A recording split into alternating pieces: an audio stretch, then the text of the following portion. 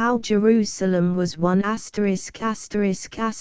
produced by Jonathan Ingram, Lazar Livianu and PG distributed proofreaders. How Jerusalem Was Won, being the record of Allenby's campaign in Palestine by W. T. Massey, official correspondent of the London newspapers with the Egyptian Expeditionary Force, with illustrations and maps, London 1919. Preface. This narrative of the work accomplished for civilization by General Allenby's army is carried only as far as the occupation of Jericho. The capture of that ancient town, with the possession of a line of rugged hills a dozen miles north of Jerusalem, secured the Holy City from any Turkish attempt to retake it.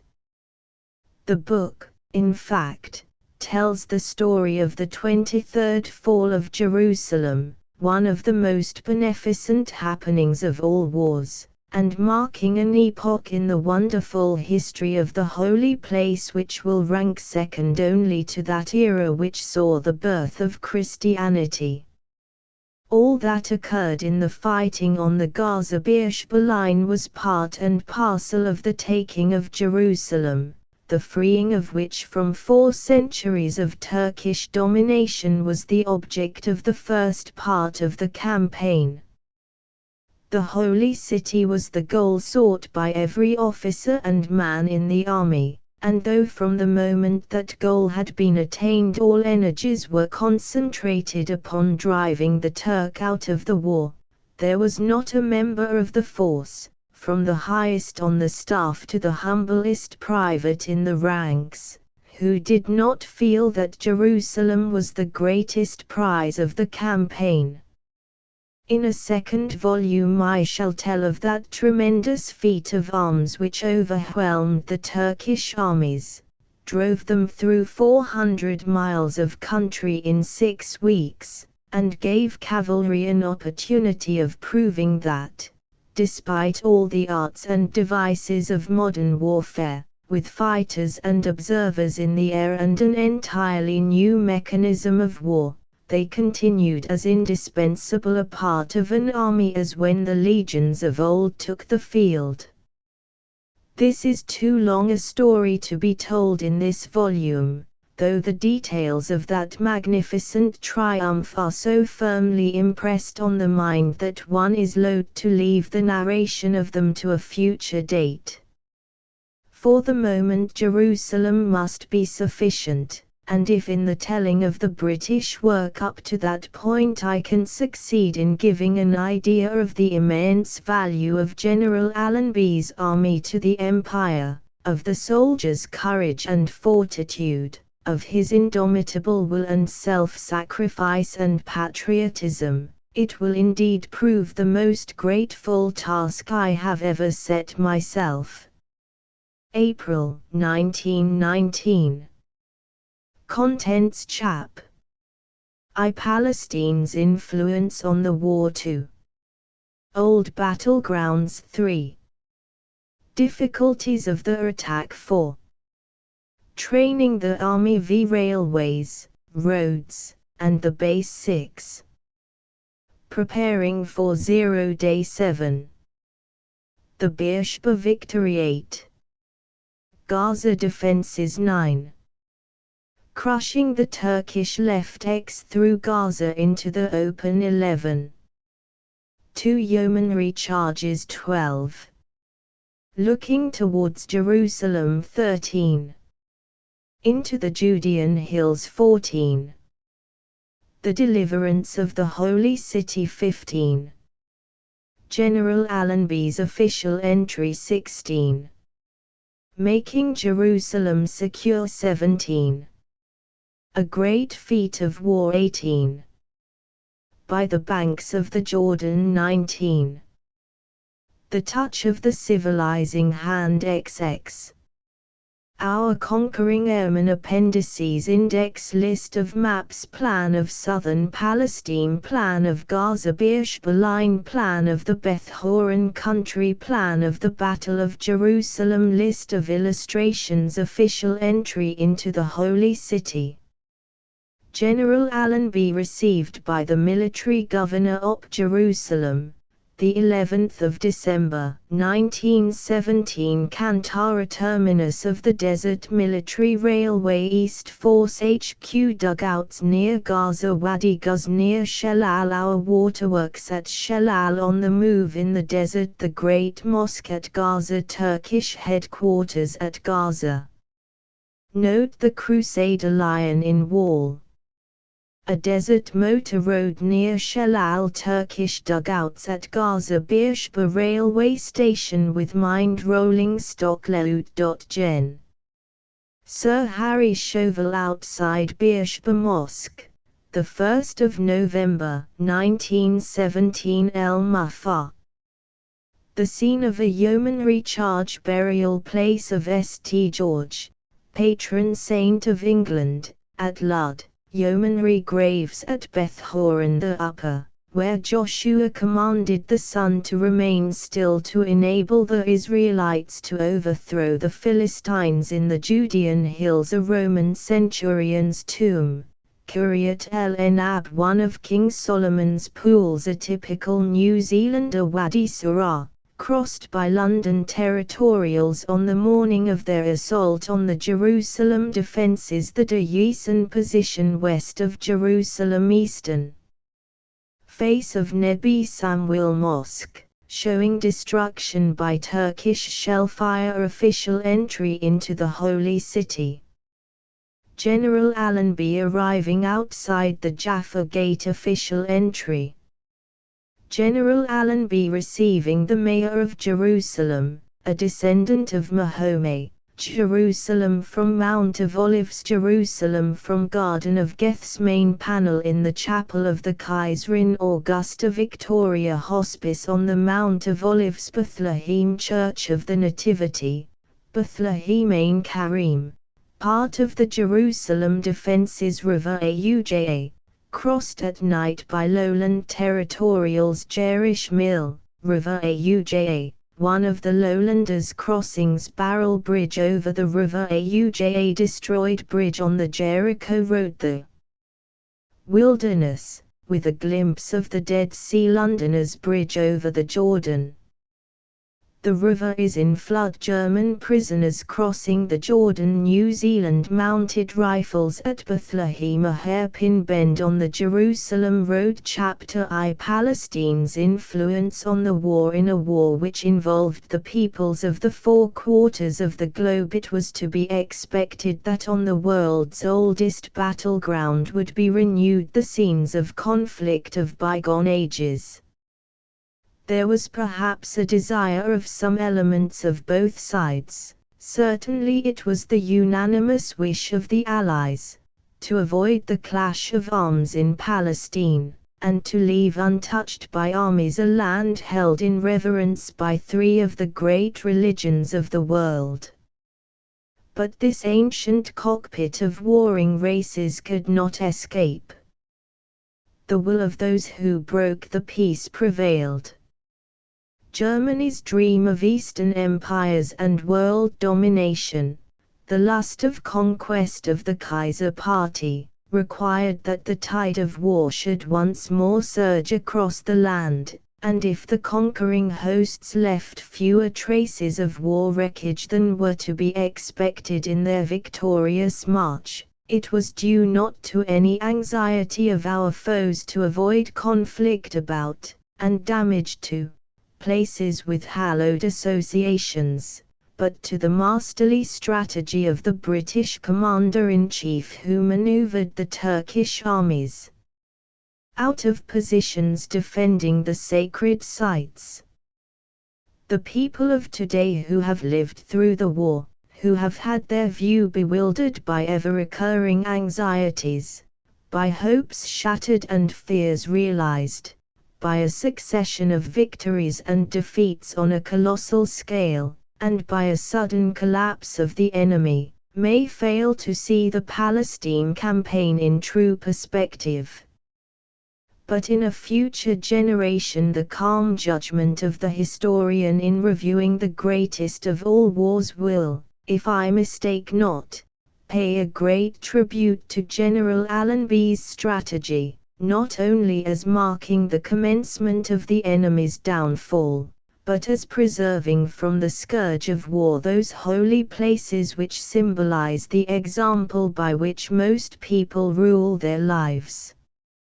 Britons who value the good name of their country will appreciate what this means to those who shall come after us, that the record of a great campaign carried out exclusively by British Imperial troops was unsullied by a single act to disturb the sacred monuments, and left the land in the full possession of those rich treasures which stand for the principles that guided our actions and which, if posterity observes them, will make a better and happier world. A few months after the Turks entered the war, it was obvious that unaided they could never realize the Kaiser's hope of cutting the Suez Canal communications of the British Empire. The German commitments in Europe were too overwhelming to permit of their rendering the Turks adequate support for a renewed effort against Egypt after the failure of the attack on the canal in February 1915. There was an attempt by the Turks in August 1916, but it was crushed by Anzac horse and British infantry at Romani, 1 score of miles from Port Said, and thereafter the Turks in this theatre were on the defensive.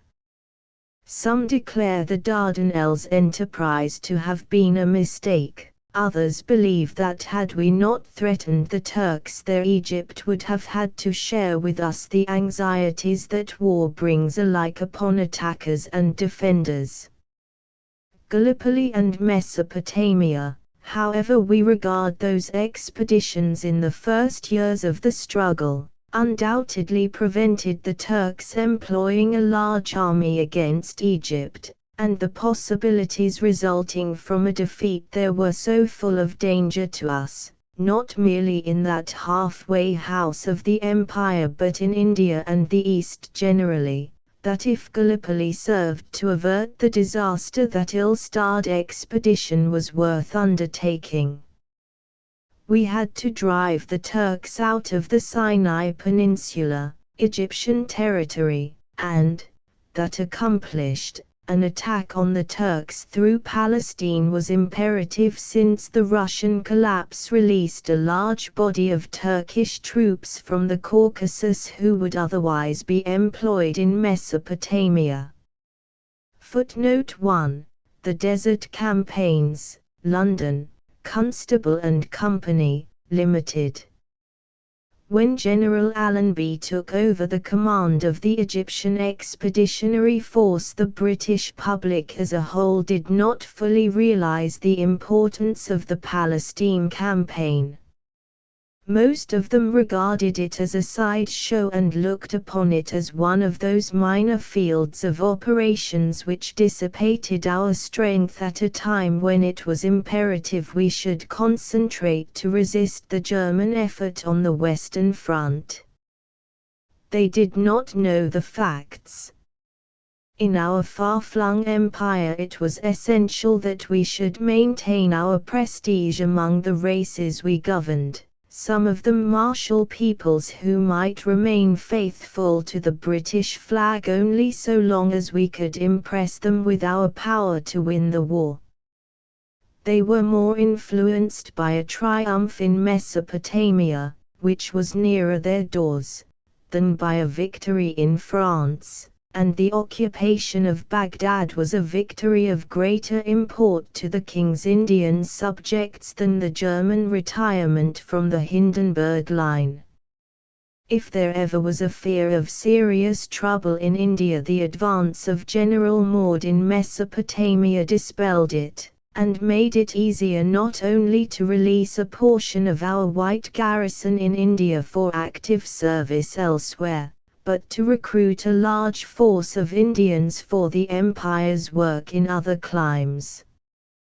Baghdad was a tremendous blow to German ambitions.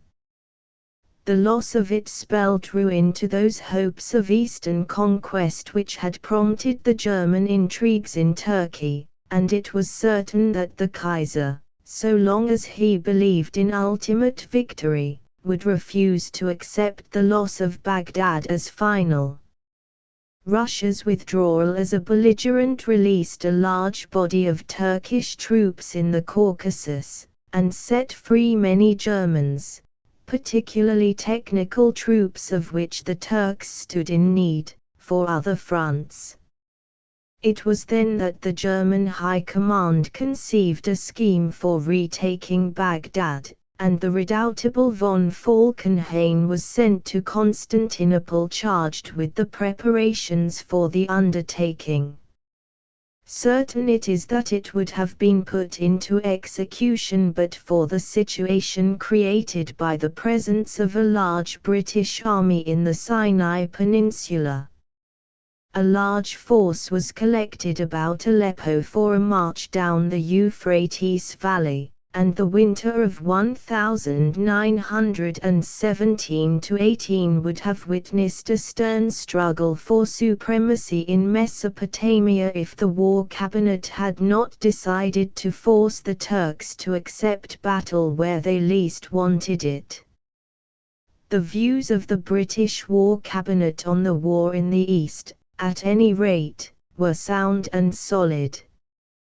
They concentrated on one big campaign, and, profiting from past mistakes which led to a wastage of strength, allowed all the weight they could spare to be thrown into the Egyptian expeditionary force under a general who had proved his high military capacity in France, and in whom all ranks had complete confidence. And they permitted the Mesopotamian and Salonika armies to contain the enemies on their fronts while the army in Palestine set out to crush the Turks at what proved to be their most vital point.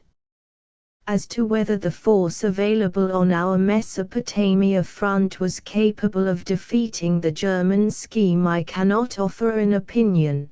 But it is beyond all question that the conduct of operations in Palestine on a plan at once bold, resolute, and worthy of a high place in military history saved the Empire much anxiety over our position in the Tigris and Euphrates valleys, and probably prevented unrest on the frontiers of India and in India itself, where mischief makers were actively working in the German cause. Nor can there be any doubt that the brilliant campaign in Palestine prevented British and French influence declining among the Mohammedan populations of those countries' respective spheres of control in Africa. Indeed, I regard it as incontrovertible that the Palestine strategy of General Allenby, even apart from his stupendous rush through Syria in the autumn of the last year of war, did as much to end the war in 1918 as the great battles on the Western Front, for if there had been failure or check in Palestine, some British and French troops in France might have had to be detached to other fronts, and the Germans' effort in the spring might have pushed their line farther towards the Channel and Paris. If Baghdad was not actually saved in Palestine, an expedition against it was certainly stopped by our army operating on the old battlegrounds in Palestine. We lost many lives, and it cost us a vast amount of money. But the sacrifices of brave men contributed to the saving of the world from German domination, and high as the British name stood in the East as the upholder of the freedom of peoples, the fame of Britain for justice, fair dealing, and honesty is wider and more firmly established today because the people have seen it emerge triumphantly from a supreme test. In the strategy of the World War we made, no doubt, many mistakes, but in Palestine the strategy was of the best, and in the working out of a far-seeing scheme, victories so influenced events that on this front began the final phase of the war. Once Turkey was beaten, Bulgaria and Austria-Hungary submitted and Germany acknowledged the inevitable. Falkenhayn saw that the Baghdad undertaking was impossible so long as we were dangerous on the Palestine front, and General Allenby's attack on the Gaza line wiped the Baghdad enterprise out of the list of German ambitions. The plan of battle on the Gaza-Beersheba line resembled in miniature the ending of the war. If we take Beersheba for Turkey, Sharia and Hera for Bulgaria and Austria, and Gaza for Germany, we get the exact progress of events in the final stage, except that Bulgaria's submission was an intelligent anticipation of the laying down of their arms by the Turks. Gaza-Beersheba was a rolling up from our right to left, so was the ending of the Hun alliance. Chapter 2 Old Battlegrounds. It was in accordance with the fitness of things that the British Army should fight and conquer on the very spots consecrated by the memories of the most famous battles of old. From Gaza onwards we made our progress by the most ancient road on earth, for this way moved commerce between the Euphrates and the Nile many centuries before the East knew West. We fought on fields which had been the battlegrounds of Egyptian and Assyrian armies, where Hittites, Ethiopians, Persians, Parthians, and Mongols poured out their blood in times when kingdoms were strong by the sword alone. The Ptolemies invaded Syria by this way, and here the Greeks put their colonizing hands on the country. Alexander the Great made this his route to Egypt. Pompey marched over the maritime plain and inaugurated that Roman rule which lasted for centuries, till Islam made its wide irresistible sweep in the 7th century.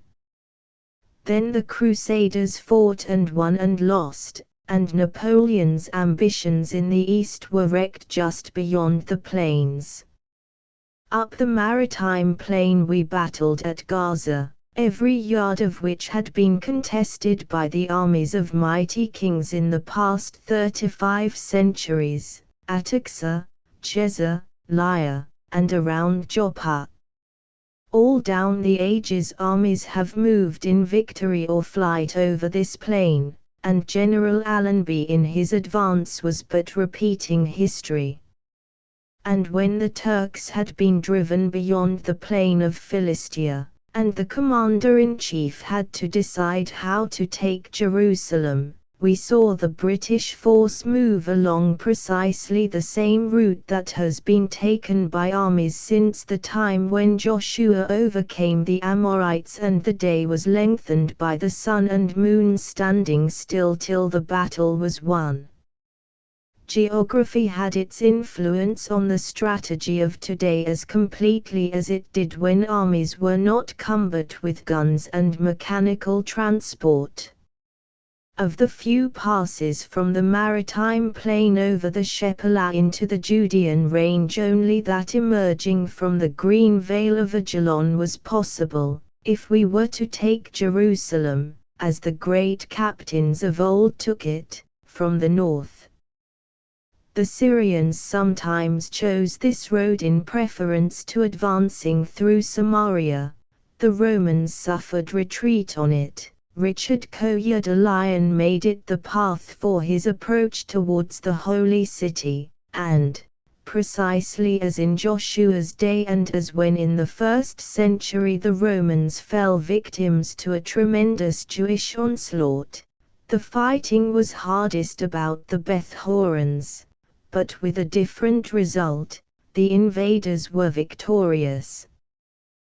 The corps which actually took Jerusalem advanced up the new road from Latran through Kiryat el-Enab, identified by some as Kirjath Jearim, where the Philistines returned the ark, but that road would have been denied to us if we had not made good the ancient path from the Vale of Ajalon to Gibon. Jerusalem was won by the fighting at the Beth Horons as surely as it was on the line of hills above the Wadi Surah which the Londoners carried. There was fighting at Gibon, at Michmas, at Beeroth, at Ari, and numerous other places made familiar to us by the Old Testament, and assuredly no army went forth to battle on more hallowed soil.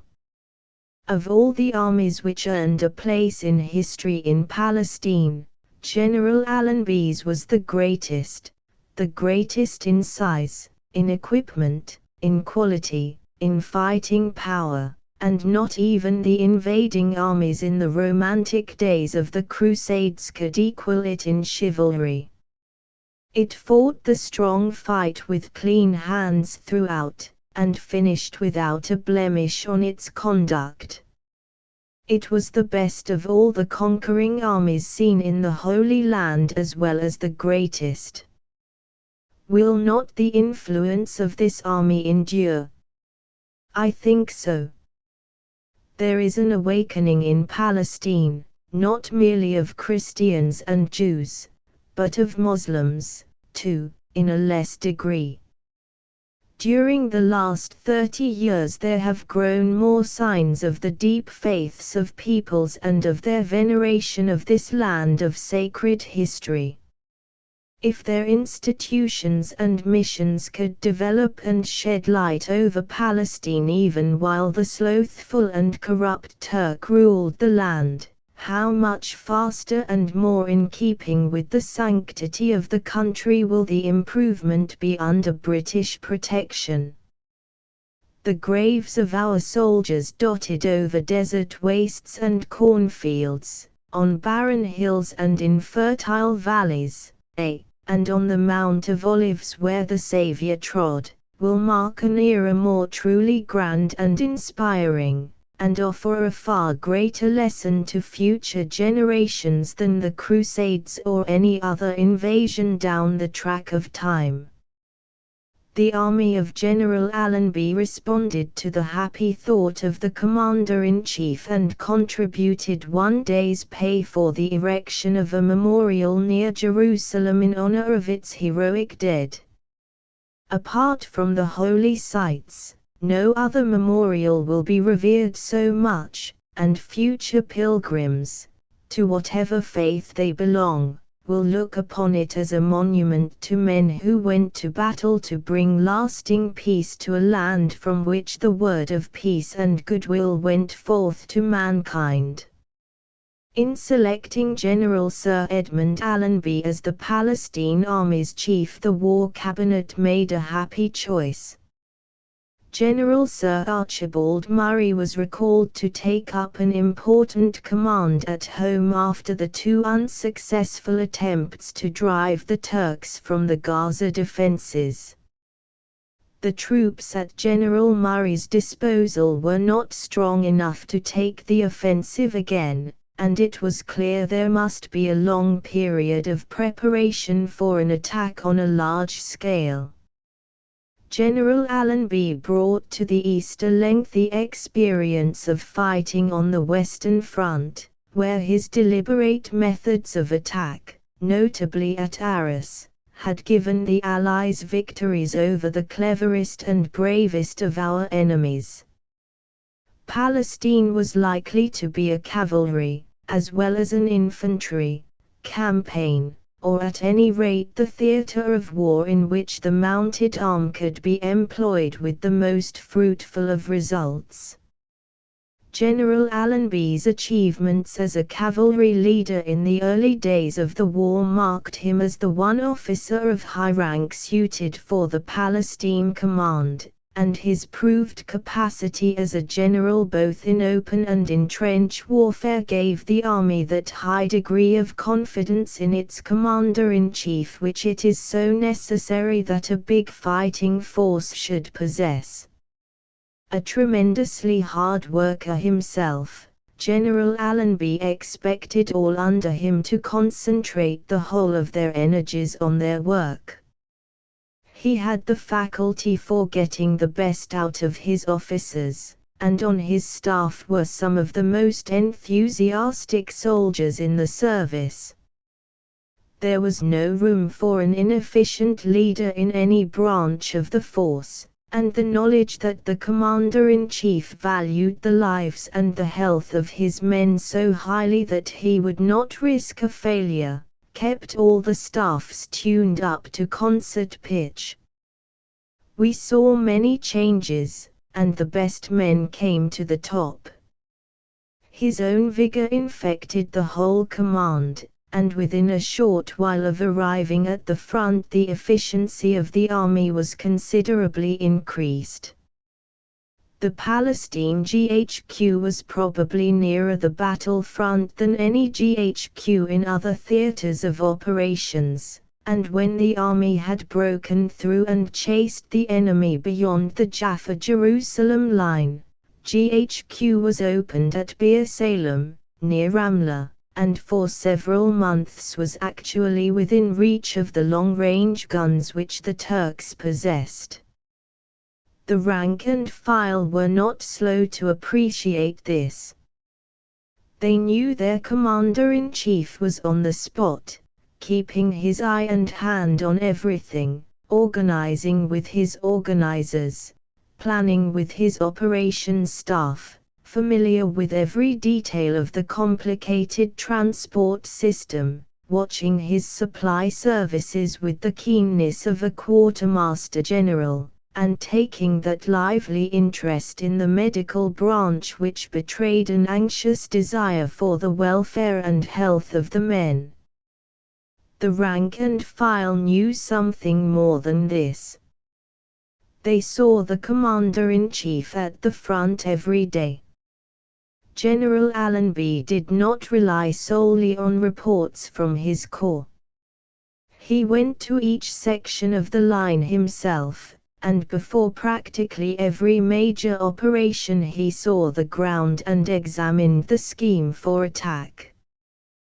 There was not a part of the line he did not know, and no one will contradict me when I say that the military roads in Palestine were known by no one better than the driver of the commander-in-chief's car. A man of few words, General Allenby always said what he meant with soldierly directness, which made the thanks he gave a rich reward. A good piece of work brought a written or oral message of thanks, and the men were satisfied they had done well to deserve congratulations. They were proud to have the confidence of such a chief and to deserve it, and they in their turn had such unbounded faith in the military judgment of the general and in the care he took to prevent unnecessary risk of life, that there was nothing which he sanctioned that they would not attempt. Such mutual confidence breeds strength, and it was the commander-in-chief's example, his tact, energy, and military genius which made his army a potent power for Britain and a strong pillar of the Allies' cause. Let it not be imagined that General Allenby in his victorious campaign shone only as a great soldier. He was also a great administrator. In England little was known about this part of the general's work, and owing to the difficulties of the task and to the consideration which had, and still has, to be shown to the susceptibilities of a number of friendly nations and peoples, it may be long before the full story of the administration of the occupied territory in Palestine is unfolded for general appreciation. It is a good story, worthy of Britain's record as a protector of peoples, and though from the nature of his conquest over the Turks in the Bible country the name of General Allenby will adorn the pages of history principally as a victor, it will also stand before the governments of states as setting a model for a wise, prudent, considerate, even benevolent, administration of occupied enemy territory. In days when powers driven mad by military ambition tear up treaties as scraps of paper, General Allenby observed the spirit as well as the letter of the Hague Convention, and found it possible to apply to occupied territory the principles of administration as laid down in the Manual of Military Law. The natives marveled at the change. In place of insecurity, extortion, bribery and corruption, levies on labor and property and all the evils of Turkish government, General Allenby gave the country behind the front line peace, justice, fair treatment of every race and creed, and a firm and equitable administration of the law. Every man's house became his castle. Taxes were readily paid, the tax-gatherers were honest servants, and none of the revenue going to keep fat pashas in luxury in Constantinople. There came a prospect of expenditure and revenue balancing after much money had been usefully spent on local government. Until the signing of peace, international law provided that Turkish laws should apply. These, properly administered, as they never were by the Turks, gave a basis of good government, and, with the old abuses connected with the collection of revenue removed, and certain increased taxation and customs dues imposed by the Turks during the war discontinued, the people resumed the arts of peace and enjoyed a degree of prosperity none of them had ever anticipated. What the future government of Palestine may be is uncertain at the time of writing. There is talk of international control. We seem ever ready to lose at the conference table what a valiant sword has gained for us, but the careful and perfectly correct administration of General Allenby will save us from the criticism of many jealous foreigners. Certainly it will bear examination by any impartial investigator, but the best of all tributes that could be paid to it is that it satisfied religious communities which did not live in perfect harmony with one another and the inhabitants of a country which shelters the people of many different races. The Yildirim undertaking, as the Baghdad scheme was described, did not meet with the full acceptance of the Turks. The mighty Cemal, as the Germans sneeringly called the commander of the Syrian army, opposed it as weakening his prospects, and even Enver, the ambitious creature and tool of Germany, postponed his approval. It would seem the taking over of the command of the Egyptian expeditionary force by General Allenby set the Turks thinking, and made the German military mission in Constantinople reconsider their plans, not with a view to a complete abandonment of the proposal to advance on Baghdad, as would have been wise, but in order to see how few of the Yildirim troops they could allot to Cemal's army to make safe the Sinai front. There was an all-important meeting of Turkish generals in the latter half of August, and Cemal stood to his guns. Von Falkenhayn could not get him to abate one item of his demands, and there can be no doubt that Falkenhayn, obsessed though he was with the importance of getting Baghdad, could see that Cemal was right. He admitted that the Yildirim operation was only practicable if it had freedom for retirement through the removal of the danger on the Palestine front. With that end in view he advocated that the British should be attacked, and suggested that 2 divisions and the Asia Corps should be sent from Aleppo to move round our right. Cemal was in favor of defensive action, Enver procrastinated and proposed sending one division to strengthen the IVTH army on the Gaza front and to proceed with the Baghdad preparations. The wait-and-see policy prevailed, but long before we exerted our full strength Baghdad was out of the danger zone. General Allenby's force was so disposed that any suggestion of the Yildirim operation being put into execution was ruled out of consideration. Several documents captured at Yildirim headquarters at Nazareth in September 1918, when General Allenby made his big drive through Syria, show very clearly how our Palestine operations changed the whole of the German plans, and reading between the lines one can realize how the impatience of the Germans was increasing Turkish stubbornness and creating friction and ill-feeling. The German military character brooks no opposition. The Turks like to postpone till tomorrow what should be done today. The latter were cocksure after their two successes at Gaza they could hold us up. The Germans believed that with an offensive against us they would hold us in check till the wet season arrived. 1. Footnote 1. See Appendices I, 2, and 3. Down to the south the Turks had to bring their divisions. Their line of communications was very bad.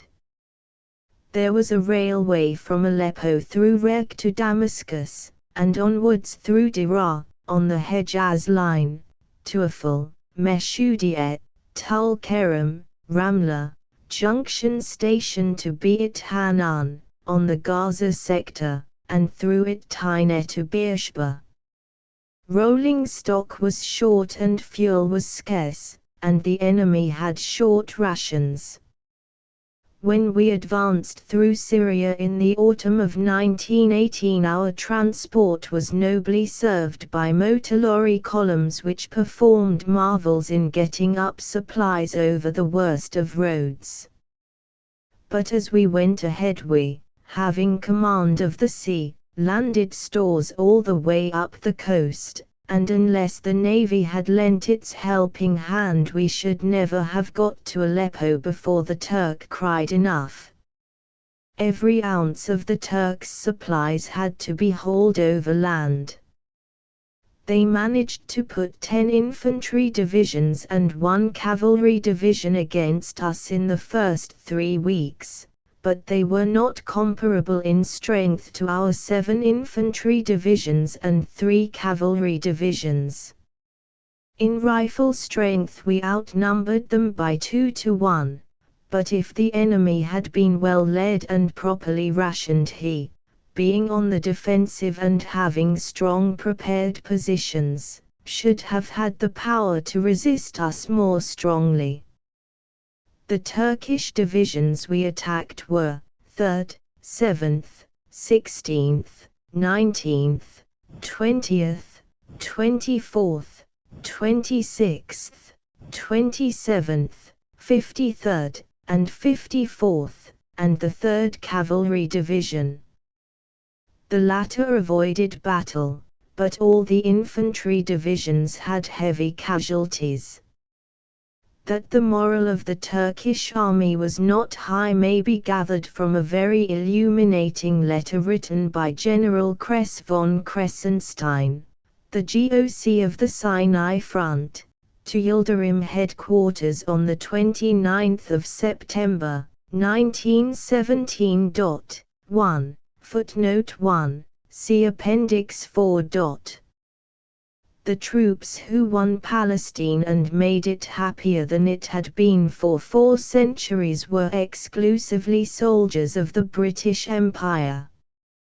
There was a French detachment and an Italian detachment with General Allenby's army. The Italians for a short period held a small portion of the line in the Gaza sector, but did not advance with our force. The French detachment were solely employed as garrison troops. the French battleship Requin and 2 French destroyers cooperated with the ships of the Royal Navy in the bombardment of the coast. Our army was truly representative of the Empire, and the units composing it gave an abiding example that in unity rested our strength.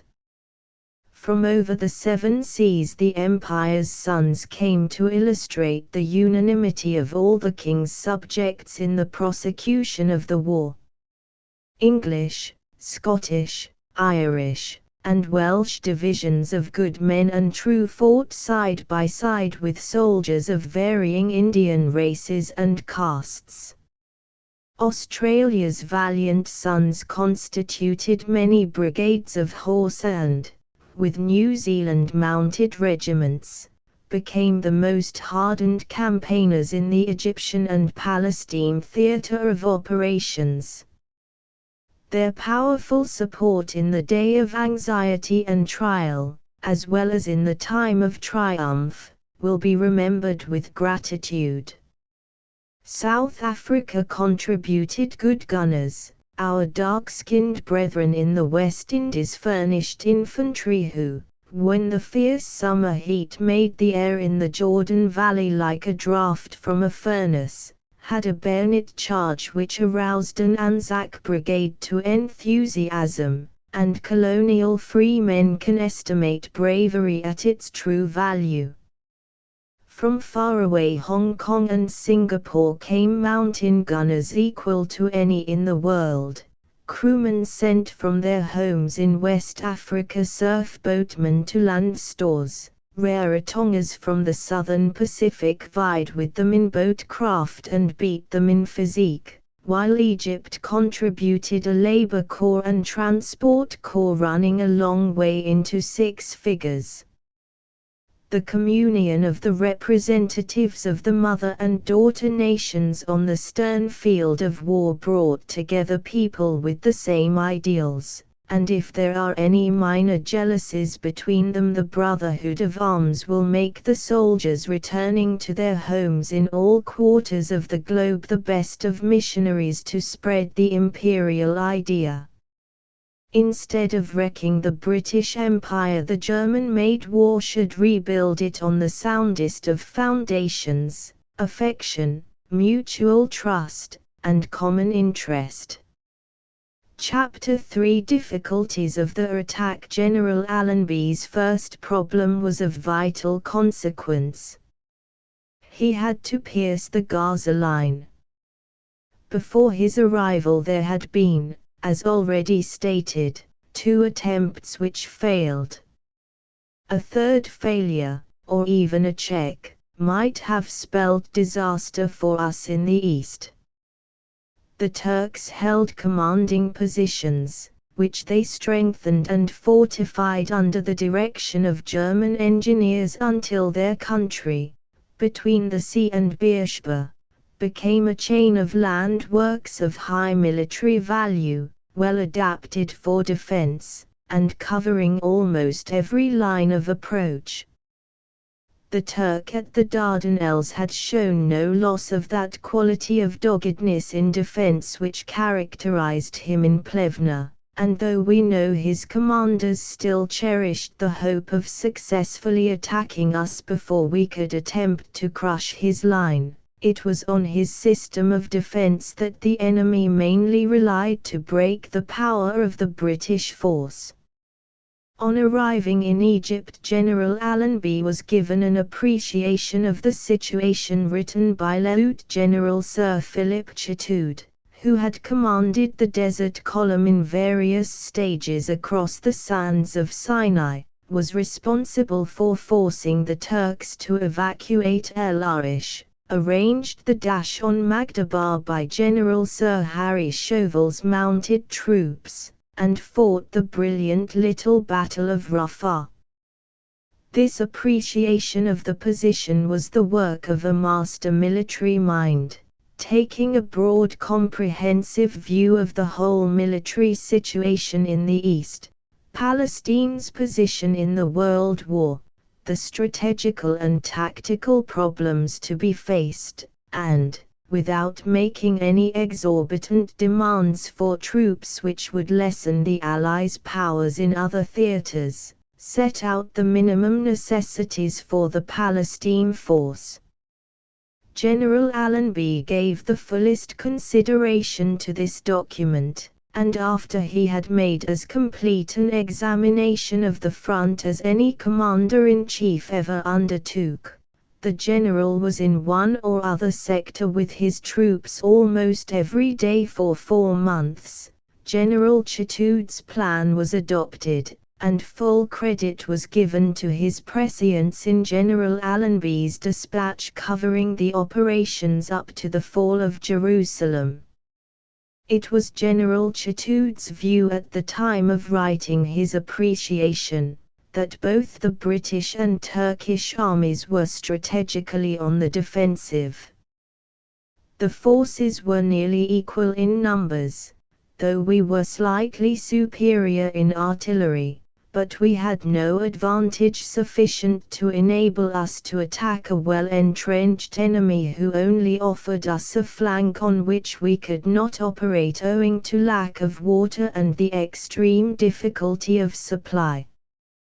General Chatoud thought it was possible the enemy might make an offensive against us. We have since learned he had such designs, but he gave weighty reasons against the Turk embarking upon a campaign conducted with a view to throwing us beyond the Egyptian frontier into the desert again. If the enemy contemplated even minor operations in the Sinai desert, he had not the means of undertaking them. We should be retiring on positions we had prepared, for, during his advance across the desert, General Chatoud had always taken the precaution of having his force dug in against the unlikely event of a Turkish attack. Every step we went back would make our supply easier, and there was no water difficulty. The pipeline, then 130 miles long, which carried the purified waters of the Nile to the amount of hundreds of thousands of gallons daily, being always available for our troops. It would be necessary for the Turks to repair the Beersheba Orja railway. They had lifted some of the rails for use north of Gaza, and a raid we had carried out showed that we could stop this railway being put into a state of preparedness for military traffic. An attack which aimed at again threatening the Suez Canal was therefore ruled as outside the range of possibilities. On the other hand, now that the Russian collapse had relieved the Turk of his anxieties in the Caucasus and permitted him to concentrate his attention on the Mesopotamian and Palestine fronts, what hope had he of resisting our attack when we should be in a position to launch it? The enemy had a single narrow-gauge railway line connecting with the Jaffa-Jerusalem railway at Junction Station about 6 miles southeast of Ramla. This line ran to Beersheba, and there was a spur line running past De Sinid to Beit Hanun from which the Gaza position was supplied. There was a shortage of rolling stock and, there being no coal for the engines, whole olive orchards had been hacked down to provide fuel. The Hebron road, which could keep Beersheba supplied if the railway was cut, was in good order, but in other parts there were no roads at all, except several miles of badly metalled track from Junction Station to Julie's.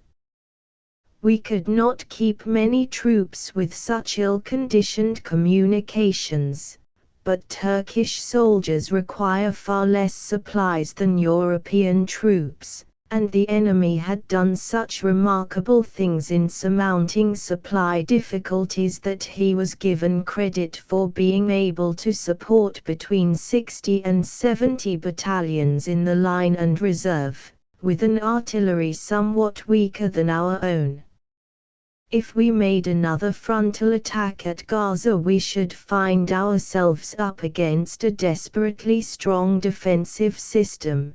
But even supposing we got through it, we should come to another halt in a few miles, as the enemy had selected, and in most cases had prepared, a number of positions right up to the Jaffa-Jerusalem road, where he would be in a land of comparative plenty, with his supply and transport troubles very considerably reduced.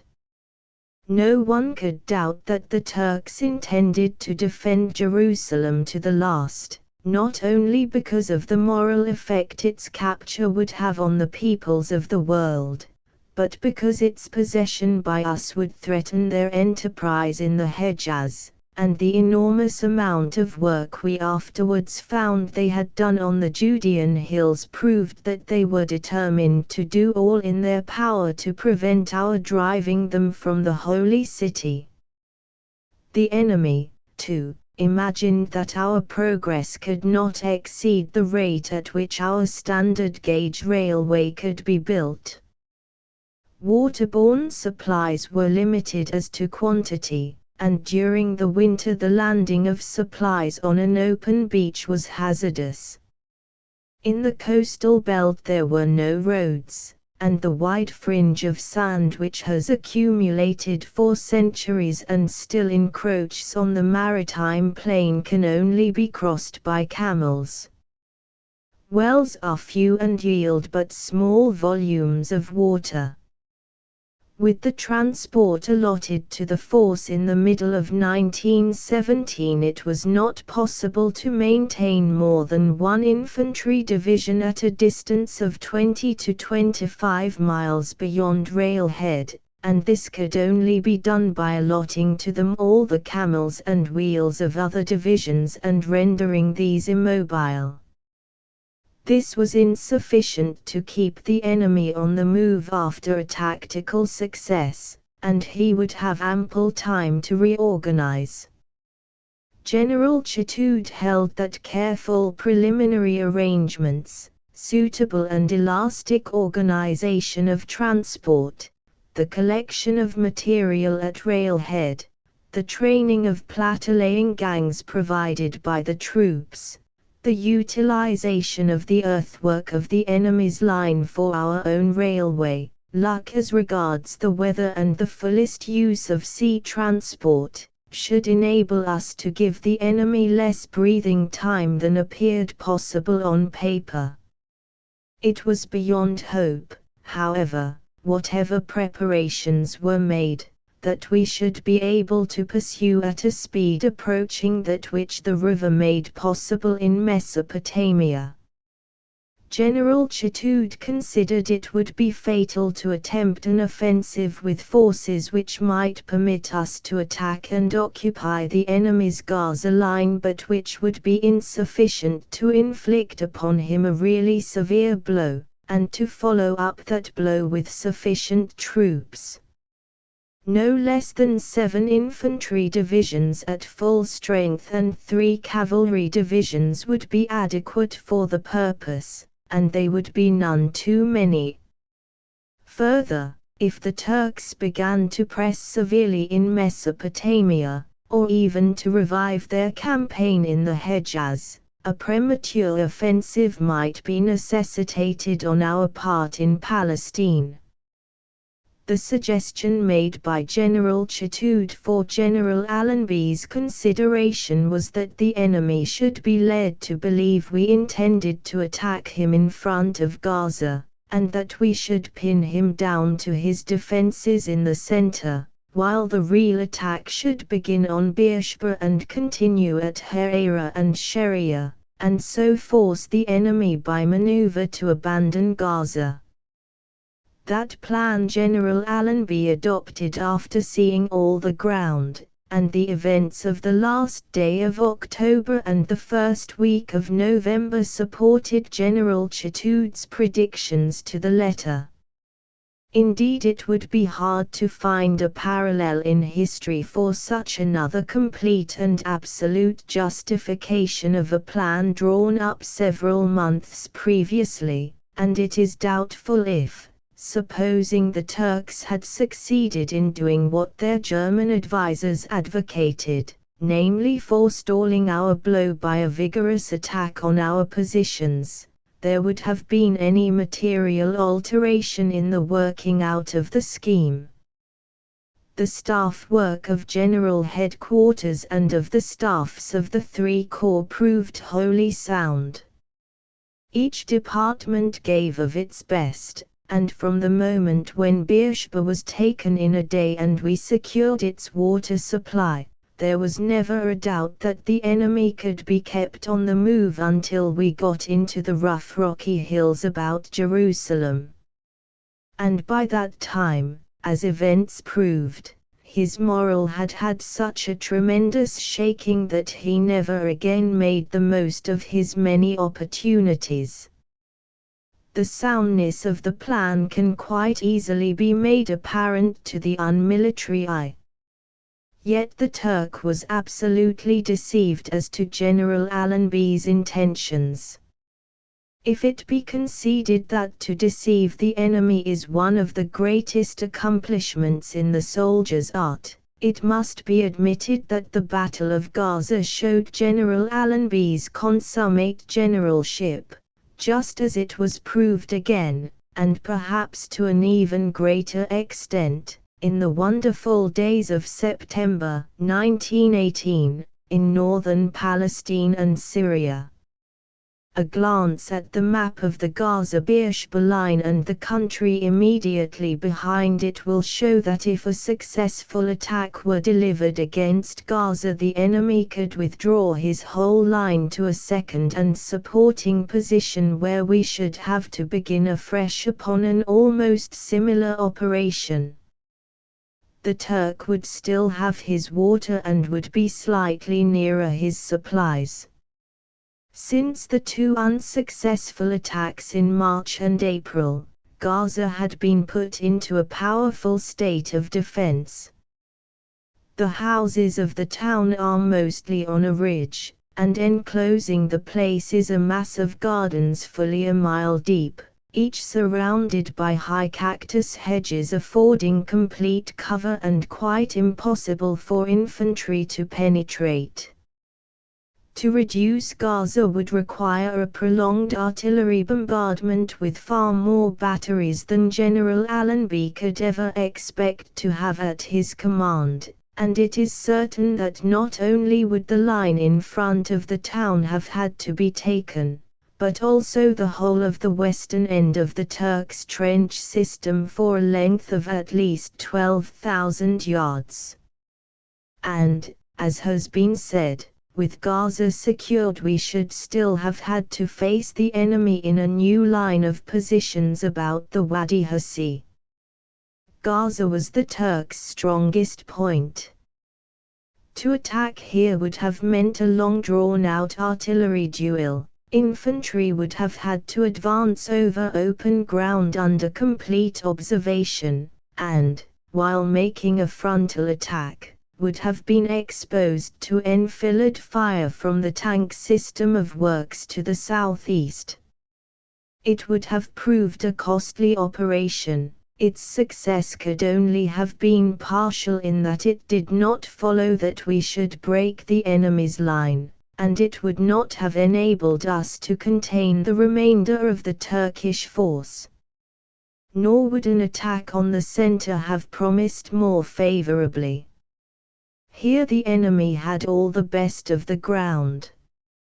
At Atorwine, Sausage Ridge, Herrera, and Tyahar there were defenses supporting each other on high ground overlooking an almost flat plain through which the Wadi Guz runs. All the observation was in enemy possession, and to attack over this ground would have been inviting disaster. There was little fear that the Turks would attack us across this wide range of no man's land, for we held secure control of the curiously shaped heaps of broken earth about Shelal, and the conical hill at Farah gave an uninterrupted view for several miles northward and eastward. the position was very different about Beersheba. If we secured that place with its water supply, and in this dry country the battle really amounted to a fight for water, we should be attacking from high ground and against positions which had not been prepared on so formidable a scale as elsewhere, with the prospect of compelling the enemy to abandon the remainder of the line for fear of being enveloped by mounted troops moving behind his weakened left. That, in brief outline, was the gist of General Chatood's report, and with its full acceptance began the preparations for the advance. These preparations took several months to complete, and they were as thorough as the energy of a capable staff could make them. Chapter 4 Training the Army. Those of us who were fortunate enough to witness the nature of the preparations for the first of General Allenby's great and triumphant moves in Palestine can speak of the debt Britain and her allies owe not merely to the Commander-in-Chief and his headquarters staff, but to the three corps commanders, the divisional commanders, the brigadiers, and the officers responsible for transport, artillery, engineer, and the other services. The army had to be put on an altogether different footing from that which had twice failed to drive the Turks from Gaza. It serves nothing to ignore the fact that the morale of the troops was not high in the weeks following the second failure. They had to be tuned up and trained for a big task. They knew the Turk was turning his natural advantages of ground about Gaza into a veritable fortress, and that if their next effort was to meet with more success than their last, they had to learn all that experience on the Western Front had taught as to systems of trench warfare. And, more than that, they had to prepare to apply the art of open warfare to the full extent of their powers. A couple of months before General Allenby took over command, General Chatood had taken in hand the question of training, and in employing the knowledge gained during the strenuous days he had spent in France and Flanders, he not only won the confidence of the troops but improved their tone, and by degrees brought them up to something approaching the level of the best fighting divisions of our army in France. This was hard work during hot weather when our trench systems on a wide front had to be prepared against an active enemy, and men could ill be spared for the all-important task of training behind the front line. It was not long, however, before troops who had got into that state of lassitude which is engendered by a belief that they were settling down to trench warfare for the duration of the war, that, in fact, there was a stalemate on this front, became inspired by the energy of General Chatood. They saw him in the front line almost every day, facing the risks they ran themselves, complimenting them on any good piece of work, suggesting improvements in their defenses, always anxious to provide anything possible for their comfort, and generally looking after the rank and file with a detailed attention which no good battalion commander could exceed. The men knew that the long visits General Chatood paid them formed but a small part of his daily task. It has been said that a GOC of a force has to think 1 hour a day about operations and 5 hours about beef. In East Force, as this part of the Egyptian Expeditionary Force was then called, General Chatood, having to look months ahead, had also 6 worrying hours a day to think about water. For anyone who did not love his profession, or who had not an ardent soldierly spirit within him, such a daily task would have been impossible, I had the privilege of living in General Chatood's camp for some time, and I have seen him working at 4 o'clock in the morning and at 9 o'clock at night, and the notes on a writing tablet by the side of his rough camp bed showed that in the hours when sleep forsook him he was planning the next day's work. His staff was entirely composed of hard workers, and perhaps no command in this war ever had so small a staff, but there was no officer in East Force who labored so long or with such concentration and energy and determination as its chief. This enthusiasm was infectious and spread through all ranks. The sick rate declined, septic sores, from which many men suffered through rough life in the desert on army rations, got better, and the men showed more interest in their work and were keener on their sport. The full effects had not been wholly realized when the War Cabinet selected General Allenby for the control of the big operations, but the improvement in the condition of the troops was already most marked, and when General Allenby arrived and at once directed that General Headquarters should be moved from Cairo, which was pleasant but very far away from the front, to Kilab, near Khan Yunis, there was not a man who did not see in the new order of things a sign that he was to be given a chance of testing the Briton's supremacy over the Turk. The improvement in the moral of the troops, the foundations of which were thus begun and cemented by General Chatood, was rapidly carried on under the new chief. Divisions like the 52nd, 53rd, and 54th, which had worked right across the desert from the Suez Canal, toiling in a torrid temperature, when parched throats, sun-blistered limbs, and septic sores were a heavy trial, weakened by casualties in action and sickness, were brought up to something like strength. Reinforcing drafts joined a lot of cheery veterans. They were taught in the stern field of experience what was expected of them, and they worked themselves up to the degree of efficiency of the older men. The 74th Division, made up of yeomanry regiments which had been doing excellent service in the Libyan desert, watching for and harassing the elements of the Senussi army, had to be trained as infantry.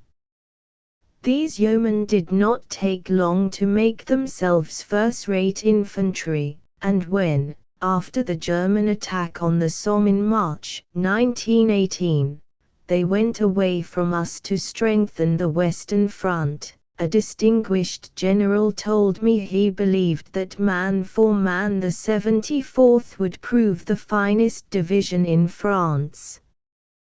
They certainly proved themselves in Palestine, and many an old yeomanry regiment won for itself the right to bear Jerusalem, 1917 on its standard. The 75th Division had brought some of the Wessex Territorials from India with 2 battalions of Gurkhas and 2 of Rifles. The 1/4-40th Duke of Cornwall's light infantry joined it from Aden, but for some months the battalion was not itself. It had spent a long time at that dreary sunburnt outpost of the Empire, and the men did not regain their physical fitness till close upon the time it was required for the Gaza operations. The 60th Division came over from Salonika and we were delighted to have them, for they not only gave us General Bulfin as the ex-Exist Corps commander, but set an example of efficiency and a combination of dash and doggedness which earned for them a record worthy of the best in the history of the Great War.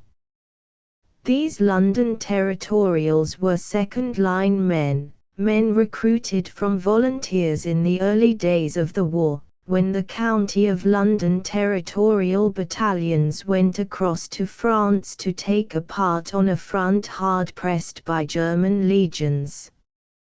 The 60th Division men had rushed forward to do their duty before the Derby scheme or conscription sought out the cream of Britain's manhood, and no one had any misgivings about that fine cheery crowd. The 10th Division likewise came from Salonika. Unfortunately, it had been doing duty in a fever-stricken area and malaria had weakened its ranks. A little while before the autumn operations began, as many as 3,000 of its men were down at one time with malaria, but care and tonic of the battle pulled the ranks together, and the Irish Division, a purely Irish division, campaigned up to the glorious traditions of their race. They worked like gluttons with rifle and spade, and their pioneer work on roads in the Judean hills will always be remembered with gratitude. The cavalry of the Desert Mounted Corps were old campaigners in the east. The Anzac Mounted Division, composed of 6 regiments of Australian Light Horse and 3 regiments of New Zealand Mounted Rifles, had been operating in the Sinai Desert when they were not winning fame on Gallipoli, since the early days of the war. They had proved sterling soldiers in the Desert War, hard, full of courage, capable of making light of the longest trek in waterless stretches of country, and mobile to a degree the Turks never dreamed of. There were 6 other regiments of Australian Light Horse and 3 first-line regiments of Yeomanry in the Australian Mounted Division, and 9 Yeomanry regiments in the Yeomanry Mounted Division. The 7th Mounted Brigade was attached to Desert Corps, as was also the Imperial Camel Corps Brigade, formed of yeomen and Australians who had volunteered from their regiments for work as camelry. They, too, were veterans. All these divisions had to be trained hard. Not only had the 4 infantry divisions of XXTH Corps to be brought to a pitch of physical fitness to enable them to endure a considerable period of open fighting, but they had to be trained in water abstinence, as, in the event of success, they would unquestionably have long marches in a country yielding a quite inadequate supply of drinking water, and this problem in itself was such that fully 6,000 camels were required to carry drinking water to infantry alone. Water abstinence training lasted 3 weeks. And the maximum of half a gallon a man for all purposes was not exceeded, simply because the men had been made accustomed to deny themselves drink except when absolutely necessary. But for a systematic training they would have suffered a great deal. The disposition of the forces given in the Appendix. 1, footnote 1, see Appendix V.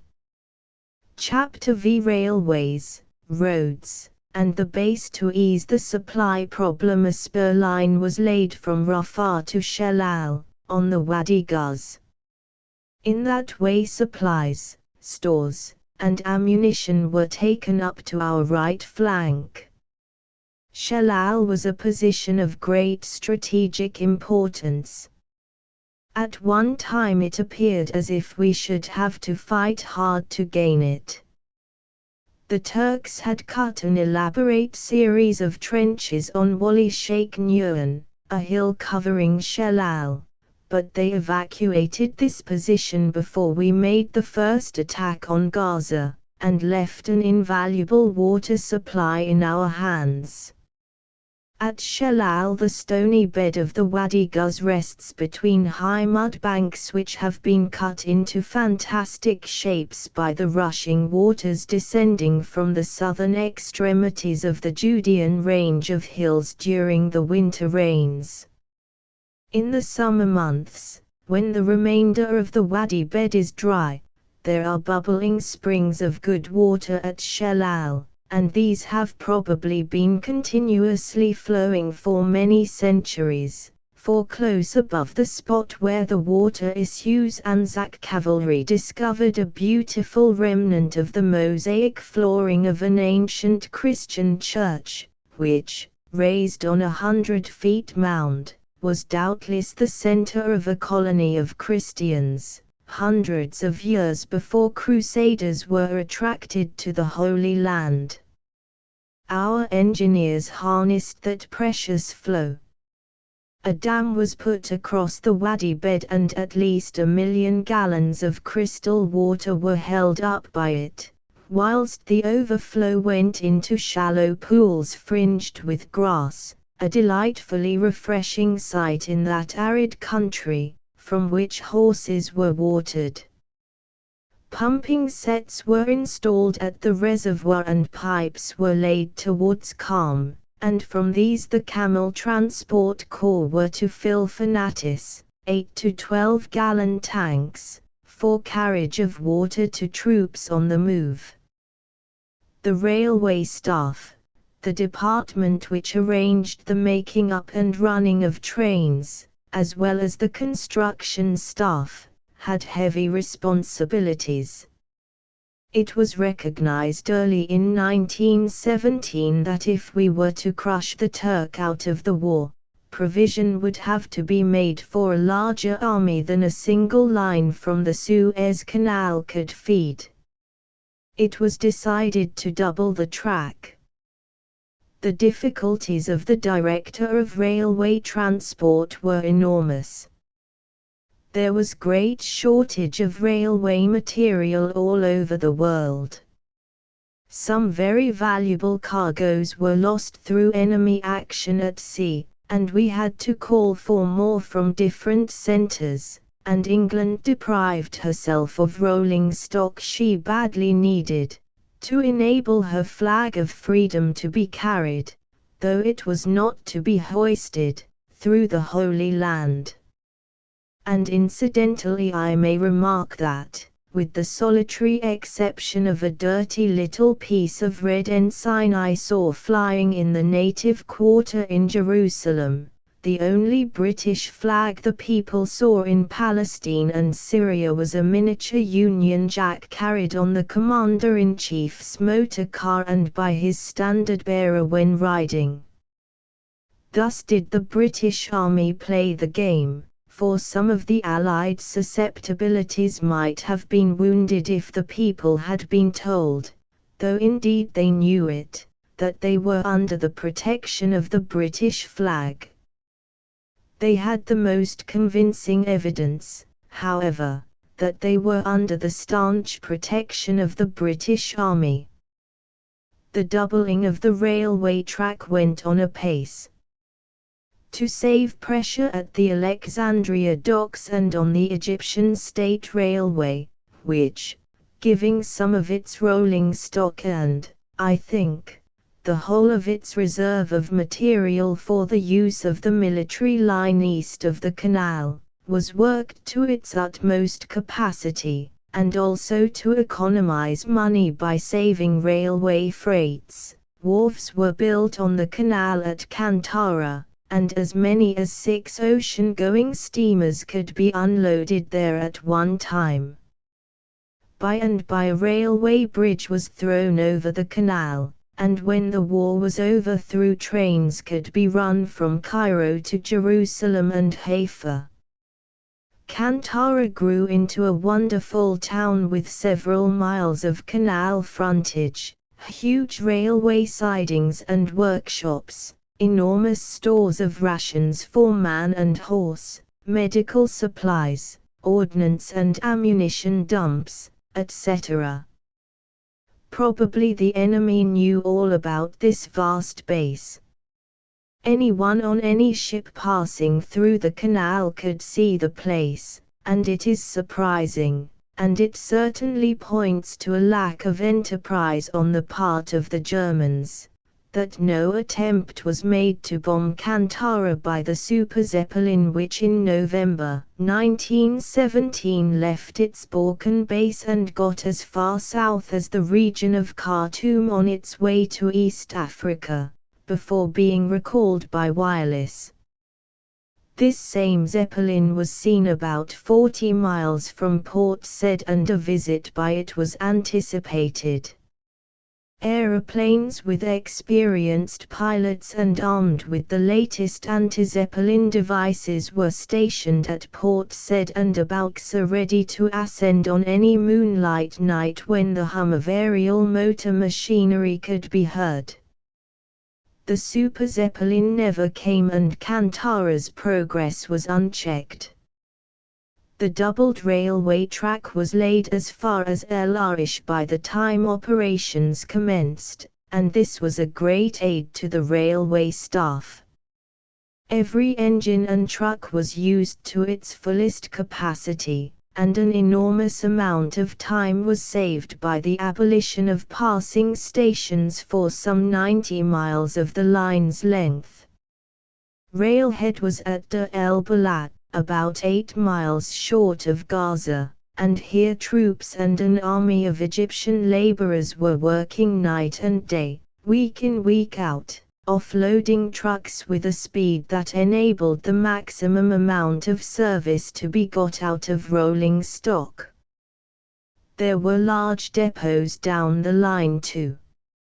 At Rafah there was a big store of ammunition, and at Shelal large quantities not only of supplies but of railway material were piled up in readiness for pushing out railhead immediately the advance began. A Decauville, or light, line ran out towards Gamli from Shelal to make the supply system easier, and I remember seeing some Indian pioneers lay about 3 miles of light railway with astonishing rapidity the day after we took Beersheba. Every mile the line advanced meant time saved in getting up supplies, and the radius of action of lorries, horse, and camel transport was considerably increased. To supply the Gaza front we called in aid a small system of light railways.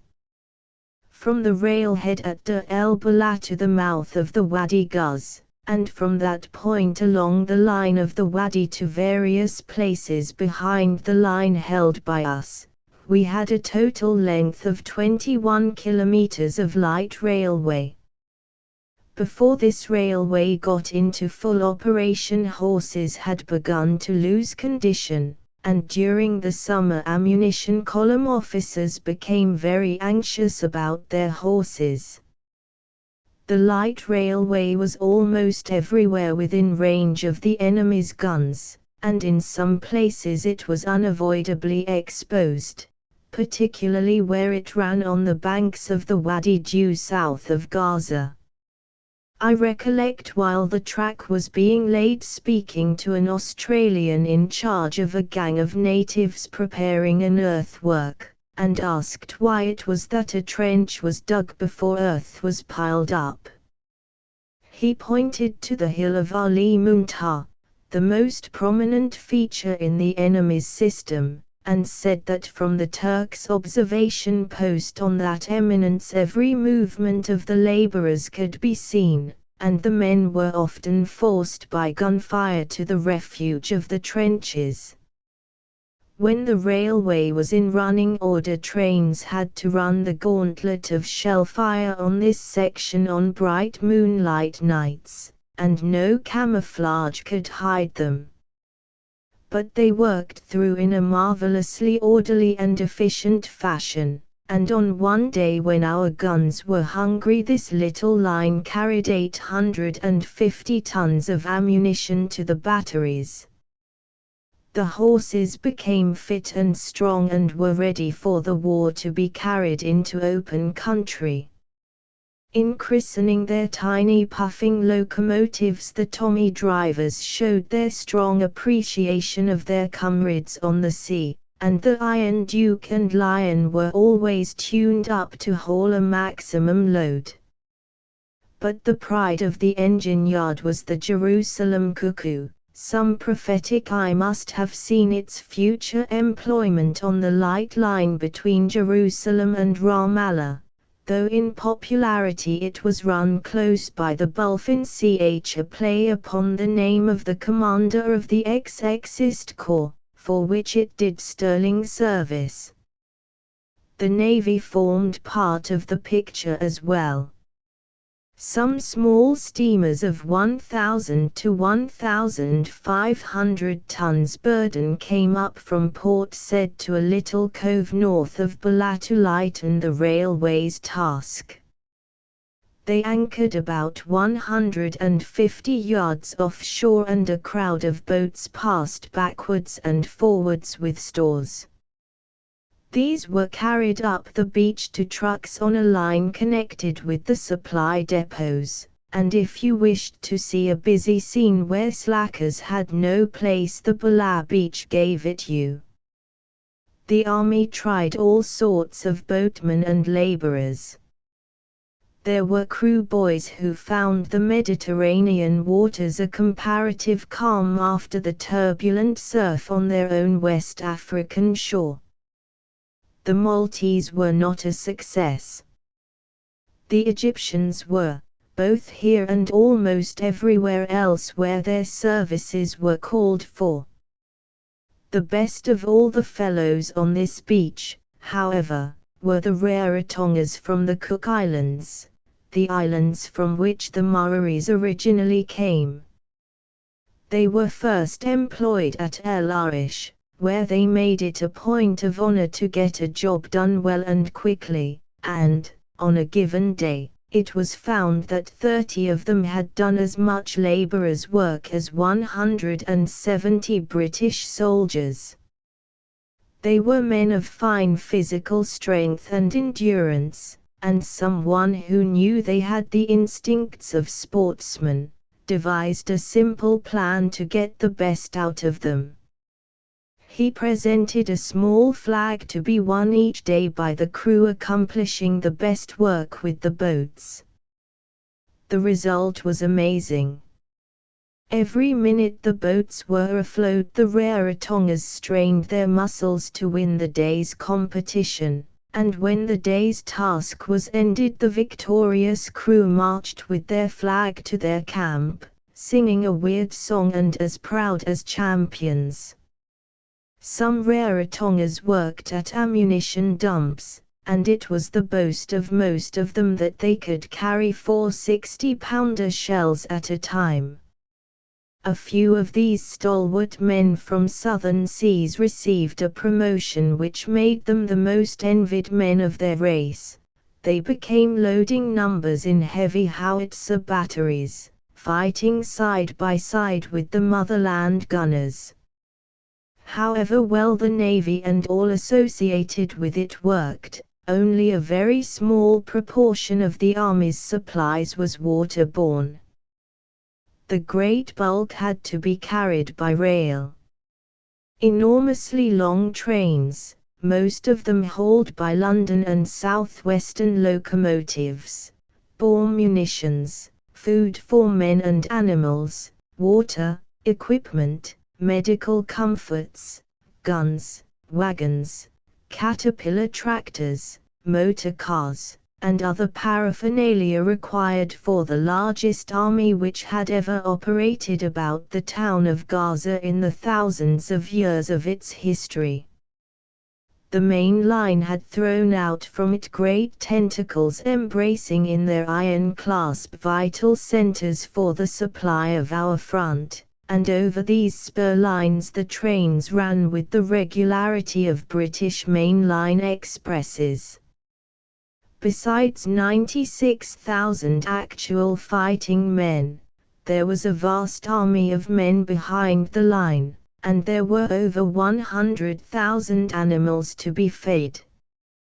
There were 46,000 horses, 40,000 camels, 15,000 mules, and 3,500 donkeys on army work east of the canal, and not a man or beast went short of rations. We used to think Kitchener's advance on Khartoum the perfection of military organization. Beside the Palestine expedition, that Sudan campaign fades into insignificance.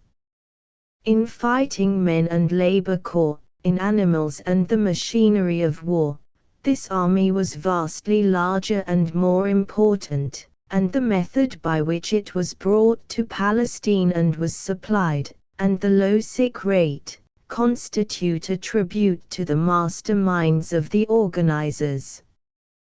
The army had fresh meat, bread, and vegetables in a country which under the lash of war yielded nothing, but which under our rule in peace will furnish 3 times the produce of the best of past years of plenty. A not inconsiderable portion of the front line was supplied with Nile water taken from a canal nearly 200 miles away.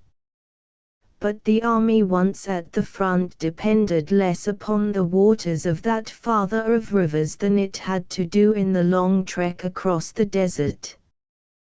Then all drinking water came from the Nile.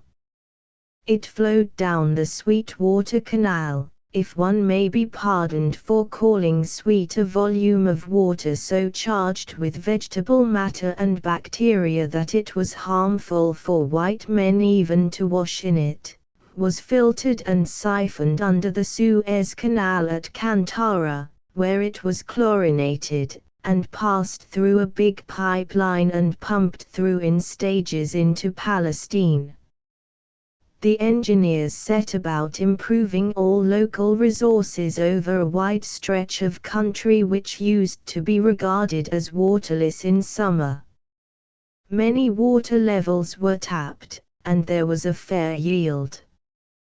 The engineers' greatest task in moving with the army during the advance was always the provision of a water supply, and in developing it they conferred on the natives a boon which should make them be remembered with gratitude for many generations. In the months preceding our attack, Royal Engineers were also concerned in improving the means of communication between railway depots and the front line. Before our arrival in this part of southern Palestine, wheeled traffic was almost unknown among the natives. There was not one metalled roadway, and only comparatively light loads could be transported in wheeled vehicles.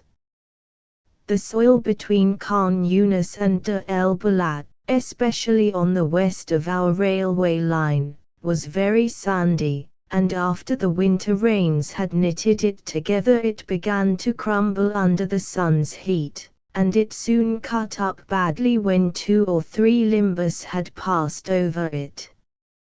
The sandy earth was also a great nuisance in the region between Khan Yunis and Shelal, but between Dar el Balad and our Gaza front, excepting on the belt near the sea which was composed of hillocks of sand precisely similar to the Sinai desert, the earth was firmer and yielded less to the grinding action of wheels.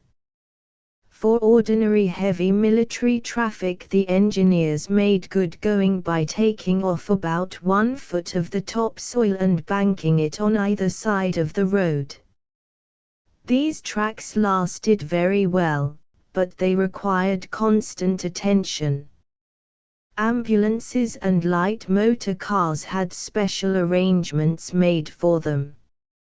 Hundreds of miles of wire netting were laid on sand in all directions, and these wire roads, which, stretching across bright golden sand, appeared like black bands to observers in aircraft, at first aroused much curiosity among enemy airmen, and it was not until they had made out an ambulance convoy on the move that they realized the purpose of the tracks. The rabbit wire roads were a remarkable success. Motor wheels held firmly to the surface, and when the roads were in good condition cars could travel at high speed. 3 or 4 widths of wire netting were laced together, laid on the sand and pegged down. After a time loose pockets of sand could not resist the weight of wheels and there became many holes beneath the wire, and the jolting was a sore trial alike to springs and to a passenger's temper. But here again constant attention kept the roads in order, and if one could not describe traveling over them as easy and comfortable they were at least sure, and one could be certain of getting to a destination at an average speed of 12 miles an hour. In sand the Ford cars have performed wonderful feats, but remarkable as was the record of that cheap American car with us, it helped us very considerably to win the war. You could never tell within hours how long a journey would take off the wire roads. Once leave the netting and you might with good luck and a skillful driver get across the sand without much trouble, but it often meant much bottom gear work and a hot engine, and not infrequently the digging out of wheels.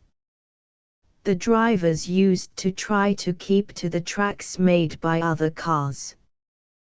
These were never straight, and the swing from side to side reminded you of your first ride on a camel's back.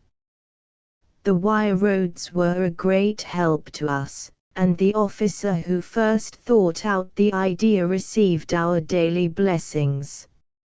I do not know who he was, but I was told the wire road scheme was the outcome of a device suggested by a medical officer at Romani in 1916. When infantry could not march much more than 6 miles a day through the sand.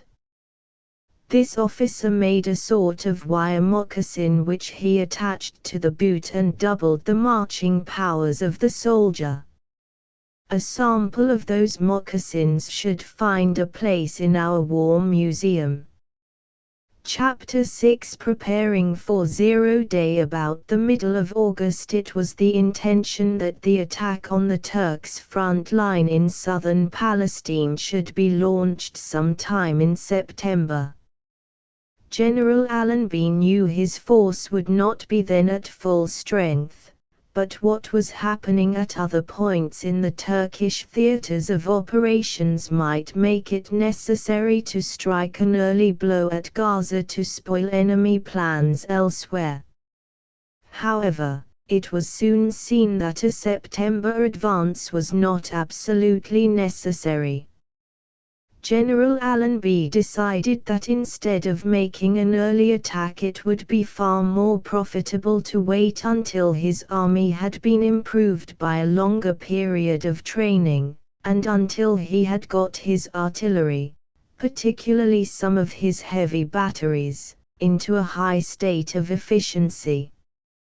He would risk having to take Jerusalem after bad weather had set in rather than be unable, owing to the condition of his troops, to exploit an initial success to the fullest extent.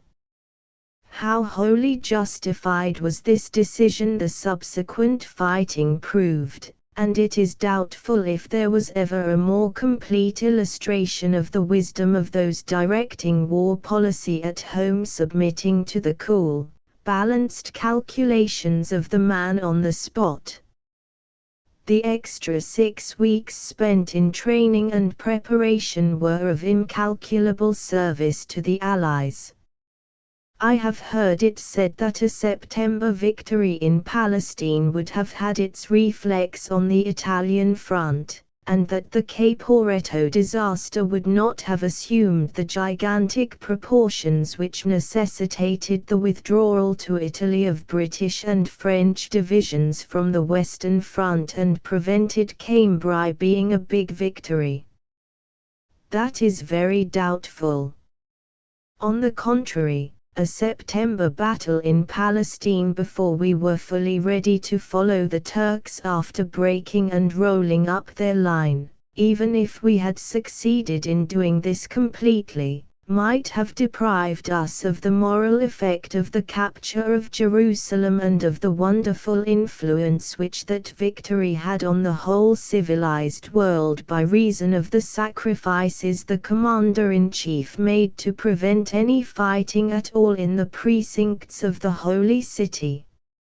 Of this I shall speak later, giving the fullest details at my command. For there is no page in the story of British arms which better upholds the honor and chivalry of the soldier than the preservation of the holy place from the clash of battle. That last 6 weeks of preparation were unforgettable. The London newspapers I had the honor to represent as war correspondent knew operations were about to begin. But I did not cable or mail them one word which would give an indication that big things were afoot.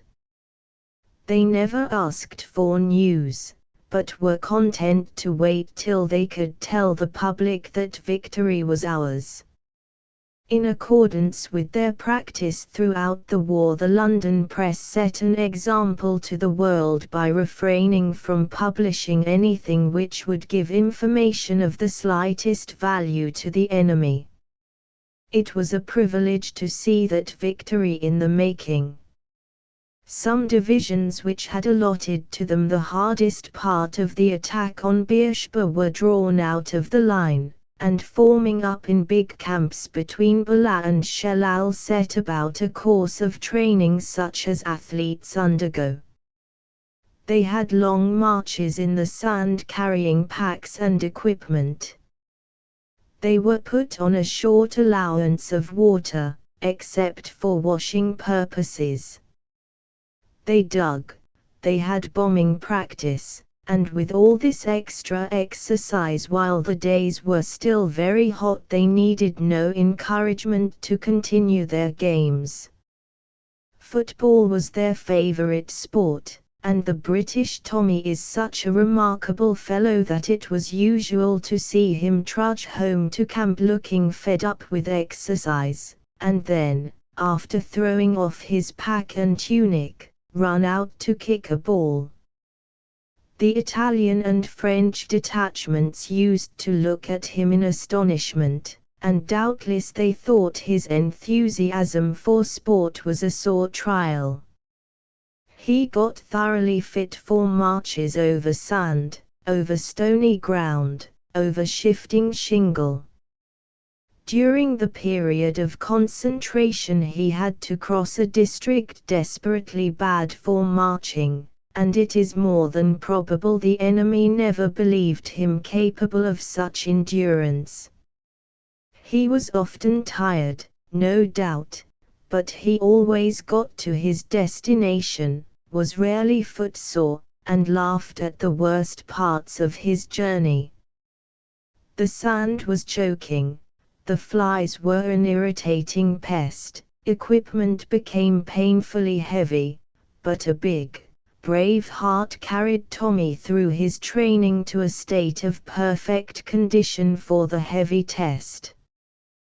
To enable about 2/3 of the force to carry on a moving battle while the remainder kept half the enemy pinned down to his trench system on his right, center and right, it was necessary to reinforce strongly the transport service for our mobile columns. The XX Corps gave up most of its lorries, tractors, and camels to XXTH Corps. These had to be moved across from the Gaza sector to our right as secretly as possible, and they were not brought up to load at the supply depots at Shelal and about Qam until the moment they were required to carry supplies for the corps moving to attack. It is not easy to convey to anyone who has not seen an army on the move what a vast amount of transport is required to provision two corps. In France, where roads are numerous and in comparatively good condition, the supply problem could be worked out to a nicety, but in a roadless country where there was not a sound half-mile of track, and where water had to be developed and every gallon was precious, the question of supply needed most anxious consideration, and a big margin had to be allowed for contingencies. It will give some idea of the requirements when I state that for the supply of water alone the XXTH Corps had allotted to it 6,000 camels and 73 lorries. To feed these water camels alone needed a big convoy.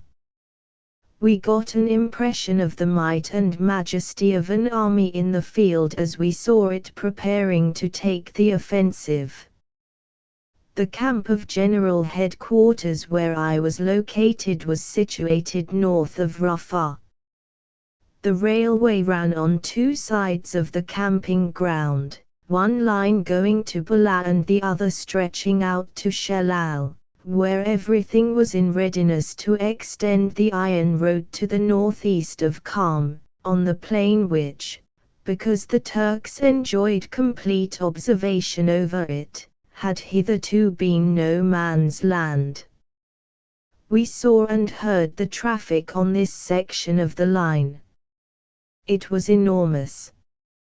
Heavily laden trains ran night and day with a mass of stores and supplies, with motor lorries, cars, and tractors, and the ever-increasing volume of traffic told those of us who knew nothing of the date of Zero Day that it was not far off. The heaviest trains seemed to run at night, and the returning empty trains were hurried forward at a speed suggesting the urgency of clearing the line for a fully loaded train awaiting at Rafah the signal to proceed with its valuable load to railhead. Perfect control not only on the railway system but in the forward supply yards prevented congestion, and when a train arrived at its destination and was split up into several parts, well-drilled gangs of troops and Egyptian laborers were allotted to each truck, and whether a lorry or a tractor had to be unshipped and moved down a ramp, or a truck had to be relieved of its 10 tons of tibin, boxes of biscuit and bully, or of engineers' stores, the goods were cleared away from the vicinity of the line with a celerity which a goods yard foreman at home would have applauded as the smartest work he had ever seen. There was no room for slackers in the army, and the value of each truck was so high that it could not be left standing idle for an hour. The organization was equally good at Kantara, where the loading and making up of trains had to be arranged precisely as the needs at the front demanded. Those remarkable haulers, the caterpillar tractors, cut many a passage through the sand, tugging heavy guns and ammunition, stores for the air and signal services, machinery for engineers and mobile workshops, and sometimes towing a weighty load of petrol to satisfy their voracious appetites for that fuel. The tractors did well.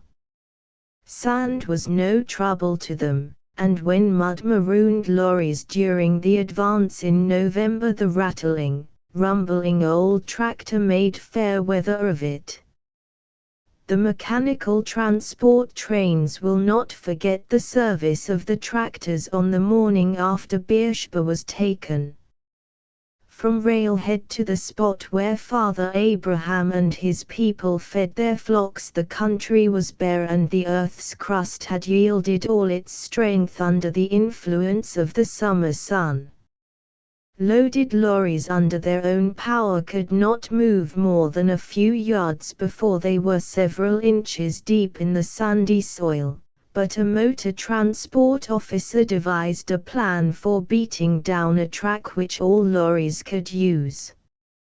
He got a tractor to haul 6 unladen lorries, and with all the vehicles using their own power, the tractor managed to pull them through to Beersheba, leaving behind some wheel tracks with a hard foundation.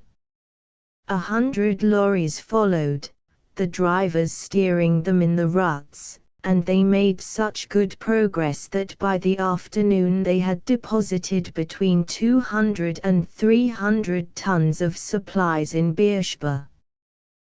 The path the tractor cut did not last very long, but it was sound enough for the immediate and pressing requirements of the army. Within a month of his arrival in Egypt, General Allenby had visited the whole of his front line and had decided the form his offensive should take. As soon as his force had been made up to 7 infantry divisions and the Desert Mounted Corps, and they had been brought up to strength and trained, he would attack, making his main offensive against the enemy's left flank while conducting operations vigorously and on an extensive scale against the Turkish right center and right. The principal operation against the left was to be conducted by General Chatoud's XXTH Corps, consisting of 4 infantry divisions and the Imperial Camel Brigade, and by General Chauvel's Desert Mounted Corps. General Bulfin's XXist Corps was to operate against Gaza and the Turkish right center southeast of that ancient town. If the situation became such as to make it necessary to take the offensive before the force had been brought up to strength, the XXist Corps would have had to undertake its task with only 2 divisions, but in those circumstances its operations were to be limited to demonstrations and raids. By throwing forward his right, the XXist Corps commander was to pin the enemy down in the At-Tawainer district, and on the left he would move against the southwestern defenses of Gaza so as to lead the Turks to suppose an attack was to come in this sector.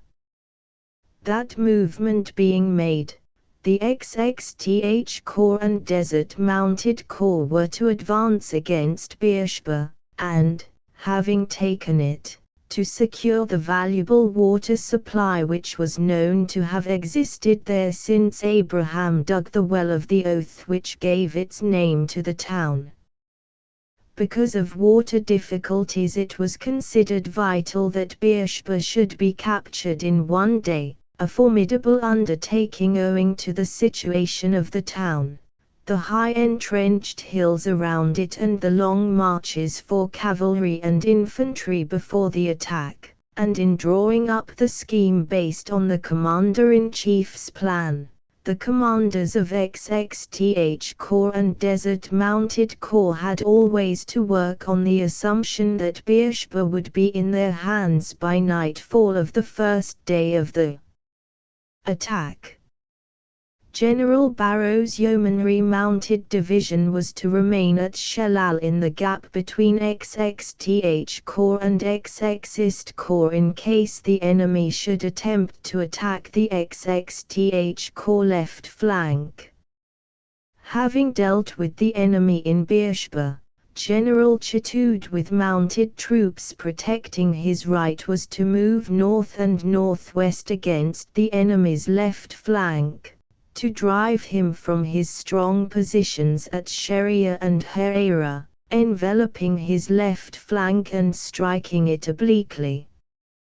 While the XXTH Corps was moving against this section of the enemy line, Desert Mounted Corps was to bring up the mounted division left at Shelal, and passing behind the XXTH Corps to march on Nejil, where there was an excellent water supply, and the Wadi Hassi, so as to threaten the left rear and the line of retreat of the Turkish army.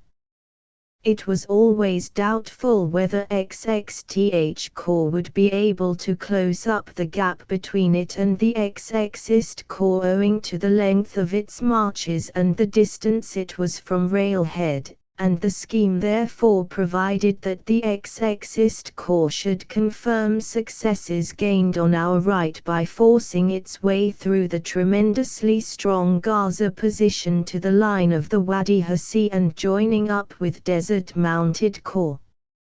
A considerable number of XXTH Corps troops would then return to the neighborhood of railhead and release the greater part of its transport for the infantry of XXist Corps moving up the maritime plain.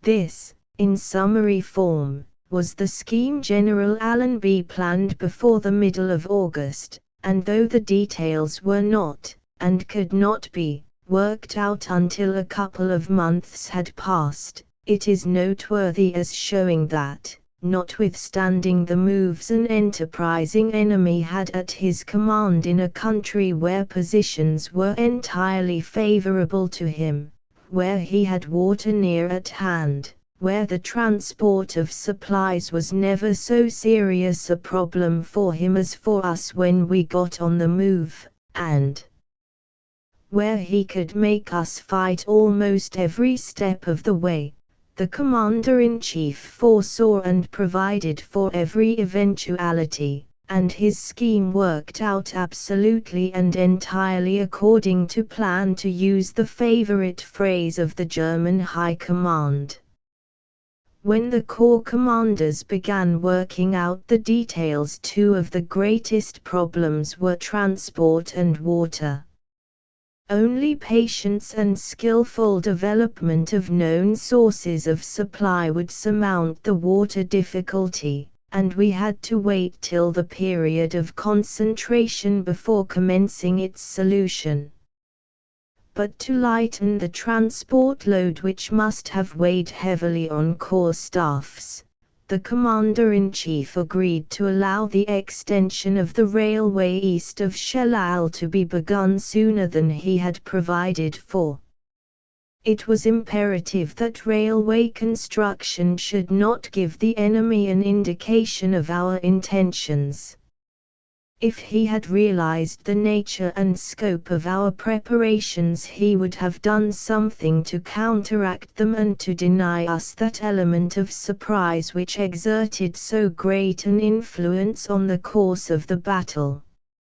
General Allenby, however, was willing to take some risks to simplify supply difficulties, and he ordered that the extension to a railway station northeast of Qom should be completed by the evening of the third day before the attack, that a Decauville line from Gamli, not to be begun before the sixth day prior to the attack, was to be completed to Qom by the day preceding the opening of the fighting at Beersheba, and that a new Decauville line should be started at Qom when fighting had begun, and should be carried nearly 3 miles in the Beersheba direction early on the following morning. These new lines, though of short length, were an inestimable boon to the conductors of supply trains. The new railheads, both of the standard gauge and light lines, were well placed, and they not only saved time and shortened the journeys of camel convoys and lorry transport columns, but prevented congestion at depots in one central spot. A big effort was made to escape detection by enemy aircraft. For the first time since the Egyptian Expeditionary Force took the field, we had obtained mastery in the air. On the 8th and the 15th of October 2 enemy planes were shot down behind our lines, and the keenness of our airmen for combat made the German aviators extremely careful. They had been bold and resolute, taking their observations several thousand feet higher than our pilots, it is true, but neither anti-aircraft fire nor the presence of our machines in the air had up to this time deterred them. However, just at the moment when our work was of extreme importance to the Turks, the German flying men, recognizing that our pilots had new battle planes and were full of resource and daring, showed an unusual lack of enterprise, and we profited from their inactivity. The concentration of the force in the positions from which it was to attack Beersheba was to have taken 7 days, but owing to the difficulties attending the development of water at Azluj and Khalasa the time was extended to 10 days. During this period the uppermost thought of commanders was to conceal their movements. All marching was done at night and no move of any kind was permitted till nearly 6 o'clock in the evening, when enemy aircraft were usually at rest and the light was sufficiently dull to prevent the Fritzes seeing much if they had made an exceptionally late excursion. All the tents and temporary shelters which had been occupied for weeks were left standing. Cookhouses, horse lines, canteens, and so on were untouched, and one had an eerie feeling in passing at night through these untenanted camping grounds, deserted and lifeless, and a prey to the jackal and pariah dog. A vast area of many square miles which had held tens of thousands of troops and animals almost became a wilderness again, and the few natives hereabouts who had made large profits from the sale of eggs, fruit, and vegetables looked disconsolate and bewildered at the change, hoping and believing that the empty tents merely denoted a temporary absence. But the great majority of the army never came that way again. When the infantry started on the march, divisions and brigades had allotted to them particular areas for their march routes, and all over that country, where scarcely a tree or native hut existed to make a landmark, there were dotted small arrow-pointed boards with the direction A road, B road, Z road as the case might be. Marching in the dark hours when a refreshing air succeeded the heat of the day, the troops halted as soon as a purple flush threw into high relief the southern end of the Judean hills, and they hid themselves in the wadis and broken ground, and on one unit vacating a bivouac area it was occupied by another, thus making the areas in which the troops rested as few as possible. The concentration was worked to a timetable. Not only were brigades allotted certain marches each night, but they were given specified times to cover certain distances, and these were arranged according to the condition of the ground. In parts it was very broken and covered with loose stones, and the pace of infantry by night was very slightly more than 1 mile per hour. The routes for guns were not chosen until the whole country had been reconnoitred, and it was a highly creditable performance for artillery to get their field guns and heavy howitzer batteries through to the timetable. But the clockwork precision of the movements reflected even more highly on the staff working out the details than on the infantry and artillery, and it may be said with perfect truth that the staff made no miscalculation or mistake. The XXTH Corps staff maps and plans, and the details accompanying them, were masterpieces of clearness and completeness. The men who fought out the plans to a triumphant finish were glad to recognize this perfection of staff work. 1. Footnote 1. See Appendix 6. Chapter 7. The Beersheba victory. The XXTH Corps began its movement on the night of 20-21 St. October. The whole corps was not on the march, but a sufficient force was sent forward to form supply dumps and to store water at Isani for troops covering desert-mounted Corps engineers engaged on the development of water at Callisa and Aislage. Some of the Australian and New Zealand troops engaged on this work had previously been at these places. In the early summer it was thought desirable to destroy the Turkish railway which ran from Beersheba to Aislage and on to Kosyma, in order to prevent an enemy raid on our communications between El Arish and Rafah, and the mounted troops with the Imperial Camel Corps had had a most successful day in destroying many miles of line and several bridges.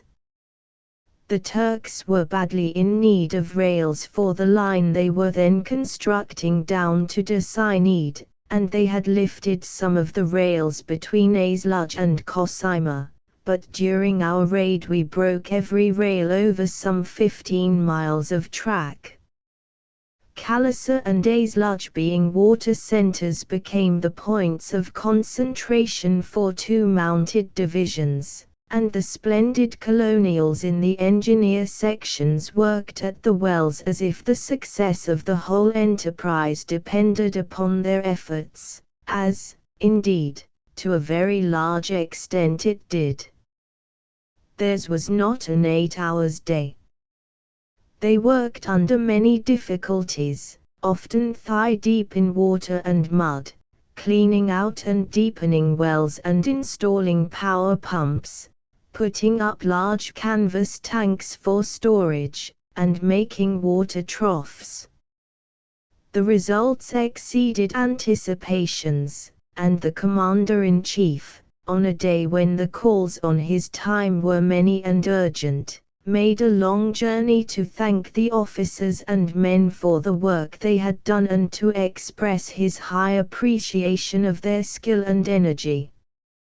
The principal work carried out by the XXTH Corps during the period of concentration consisted in laying the standard gauge line to Imra and opening the station at that place on the 28th of October, prolonging the railway line to a point 3/4 of a mile north-northeast of Qam, where the station was opened on November 3rd.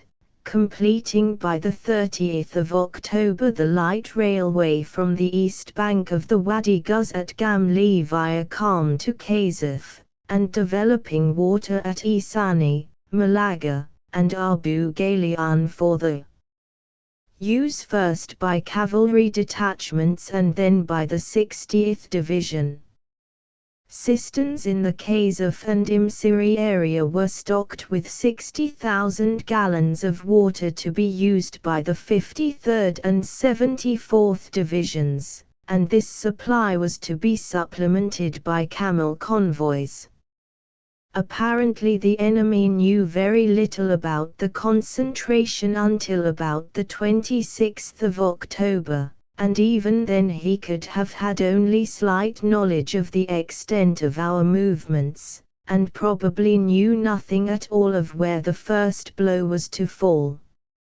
In the early hours of the 27th of October he did make an attempt to interfere with our concentration, and there was a spirited little action on our outpost line which had been pushed out beyond the plain to a line of low hills near the Wadi Hanafish.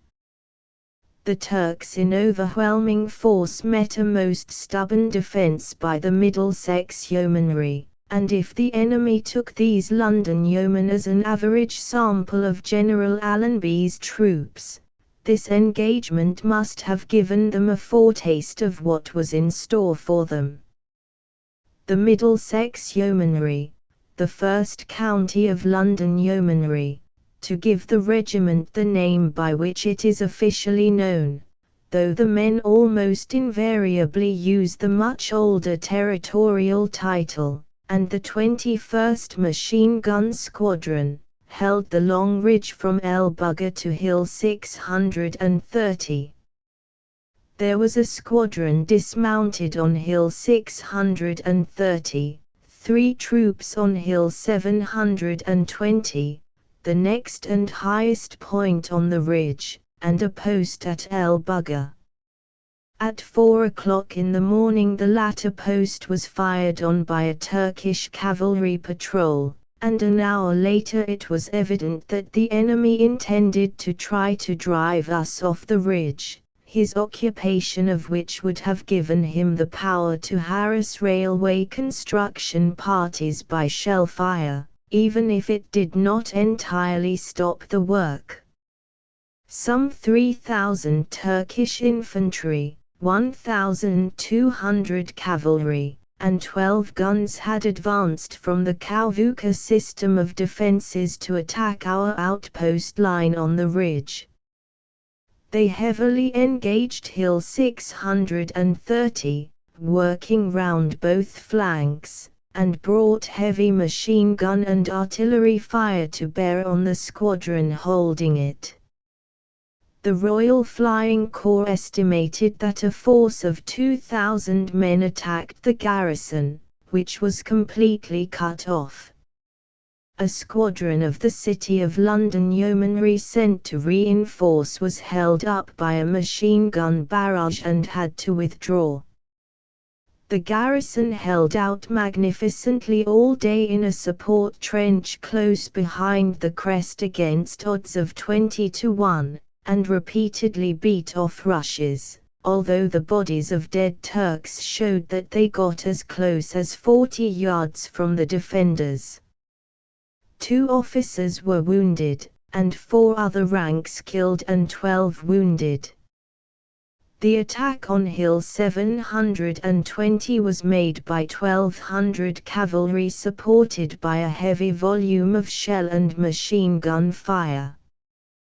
During the early morning 2 desperate charges were beaten off, but in a third charge the enemy gained possession of the hill after the detachment had held out for 6 hours.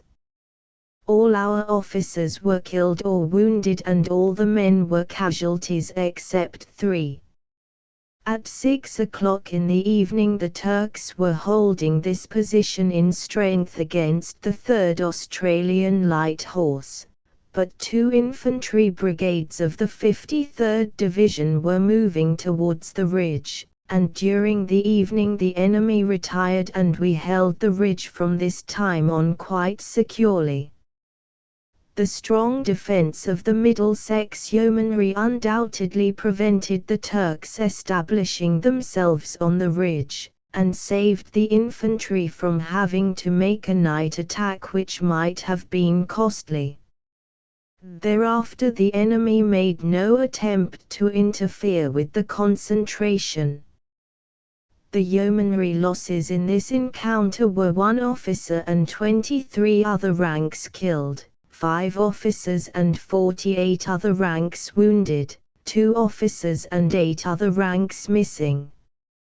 On the night of October 30–31 a brilliant moon lit up the whole country. The day had been very hot, and at sunset an entire absence of wind promised that the night march of nearly 40,000 troops of all arms would be attended by all the discomforts of dust and heat. The thermometer fell, but there was not a breath of wind to shift the pall of dust which hung above the long columns of horse, foot, and guns. Where the tracks were sandy some brigades often appeared to be advancing through one of London's own particular fogs. Men's faces became caked with yellow dust, their nostrils were hot and burning, and parched throats could not be relieved because of the necessity of conserving the water allowance. A hot day was in prospect on the morrow, and the fear of having to fight on an empty water bottle prevented many a gallant fellow broaching his supply before daybreak. Most of the men had had a long acquaintance with heat in the Middle East, and the high temperature would have caused them scarcely any trouble if there had been wind to carry away the dust clouds. The cavalry marched over harder and more stony ground than the infantry. They advanced from Khalasa and Aislaj a long way south of Beersheba to the east of the town. It was a big night march of some 30 miles, but it was well within the powers of the veterans of the Anzac Mounted Division and Australian Mounted Division, whose men and horses were in admirable condition. The infantry were ordered to be on their line of deployment by 4 o'clock on the morning of the 31st of October, and in every case they were before time. There had been many reconnaissances by officers who were to act as guides to columns, and they were quite familiar with the ground, and the guns and ammunition columns were taken by routes which had been carefully selected and marked. In places the banks of wadis had been cut into and ramps made to enable the rough stony watercourses to be practicable for wheels, and, broken as the country was, and though all previous preparations had to be made without arousing the suspicions of Turks and wandering Bedouins, there was no incident to check the progress of infantry or guns. Occasional rifle fire and some shelling occurred during the early hours, but at a little after 3 a.m. the XXTH Corps Advanced Headquarters had the news that all columns had reached their allotted positions. The XXTH Corps plan was to attack the enemy's works between the Khalasa Road and the Wadi Saba with the 60th and 74th Divisions, while the defences north of the Wadi Saba were to be masked by the Imperial Camel Corps Brigade and 2 battalions of the 53rd Division, the remainder of the latter division protecting the left flank of the corps from any attack by enemy troops who might move south from the Sharia area. The first objective was a hill marked on the map as 1070, about 6,000 yards southwest of Beersheba.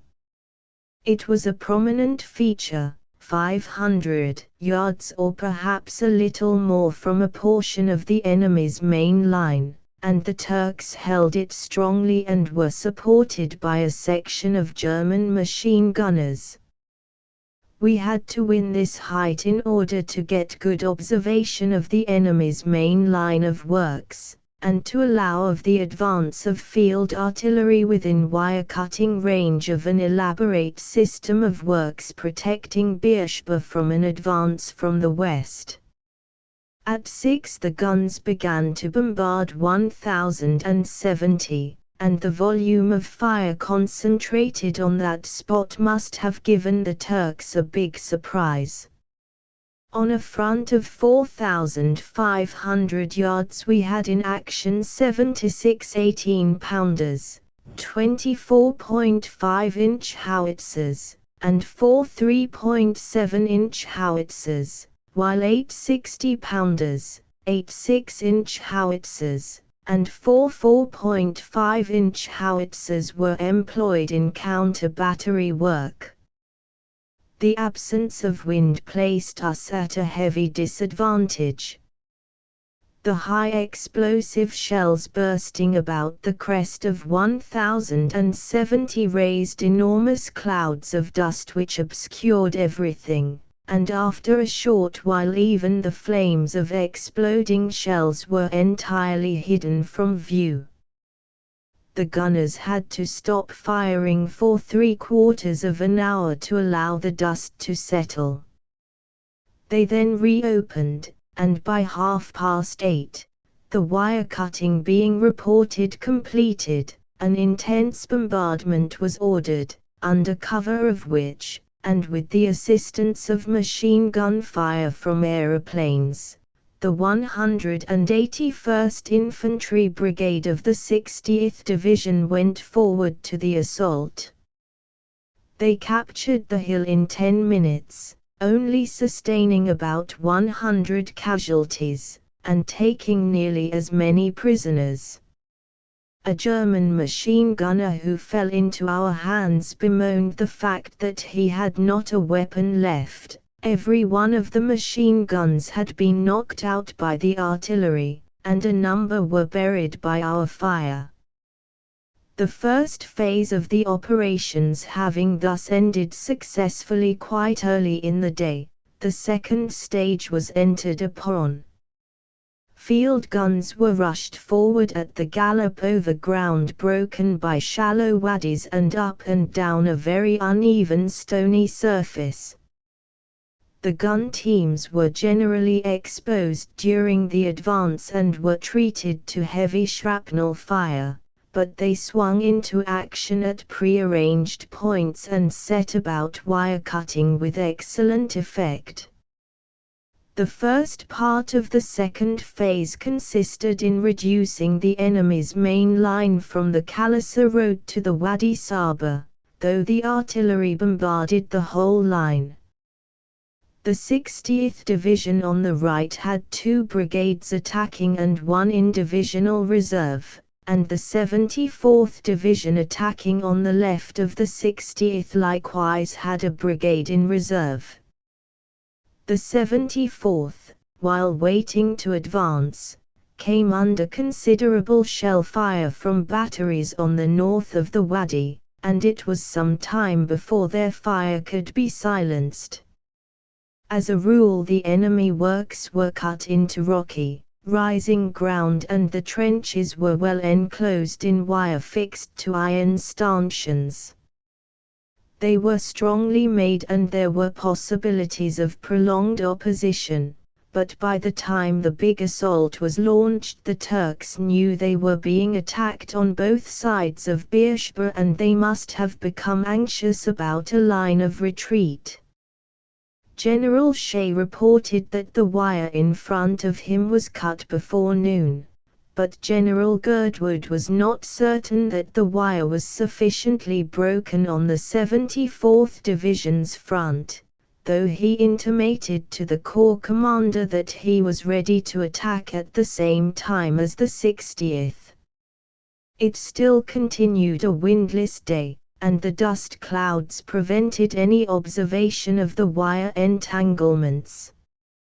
General Girdwood turned this disadvantage to account, and ordering his artillery to raise their fire slightly so that it should fall just in front of and about the trenches, put up what was in effect a dust barrage, and under cover of it selected detachments of his infantry advanced almost into the bursting shell to cut passages through the wire with wire cutters. The dismounted yeomanry of the 231st and 230th Infantry Brigades rushed through, and by 1:30 the 74th Division had secured their objectives.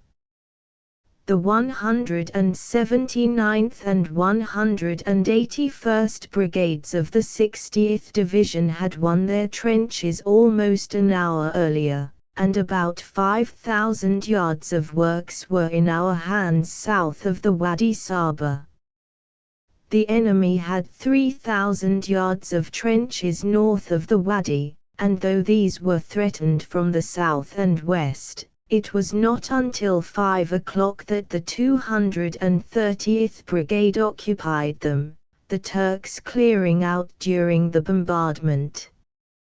During the day, on the left of the 74th Division, the Imperial Camel Corps Brigade and 2 battalions of the 53rd Division held the ground to the north of the Wadi Saba to a point where the remainder of the 53rd Division watched for the approach of any enemy force from the north, while the 10th Division about Shelal protected the line of communications east of the Wadi Guz, and the Yeomanry Mounted Division was on the west side of the Wadi Guz in GHQ reserve. The XXTH Corps losses were 7 officers killed and 42 wounded, 129 other ranks killed, 988 wounded and 5 missing, a light total considering the nature of the works carried during the day. It was obvious that the enemy was taken completely by surprise by the direction of the attack, and the rapidity with which we carried his strongest points was overwhelming. The Turk did not attempt anything in the nature of a counter-attack by the Beersheba garrison, nor did he make any move from Herat against the 53rd Division. Had he done so, the 10th Division and the Yeomanry Mounted Division would have seized the opportunity of falling on him from Shelal, and the Turk chose the safer course of allowing the Beersheba garrison to stand unaided in its own defences. The XXTH Corps captures included 25 officers, 394 other ranks, 6 guns, and numerous machine guns. The Desert Mounted Corps met with stubborn opposition in their operations southeast and east of Beersheba, but they were carried through no less successfully than those of the XXTH Corps. The mounted men had had a busy time. General Ruri's 2nd Australian Light Horse Brigade and the Imperial Camel Corps Brigade had moved southwards on October 2nd. And on them and on the 1st and 2nd Field Squadrons Australian engineers the bulk of the work fell of developing water and making and marking tracks which, in the sandy soil, became badly cut up. On the evening of the 30th of October the Anzac Mounted Division was at Aisludge, the Australian Mounted Division at Khalasa, the 7th Mounted Brigade at Isani, Imperial Camel Brigade at Hizayat, and the Yeomanry Mounted Division in reserve at Shelal. The Anzac Division commanded by General Chater left Aisludge during the night, and in a march of 24 miles round the south of Beersheba met with only slight opposition on the way to Bir el Hammam and Bir Salim Abu Ajaig, between 5 and 7 miles east of the town. The 2nd Australian Light Horse Brigade during the morning advanced north to take the high hill Tel El Sakati, a little east of the Beersheba-Hebron road, which was captured at 1 o'clock, and the brigade then swept across the metalled road which was in quite fair condition, and which subsequently was of great service to us during the advance of one infantry division on Bethlehem and Jerusalem. The 1st Australian Light Horse Brigade commanded by General Cox, and the New Zealand Mounted Rifles Brigade under General Meldrum, moved against Tel El Saba, a 1,000 feet hill which rises very precipitously on the northern bank of the Wadi Saba, 4,000 yards due east of Beersheba. Tel El Saba is believed to be the original site of Beersheba. It had been made into a strong redoubt and was well held by a substantial garrison adequately dug in and supported by nests of machine gunners. The right bank of the Wadi Khalil was also strongly held, and between the Hebron Road and Tel El Saba some German machine gunners in 3 houses offered determined opposition. The New Zealanders and a number of General Cox's men crept up the Wadi Saba, taking full advantage of the cover offered by the high banks, and formed up under the hill of Saba. They then dashed up the steep sides while the horse artillery lashed the crest with their fire, and driving the Turks from their trenches had captured the hill by 3 o'clock. At about the same time the 1st Light Horse Brigade suitably dealt with the machine gunners in the houses. Much ground east of Beersheba had thus been made good, and the Hebron road was denied to the garrison of the town as a line of retreat. The Anzac Mounted Division was then reinforced by General Wilson's 3rd Australian Light Horse Brigade, and by 6 p.m. the division held a long crescent of hills from Point 970, a mile north of Beersheba, through Tel El Sakati, round southeastwards to Bir El Hammam. General Hodgson's Australian Mounted Division had a night march of 34 miles from Khalisa to Iswaran, southeast of Beersheba, and after the 3rd Light Horse Brigade had been detached to assist the Anzac Division, orders were given to General Grant's 4th Australian Light Horse Brigade to attack and take the town of Beersheba from the east. The orders were received at 4 o'clock, and until we had got an absolute hold on Tel El Saba an attack on the town from this direction would have been suicidal, as an attacking force would have been between two fires. The shelling of the cavalry during the day had been rather hot, and enemy airmen had occasionally bombed them. It was getting late, and as it was of the greatest importance that the town's available water should be secured that night, General Grant was directed to attack with the utmost vigor. His brigade worthily carried out its orders. The ground was very uneven and was covered with a mass of large stones and shingle. The trenches were well manned and strongly held, but General Grant ordered them to be taken at the gallop. The Australians carried them with an irresistible charge, dismounted, cleared the first line of all the enemy in it, ran on and captured the second and third system of trenches, and then, their horses having been brought up, galloped into the town to prevent any destruction of the wells.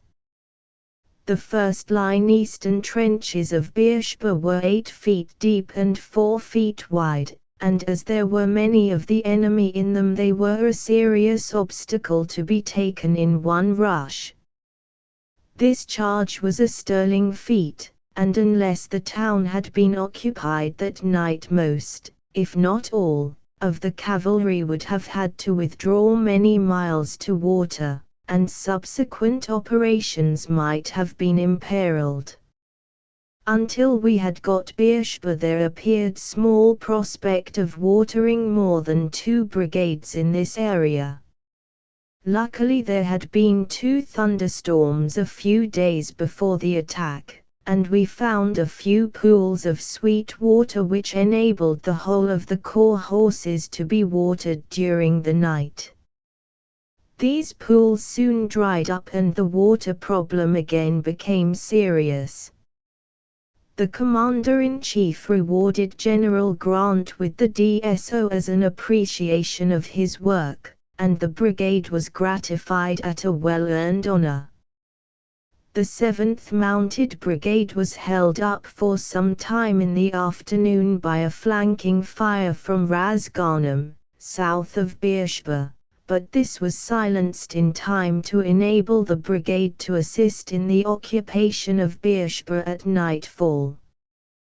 The 4th Light Horse Brigade's captures in the charge were 58 officers, 1,090 other ranks, and 10 field guns, and the total bag of the Desert Mounted Corps was 70 officers and 1,458 other ranks. The loss of Beersheba was a heavy blow to the Turk. Yet he did not even then realize to the full the significance of our capture of the town.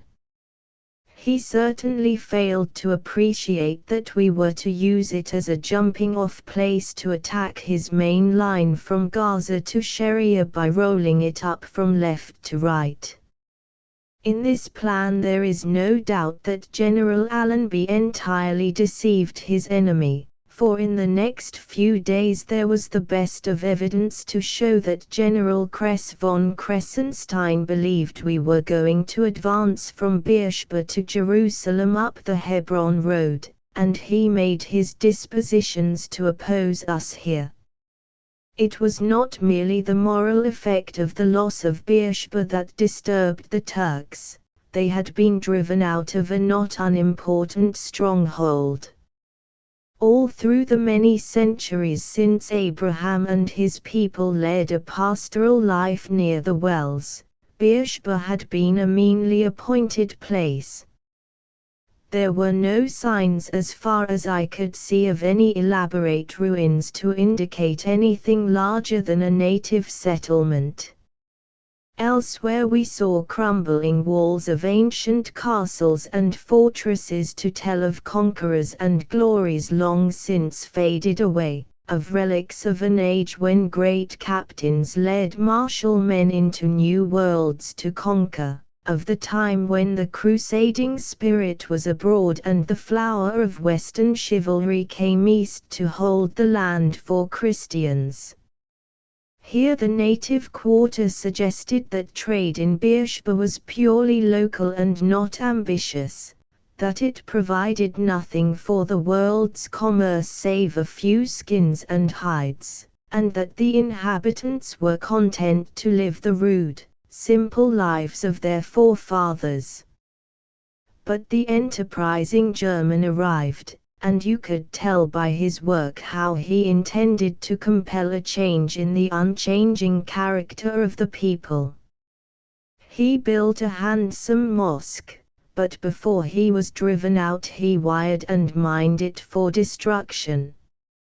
He built a seat of government, a hospital, and a barracks, all of them pretentious buildings for such a town, well designed, constructed of stone with red-tiled roofs, and the gardens were nicely laid out. There were a railway station and storehouses on a scale which would not yield a return on capital expenditure for many years, and the water tower and engine sheds were built to last longer than merely military necessities demanded. They were fashioned by European craftsmen, and the solidity of the structures offered strange contrast to the rough-and-ready native houses. The primary object of the Hun scheme was, doubtless, to make Beersheba a suitable base for an attack on the Suez Canal, and the manner of improving the Hebron road, of setting road engineers to construct zigzags up hills so that lorries could move over the road, was part of the plan of men whose vision was centered on cutting the Suez Canal artery of the British Empire's body. The best laid schemes. When I entered Beersheba, our troops held a line of outposts sufficiently far north of the town to prevent the Turks shelling it, and the place was secure except from aircraft bombs, of which a number fell into the town without damaging anything of much consequence. Some of the troops fell victims to booby traps. Apparently harmless whiskey bottles exploded when attempts were made to draw the corks, and several small mines went up. Besides the mines in the mosque, there was a good deal of wiring about the railway station, and some rolling stock was made ready for destruction the instant a door was opened. The ruse was expected. Some Australian engineers drew the charges, and the coaches were afterwards of considerable service to the supply branch. Chapter 8 Gaza defences. Meanwhile there were important happenings at the other end of the line. Gaza was about to submit to the biggest of all her ordeals, She had been a bone of contention for thousands of years. The pharaohs coveted her, and more than 3,500 years ago made bloody strife within the environs of the town. Alexander the Great besieged her, and Persians and Arabians opposed that mighty general. The Ptolemies and the Antiochi for centuries fought for Gaza, whose inhabitants had a greater taste for the mart than for the sword, and when the Maccabees were carrying a victorious war through Philistia, the people of Gaza bought off Jonathan, but the Jews occupied the city itself about a century before the Christian era.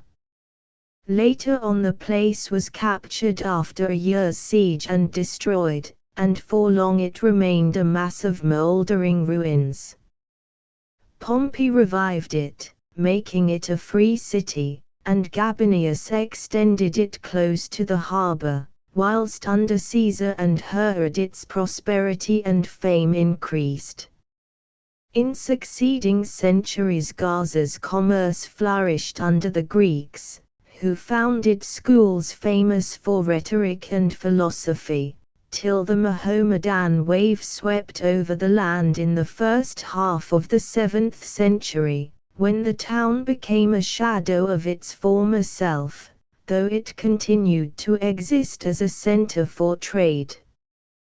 The Crusaders made their influence felt, and many are the traces of their period in this ancient city, but Ascalon always had more Crusader support. Napoleon's attack on Gaza found Abdullah's army in a very different state of preparedness from von Kresse's Turkish army.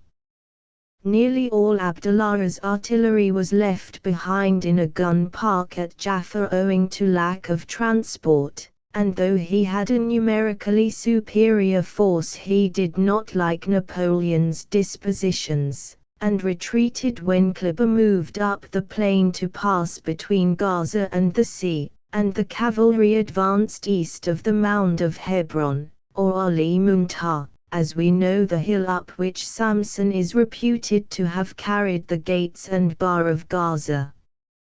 For nearly a century and a quarter since Napoleon passed forwards and backwards through the town, Gaza pursued the arts of peace in the lethargic spirit which suits the native temperament, but in 8 months of 1917 it was the cockpit of strife in the Middle East, and there was often crammed into one day as much fighting energy as was shown in all the battles of the past 35 centuries, Napoleon's campaign included. Fortunately, after the battles of March and April, nearly all the civilian population left the town for quieter quarters. Some of them on returning must have had difficulty in identifying their homes. In the center of the town, where bazaars radiated from the quarter of which the great mosque was the hub, the houses were a mass of stones and rubble, and the narrow streets and tortuous byways were filled with fallen walls and roofs. The great mosque had entirely lost its beauty. We had shelled it because its minaret, one of those delicately fashioned spires which, seen from a distance, lead a traveler to imagine a native town in the east to be arranged on an artistic and orderly plan, was used as a Turkish observation post, and the mosque itself as an ammunition store. I am told our guns were never laid onto this objective until there was an accident within it which exploded the ammunition. Be that as it may, there was ample justification for shelling the mosque. I went in to examine the structure a few hours after the Turks had been compelled to evacuate the town, and whilst they were then shelling it with unpleasant severity. Amid the wrecked marble columns, the broken pulpit, The torn and twisted lamps and crumbling walls were hundreds of thousands of rounds of small arms ammunition, most of it destroyed by explosion. A great shell had cut the minaret in half and had left exposed telephone wires leading direct to army headquarters and to the Turkish gunners' fire control station. Most of the mosque furniture and all the carpets had been removed, but a few torn copies of the Quran, some of them in manuscript with marginal notes, lay mixed up with German newspapers and some typical Turkish war propaganda literature. That mosque, which Saladin seized from the Crusaders and turned from a Christian into a Mohammedan place of worship, was unquestionably used for military purposes, and the Turks cared as little for its religious character or its venerable age as they did for the mosque on Nebi Samuel, where the remains of the Prophet Samuel are supposed to rest. Their stories of the trouble taken to avoid military contact with holy places and sites were all bunkum and eyewash. They would have fought from the walls of the Holy City and placed machine gun nests in the Church of the Holy Sepulchre and the Mosque of Omar if they had thought it would spare them the loss of Jerusalem. Gaza had, as I have said, been turned into a fortress with a mass of field works, in places of considerable natural strength. If our force had been on the defensive at Gaza, the Germans would not have attacked without an army of at least 3 times our strength. It is doubtful if the Turks put as much material in use on Gallipoli as they did here. Their trenches were deeply cut and were protected by an immense amount of wire. In the sand dune area they used a vast quantity of sandbags, and they met the shortage of jute stuffs by making small sacks of bedstead hangings and curtains which, in the dry heat of the summer, wore very well. Looking across no man's land, one could easily pick out a line of trenches by a red, a vivid blue, or a saffron sandbag. The Turkish dugouts were most elaborate places of security. The excavators had gone down into the hard earth well beneath the deep strata of sand, and they roofed these holes with 6, 8, and sometimes 10 layers of palm logs. We had seen these beautiful trees disappearing and had guessed the reason. But an even greater protection than the devices of military engineers had been provided for the Turks by Dame Nature. Along the southern outskirts of the town all the fields were enclosed by giant cactus hedges, sometimes with stems as thick as a man's body and not infrequently rearing their strong limbs and prickly leaves 20 feet above the ground. The hedges were deep as well as high. They were at once a screen for defending troops and a barrier as impenetrable as the walls of a fortress. If one line of cactus hedges had been cut through, infantry would have found another and yet another to a depth of nearly 2 miles. And as the whole of these thorny enclosures were commanded by a few machine guns, the possibility of getting through was almost hopeless. There were similar hedges on the eastern and western sides of Gaza, but they were not quite so deep as on the south.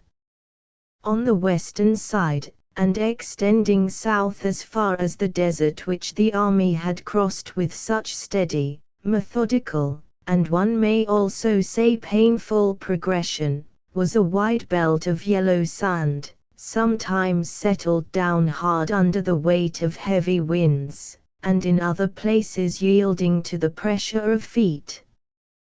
The Turks had labored hard in this 1.5 miles width of sand, right down to the sea, to protect their right flank. There was a point about 4,000 yards due west from the edge of the west town of Gaza which we called Sea Post. It was the western extremity of the enemy's exceedingly intricate system of defenses. The beach was below the level of the post. From Sea Post for about 1,500 yards the Turkish front line ran to Rafah Redoubt. There were wired-in entrenchments with strong points here and there, and a series of communication trenches and redoubts behind them for 3,000 yards to Sheikh Hassan, which was the port of Gaza, if you can so describe an open roadstead with no landing facilities.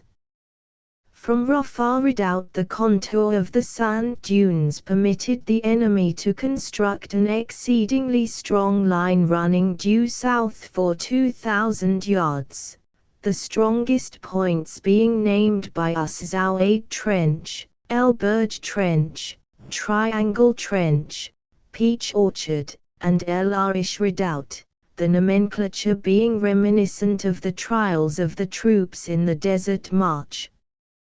Behind this line there was many a sunken passageway and shelter from gunfire, while backing the whole system, and, for reasons I have given, an element of defense as strong as the prepared positions, were cactus hedges enclosing the west town's gardens.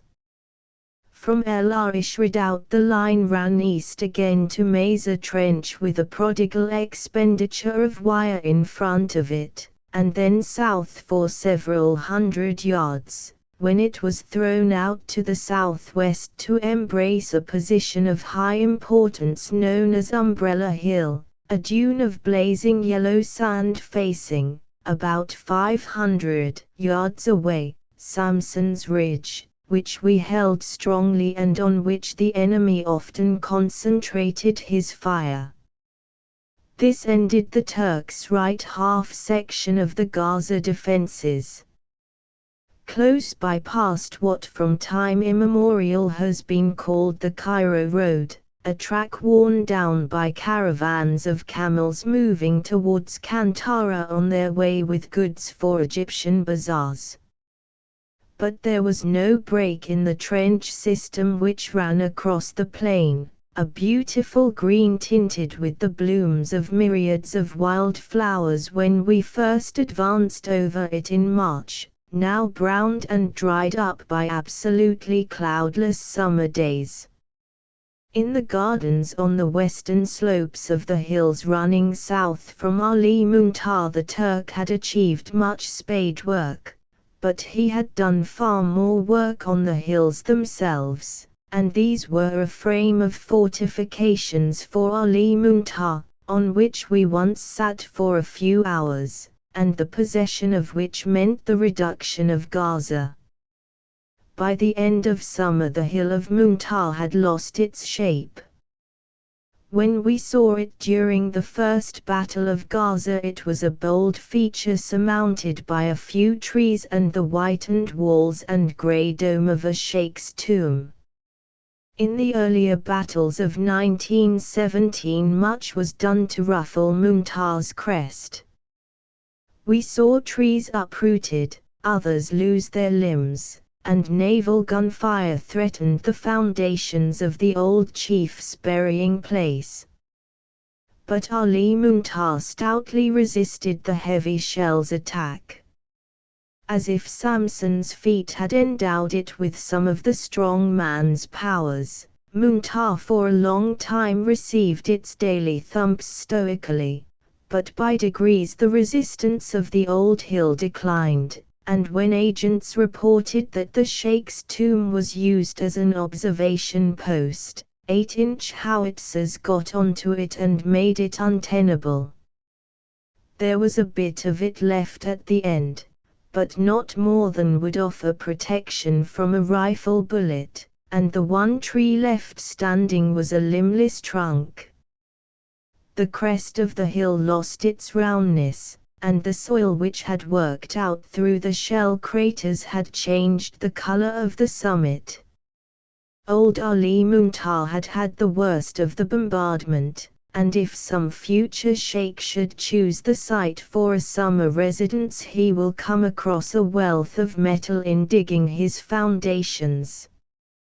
To capture Gaza the Formidable, it was proposed first to take the western defenses from Umbrella Hill to Seapost, to press on to Sheikh Hassan and thus turn the right flank of the whole position.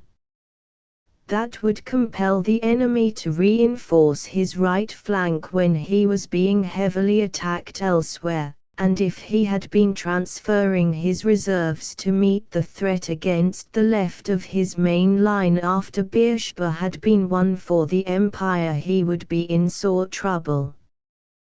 Gaza had already tasted a full sample of the war food we intended it should consume. Before the attack on Beersheba had developed, ships of war and the heavy guns of Exist Corps had rattled its defenses. The warships' fire was chiefly directed on targets our land guns could not reach. Observers in aircraft controlled the fire and notified the destruction of ammunition dumps at Der Sinai and other places. The work of the heavy batteries was watched with much interest. Some were entirely new batteries which had never been in action against any enemy, and they only arrived on the Gaza front 5 weeks before the battle. These were not allowed to register until shortly before the battle began, and they borrowed guns from other batteries in order to train the gun crews. So desirous was General Bulfin to conceal the concentration of heavies that the wireless code calls were only those used by batteries which were in position before his corps was formed, and the volume of fire came as an absolute surprise to the enemy. It came as a surprise also to some of us in camp at GHQ one night at the end of October. Suddenly there was a terrific burst of fire on about 4 miles of front.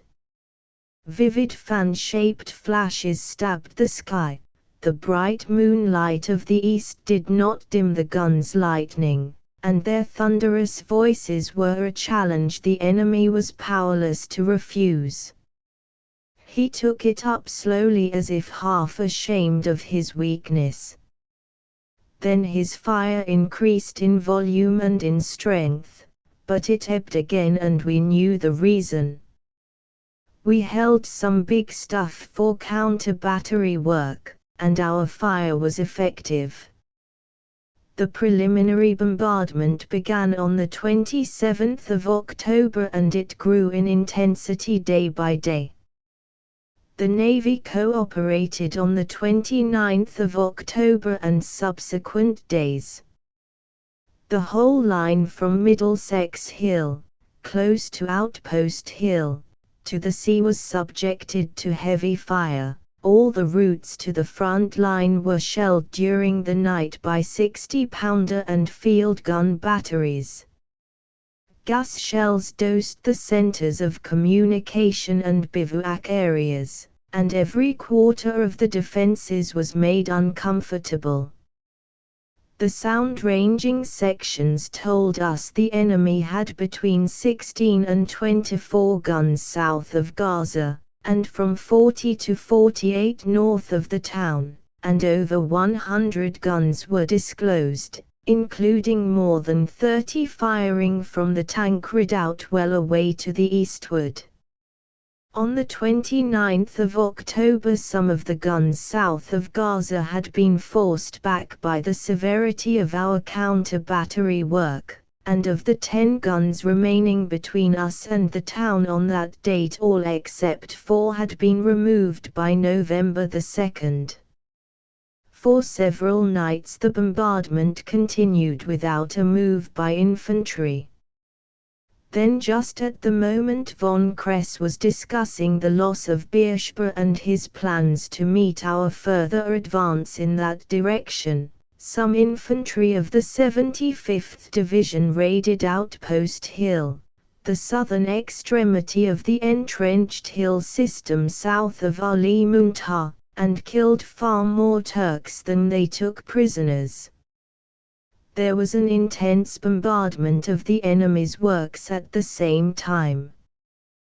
The next night, November 1-2, was the opening of Ist Corps' great attack on Gaza, and though the enemy did not leave the town or the remainder of the trenches we had not assaulted till nearly a week afterwards, the vigor of the attack and the bravery with which it was thrust home, and the subsequent total failure of counterattacks, must have made the enemy commanders realize on the afternoon of November 2 that Gaza was doomed and that their boasts that Gaza was impregnable were thin air.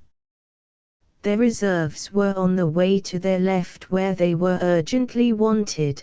There was nothing strong enough to replace such heavy wastage caused to them by the attack of the night of November 1 and the morning of the 2nd, and our big gains of ground were an enormous advantage to us for the second phase in the Gaza sector, for we had bitten deeply into the Turks' right flank.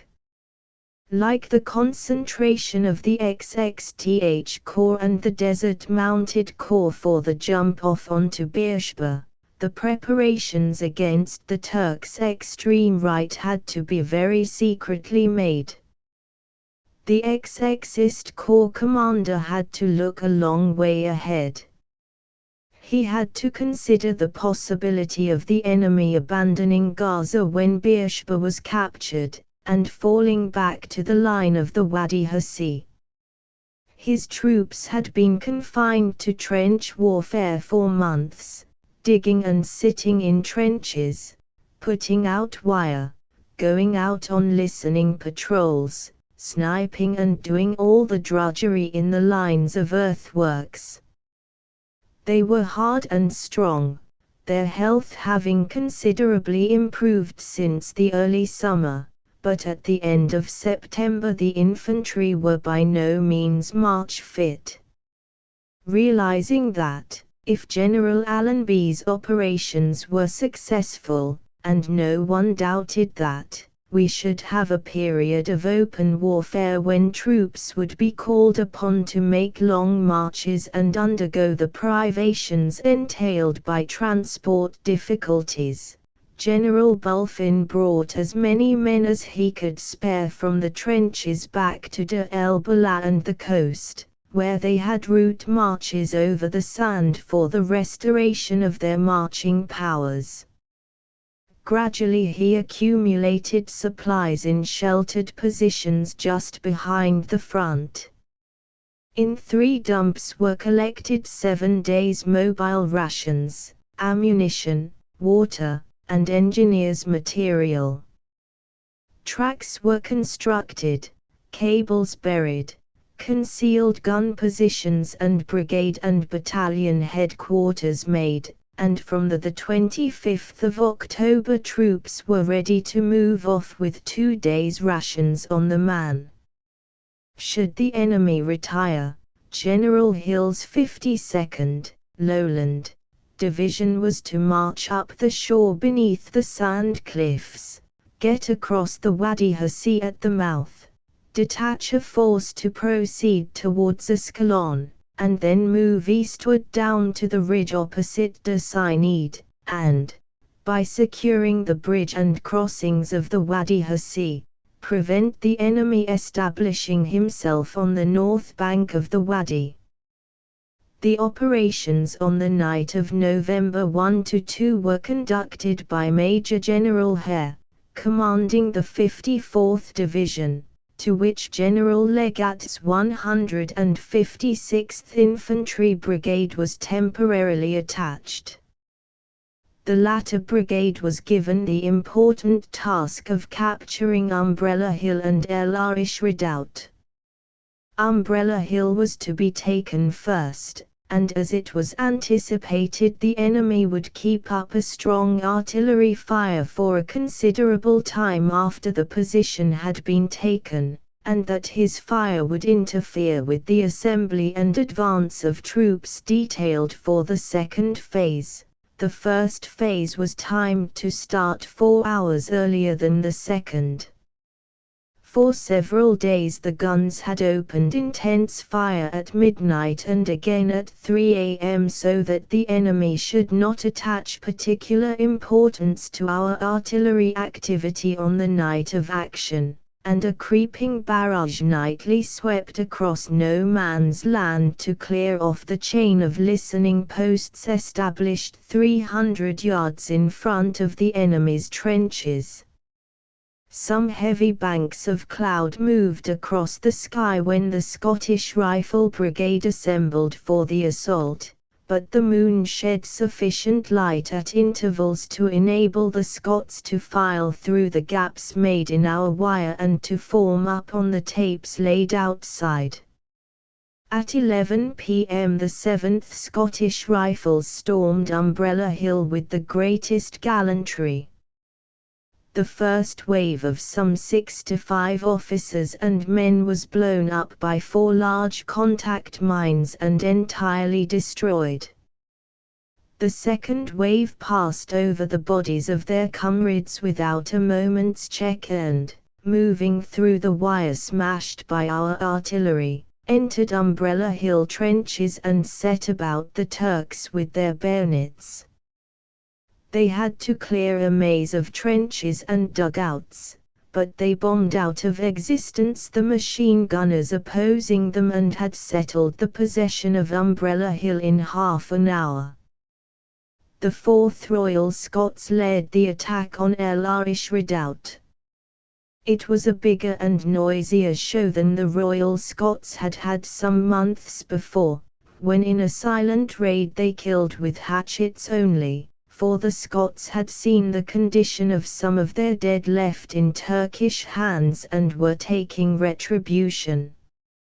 Not many Turks in Ellarish Redoubt lived to relate that night's story. The Scots were rapidly in the redoubt and were rapidly through it, cleared up a nasty corner known as the Little Devil and were just about to shelter from the shells which were to answer their attack when they caught a brisk fire from a Bedouin hut. A platoon leader disposed his men cleverly and rushed the hut, killing everybody in it and capturing 2 machine guns. The vigorous resistance of the Turks on Umbrella Hill and Ellarish Redoubt resulted in our having to bury over 350 enemy dead in these positions.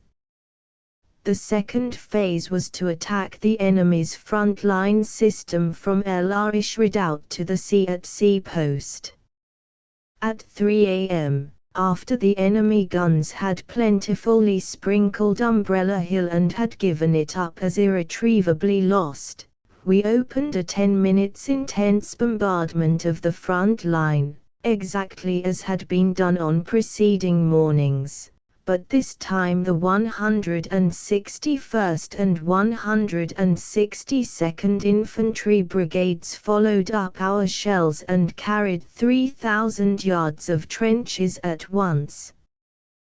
3/4 of an hour afterwards the 163rd Infantry Brigade tried to get the support trenches several hundred yards in rear, but the difficulties were too many and the effort failed. Having secured sea post and beach post, the 162nd Brigade completed the program by advancing up the coast and capturing the port of Gaza, Sheikh Hassan, with a considerable body of prisoners. The enemy's guns remained active until 7 o'clock, when they reserved their fire till the afternoon. Then a heavy counter-attack was seen to be developing by an aerial observer, whose timely warning enabled the big guns and warships to smash it up. Another counter-attack against Sheikh Hassan was repulsed later in the day, and a third starting from Crested Rock which aimed at getting back El Burj Trench was a complete failure. After the second phase our troops buried 739 enemy dead. Without doubt there were many others killed and wounded in the unsuccessful counter-attacks, particularly the first against Sheikh Hassan, when many heavy shells were seen to fall in the enemy's ranks. We took prisoners 26 officers, including 2 battalion commanders, and 418 other ranks. Our casualties were 30 officers and 331 other ranks killed, 94 officers and 1869 other ranks wounded, and 10 officers and 362 other ranks missing. Considering the enormous strength of the positions attacked, the numbers engaged, and the fact that we secured enemy front 5,000 yards long and 3,000 yards deep, the losses were not more severe than might have been expected. The Turks clung to their trenches with a tenacity equal to that which characterized their defenses on Gallipoli, and officer prisoners told us they had been ordered to hold Gaza at all costs. That was good news, though even if they had got back to the Wadi Hassi line it is doubtful if, when Sharia was taken, they could have done more than temporarily hold us up there. During the next few days the work against the enemy's right consisted of heavy bombardments on the line of hills running from the northeast to the south of Gaza, and on the prominent position of Sheikh Redwan, east of the port. The enemy made some spirited replies, notably on the 4th, but his force in Gaza was getting shaken, and prisoners reluctantly admitted that the heavy naval shells taking them in flank and rear were affecting the morale of the troops.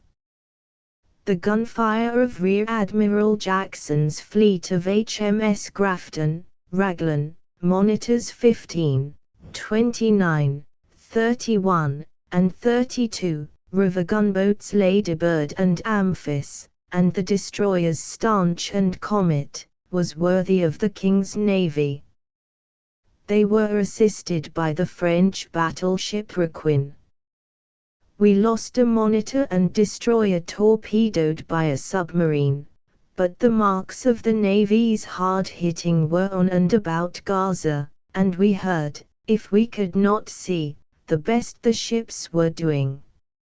On one day there was a number of explosions about Der Sinai indicating the destruction of some of the enemy's reserve of ammunition, and while the Turks were still in Gaza they received a shock resembling nothing more than an earthquake.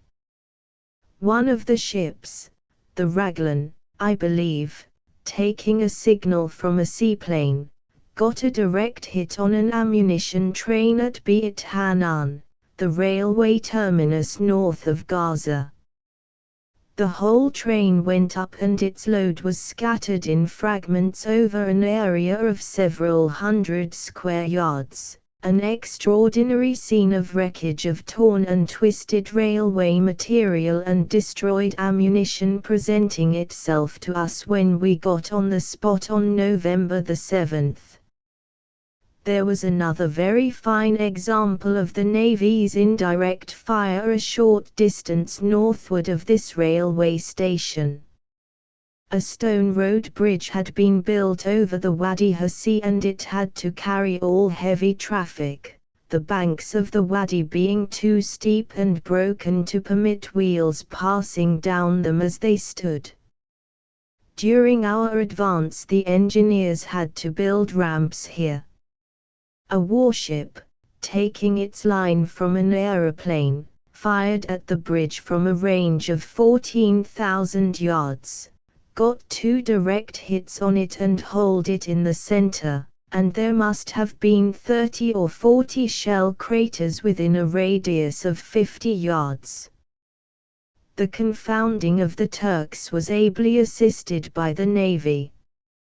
Chapter 9 Crushing the Turkish left. Now we return to the operations of XXTH Corps and Desert Mounted Corps on our right.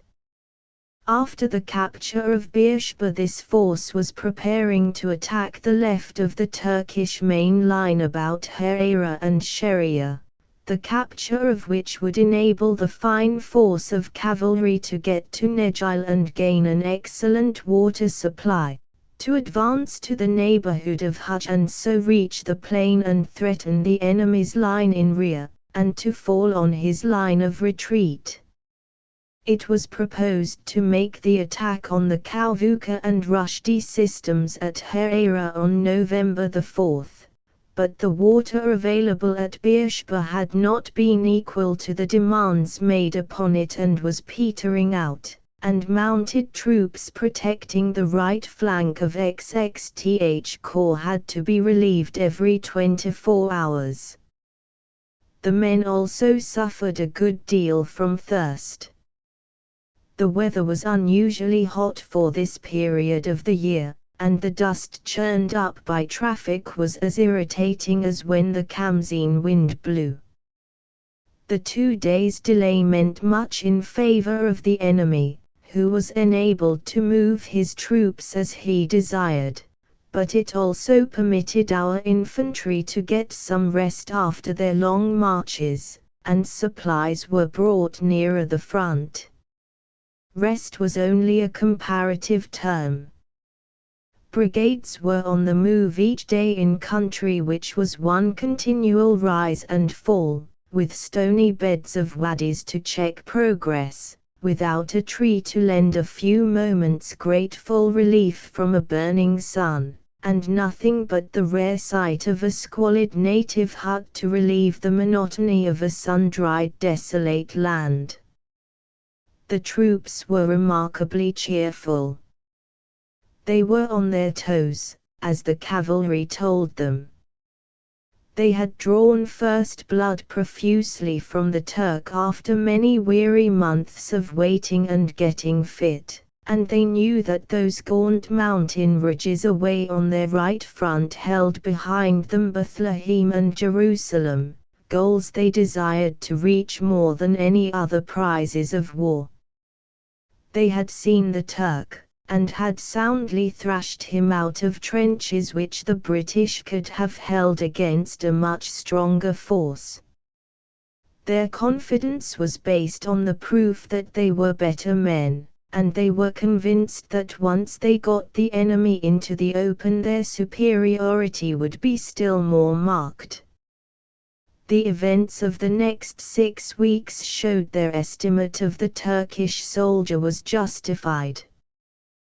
The 53rd Division with the Imperial Camel Corps on its right moved to Toul Abu Jawal on November 1 to protect the flank guard of the XXTH Corps during the pending attack on the Kalvuka system. The infantry had some fighting on that day, but it was mild compared with the strenuous days before them. The 10th Division attacked a Jag railway station northwest of Beersheba and secured it, and waited there with the 74th Division on its right while the Welsh Division went forward to fight for Cerwalf on November 3. The Welshmen could not obtain the whole of the position on that day, and it was not until the 6th that it became theirs.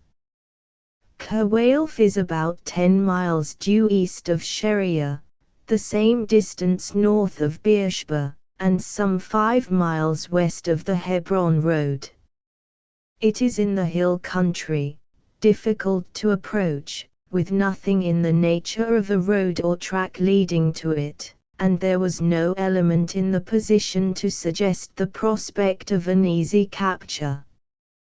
When General Mart advanced to these forbidding heights, the strength of the enemy in these parts was not realized. prisoners taken during the day proved that there were portions of 3 or 4 Turkish divisions in the neighborhood, and the strong efforts made to prevent the Welsh troops gaining the position and the furious attempts to drive them out of it suggested that most of the Turkish reserves had been brought over to their left flank to guard against a wide movement intended to envelop it. It afterwards turned out that von Kressenstein believed General Allenby intended to march on Jerusalem up the Hebron road, and he threw over to his left all his reserves to stop us. That was a supreme mistake, for when we had broken through at Harira and Sheria, the 2 wings of his army were never in contact, and their only means of communication was by aeroplane. The magnificent fight the 53rd Division put up at Kerwalf against vastly superior forces and in the face of heavy casualties played a very important part in the overwhelming defeat of the Turks. For 4 days and nights the Welsh division fought without respite and with the knowledge that they could not be substantially reinforced, since the plan for the attack on Harira and Sheria entailed the employment of all the available infantry of XXTH Corps. Attack after attack was launched against them with extreme violence and great gallantry. Their positions were raked by gunfire, whilst water and supplies were not over plentiful. But the staunch division held on grimly to what it had gained, and its tenacity was well rewarded by what was won on other portions of the field. During the night of November 5 to 6 and the day of the 6th, the 74th, 60th, and 10th Divisions concentrated for the attack on the Kalvuka system. The enemy's positions ran from his Jerusalem-Beersheba railway about 5 miles southeast of Harira, across the Gaza-Beersheba road to the Wadi Sheria, on the northern bank of which was an exceedingly strong redoubt covering Harira. The eastern portion of this line was known as the Kalvuka system, and between it and Harira was the Rushdie system, all being connected up by long communication and support trenches, while a light railway ran from the Rushdie line to dumps south of Sheria. At the moment of assembly for attack, our line from right to left was made up as follows. The 158th Infantry Brigade was on the right, south of Tel Kerwalf. Then came the 160th Brigade and 159th Brigade.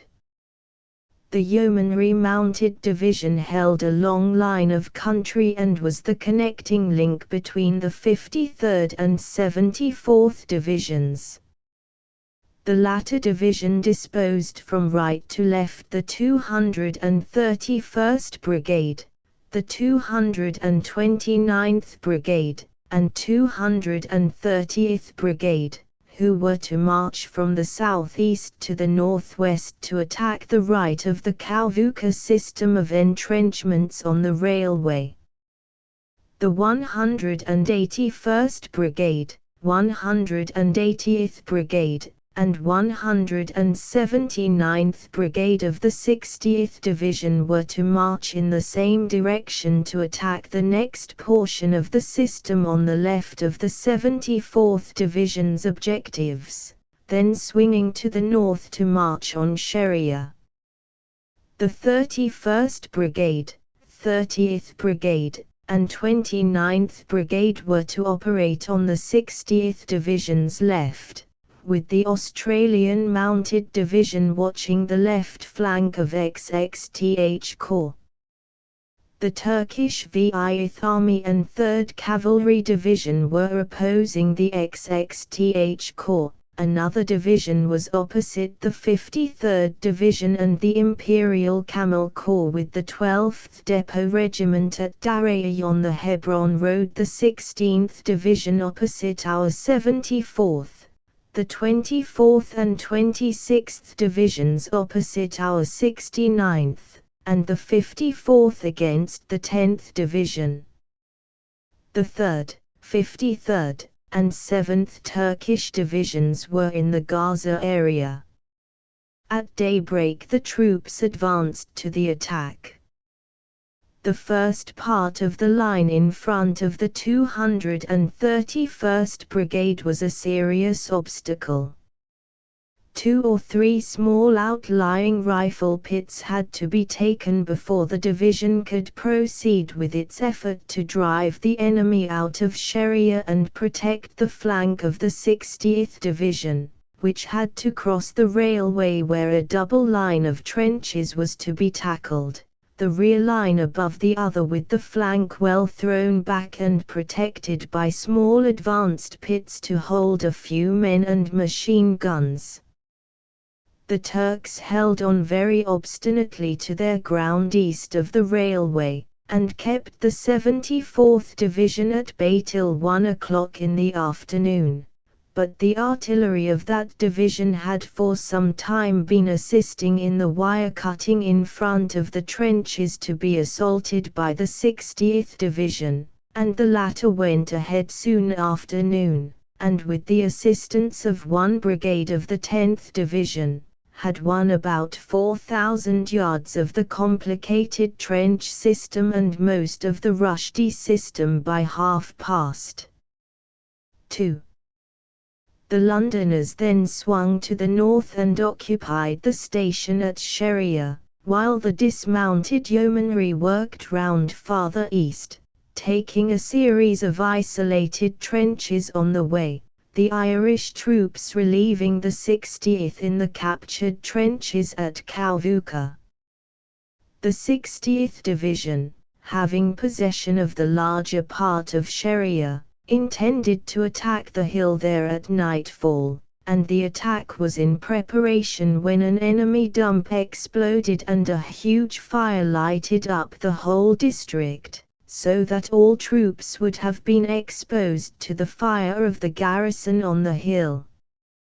General Shea therefore stopped the attack, but the hill was stormed at 4:30 next morning and carried at the point of the bayonet. A bridgehead was then formed at Sharia, and the Londoners fought all day and stopped one counter-attack when it was within 200 yards of our line. On that same morning the Irish troops had extended their gains westwards from the Rushdie system till they got to Hayratep Redoubt, a high mound 500 yards across the top, which had been criss-crossed with trenches with wire hanging about some broken ground at the bottom. Here there was a hot tussle, but the Irishmen valiantly pushed through and not only gave XXTH Corps the whole of its objectives and completed the turn of the enemy's left flank, but joined up with the XXist Corps. The working of XXTH Corps scheme had again been admirable, and once more the staff work had enabled the movements to be timed perfectly. The Desert Mounted Corps was thus able to draw up to Sharia in readiness to take up the pursuit and to get the water supply at Nejile. This ended the XXTH Corps task for a few days, though the 60th Division became temporarily attached to Desert Mounted Corps. XXTH Corps had nobly done its part. The consummate ability, energy, and foresight of the Corps commander had been supported throughout by the skill of divisional and brigade commanders. For the men no praise could be too high. The attention given to their training was well repaid. They bore the strain of long marches on hard food and a small allowance of water in a way that proved their physique to be only matched by their courage, and that was of a high order. Their discipline was admirable, their determination alike in attack and defense strong and well sustained. To say they were equal to the finest troops in the world might lay one open to a charge of exaggeration when it was impossible to get a fair ground of comparison, seeing the conditions of fighting on different fronts was so varied. But the trials through which the troops of XXTH Corps passed up to the end of the first week of November, and their magnificent accomplishments by the end of the year, make me doubt whether any other corps possessed finer soldierly qualities. The men were indeed splendid. The casualties sustained by the XXTH Corps from the 31st of October to the 16th of November were, killed, officers 63, other ranks 869, wounded, officers 198, other ranks 4,246, missing, no officers, 108 other ranks, a total of 261 officers and 5,223 other ranks. During the period after Beersheba, when the XXTH Corps troops were concentrating to break up the Turks' defensive position on the left, the Desert Mounted Corps was busily engaged holding a line 8 or 10 miles north and northeast of Beersheba, and watching for any movement of troops down the Hebron Road.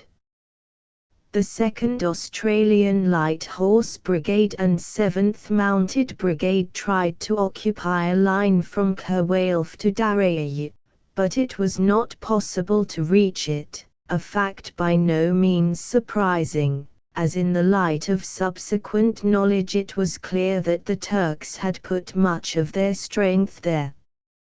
A patrol of light horsemen managed to work round to the north of Daraya, a curious group of mud houses on a hilltop inhabited by natives who have yet to appreciate the evils of grossly overcrowded quarters as well as some of the elementary principles of sanitation, and they saw a number of motor lorries come up the admirably constructed hill road designed by German engineers. The lorries were hurrying from the Jerusalem area with reinforcements. Prisoners, several hundreds of them in all, were brought in daily, but no attempt was made to force the enemy back until November the 6th, when the 53rd Division, which for the time being was attached to the Desert Mounted Corps, drove the Turks off the whole of Kerwalf, behaving as I have already said with fine gallantry and inflicting severe losses. There were also counter-attacks launched against the 5th Mounted Brigade, the New Zealand Mounted Rifles Brigade, and the Imperial Camel Corps Brigade, but these were likewise beaten off with considerable casualties to the enemy. When the XXTH Corps had captured the Kalvuka system, a detachment for the defense of the right flank of the army was formed under the command of Major General Gida S. Barrow, the GOC Yeomanry Mounted Division, consisting of the Imperial Camel Corps Brigade, 53rd Division, Yeomanry Mounted Division, New Zealand Mounted Rifles Brigade, and 2 squadrons and 8 machine guns of the 2nd Australian Light Horse Brigade. The Australian Mounted Division marched from Calm, whither it had been sent on account of water difficulties, to rejoin Desert Mounted Corps, to whom the 60th Division was temporarily attached. The Desert Corps had orders on November the 7th to push through as rapidly as possible to the line Wadi Jemaim Hajj, and from that day the Corps commenced its long march to Jaffa, a march which, though strongly opposed by considerable bodies of troops, was more often interfered with by lack of water than by difficulty in defeating the enemy. The scarcity of water was a sore trouble. There was an occasional pool here and there, but generally the only water procurable was in deep wells giving a poor yield. The cavalry will not forget that long trek. No brigade could march straight ahead. Those operating in the foothills on our right had to fight all the way, and they were often called upon to resist counter-attacks by strong rearguards issuing from the hills to threaten the flank and so delay the advance in order to permit the Turks to carry off some of their material. It was necessary almost every day to withdraw certain formations from the front and send them back a considerable distance to water, replacing them by other troops coming from a well center. In this way brigades were not infrequently attached to divisions other than their own, and the administrative services were heavily handicapped.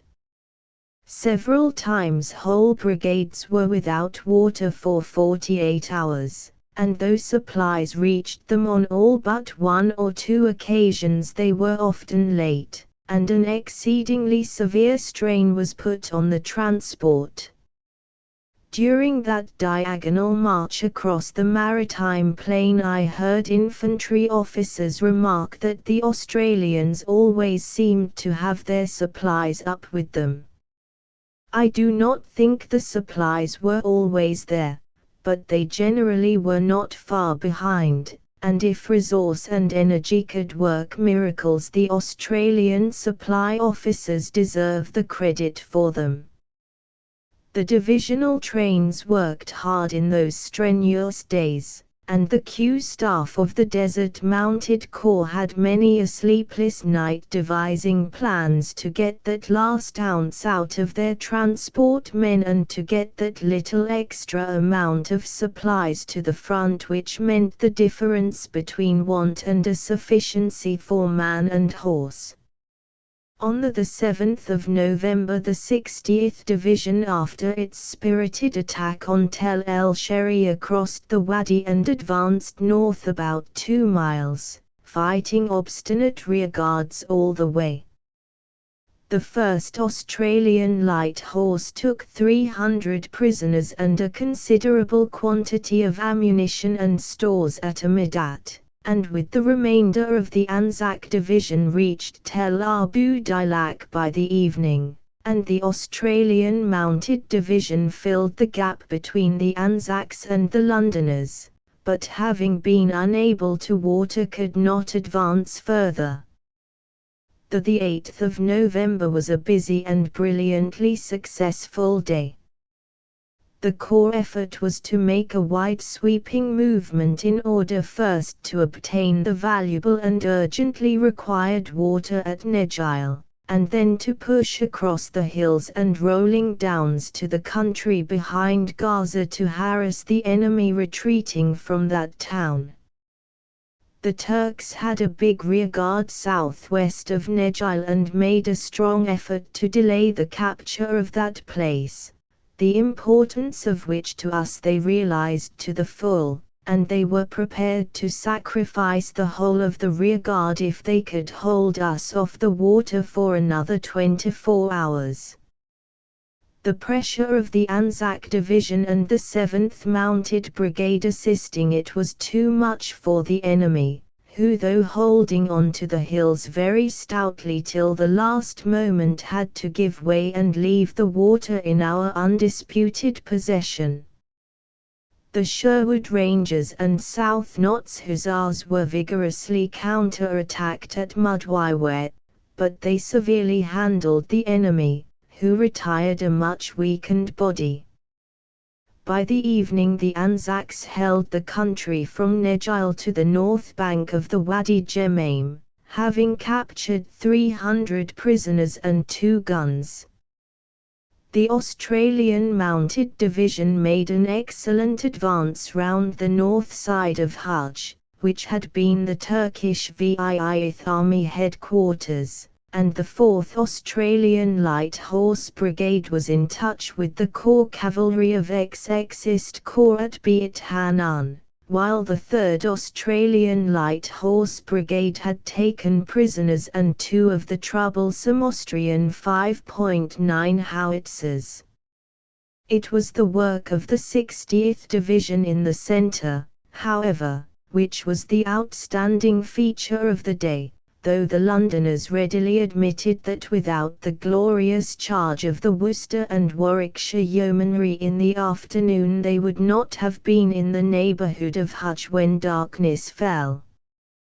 The 60th were in the centre, sandwiched between the Anzacs and Australian Mounted Division, and their allotted task was to clear the country between Sheria and Hajj, a distance of 10 miles.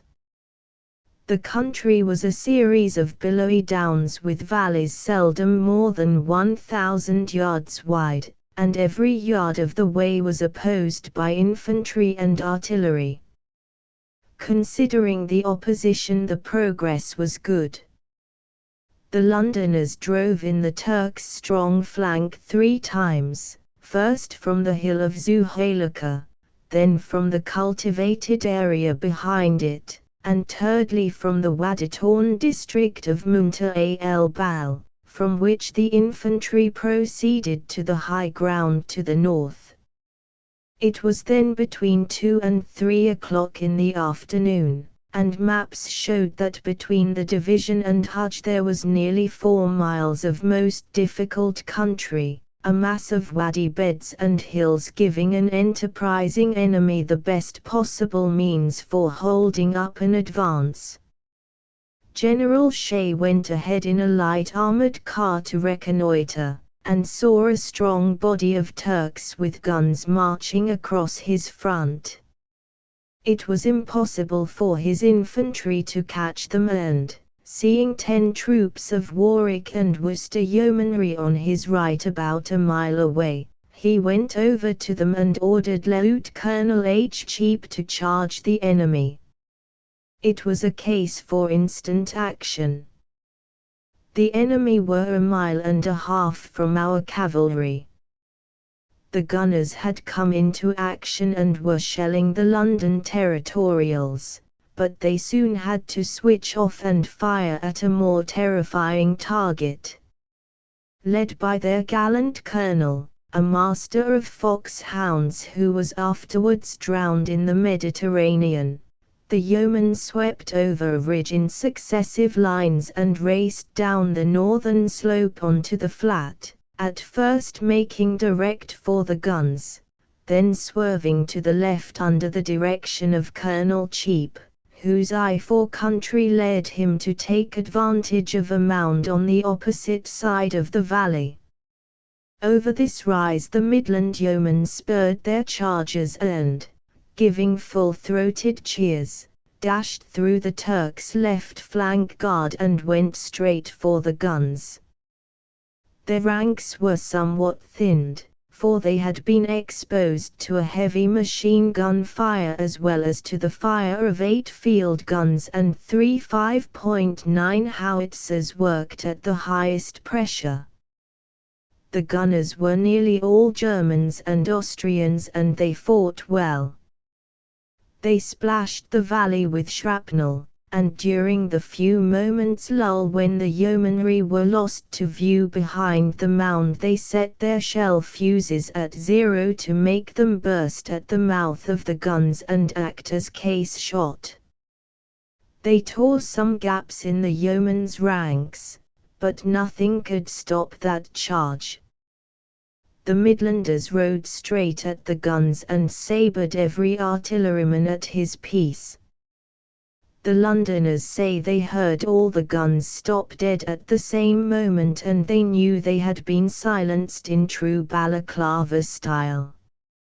Having wiped out the batteries, the yeomen again answered the call of their leader and swept up a ridge to deal effectively with 3 machine guns, and having used the white arm against their crews, the guns were turned onto the retreating Turks and decimated their ranks. This charge was witnessed by General Shea, and I know it is his opinion that it was executed with the greatest gallantry and élan, and was worthy of the best traditions of British cavalry. The yeomanry lost about 25% of their number in casualties, but their action was worth the price, for they completely broke up the enemy resistance and enabled the London Division to push straight through to Hajj. The Warwick and Worcester yeomanry received the personal congratulations of the Commander-in-Chief, and General Shea was also thanked by General Allenby. During this day General Shea accomplished what probably no other divisional commander did in this war. When out scouting in a light armored car, he was within 500 yards of a big ammunition dump which was blown up. He saw the 3 men who had destroyed it running away, and he chased them into a wadi and machine-gunned them. They held up their hands and were astonished to find they had surrendered to a general. These men were captured in the nick of time. But for the appearance of General Shea they would have destroyed another dump, which we captured intact. I was with the division the night after they had taken Hajj. It was their first day of rest for some time, but the men showed few signs of fatigue. No one could move among them without being proud of the Londoners. They were strong, self-reliant, well-disciplined, brave fellows. I well remember what Colonel Temperley, the GSO of the division, told me when sitting out on a hill in the twilight that night. Colonel Temperley had been brigade major of the 1st New Zealand Infantry Brigade, which came to Egypt and took a full share in the work on Gallipoli on its way to France. He had over 2 years of active service on the Western Front before coming out to Palestine for duty with the 60th Division, and his views on men in action were based on the sound experience of the professional soldier. Of the London County Territorials he said, "I cannot speak of these warriors without a lump rising in my throat. These Cockneys are the best men in the world. Their spirits are simply wonderful, and I do not think any division ever went into a big show with higher moral." After 3 years of war it is refreshing to hear the men's earnestly expressed desire to go into action again. These grand fellows went forward with the full bloom on them. There never was any hesitation, their discipline was absolutely perfect, their physique and courage were alike magnificent, and their valor beyond words. The Cockney makes the perfect soldier. I wrote at the time that whether the men came from Bermondsey, Camberwell or Kennington, or belonged to what were known as class corps, such as the Civil Service or Kensingtons, before the war, all battalions were equally good. They were trained for months for the big battle till their bodies were brought to such a state of fitness that Spartan fare during the 10 days of ceaseless action caused neither grumble nor fatigue. The men may well be rewarded with the title London's Pride, and London is honoured by having such stalwarts to represent the heart of the British Empire. In 8 days the Londoners marched 66 miles and fought a number of hot actions. The march may not seem long, but Palestine is not Salisbury Plain. A leg-weary man was asked by an officer if his feet were blistered, and replied, "They're rotten sore, but my heart's gay." That is typical of the spirit of these unconquerable cockneys. I have just left them. They still have the bloom of freshness, and I do not think it will ever fade. Scorching winds which parched the throat and made everything one wore hot to the touch were enough to oppress the staunchest soldier, but these sterling territorials, costers and laborers, artisans and tradesmen, professional men and men of independent means, true brothers in arms and good Britons, left their bivouacs and trudged across heavy country, fearless, strong, proud, and with the cheerfulness of good men who fight for right. What I said in those early days of the great advance was more than borne out later, and in the capture of Jerusalem, in taking Jericho, and in forcing the passage of the Jordan. This glorious division of Londoners was always the same, a pride to its commander, a bulwark of the XXTH Corps, and a great asset of the Empire. Chapter X. Through Gaza into the open. On the Gaza section of the front, the XXist Corps had been busily occupied with preparations for a powerful thrust through the remainder of the defences on the enemy's right when the XXTH Corps should have succeeded in turning the main positions on the left. The 52nd Division on the coast was ready to go ahead immediately there was any sign that the enemy, seeing that the worst was about to happen, intended to order a general retirement, and then it would be a race and a fight to prevent his establishing himself on the high ground north of the Wadi Hassi. Should he fail to do that, there was scarcely a possibility of the Turks holding us up till we got to the Jaffa-Jerusalem road, though between Gaza and that metalled highway there were many points of strength from which they could fight delaying actions. It is very doubtful whether the Turkish General Staff gave the cavalry credit for being able to move across the plain in the middle of November when the wadis are absolutely dry and the water level in the wells is lower than at any other period of the year. Nor did they imagine that the transport difficulties for infantry divisions fed as ours were could be surmounted. They may have thought that if they could secure the Wadi Hassi line before we got into position to threaten it in flank, they would immobilize our army till the rains began, and there was a possibility of sitting facing each other in wet uncomfortable trench quarters till the flowers showed themselves in the spring, by which time, the Baghdad venture of the German Higher Command proving hopeless before it was started, a great volume of reinforcements might be diverted to southern Palestine with Turkish divisions from the Salonika front and a stiffening of German battalions spared from Europe in consequence of the Russian collapse. Whatever they may have been, the Turkish calculations were completely upset. The cavalry's water troubles remained and no human foresight could have smoothed them over, but the transport problem was solved in this way. During the attack on Beersheba, XXist Corps came to the aid of XXTH Corps by handing over to it the greater part of its camel convoys and lorries. So much transport, indeed, that a vast amount of work in the Gaza sector fell to be done by a greatly depleted supply staff.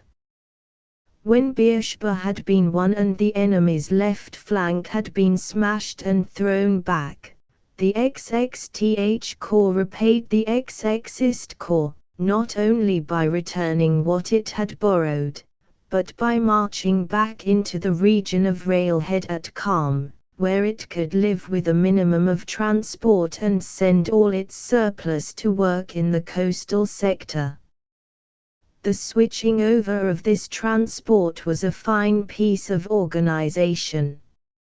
On the allotted day many thousands of camels were seen drawn out in huge lines all over the country, intersected by the Wadi Guz, slowly converging on the spots at which they could be barracked and rested before loading for the advance. The lorries took other paths. There was no repose for their drivers. They worked till the last moment on the east, and then, caked with the accumulated dust of a week's weary labor in sand and powdered earth, turned westward to arrive just in time to load up and be off again in pursuit of infantry, some making the mistake of traveling between the west and east towns of Gaza, while others took the longer and sounder but still treacherous route east of Ali Muntar and through the old positions of the Turks. These lorry drivers were wonderful fellows who laughed at their trials, but in the days and nights when they bumped over the uneven tracks and negotiated earth rents that threatened to swallow their vehicles, they put their faith in the promise of the railway constructors to open the station at Gaza at an early date. Even Gaza, though it saved them so many toilsome miles, did not help them greatly because of a terrible piece of road northeast of the station, but Beit Hanan was comfortable, and for the relief brought by the railway's arrival at Sinai they were profoundly grateful. But this is anticipating the story of Gaza's capture. The XXist Corps had not received its additional transport when it gained the ancient city of the Philistines, though it knew some of it was on the way and most of it about to start on its westward trek. On the day of November the 4th and during the succeeding night the Navy cooperated with the Corps artillery in destroying enemy trenches and gun positions, and the Ali Muntar Ridge was a glad sight for tired gunners' eyes. The enemy showed a disposition to retaliate, and on the afternoon of the 4th he put up a fierce bombardment of our front-line positions from Outpost Hill to the sea, including in his fire area the whole of the trenches we had taken from him from Umbrella Hill to Sheikh Hassan. Many observers of this bombardment by all the Turks' guns of heavy, medium, and small caliber declared it was the prelude not of an attack but of a retirement, and that the Turks were loosing off a lot of the ammunition they knew they could not carry away. They were probably right, though the enemy made no sign of going away for a couple of days. But if he thought his demonstration by artillery was going to hasten back to Gaza some of the troops assembling against the left of his main line, he was grievously in error. The XXist Corps was strong enough to deal with any attack the Turks could launch, and they would have been pleased if an attempt to reach our lines had been made. Next day the Turks were much quieter.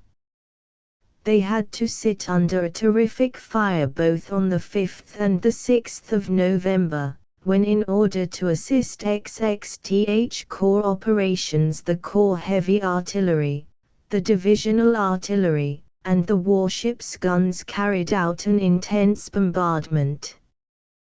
The land guns searched the Turks' front line and reserve systems, while the Navy fired on Friars Hill to the north of Ali Muntar, Sheikh Redwan, a sand hill with a native chief's tomb on the crest, north of Gaza, and on trenches not easily reached by the Corps guns.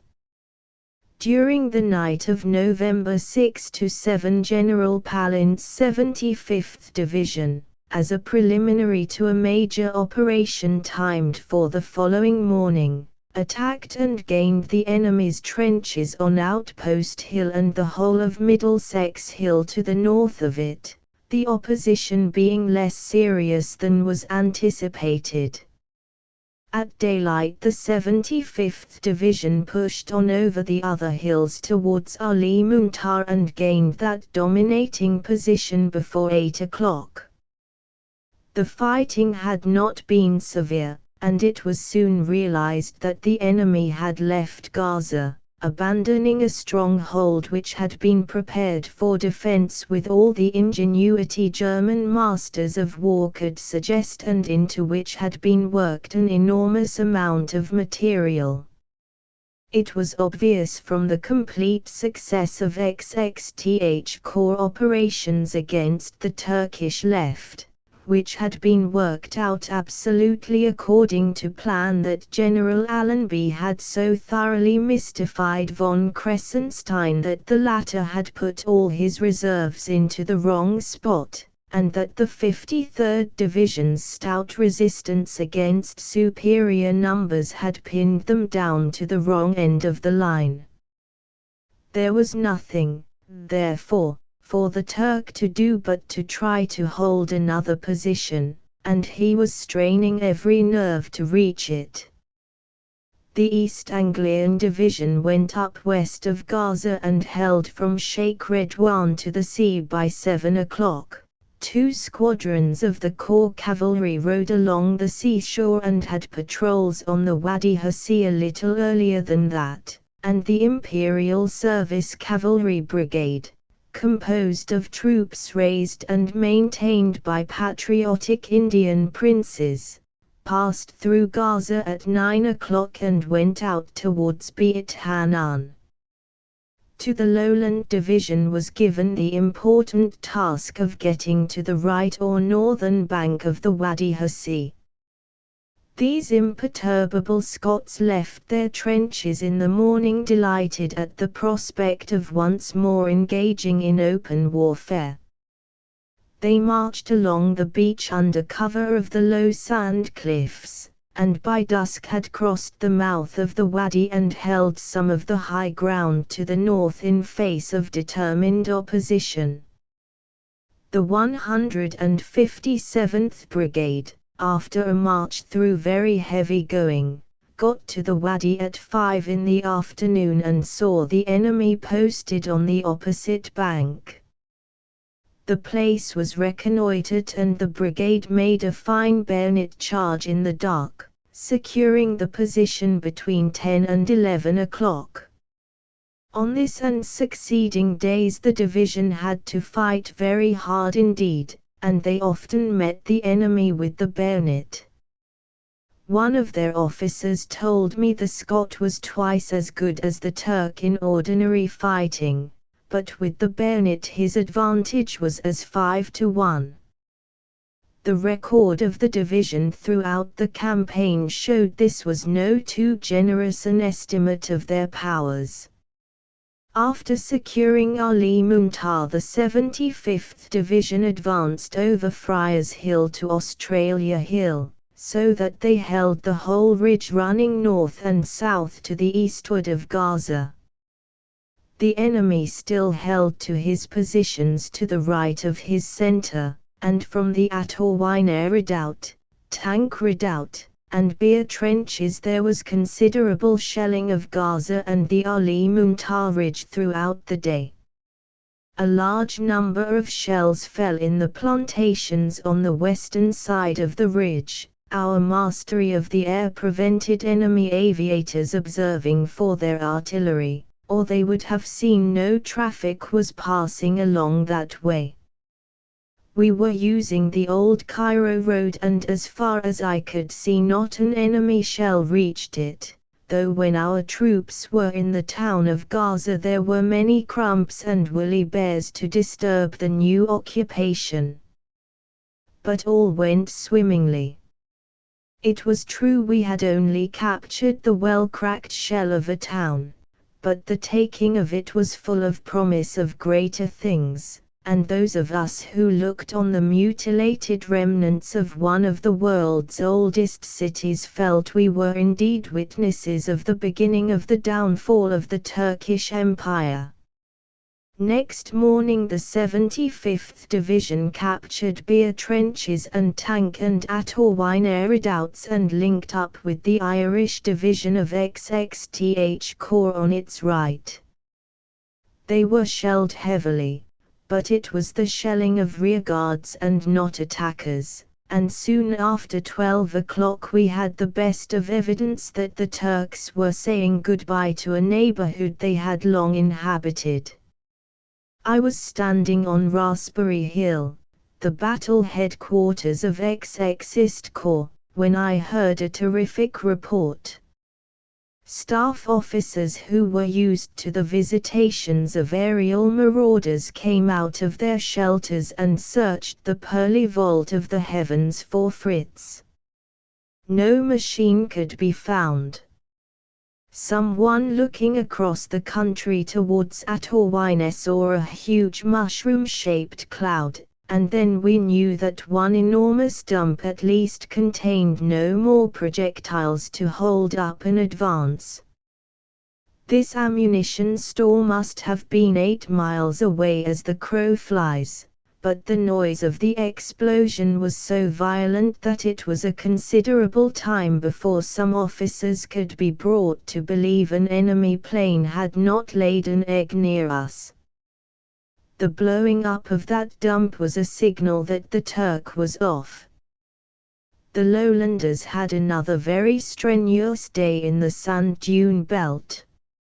First of all they repulsed a strong counter-attack from the direction of Ascalon. Then the 155th Infantry Brigade went forward and, swinging to the right, drove the Turks off the rising ground northwest of Desainid, the possession of which would determine the question whether the Turk could hold on in this quarter sufficiently long to enable him to get any of his material away by his railway and road. The enemy put in a counter-attack of great violence and forced the Scots back. The 157th Brigade in the early evening attacked the ridge and gained the whole of their objectives by 8 o'clock. There ensued some sanguinary struggles on this sandy ground during the night. The Turks were determined to have possession of it and the Scots were willing to fight it out to a finish. The first counter-attack in the dark hours drove the lowlanders off, but they were shortly afterwards back on the hills again. The Turks returned and pushed the Highland Light Infantry and Argyll and Sutherland Highlanders off a second time. A third attack was delivered with splendid vigour and the enemy left many dead, but they renewed their efforts to get the commanding ground and succeeded once more.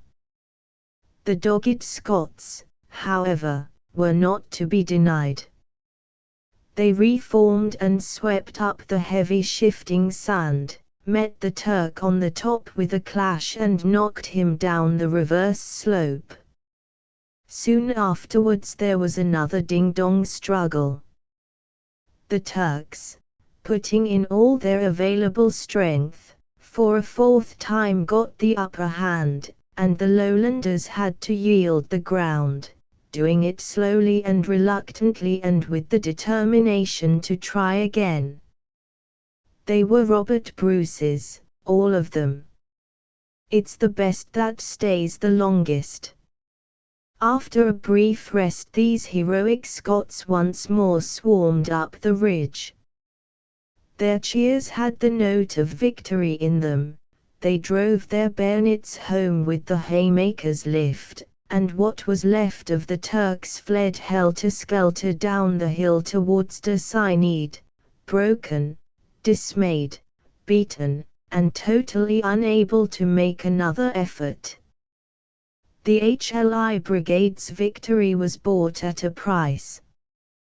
The cost of that hill was heavy, but the Turks' tale of dead was far heavier than ours, and we had won and held the hills and consolidated them. The Turks then turned their faces to the north and the Scots hurried them on. The Imperial Service Cavalry Brigade had also met with considerable resistance, but they worked up to and on the ridge overlooking Beit Hanun from the east and captured a 5.9.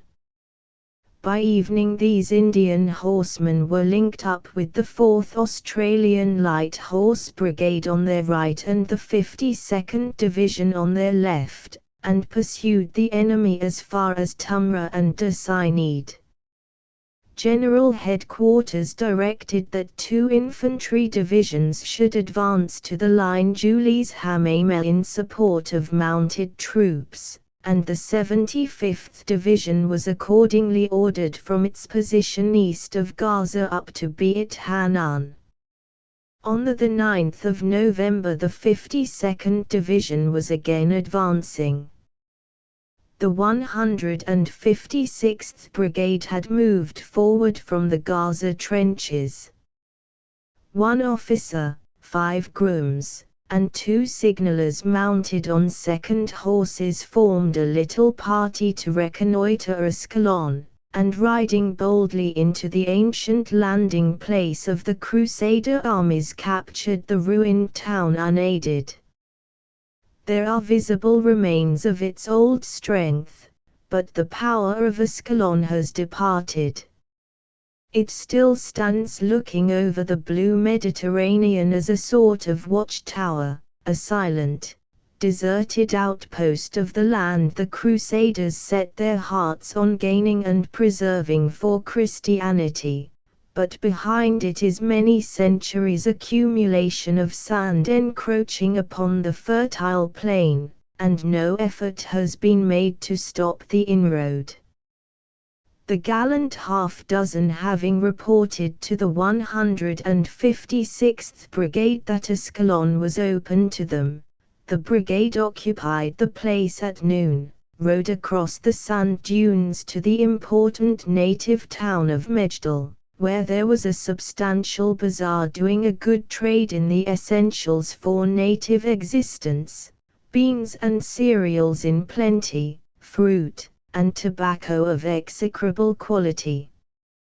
At Mejdal the Sikhs accepted the surrender of a body of Turks guarding a substantial ammunition dump and rejoined their units, satisfied with the day's adventure. The Turks had retired a considerable distance during the day. The principal body was moving up what is called the main road from Dasaineed, through Beit Jurjal to Julies, to get to Swayfur-ish-Shirkiyet, Custin, and Junction Station, from which they could reach Latran by a metalled road, or Ramla by a hard mud track by the side of their railway. They were clearly going to oppose us all the way or they would lose the whole of their material, and their forces east and west of the road were well handled in previously selected and partially prepared positions. They left behind them the unpleasant trail of a defeated army. Turks had fallen by the way and the natives would not bury them. Our aircraft had bombed the road, and the dead men, cattle and horses, and smashed transport were ghastly sights and made the air offensive. There they lay, one long line of dead men and animals, and if a London fog had descended to blind the eyes of our army the sense of smell would still have carried a scout on the direct line of the Turkish retreat. I will break off the narrative of fighting at this point to describe a scene which expressed more eloquently than anything else I witnessed in Palestine how deeply engraved in the native mind was the conviction that Britain stood for fair dealing and freedom. The inhabitants, like the Arabs of the desert, do not allow their faces to betray their feelings. They preserve a stolid exterior, and it is difficult to tell from their demeanor whether they are friendly or indifferent to you. But their actions speak aloud. Early on the morning after the lowlanders had entered Mejdal, I was in the neighborhood. Our guns banging away to the north were a reminder that there was to be no promenade over the plain, and that we had yet to make good the formidable obstacle of the Wadi Sukra, when I passed a curious procession. People whom the Turks had turned out of Gaza and the surrounding country were trekking back to the spots where they and their forefathers had lived for countless generations. All their worldly goods and chattels were packed on overloaded camels and donkeys. The women bore astonishingly heavy loads on their heads. The men rode or walked carrying nothing, while patriarchs of families were either held in donkey saddles or were borne on the shoulders of younger men. Agriculturists began to turn out to plow and till the fields which had lain fallow while the Turkish scourge of war was on the land, and the people showed that, now they had the security of British protection, they intended at once to resume their industry.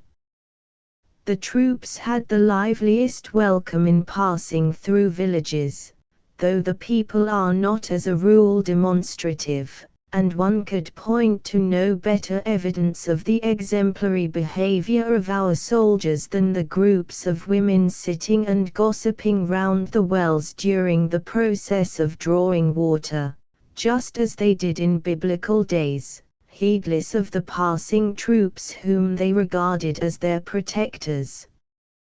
The man behind a rude plough may have stopped his ill-matched team of pony and donkey to look at a column of troops moving as he had never seen troops march before. A head of a family might collect the animals carrying his household goods and hurry them off the line of route taken by military transport.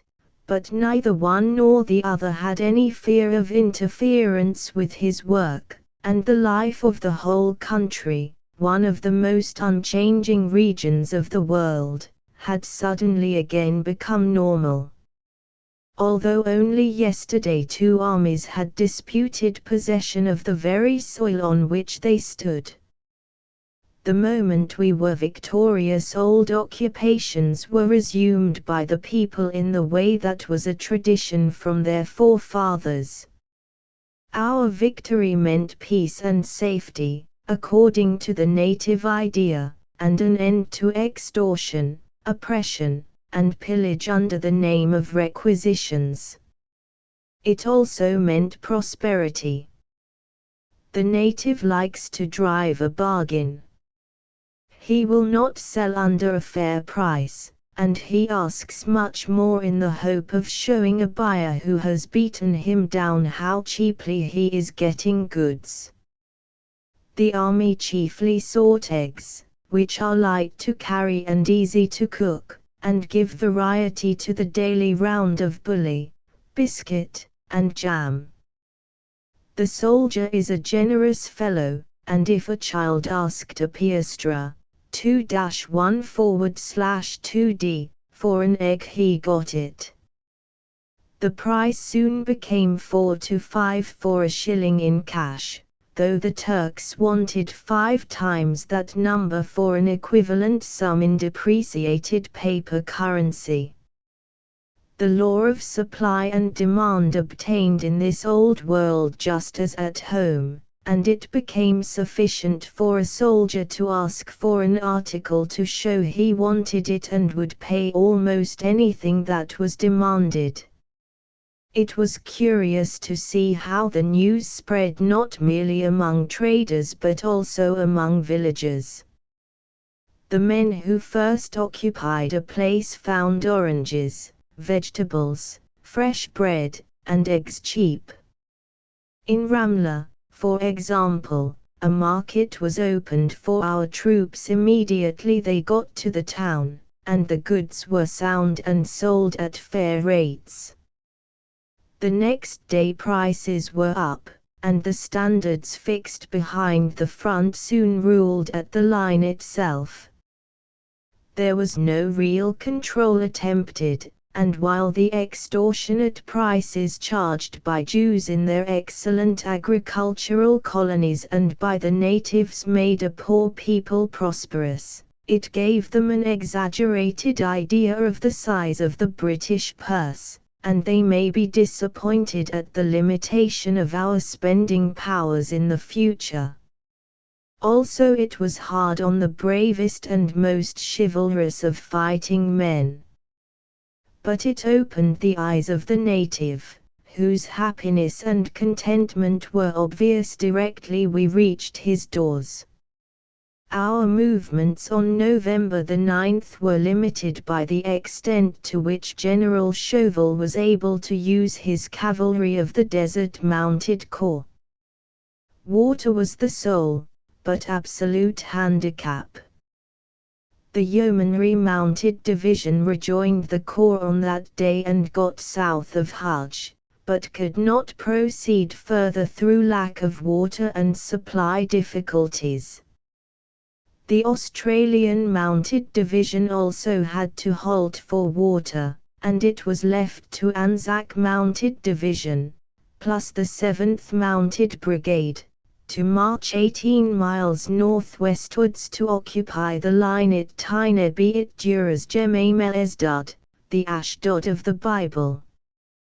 The 52nd Division occupied the area Esdod Mejdal Herbier by the evening of the 10th, and on the way, Australian cavalry being held up on a ridge north of Beit Duras.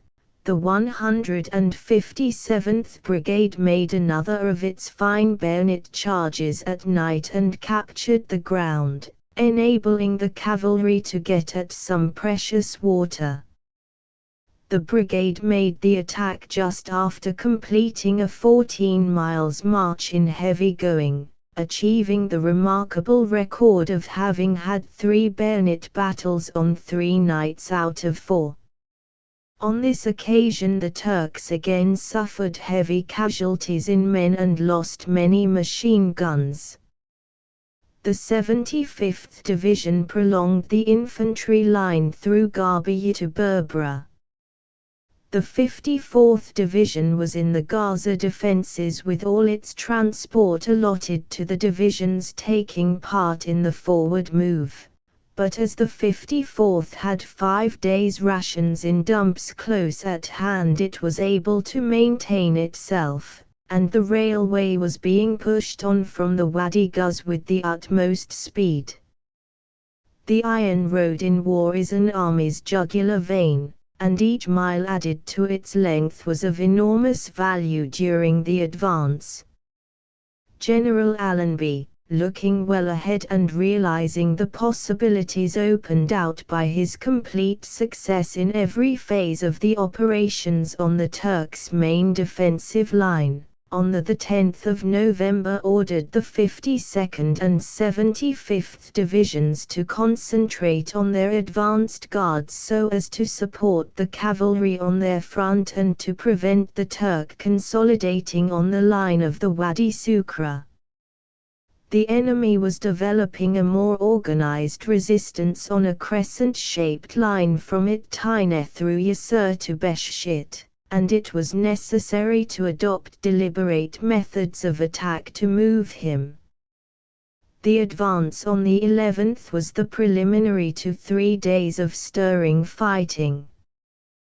The Turks put up a very strong defense by their rearguards, and when one says that at this time they were fighting with courage and magnificent determination, one is not only paying a just tribute to the enemy but doing justice to the gallantry and skill of the troops who defeated him. The Scots can claim a large share of the success of the next 2 days, but British yeomanry took a great part in it, and their charge at Muffar, and perhaps their charge at Abu Shush as well, will find a place in military textbooks, for it has confounded those critics who declared that the development of the machine gun in modern warfare has brought the uses of cavalry down to very narrow limits. The 156th Brigade was directed to take Burqa on the 12th so as to give the infantry liberty of maneuver on the following day. Burqa was a nasty place to tackle. The enemy had two lines of beautifully sited trenches prepared before he fell back from Gaza. The Scots had to attack up a slope to the first line, and having taken this to pass down another slope for 1,000 yards before reaching the glacis in front of the second line. The Scottish Rifles assaulted this position by day without much artillery support, but they took it in magnificent style. It looked as if the Turks had accepted the verdict, but at night they returned to a brown hill on the right and drove the 4th Royal Scots from it. This battalion came back soon afterwards and retook the hill with the assistance of some Gurkhas of General Colston's 233rd Infantry Brigade, and the Turk retired to another spot, hoping that his luck would change. While this fighting was going on about Burqa, the 155th Brigade went ahead up a road which the cavalry said was strongly held. They got 8 miles north of Esdud, and were in advance of the cavalry, intending to try to secure the two heights and villages of Katra and Mufar on the following day. Katra was a village on a long mound south of Mufar, native mud huts constituting its southern part, whilst separated from it on the northern side by some gardens was a pretty little Jewish settlement whose red-tiled houses and orderly well-cared-for orchards spoke of the industry of these settlers in Zion. All over the hill right up to the houses the cactus flourished, and the hedges were a replica of the terrible obstacles at Gaza. From Katra the ground sloped down to the flat on all four sides, so that the village seemed to stand on an island in the plain. A mile due west of it was Beshshit, while 1 mile to the north across more than one wadi stood El Mufar at the southern end of an irregular line of hills which separated Yebna and Aqsa, which will be more readily recognized, the former as the Jamia of the Jews and the latter as Ekron, one of the famous Philistine cities. While the 75th Division was forcing back the line Termusgustin Yasser and Mesmi athwart the road to Junction Station, the 155th Brigade attacked Katra. The whole of the artillery of two divisions opened a bombardment of the line at 8 o'clock. But the Turks showed more willingness to concede ground on the east than at Katra, where the machine gun fire was exceptionally heavy. General Pollock McCall decided to assault the village with the bulk of his brigade, and seizing a rifle and bayonet from a wounded man, led the charge himself, took the village, and gradually cleared the enemy out of the cactus-enclosed gardens. The enemy losses at Katra were very heavy. In crossing a rectangular field, many Turks were caught in a crossfire from our machine guns, and over 400 dead were counted in this one field. Chapter 11. Two yeomanry charges in front of the mud huts of Mufar, so closely packed together on the southern slope of the hill that the dwellings at the bottom seemed to keep the upper houses from falling into the plain. There was a long oval garden with a clump of cypresses in the center, the whole surrounded by cactus hedges of great age and strength. In the cypresses was a nest of machine guns whose crews had a perfect view of an advance from Katra. The infantry had to advance over flat open ground to the edge of the garden. The Turkish machine gunners and riflemen in the garden and village were supported by artillery firing from behind the ridge at the back of the village, and although the brigade made repeated efforts to get on, its advance was held up in the early afternoon, and it seemed impossible to take the place by infantry from the south in the clear light of a November afternoon.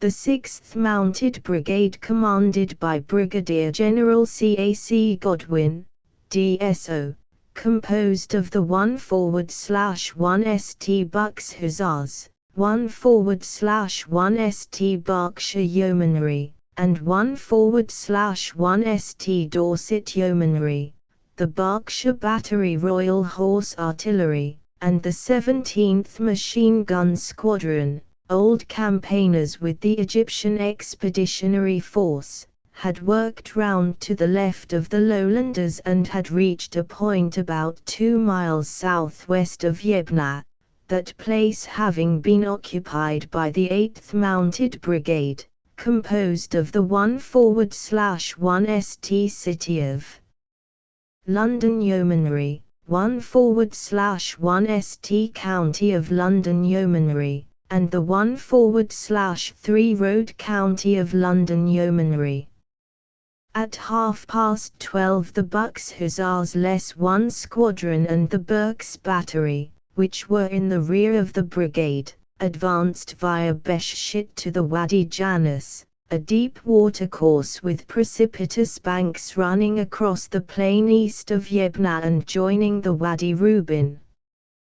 One squadron of the Bucks Hussars had entered Yebna from the east, cooperating with the 8th Brigade. General Godwin was told over the telephone that the infantry attack was held up and that his brigade would advance to take Muffa. This order was confirmed by telegram a quarter of an hour later as the brigadier was about to reconnoiter a line of approach. The Berks Battery began shelling Muffa and the ridge behind the village from a position half a mile north of Beshshit, screened by some trees. Brigade headquarters joined the Bucks Hussars headquarters in the Wadi Janus half a mile southeast of Yebna, where Lieutenant Colonel the Honourable F. Cripps commanding the Bucks Hussars had, with splendid judgment, already commenced a valuable reconnaissance, the Dorset and Berks Yeomanry being halted in a depression out of sight a few hundred yards behind. The Turks had the best possible observation, and, knowing they were holding up the infantry, concentrated their attention upon the cavalry. Therein they showed good judgment, for it was from the mounted troops the heavy blow was to fall. Lieut. Perkins, Bucks Hussars, was sent forward to reconnoiter the Wadi Shelal Elga, which runs parallel to and east of the Wadi Janus. He became the target of every kind of fire, guns, machine guns, and rifles opening on him from the ridge whenever he exposed himself.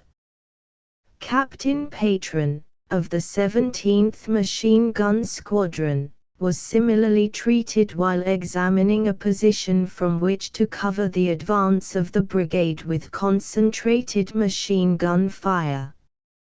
It was not an easy thing to get cavalry into position for a mounted attack. Except in the wadis, the plain between Yebna and Muffa offered no cover and was within easy range of the enemy's guns. The Wadi Janus was a deep slit in the ground with sides of clay falling almost sheer to the stony bottom.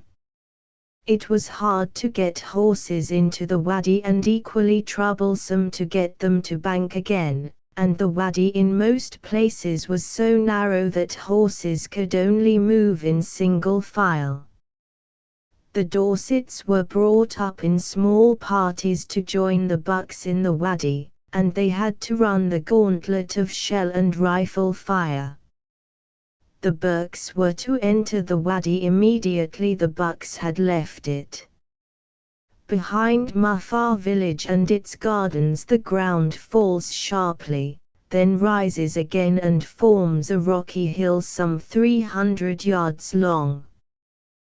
There is another decline, and north of it a conical-shaped hill, also stony and barren, though before the crest is reached there is some undulating ground which would have afforded a little cover if the cunning Turks had not posted machine guns on it.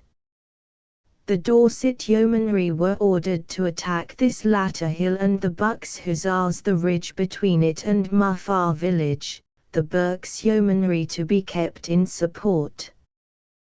There seems to be no reason for doubting that Mufar would not have been captured that day but for the extremely brilliant charge of these home counties yeomen.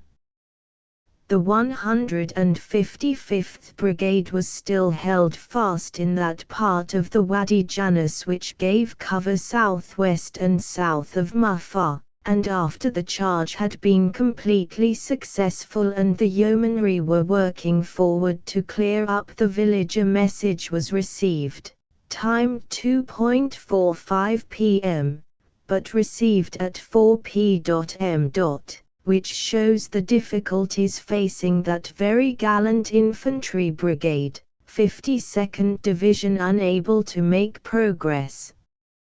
Cooperate and turn Mufar from the north. It was a hot bright afternoon. The dispositions having been made, the Bucks Hussars and Dorset yeomanry got out of the wadi and commenced their mounted attack, the Burkes battery in the meantime having registered on certain points. The Bucks Hussars, in column of squadrons extended to 4 yards interval, advanced at a trot from the wadi, which was 3,000 yards distant from the ridge which was their objective. 2 machine guns were attached to the Bucks and 2 to the Dorsets, and the other guns under Captain Patron were mounted in a position which that officer had chosen in the Wadi Elga, from which they could bring to bear a heavy fire almost up to the moment the Bucks should be on the ridge. This machine gun fire was of the highest value, and it unquestionably kept many Turkish riflemen inactive. B Squadron under Captain Bulteel, MC, was leading, and when 1,000 yards from the objective the order was given to gallop, and horses swept over the last portion of the plain and up the hill at a terrific pace, the thundering hoofs raising clouds of dust. The tap-tap of machine guns firing at the highest pressure, intense rifle fire from all parts of the enemy position.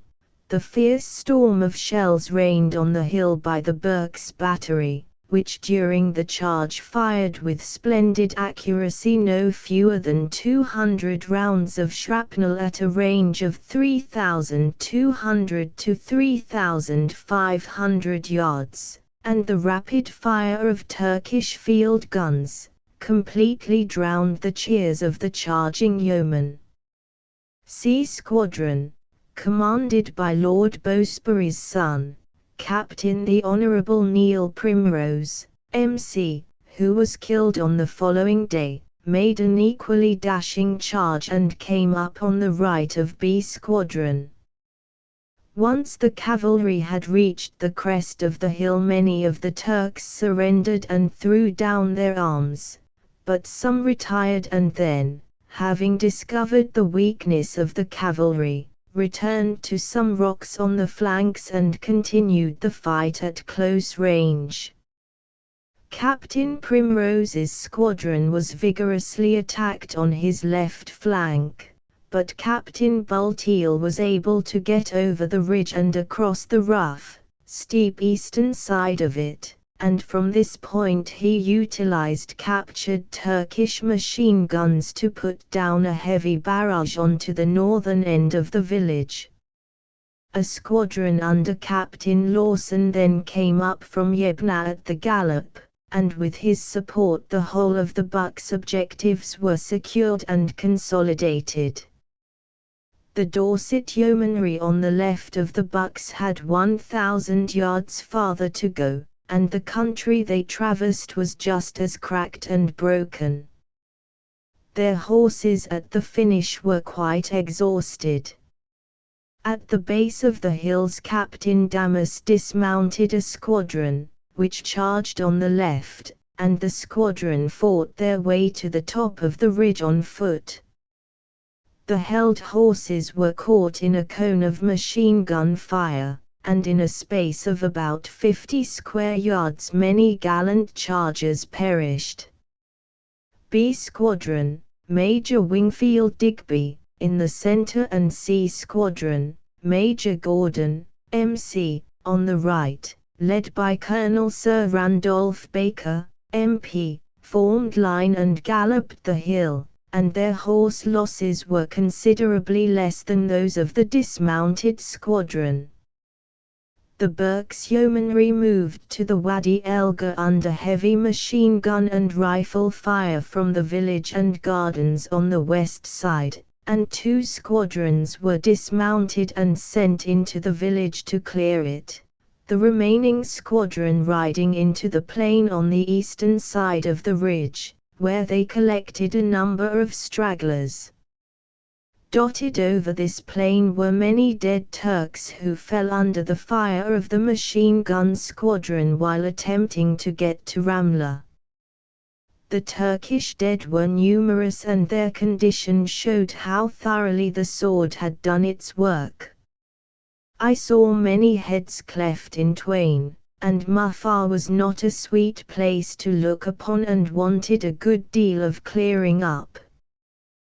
The yeomanry took 18 officers and 1,078 other ranks prisoners, whilst 14 machine guns and 2 field guns were captured. But for the tired state of the horses many more prisoners would have been taken, large numbers being seen making their way along the red sand tracks to Ramla, and an inspection of the route on the morrow told of the pace of the retirement brought about by the shock of contact with cavalry. Machine guns, belts and boxes of ammunition, equipment of all kinds were strewn about the paths, and not a few wounded Turks had given up the effort to escape and had lain down to die. The casualties in the 6th Mounted Brigade were 1 officer killed and 6 wounded, 15 other ranks killed and 107 wounded and 1 missing, a remarkably small total. Among the mortally wounded was Major de Rothschild, who fell within sight of some of the Jewish colonies which his family had founded. 265 horses and 2 mules were killed and wounded in the action. Mufar was a great cavalry triumph, and the regiments which took part in it confirmed the good opinions formed of them in this theatre of war. The Dorsets had already made a spirited charge against the Senussi in the Western Desert in 1916, 1. And having suffered from the White Arm once, those misguided Arabs never gave the cavalry another chance of getting near them. The Bucks and Berks, too, had taken part in that swift and satisfactory campaign. All 3 regiments on the following day were to make another charge, this time on one of the most famous sites in the battle history of Palestine. The 6th Mounted Brigade moved no farther on the day of Mufar because the 22nd Mounted Brigade, when commencing an attack on Aqsa, the old Philistine city of Ekron, were counter-attacked on their left. During the night, however, The Turks in Aqsa probably heard the full story of Mufar, and did not wait long for a similar action against them. The 22nd Mounted Brigade drove them out early next morning, and they went rapidly away across the railway at Nanette, leaving in our hands the railway guard of 70 men, and seeking the bold crest of Abu Shush. They moved, as I shall presently tell, out of the frying pan into the fire. Footnote 1.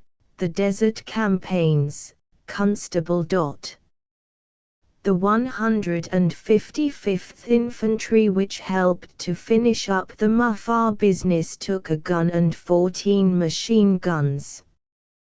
Then with the remainder of the 52nd Division it had a few hours of hard-earned rest.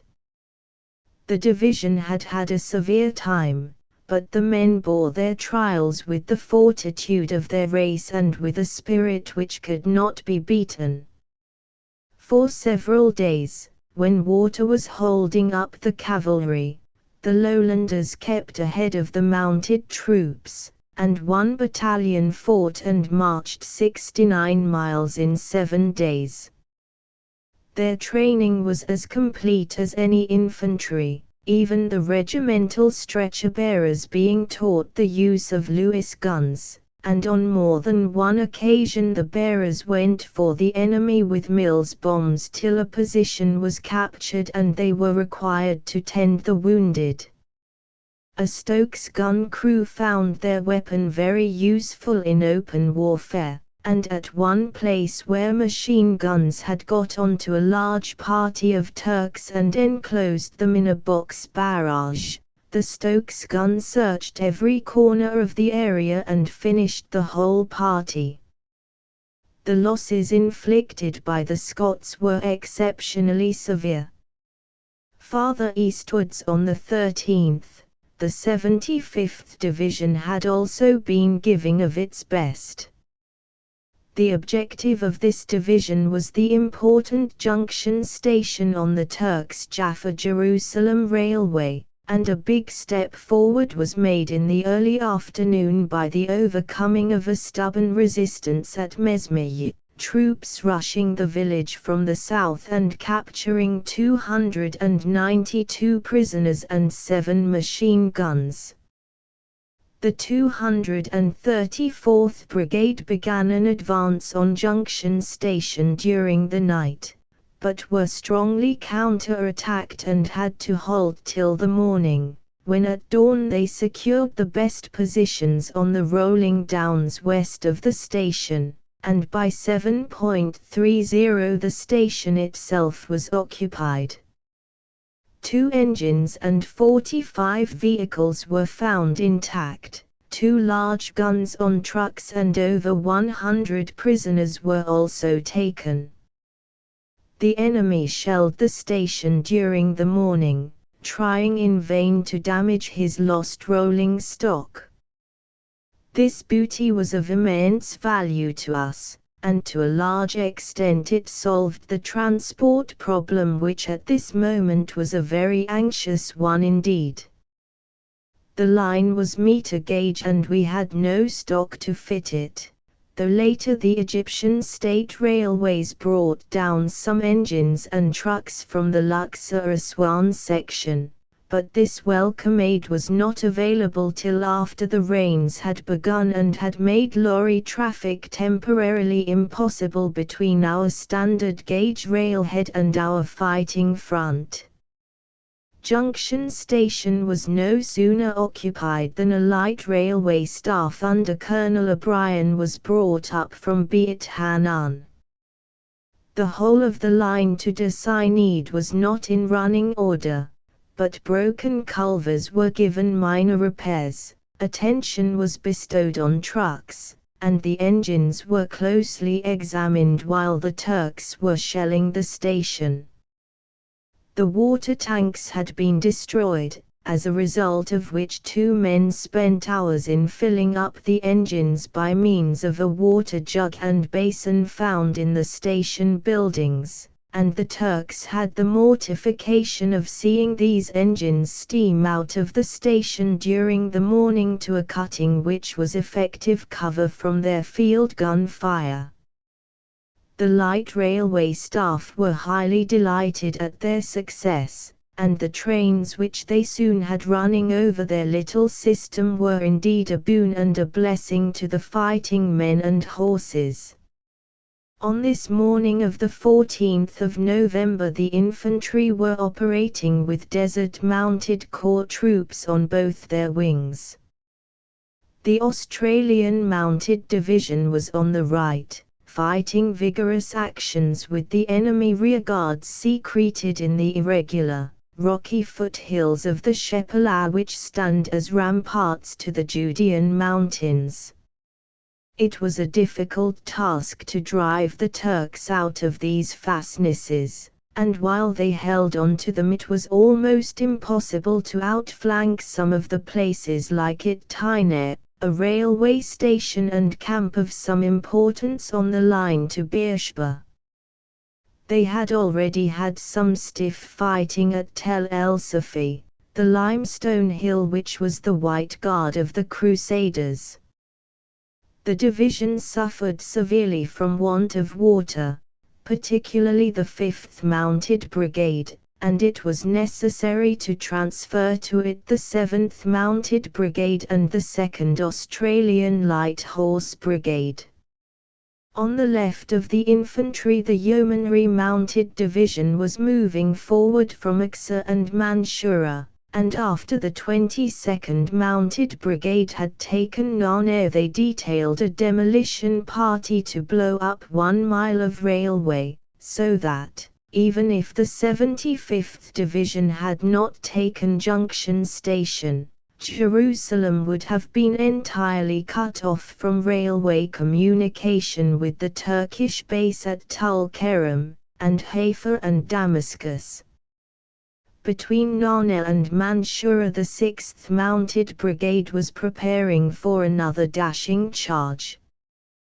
The enemy who had been opposing us for 2 days consisted of remnants of 2 divisions of both the Turkish VIth and VIIth armies brought together and hurriedly reorganized. The victory at Mufar had almost, if not quite, split the force in two. That is to say that portion of the line which had been given the duty of holding Mufar had been so weakened by heavy casualties, and the loss of morale consequent upon the shock of the cavalry charge, that it had fallen back to Ramla and Lud and was incapable of further serious resistance. There was still a strong and virile force on the seaside, though that was adequately dealt with.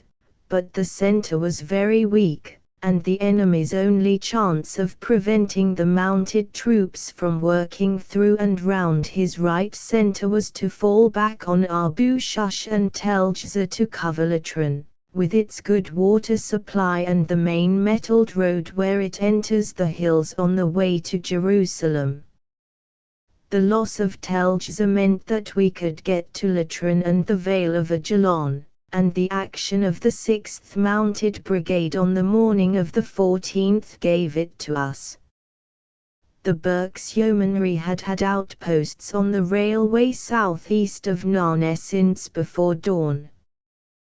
They had seen the position the previous day, and at dawn sent forward a squadron dismounted to engage the machine guns posted in the walled-in house at the north of the village. From the railway to the Abu Shush Ridge is about 3 miles of up and down country with 2 or 3 rises of sufficient height to afford some cover to advancing cavalry. General Godwin arranged that 6 machine guns should go forward to give covering fire, and, supported by the Berks Battery RHA from a good position half a mile west of the railway, the Bucks Hussars were to deliver a mounted attack against the hill, with the assistance on their left of 2 squadrons of Berks Yeomanry. The Dorset yeomanry were moved up to the Red Hill of Mellat into support. At 7 o'clock the attack started, the 22nd Mounted Brigade operating on foot on the left. The Bucks Hussars, taking advantage of all the dead ground, galloped about a mile and a half until they came to a dip behind a gently rising mound, when, it being clear that the enemy held the whole ridge in strength, Colonel Cripps signalled to brigade headquarters at Mellat for support. The Dorset yeomanry moved out to the right of the Bucks, and the latter then charged the hill a little south of the village and captured it. It was a fine effort. The sides of the hill were steep with shelves of rock, and the crest was a mass of stones and boulders, while from some caves, one or two of them quite big places, the Turks had machine guns in action. When the Bucks were charging there was a good deal of machine gun fire from the right, but the Dorsets dealt with this very speedily, assisted by the Berks battery which had also moved forward to a near position from which they could command the ridge in flank. A hostile counter-attack developed against the Dorsets, but this was crushed by the Berks battery and some of the 52nd Division's guns.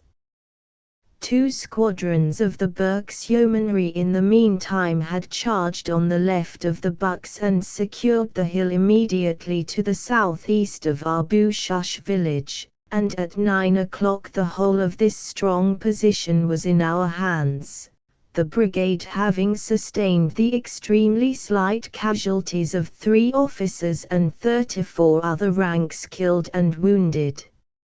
So small a cost of life was a wonderful tribute to good and dashing leading, and furnished another example of cavalry's power when moving rapidly in extended formation. To the infinite regret of the brigade, indeed of the whole of General Allenby's army, one of the officers killed that day was the Honourable Neil Primrose, an intrepid leader who, leaving the comfort and safety of a ministerial appointment, answered the call of duty to be with his squadron of the Bucks Hussars. He was a fine soldier and a favourite among his men, and he died as a good cavalryman would wish, shot through the head when leading his squadron in a glorious charge. His body rests in the garden of the French convent at Ramla, not far from the spot where humbler soldiers take their long repose, and these graves within visual range of the tomb of St. George, our patron saint, will stand as memorials of those Britons who forsook ease to obey the stern call of duty to their race and country. The overwhelming nature of this victory is illustrated by a comparison of the losses on the 2 sides. Whereas ours were 37 all told, we counted between 400 and 500 dead Turks on the field, and the enemy left with us 360 prisoners and some material. The extraordinary disparity between the losses can only be accounted for first by the care taken to lead the cavalry along every depression in the ground, and secondly by rapidity of movement. The cavalry were confronted by considerable shell fire, and the volume of machine gun fire was heavy, though it was kept down a good deal by the covering fire of the 17th Machine Gun Squadron. I have referred to the importance of Gza as dominating the approaches to Latran on the northeast and Ramla on the northwest. Gza, as we call it on our maps, has been a stronghold since men of all races and creeds, colored and white, pagan, Mohammedan, Jew, and Christian, fought in Palestine. It is a spot which many a great leader of legions has coveted, and to its military history our home county yeomen have added another brilliant page. Let me quote the description of Gaza from George Adam Smith's Historical Geography of the Holy Land, a book of fascinating interest to all students of the sacred history which many of the soldiers in General Allenby's army read with great profit to themselves. One point in the northern Shephelah round which these tides of war have swept deserves special notice: Gaza, or Gaza. It is one of the few remarkable bastions which the Shephelah flings out to the west, on a ridge running towards Ramlah, the most prominent object in view of the traveller from Jaffa towards Jerusalem. It is high and isolated, but fertile and well watered, a very strong post and striking landmark.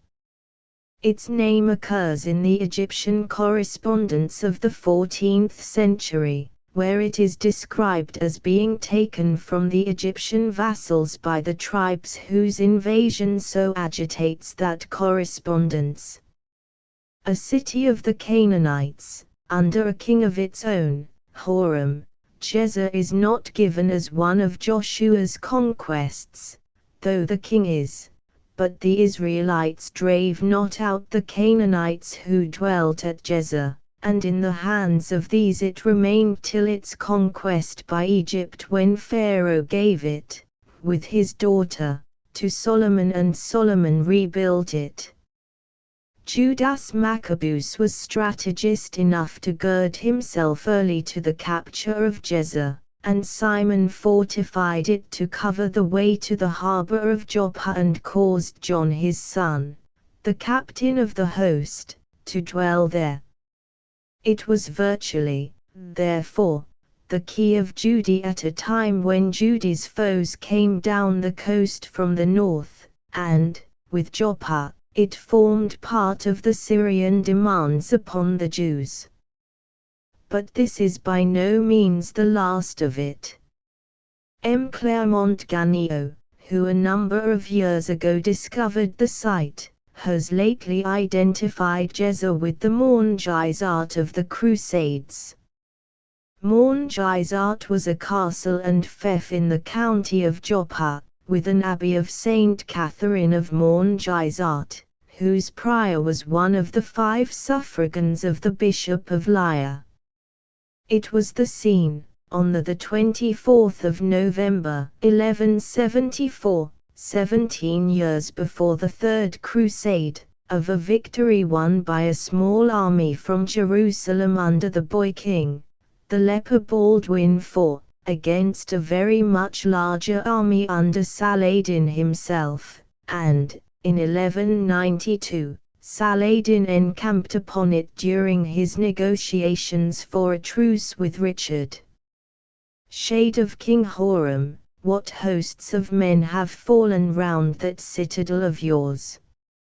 On what camps and columns has it looked down through the centuries, since first you saw the strange Hebrews burst with the sunrise across the hills, and chase your countrymen down Ajalon, that day when the victors felt the very sun conspiring with them to achieve the unexampled length of battle.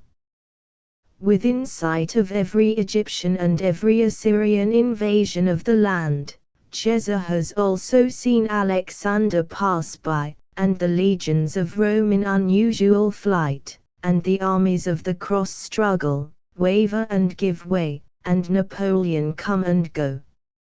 If all could rise who have fallen around its base, Ethiopians, Hebrews, Assyrians, Arabs, Turkomans, Greeks, Romans, Celts, Saxons, Mongols, what a rehearsal of the Judgment Day it would be.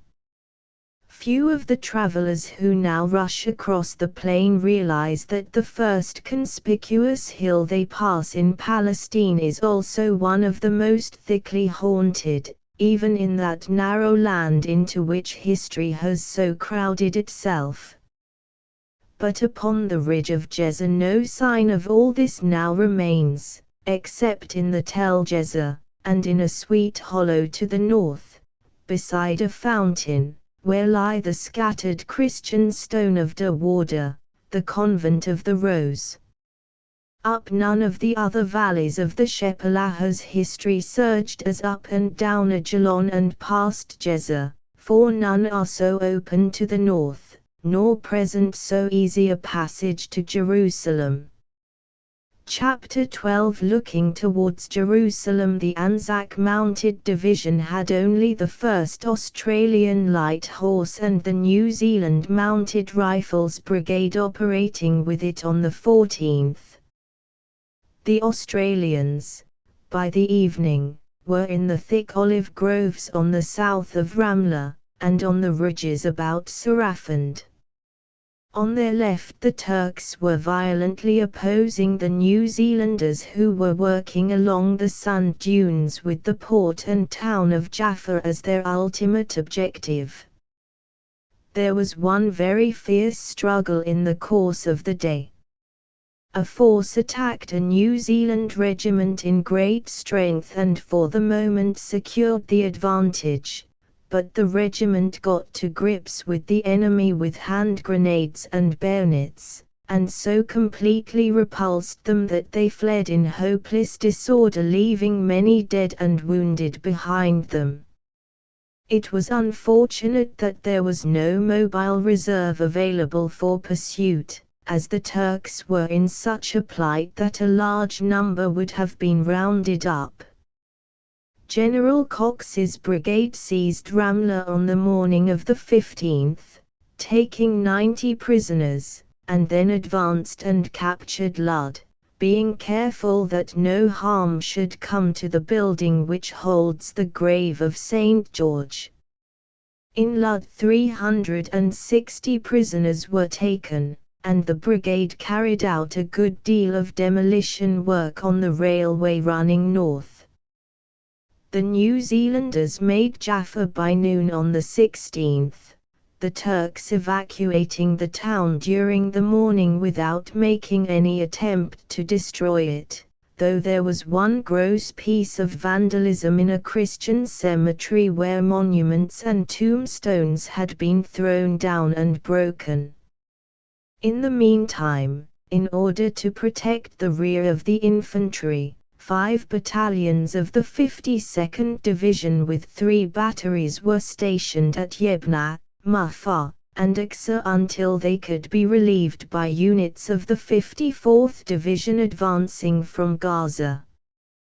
To enable the 54th to move, the transport lent to the 52nd and 75th Divisions had to be returned, which did not make the supply of those divisions any easier. The main line of railway was still a long way in the rear, and the landing of stores by the Navy at the mouth of the Wadi Sukra had not yet begun. A little later, and before Jaffa had been made secure enough for the use of ships, many thousands of tons of supplies and ammunition were put ashore at the wadi's mouth, and at a time when heavy rains damaged the newly constructed railway tracks, the Sukra base of supply was an inestimable boon. Yet there were times when the infantry had a bare day's supply with them, though they had their iron rations to fall back upon. It speaks well for the supply branch that in the long forward move of X-Exist Corps the infantry were never once put on short rations.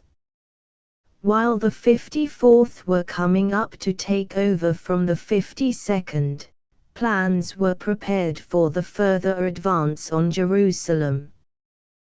The commander-in-chief was deeply anxious that there should be no fighting of any description near the holy places, and he gave the Turks a chance of being chivalrous and of accepting the inevitable. We had got so far that the ancient routes taken by armies which had captured Jerusalem were just before us. The Turkish forces were disorganized by heavy and repeated defeats, the men demoralized and not in good condition, and there was no hope for them that they could receive sufficient reinforcements to enable them to stave off the ultimate capture of Bethlehem and Jerusalem, though as events proved they could still put up a stout defense.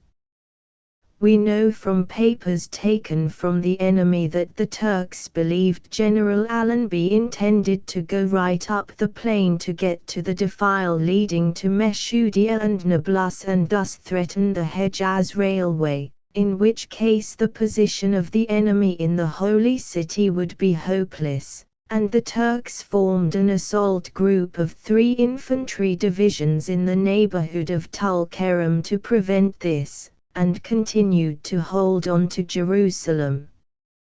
General Allenby proposed to strike through the hills to the northeast to try to get across the Jerusalem-Nablus road about Beer, the ancient Beeroth, and in this operation success would have enabled him to cut off the enemy forces in and about the Holy City, when their only line of retreat would have been through Jericho and the east of the Jordan. The Turks decided to oppose this plan and to make us fight for Jerusalem. That was disappointing, but in the end it could not have suited us better, for it showed to our own people and to the world how after the Turks had declined an opportunity of showing a desire to preserve the holy places from attack, an opportunity prompted by our strength, not by any fear that victory could not be won, General Allenby was still able to achieve his great objective without a drop of blood being spilled near any of the holy sites, and without so much as a stray rifle bullet searing any of their walls. That indeed was the triumph of military practice, and when Jerusalem fell for the 23rd time, and thus for the first time passed into the hands of British soldiers, the whole force felt that the sacrifices which had been made on the gaunt forbidding hills to the northwest were worth the price, and that the graves of Englishmen, Scot and Colonial, of Gurkha, Punjabi, and Sikh, were monuments to the honor of British arms. The scheme was that the 75th Division would advance along the main Jerusalem road, which cuts into the hills about 3 miles east of Latran, and occupy Kiryat el-Enab, and that the lowland division should go through Lud, strike eastwards and advance to Beit Likia to turn from the north the hills through which the road passes. The Yeomanry Mounted Division on the left flank of the 52nd Division to press on to Beer, on the Nablus road about a dozen miles north of Jerusalem. A brief survey of the country to be attacked would convince even a civilian of the extreme difficulties of the undertaking. North and east of Latran, which was not yet ours, frown the hills which constitute this important section of the Judean range, the backbone of Palestine. The hills are steep and high, separated one from another by narrow valleys, clothed here and there with fir and olive trees, but elsewhere a mass of rocks and boulders, bare and inhospitable. Practically every hill commands another. There is only one road, the main one, and this about 3 miles east of Latran passes up a narrow defile with rugged mountains on either side. There is an old Roman road to the north, but, unused for centuries, it is now a road only in name, the very trace of it being lost in many places.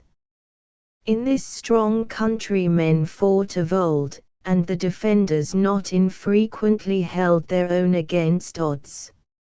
It is preeminently suitable for defense, and if the warriors of the past found that flint-tipped shafts of wood would keep the invader at bay, how much more easily could a modern army equipped with rifles of precision and machine guns adapt nature to its advantage? It will always be a marvel to me how in a country where one machine gun in defense could hold up a battalion, we made such rapid progress, and how having got so deep into the range it was possible for us to feed our front. We had no luck with the weather. In advancing over the plain the troops had suffered from the abnormal heat, and many of the wells had been destroyed or damaged by the retreating enemy. In the hills the troops had to endure heavy rains and piercingly cold winds, with mud a foot deep on the roads and the earth so slippery on the hills that only donkey transport was serviceable. Yet despite all adverse circumstances the infantry and yeomanry pressed on, and if they did not secure all objectives, their dash, resource, and magnificent determination at least paved the way for ultimate triumph. To the trials of hard fighting and marching on field rations the wet added a severe test of physical endurance. The troops were in enemy country where they scrupulously avoided every native village, and no wall or roof stood to shelter them from wind or water. The heat of the first 2 weeks of November changed with a most undesirable suddenness, and though the days continued agreeably warm on the plain into December, the nights became chilly and then desperately cold. The single blanket carried in the pack, most of the infantry on the march had no blanket at all, did not give sufficient warmth to men whose blood had been thinned by long months of work under a pitiless eastern sun, and lucky was the soldier who secured even broken sleep in the early morning hours of that fighting march across the northern part of the maritime plain. The generals, with one eye on the enemy and the other on the weather, must have been dismayed in the 3rd week of November at the gathering storm clouds which in bursting flooded the plain with rains unusually heavy for this period of the year. The surface is a very light cotton soil several feet deep. When baked by summer sun it has a cracked hard crust giving a firm foothold for man and horse, and yielding only slightly to the wheels of light cars. Even laden lorries made easy tracks over the country. The lorries generally kept off the ill-made unrolled Turkish road which had been constructed for winter use and, except for slight deviations to avoid wadis and gullies cut by nature to carry off surplus water, the supply columns could move in almost as direct a course as the flying men. When the heavens opened all this was altered. The first storm turned the top into a slippery, greasy mass. In an hour or two the rain soaked down into the light earth, and any lorry driver pulling out of the line to avoid a skidding vehicle ahead, had the almost certainty of finding his car and load come to a full stop with the wheels held fast axle deep in the soft soil. An hour's hard digging, the fixing of planks beneath the wheels, and a towing cable from another lorry sometimes got the machine onto the pressed-down track again and enabled it to move ahead for a few miles, but many were the supply vehicles that had to wait for a couple of sunny days to dry a path for them. My own experience of the first of the winter rains was so like that of others in the force who moved on wheels that I may give some idea of the conditions by recounting it. We had taken Lud and Ramla, and guided by the ruined tower of the Church of the 40 Martyrs I had followed in the cavalry's wake. I dallied on the way back to see if Uxa presented to the latter-day Crusader any signs of its former strength when it stood as the Philistine stronghold of Ekron. Near where the old city had been the ghastly sight of Turks cut down by yeomanry during a hot pursuit offended the senses of sight and smell, and when you saw natives moving towards their village at a rate somewhat in excess of their customary shuffling gait, you were almost led to think that their superstitious fears were driving them home before sundown lest darkness should raise the ghosts of the Turkish dead. A few of the Jewish settlers, whose industry has improved the landscape, were leaving the fields and orchards they tended so well, though there was still more than an hour of daylight and their tasks were not yet done. They were weatherwise. They could have been deaf to the rumblings in the south and still have noticed the coming of the storm. I was some 40 miles from the spot at which my dispatch could be censored and passed over land wire and cable to London, when a vivid lightning flash warned me that the elements were in forbidding mood and that I had misread the obvious signal of the natives' homeward movement. The map showed a path from Uxa through Mansoura towards Junction Station, from which the so-called Turkish road ran south. In the gathering gloom my driver picked up wheel tracks through an olive orchard and, crossing a nullah, found the marks of a Ford car's wheels on the other side. The rain fell heavily and soon obliterated all signs of a car's progress, and with darkness coming on there was a prospect of a shivering night with a wet skin in the open. An Australian doctor going up to his regiment at grips with the Turk told me that he had no doubt we were on the right road, for he had been given a line through Mansoura, which must be the farmhouse ahead of us. These Australians have a keen nose for country and you have a sense of security in following them. The doctor's horse was slipping in the mud, but my car made even worse going. It skidded to right and left, and only by the skill and coolness of my driver was I saved a ducking in a narrow wadi now full of storm water. After much low-gear work we pulled up a slight rise and saw ahead of us one or two little fires. Under the lee of a dilapidated wall some Scottish infantry were brewing tea and making the most of a slight shelter. It was Mansoura, and if we bore to the right and kept the track beaten down by lorries across a field we might, by the favour of fortune, reach Junction Station during the night. The Scots had arranged a bivouac in that field before it became sodden. They knew how bad it had got, and a native instinct to be hospitable prompted an invitation to share the fire for the night. However, London was waiting for news and I decided to press on. The road could not be worse than the sea of mud in which I was floundering, and it might be better. We turned right-handed and after a struggle came up against 3 lorry drivers hopelessly marooned.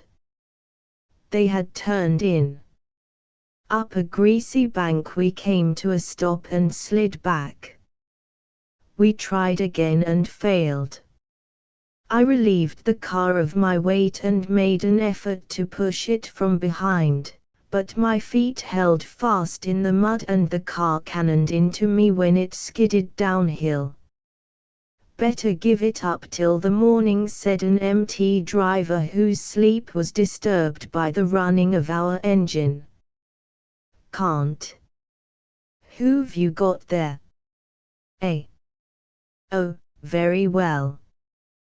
Here, Jim, give them a hand or we'll have no sleep tonight," or words to that effect. 3 of the lorry men and the engine got us on the move, and before they took mud back with them to the dry interiors of the lorries they hoped, they said, that we would reach GHQ, but declared that it was hopeless to try. Before getting much farther, a light waved ahead of us, told of someone held up. I walked on and found General Butler, the chief of the Army Veterinary Service with the force, unable to move an inch. The efforts of 2 drivers failed to locate the trouble, and everything removable was taken off the general's car and put into ours, and with the heavier load we started off again for Junction Station.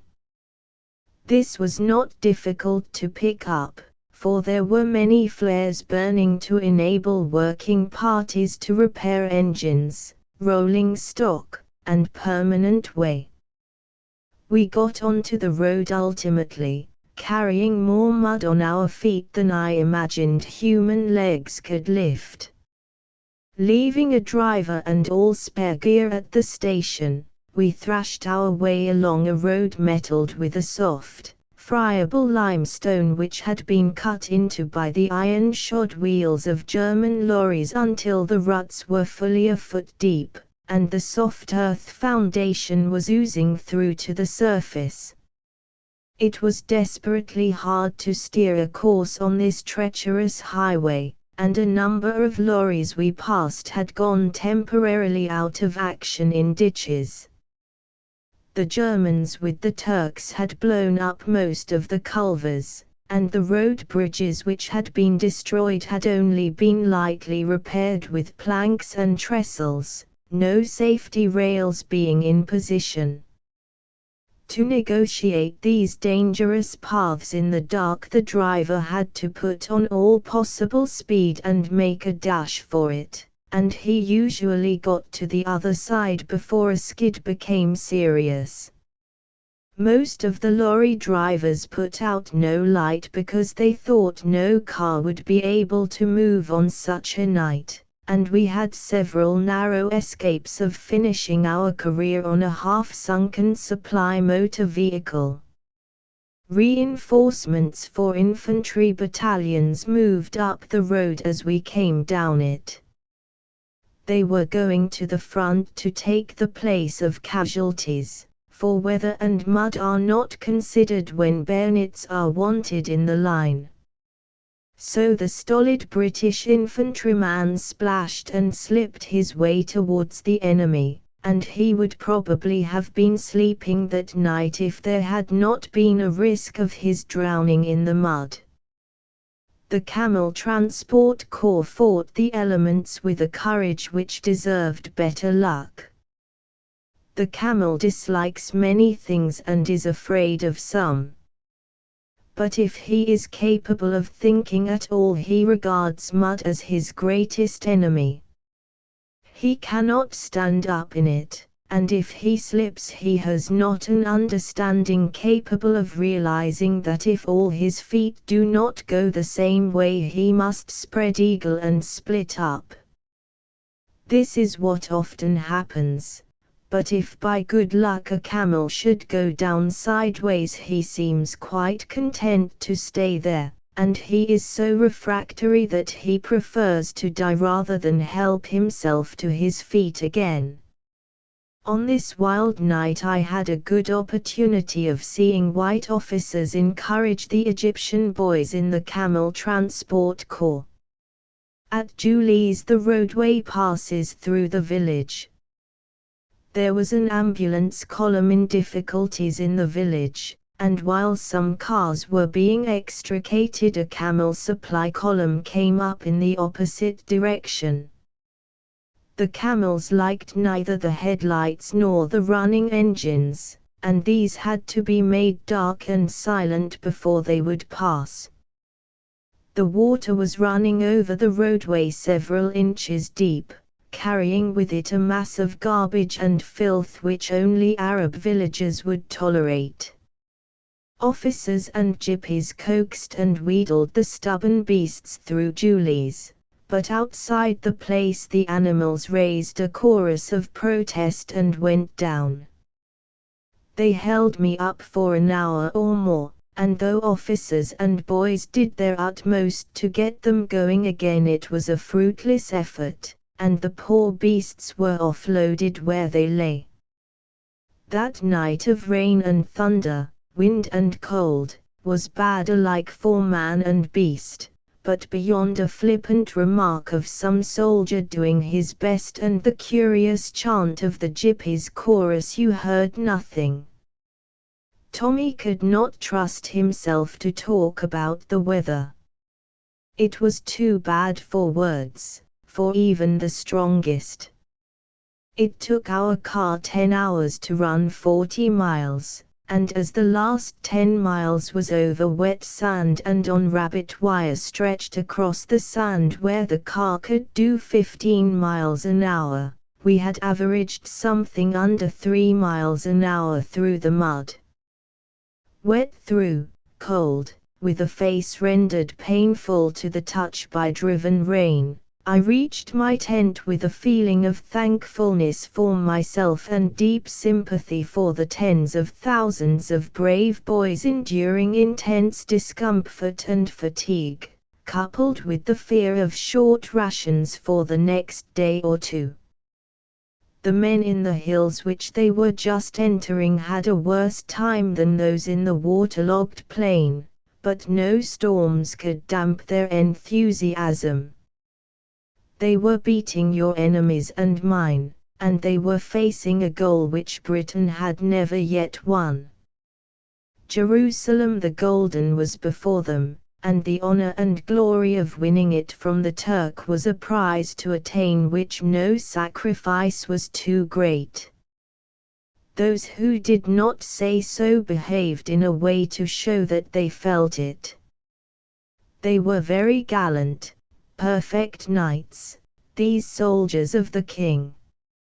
Chapter 13. Into the Judean hills. When the 52nd Division were moving out of Lud on the 19th of November, the 75th Division were fighting hard about Latran, where the Turks held the monastery and its beautiful gardens and the hill about Amwas until late in the morning. Having driven them out, the 75th pushed on to gain the pass into the hills and to begin 2 days of fighting which earned the unstinted praise of General Bulfin, who witnessed it. For nearly 3 miles from Latran the road passes through a flat valley flanked by hills till it reaches a guardhouse and khan at the foot of the pass, which then rises rapidly to Saris, the difference in elevation in less than 4 miles being 1,400 feet. Close to the guardhouse begin the hills which tower above the road. The Turks had constructed defenses on these hills and held them with riflemen and machine guns, so that these positions dominated all approaches. Our guns had few positions from which to assist the infantry, but they did sterling service wherever possible. In General Palin, the division had a commander with wide experience of hill fighting on the Indian frontier, and he brought that experience to bear in a way which must have dumbfounded the enemy. Frontal attacks were impossible and suicidal, and each position had to be turned by a wide movement started a long way in rear. All units in the division did well, the Gurkhas particularly well, and by a continual encircling of their flanks the Turks were compelled to leave their fastnesses and fall back to new hill crests. Thus outwitted and outmatched, the enemy retreated to Saris, a high hill with a commanding view of the pass for half a mile. The hill is covered with olive trees and has a village on its eastern slope, and as the road winds at its foot and then takes a left-handed turn to Kuryat el Enab, its value for defense was considerable. The Turks had taken advantage of the cover to place a large body of defenders with machine guns on the hill, but with every condition unfavorable to us. The 75th Division had routed out the enemy before 3 o'clock and were ready to move forward as soon as the guns could get up the pass. Rain was falling heavily, the road surface was clinging and treacherous, and, worse still, the road had been blown up in several places.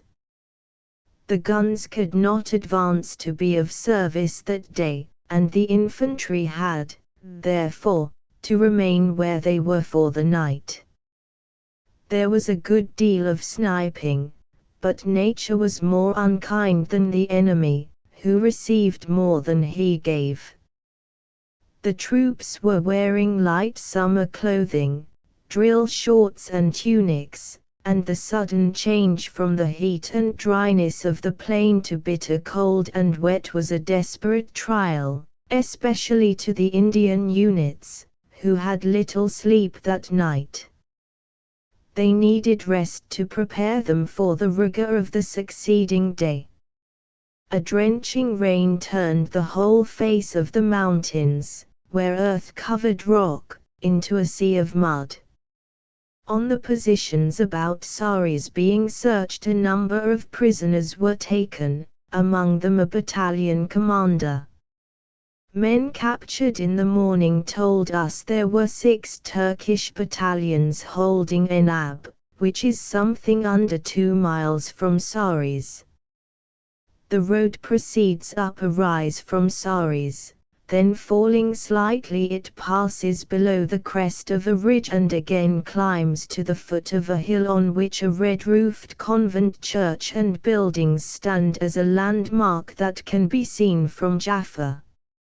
On the opposite side of the road is a substantial house, the summer retreat of the German consul in Jerusalem, whose staff traded in Jordan holy water, and this house, now empty, sheltered a divisional general from the bad weather while the operations for the capture of the Holy City were in preparation.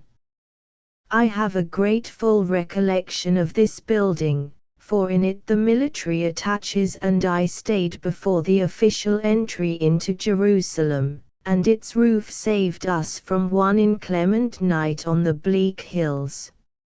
On the 20th of November the Turks did their best to keep the place under German ownership. The hill on which it stands was well occupied by men under cover of thick stone walls. The convent gardens on the opposite side of the highway was packed with Turkish infantry, and across the deep valley to the west were guns and riflemen on another hill, all of them holding the road under the best possible observation. The enemy's howitzers put down a heavy barrage on all approaches, and on the reverse of the hill covering the village lying in the hollow there were machine guns and many men. Reconnaissances showed the difficulties attending an attack, and it was not until the afternoon that a plan was ready to be put into execution. No weak points in the defenses could be discovered, and just as it seemed possible that a daylight attack would be held up, a thick mist rolled up the valley and settled down over Enab. The 2 forward/3 road Gurkhas seized a welcomed opportunity, and as the light was failing the shrill, sharp notes of these gallant hillmen and the deep-throated roar of the 1 forward/5th Somersets told that a weighty bayonet charge had got home, and that the keys of the enemy position had been won. The men of the bold 75th went beyond Enab in the dark, and also out along the old Roman road towards Bidu to deny the Turks a point from which they could see the road as it fell away from the Enab ridge towards the Wadi Iqbala. That night many men sought the doubtful shelter of olive groves, and built stone sangars to break the force of a biting wind. A few, as many as could be accommodated, were welcomed by the monks in a monastery in a fold in the hills, whilst some rested and were thankful in a crypt beneath the monks' church, the oldest part of the building, believed to be the work of 6th-century masons. The monks had a tale of woe to tell. They had been proud to have as their guest the Latin Patriarch in Jerusalem, who was a French protégé, and this high ecclesiastic remained at the monastery till the 17th of November, when Turkish gendarmerie carried him away. The Spanish consul in Jerusalem lodged a vigorous protest, and, so the monks were told, he was supported by the German commandant. But to no purpose, for when General Allenby entered Jerusalem he learned that the Latin Patriarch had been removed to Damascus. For quite a long time the monks did many kindly things for our troops. They gave up the greater part of the monastery and church for use as a hospital, and many a sick man was brought back to health by rest within those ancient walls. Some, alas, there were whose wounds were mortal, and a number lie in the monks' secluded garden. They have set up wooden crosses over them, and we may be certain that in that quiet sequestered spot their remains will rest in peace and will have the protection of the monks as surely as it has been given to the grave of the Roman centurion which faces those of our brave boys who fell on the same soil fighting the same good fight. While the 75th Division were making their magnificent effort at Enab, the lowlanders had breasted other and equally difficult hills to the north. General Hill had posted a strong force at Beit Lycia, and then moved southeast along the route prepared by Sistius Gallus nearly 1900 years ago to the height of Beit Anan, and thence east again to Beit Duku. On the 21st the road and ground near it were in exceedingly bad condition, and the difficulty of moving anything on wheels along it could hardly have been greater. Already the 52nd Division had realized it was hopeless to get all their divisional artillery into action, and only 3 sections of artillery were brought up, the horses of the guns sent back to Ramla being used to double the teams in the 3 advanced sections.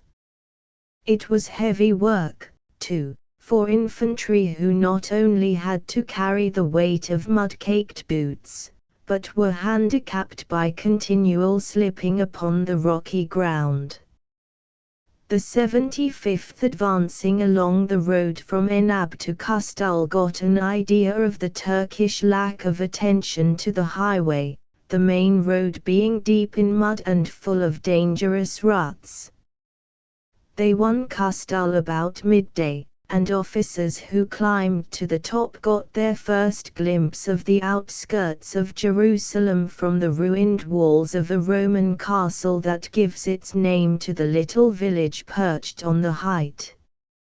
They did not, however, see much beyond the Syrian colony behind the main Turkish defences, and the first view of Jerusalem by the troops of the British Army was obtained by General Maclean's brigade when they advanced from Bidou to Nebi Samuel, that crowning height on which many centuries before Richard the Lionheart buried his face in his casque and exclaimed, "Lord God, I pray that I may never see thy holy city, if so be that I may not rescue it from the hands of thine enemies." What a fight it was for Nebi Samuel! The Turk had made it his advanced work for his main line running from Eljib through Bir Nabala, Beit Iksa to Lifta, as strong a chain of entrenched mountains as any commander could desire. General McLean's brigade advanced from Bidu along the side of a ridge and up the exposed steep slope of Nebi Samuel, not all of which, in the only direction he could select for an advance, was terraced, as it was on the Turks' side. He was all the time confronted by heavy artillery and rifle fire, and, though supported by guns firing at long range from the neighborhood of Enab, he could not make Nebi Samuel in daylight. Round the top of the hill the Turk had dug deeply into the stony earth. He knew the value of that hill.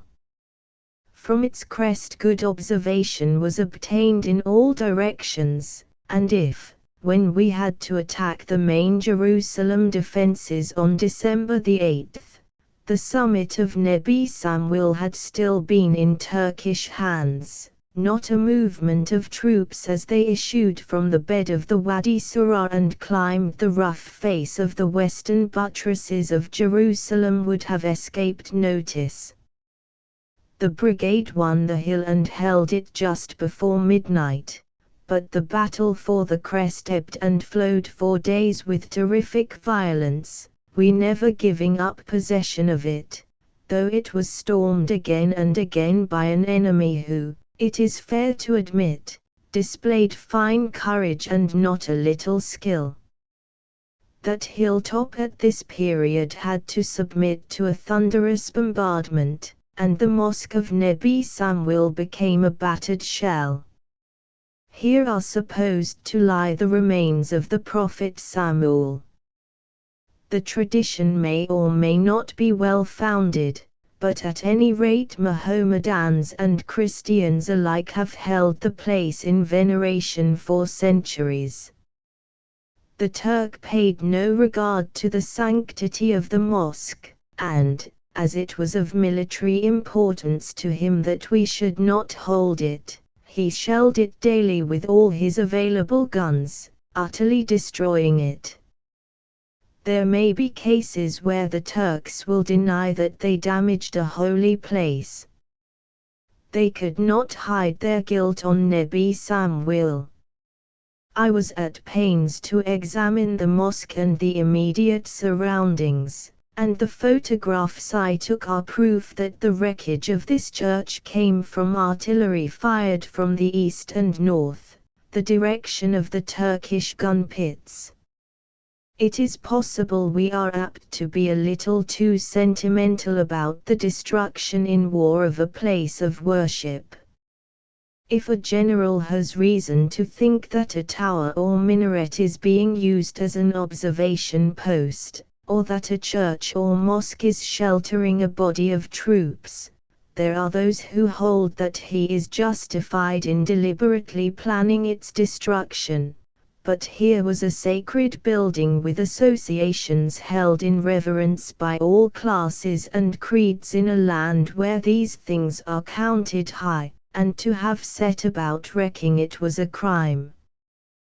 The German influence over the Turk asserted itself, as it did in the heavy fighting after we had taken Jerusalem.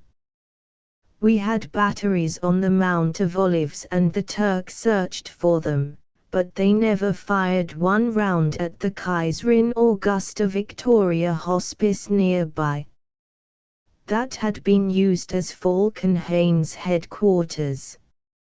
General Chatoud occupied it as his corps headquarters soon after he entered Jerusalem. There was a wireless installation and the Turks could see the coming and going of the corps motor cars. I have watched operations from a summer house in the gardens, and no enemy plane could pass over the building without discovering the purpose to which it was put. And there were spies. But not one shell fell within the precincts of the hospice because it was a German building, containing the statues of the Kaiser and Kaiserin, and, oh, the taste of the Han, with effigies of the Kaiser and his consort painted in the roof of the chapel not far from a picture of the Saviour.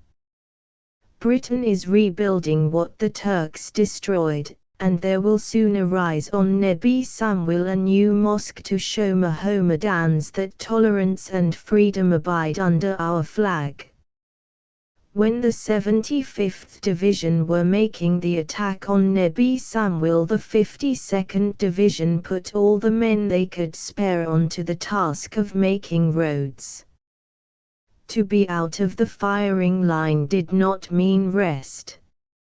In fact, as far as physical exertion went, it was easier to be fighting than in reserve. From sunrise till dark and often later the road makers were at work with pick, shovel, and crowbar, and the tools were not too many for the job. The gunners joined in the work and managed to take their batteries over the roads long before they were considered suitable for other wheels. The battery commanders sometimes selected firing positions which appeared quite inaccessible to anyone save a mountain climber, but the guns got there and earned much credit for their teams. On the 22nd, Nebi Samwil was thrice attacked. British and Indian troops were holding the hill, but the Turks were on the northern slopes. They were, in fact, on strong positions on three sides, and from El Burj, a prominent hill 1,200 yards to the southeast, and from the wooded valley of the Wadi Hanina, they could advance with plenty of cover. There was much dead ground, stone walls enclosed small patches of cultivation, and when troops halted under the terraces on the slopes no gun or rifle fire could reach them. The enemy could thus get quite close to our positions before we could deal with them, and their attacks were also favored by an intense volume of artillery fire from 5.9s placed about the Jerusalem-Nablus road and, as some people in Jerusalem afterwards told me, from the Mount of Olives. The attackers possessed the advantage that our guns could not concentrate on them while the attack was preparing, and could only put in a torrent of fire when the enemy infantry were getting near their goal. These three attacks were delivered with the utmost ferocity, and were pressed home each time with determination. But the 75th Division held on with a stubbornness which was beyond praise, and the harder the Turk tried to reach the summit the tighter became the defense. Each attack was repulsed with very heavy losses, and after his third failure the enemy did not put in his infantry again that day. The 75th Division endeavored to reach El Jib, a village on the hill 1.5 miles to the north of Nebi Samwil. The possession of El Jib by us would have attracted some of the enemy opposing the advance of the Yeomanry Mounted Division on the left, but not only was the position strongly defended in the village and on the high ground on the north and northwest, but our infantry could not break down the opposition behind the sangars and boulders on the northern side of Nebi Samwil. The attack had to be given up, but we made some progress in this mountainous sector, as the 52nd Division had pushed out from Duku to Beitiza, between 3,000 and 4,000 yards from El Jib. And by driving the enemy from this strong village they made it more comfortable for the troops in Bidu and protected the Nebi Samwil flank, the securing of which in those days of bitter fighting was an important factor. It was evident from what was happening on this front, not only where two divisions of infantry had to strain every nerve to hold on to what they had got, but where the Yeomanry Mounted Division were battling against enormous odds in the worse country to the northwest, that the Turks were not going to allow us to get to the Nablus road without making a direct attack on the Jerusalem defenses. They outnumbered us, had a large preponderance in guns, were near their base, and enjoyed the advantage of prepared positions and a comparatively easy access to supplies and ammunition. Everything was in their favor down to the very state of the weather. But our army struggled on against all the big obstacles. On the 23rd, the 75th Division renewed their attack on El Jib, but although the men showed the dash which throughout characterized the division, it had to be stopped. The garrison of El Jib had been reinforced, and the enemy held the woods, wadi banks, and sangars in greater strength than before, while the artillery fire was extremely heavy. Not only was the 75th Division tired with ceaseless fighting, but the losses they had sustained since they left the plain of Ajalon had been substantial, and the 52nd Division took over from them that night to prepare for another effort on the following day. The Scots were no more successful. They made simultaneous attacks on the northern and southern ends of Nebi Samuel, and a brigade worked up from Beit Isa to a ridge northwest of El Jib. Two magnificent attempts were made to get into the enemy's positions, but they failed. The officer casualties were heavy, some companies had no officers, and the troops were worn out by great exertions and privations in the bleak hills. The two divisions had been fighting hard for over 3 weeks. They had marched long distances on hard food, which at the finish was not too plentiful, and the sudden violent change in the weather conditions made it desirable that the men should get to an issue of warmer clothing. General Bulfin realized it would be risking heavy losses to ask his troops to make another immediate effort against a numerically stronger enemy in positions of his own choice, and he therefore applied to General Allenby that the XXTH Corps, the 60th Division was already at Latrin attached to the XXist Corps, might take over the line. The commander-in-chief that evening ordered the attack on the enemy's positions to be discontinued until the arrival of fresh troops. During the next day or two the enemy's artillery was as active as hitherto, but the punishment he had received in his attacks made him pause, and there were only small half-hearted attempts to reach our line. They were all beaten off by infantry fire, and the reliefs of the various brigades of the XXist Corps were complete by the 28th of November. It had not been given to the XXist Corps to obtain the distinction of driving the Turks forever from Jerusalem, but the work of the Corps in the 3rd and 4th weeks of November had laid the foundation on which victory finally rested. The grand efforts of the 52nd and 75th Divisions in rushing over the foothills of the Shepelah onto the Judean heights, in getting a footing on some of the most prominent hills within 3 days of leaving the plain, and in holding on with grim tenacity to what they had gained, enabled the commander-in-chief to start on a new plan by which to take the holy city in one stride, so to speak.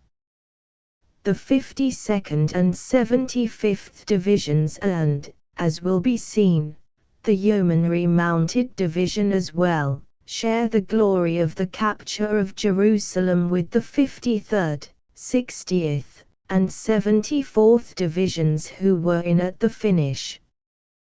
The fighting of the Yeomanry Mounted Division on the left of the 52nd was part and parcel of the XXist Corps effort to get to the Nablus Road.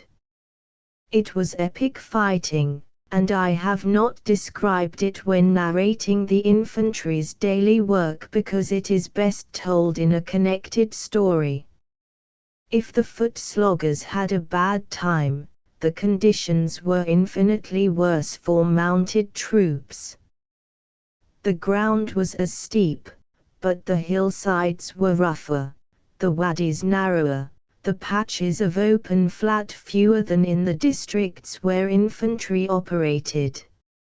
So bad indeed was the country that horses were an encumbrance, and most of them were returned to the plain. After a time horse artillery could proceed no farther, and the only guns the yeomanry had with them were those of a section of the Hong Kong and Singapore Mountain Battery, manned by Sikhs, superb fellows whose service in the Egyptian deserts and in Palestine was worthy of a martial race. But their little guns were outranged by the Turkish artillery, and though they were often right up with the mounted men, they could not get near the enemy batteries.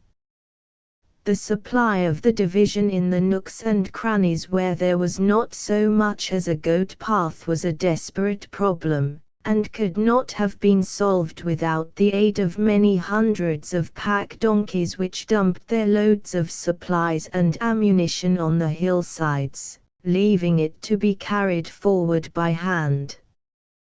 The division were fighting almost continually for a fortnight.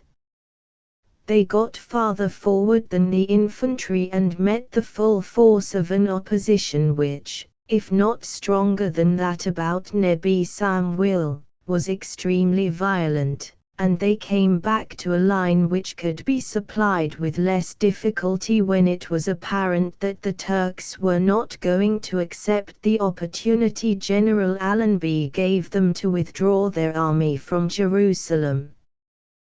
The division's most bitter struggle was about the Beth Horons, on the very scene where Joshua, on a lengthened day, threw the Canaanites off the Shephelah.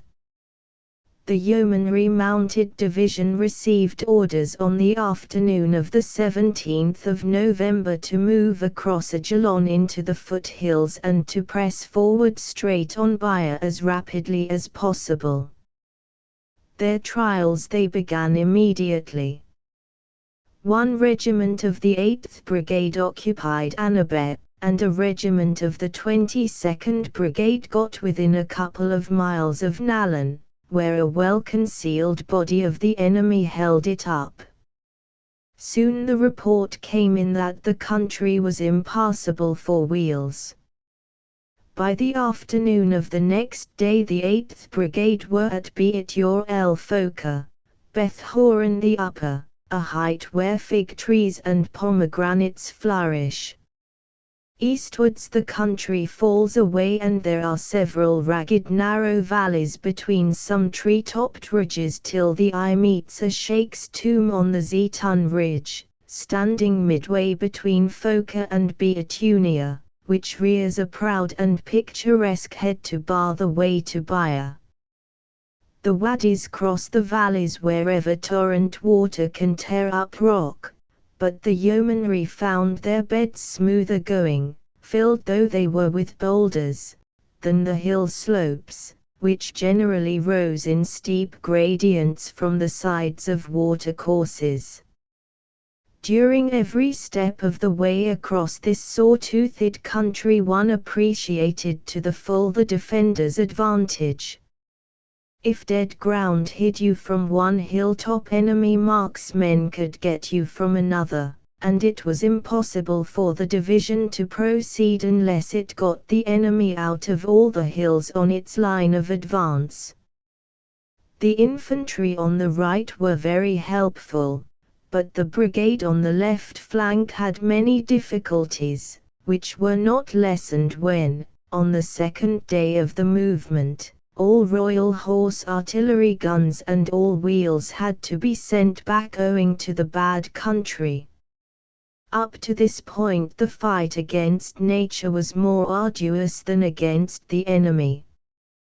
Thenceforward the enemy became more vigilant and active, and the hills and stony hollows more trying. All available men were set to work to make a road for the Hong Kong and Singapore gunners, a battery which would always get as far into the mountains as any in the King's army. The road parties labored night and day, but it was only by the greatest exertions that the battery could be got through. The heavy rain of the 19th added to the troubles. The 8th Brigade, having occupied Beat Tartar, Beth Horon the Lower, early on the morning of the 19th, proceeded along the Wadi Sunt until a force on the heights held them up, and they had to remain in the Wadi while the 6th Mounted Brigade turned the enemy's flank at Foka. The 22nd Mounted Brigade on the north met with the same trouble. Every hill had to be won and piqueted, and they could not make Ain Arik that day. As soon as it was light on the following morning, the 6th Mounted Brigade brushed away opposition in Foka and entered the village, pushing on thence towards Beatunia. The advance was slow and hazardous. Every hill had to be searched, a task difficult of accomplishment by reason of the innumerable caves and boulders capable of sheltering snipers. The Turk had become an adept at sniping, and left parties in the hills to carry on by themselves. When the 6th Brigade got within 2 miles of the southwest of Beatunia, they were opposed by 5,000 Turks well screened by woods on the slopes and the wadi. Both sides strove all day without gaining ground. Divisional headquarters were only a short distance behind the 6th. And the 8th Brigade was moved up into the same area to be ready to assist. By 2 o'clock in the afternoon the 22nd Brigade got into Ain Arik and found a strong force of the enemy holding Beatunia and the hill of Muntar, a few hundred yards to the north of it, thus barring the way to Ramallah and Baya. Rain fell copiously and the wind was chilly. After a miserable night in bivouac, the 6th Brigade was astir before daylight on the 21st. They were fighting at dawn, and in the half-light compelled the enemy to retire to within half a mile of Beatunia. A few prisoners were rounded up, and these told the brigadier that 3,000 Turks were holding Beatunia with 4 batteries of field guns and 4 heavy camel guns. That estimate was found to be approximately accurate. A regiment of the 8th Brigade sent to reinforce the 6th Brigade on their left got within 800 yards of the hill, when the guns about Baya and Ramallah opened on them and they were compelled to withdraw, and a Turkish counter-attack forced our forward line back slightly in the afternoon. The enemy had a plentiful supply of ammunition and made a prodigal use of it. While continuing to shell fiercely, he put more infantry into his fighting line. And as we had only 1,200 rifles and 4 mountain guns, which the enemy's artillery outranged, it was clear we could not dislodge him from the Beatunia crest. The 22nd Mounted Brigade had made an attempt to get to Ramallah from Ain Arik, but the opposition from Muntar and the high ground to the east was much too severe. Our casualties had not been inconsiderable, and in face of the enemy's superiority in numbers and guns and the strength of his position, it would have been dangerous and useless to make a further attack. General Barrow therefore decided to withdraw to Foka during the night. All horses had been sent back in the course of the afternoon, and when the light failed the retirement began. The wounded were first evacuated, and they, poor fellows, had a bad time of it getting back to Foka in the dark over 4 miles of rock-strewn country. It was not till 2 o'clock on the following morning that all the convoys of wounded passed through Foka, but by that time the track to Tartar had been made into passable order, and some of these helpless men were out of the hills soon after daylight, journeying in comparative ease in light motor ambulances over the plain of Ajalon. The arrangements for the withdrawal worked admirably. The 8th Mounted Brigade, covering the retirement so successfully that the enemy knew nothing about it, held on in front of Beatunia till 3 o'clock, reaching Foka before dawn, while the 22nd Brigade remained covering the northern flank till almost midnight, when it fell back to Tartar. The division's casualties during the day were 300 killed and wounded. We still held the Zeton Ridge. Observation was kept on Ain Arik from El Hafi by 1 regiment, and troops were out on many parts north and east of Tartar and Foka. On the next 2 days there was nothing beyond enemy shelling and patrol encounters. On the 24th demonstrations were made against Beatunia to support the left of the 52nd Division's attack on El Jib, but the enemy was too strong to permit of the yeomanry proceeding more than 2 miles east of Foka. The road makers had done an enormous amount of navvy work on the track between Foka and Tartar. They had labored without cessation, breaking up rock, levering out boulders with crowbars, and doing a sort of rough-and-ready leveling, and by the night of the 24th the track was reported passable for guns. The Leicester Battery RHA came along it next morning without difficulty. I did not see the road till some time later, and its surface had then been considerably improved, but even then one felt the drivers of those gun teams had achieved the almost impossible. The Leicester Battery arrived at Foka just in time to unlimber and get into action behind a fig orchard in order to disperse a couple of companies of enemy infantry which were working round the left flank of the Staffordshire Yeomanry at Kherbet Mitar, below the Zeton height.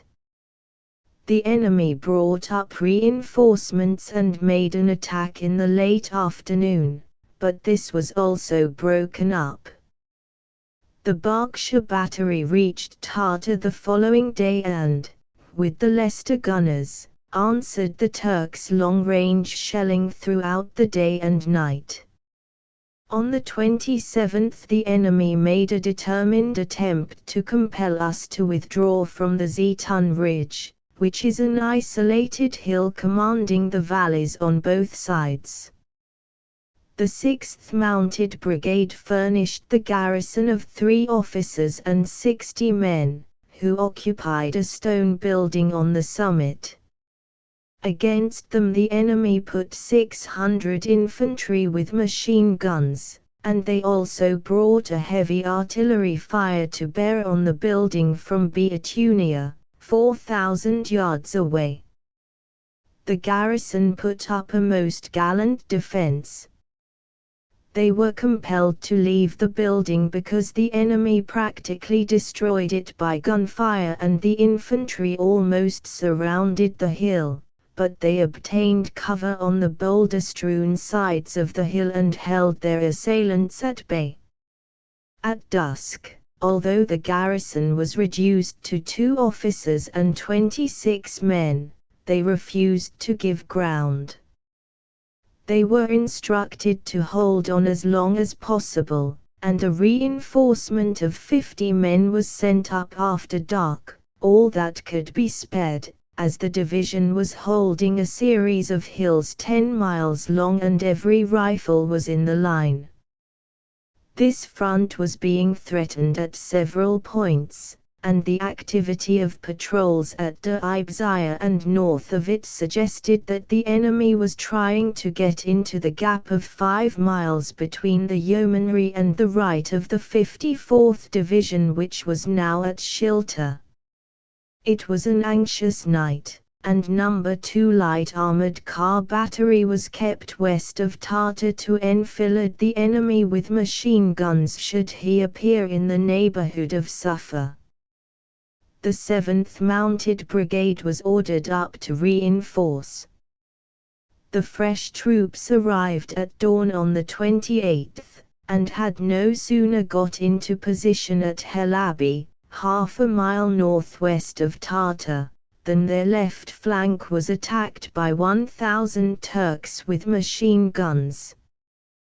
The 155th Brigade of the 52nd Division was on its way through Beit Likia to rest after its hard work in the neighborhood of Nebi Samuel and El Jib, and it was ordered up to assist. At midday the brigade attacked Suffa but could not take it. The Scots, however, prevented the Turks breaking round the left flank of the yeomanry. The post which had held Zeitun so bravely was brought into Foka under cover of the Leicester and Berkshire batteries' fire, and very heavy fighting continued all day long on the Foka-Tartar-Suffa line, but though the enemy employed 3,000 infantry in his attack, and had 4 batteries of 77s and 4 heavy camel guns, he was unsuccessful. At dusk the attack on Tartar, which had been under shell fire all day, was beaten off and the enemy was compelled to withdraw 1 mile. Suffa was still his, but his advanced troops on the cairn south of that place had suffered heavily during the day at the hands of the 7th Mounted Brigade, who several times drove them off. Some howitzers of the 52nd Division were hauled over the hills in the afternoon and shelled the cairn so heavily that the post sought shelter in Suffa. To the southeast of the line of attack the Turks were doing their utmost to secure Foka. They came again and again, and their attacks were always met and broken with the bayonet by yeomen who were becoming fatigued by continuous fighting, and advancing and retiring in this terrible country. They could have held the place that night, but there was no possibility of sending them reinforcements, and as the enemy had been seen working round to the south of the village with machine guns, it might have been impossible to get them out in the morning. General Barrow accordingly withdrew the Foka garrison to a new position on a wooded ridge halfway between that place and Tartar, and the enemy made no attempt to get beyond Foka. Late at night he got so close to Tartar from the north that he threw bombs at our sangars, but he was driven off. During the evening the Yeomanry Mounted Division received welcome reinforcements. The 4th Australian Light Horse Brigade were placed in support of the 6th Mounted Brigade, and a battalion of the 156th Infantry Brigade assisted the 7th Mounted Brigade. On the 29th the Turks made their biggest effort to break through the important line we held, and all day they persisted with the greatest determination in an attack on our left. At midnight they had again occupied the cairn south of Suffa, and remained there till 8 a.m., when the 268th Brigade Royal Field Artillery crowned the hill with a tremendous burst of fire and drove them off. The machine gunners of the 7th Mounted Brigade caught the force as it was retiring and inflicted many casualties. The Turks came back again and again, and the cairn repeatedly changed hands, until at last it was unoccupied by either side. Towards dusk the Turks' attacks petered out, though the guns and snipers continued busy, and the Yeomanry Mounted Division was relieved by the 231st Infantry Brigade of the 74th Division and the 157th Infantry Brigade of the 52nd Division, the Australian Mounted Division ultimately taking over the left of the line which XXTH Corps troops occupied. The Yeomanry Mounted Division had made a grand fight against a vastly superior force of the enemy in a country absolutely unfavourable to the movement of mounted troops. They never had more than 1,200 rifles holding a far-flung barren and bleak line, and the fine qualities of vigorous and swift attack, unfaltering discipline and heroic stubbornness in defense under all conditions, get their proof in the 499 casualties incurred by the division in the hill fighting, exclusive of those sustained by the 7th Mounted Brigade which reinforced them. The division was made up entirely of first-line yeomanry regiments whose members had become efficient soldiers in their spare time, when politicians were prattling about peace and deluding parties into the belief that there was little necessity to prepare for war. Their patriotism and example gave a tone to the drafts sent out to replace casualties and the wastage of war, and were a credit to the stock from which they sprang. While the Yeomanry Mounted Division had been fighting a great battle alongside the infantry of the XXist Corps in the hills, the remainder of the troops of the Desert Mounted Corps were employed on the plain and in the coastal sector, hammering the enemy hard and establishing a line from the mouth of the River Orja through some rising ground across the plain. They were busily engaged clearing the enemy out of some of the well-ordered villages east of the Sandy Belt, several of them German colonies showing signs of prosperity and more regard for cleanliness and sanitation than other of the small centers of population hereabouts. The village of Sarona, north of Jaffa, an almost exclusively German settlement, was better arranged than any others, but Wilhelma was a good second. The most important move was on the 24th of November, when, with a view to making the enemy believe an attack was intended against his right flank, the New Zealand Mounted Rifles Brigade was sent across the River Orja to seize the villages of Sheikh Mwanis near the sea, and Hadra farther inland, 2 companies of infantry holding each of the 2 crossings. The enemy became alarmed and attacked the cavalry in force early next morning, 1,000 infantry marching on Mwanis. The Hadra force was driven back across the Orja and the 2 companies of infantry covering the crossing suffered heavily, having no support from artillery, which had been sent into bivouac.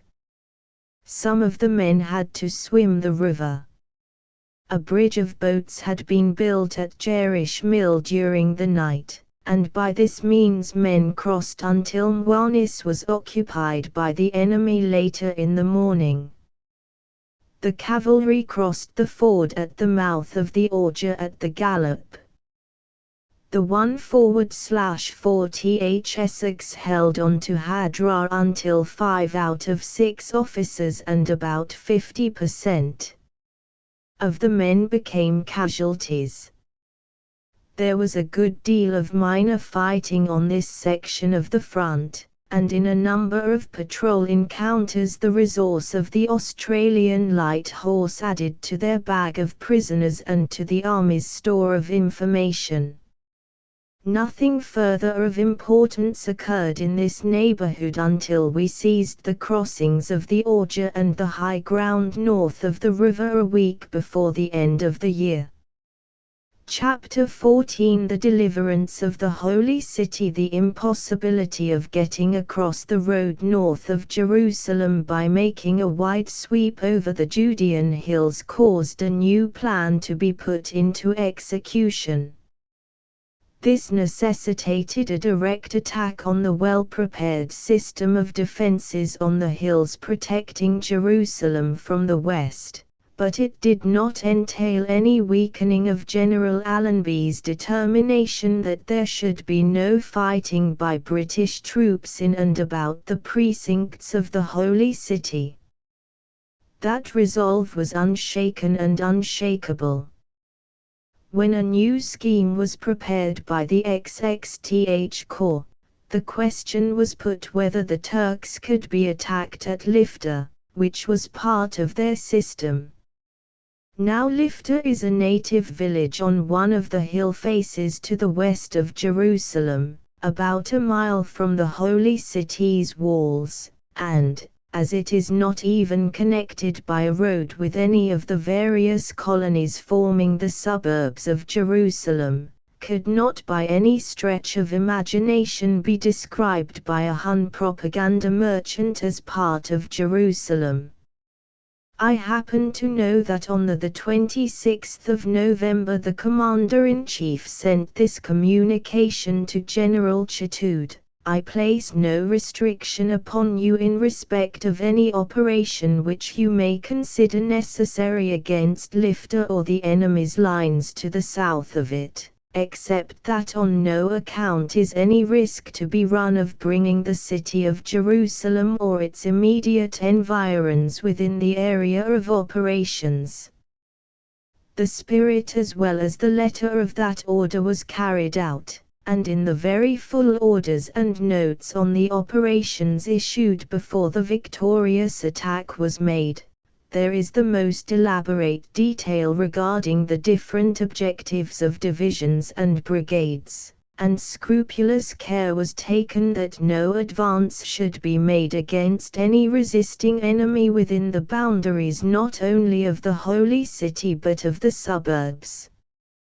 We shall see how thoroughly these instructions were followed. When it became obvious that Jerusalem could not be secured without the adoption of a deliberate method of attack, there were many matters requiring the anxious consideration of the XXTH Corps staff. They took over from XXist Corps at a time when the enemy was still very active against the line which they had gained under very hard conditions. The XXTH Corps, beginning with the advantage of positions which the XXist Corps had won, had to prepare to meet the enemy with equal gun power and more than equality in rifle strength. We had the men and the guns in the country, but to get them into the line and to keep them supplied was a problem of considerable magnitude. Time was an important factor. The rains had begun. The spells of fine weather were getting shorter, and after each period of rain the sodden state of the country affected all movement. To bring up supplies we could only rely on road traffic from Gaza and Sinai, and the light soil had become hopelessly cut up during the rains.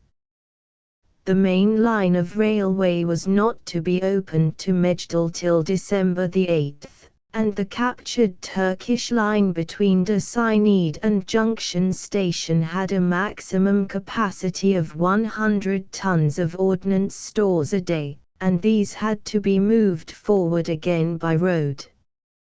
An advance must slow down while communications were improved. The XXTH Corps inherited from the XXist Corps the track between Beit Likia and Bidya, which had been prepared with an infinity of trouble and exertion, but this and the main Latran-Jerusalem road were the only highways available.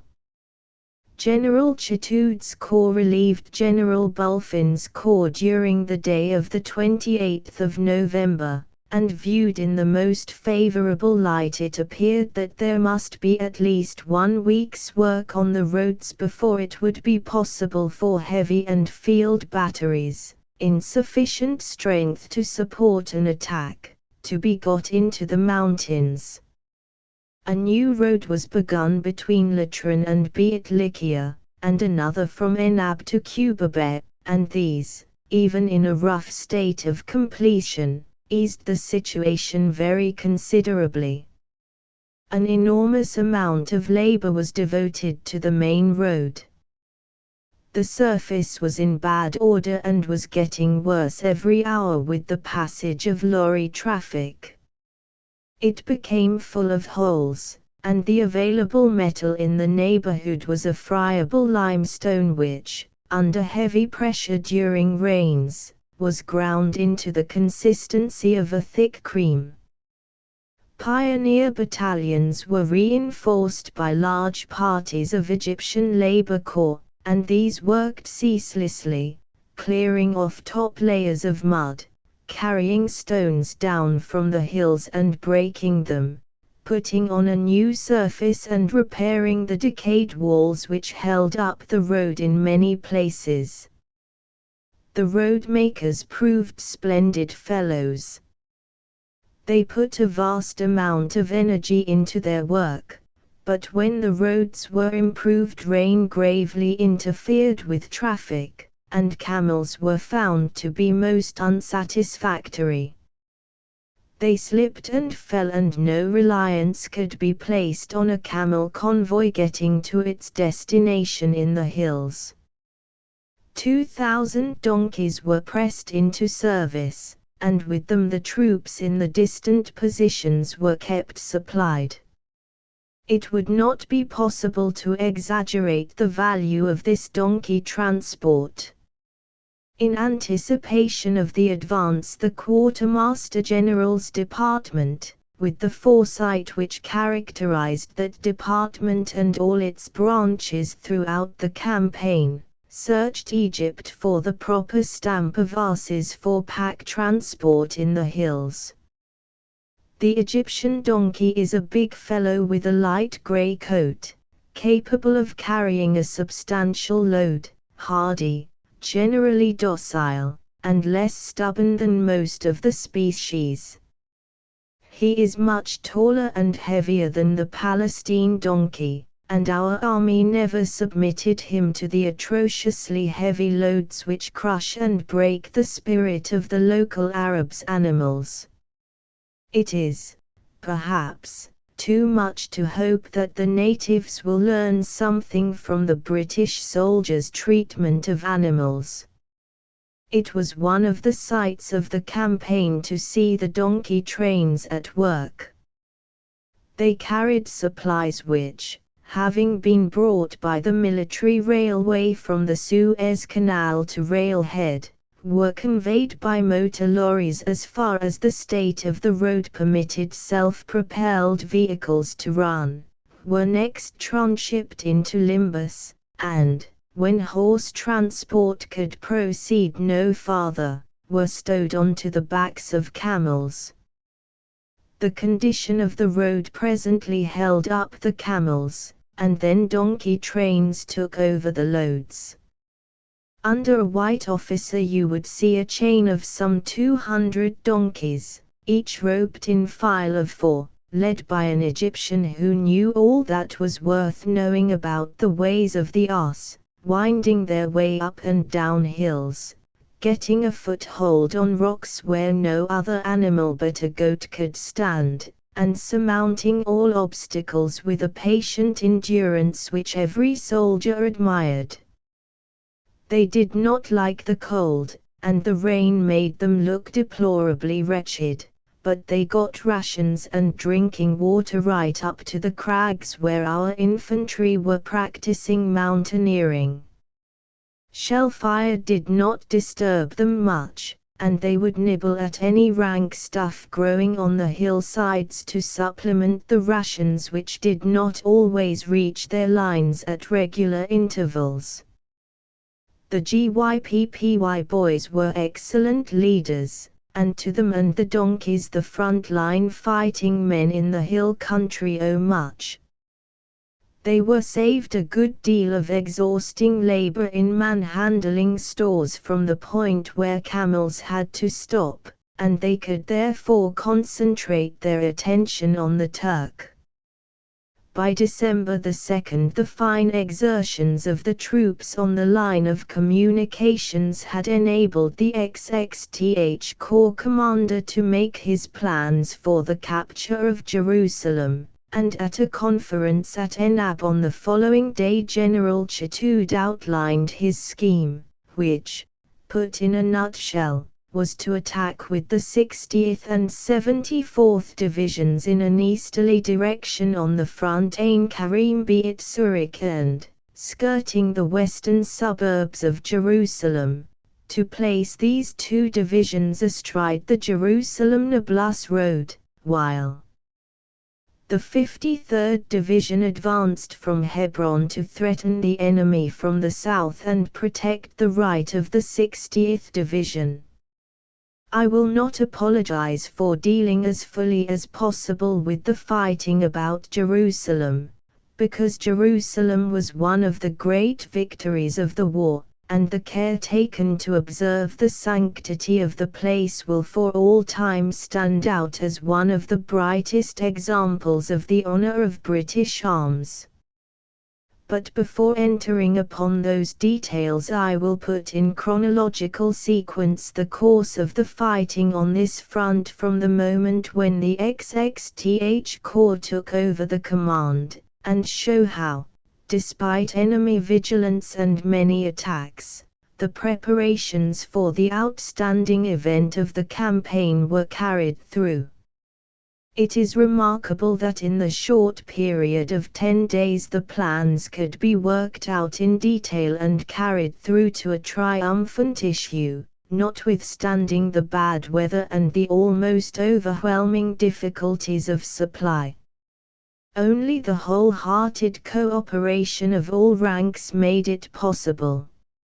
On the day after the XXTH Corps became responsible for this front, General Chatoud had a conference with Generals Barrow, Hill, and Girdwood, and after a full discussion of the situation in the hills decided to abandon the plan of getting onto the Jerusalem-Nablus road from the north in favor of attempting to take Jerusalem from the west and southwest.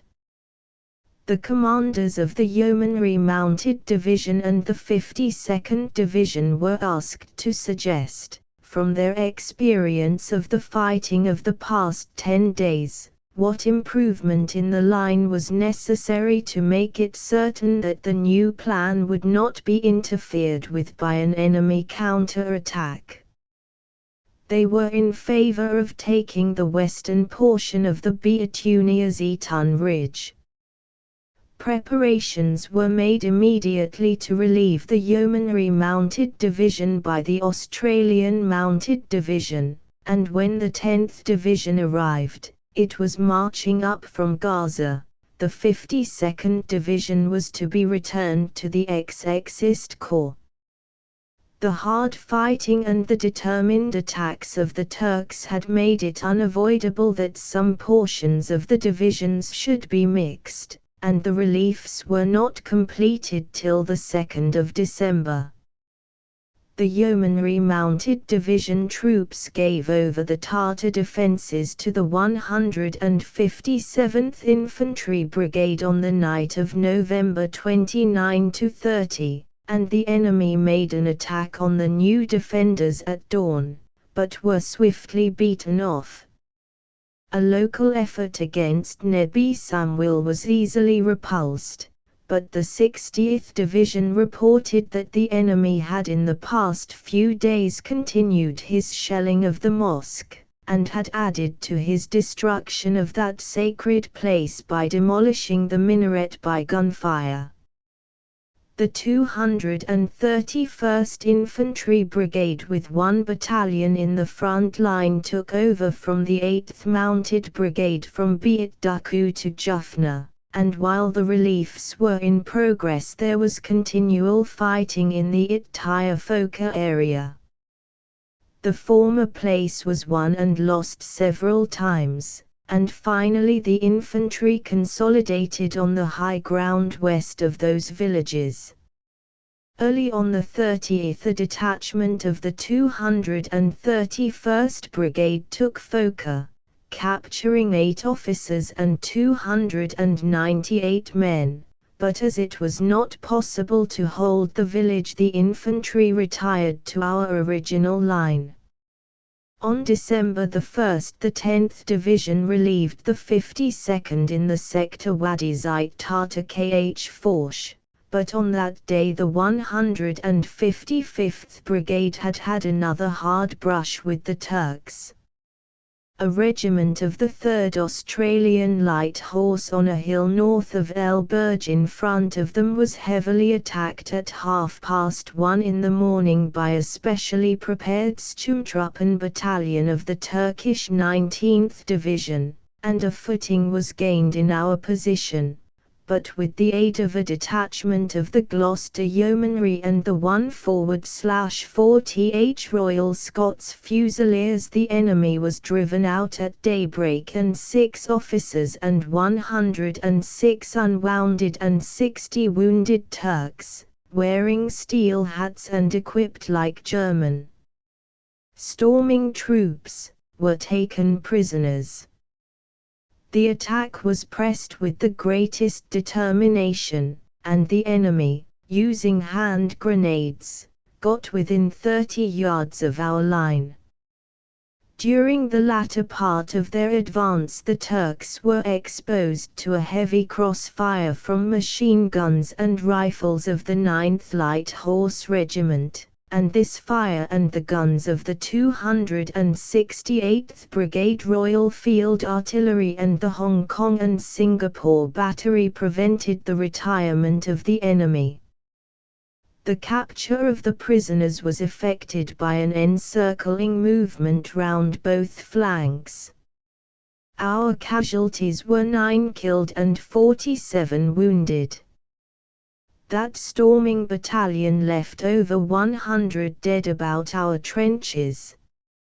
At the same time a violent attack was made on the Tartar defences held by the 157th Brigade.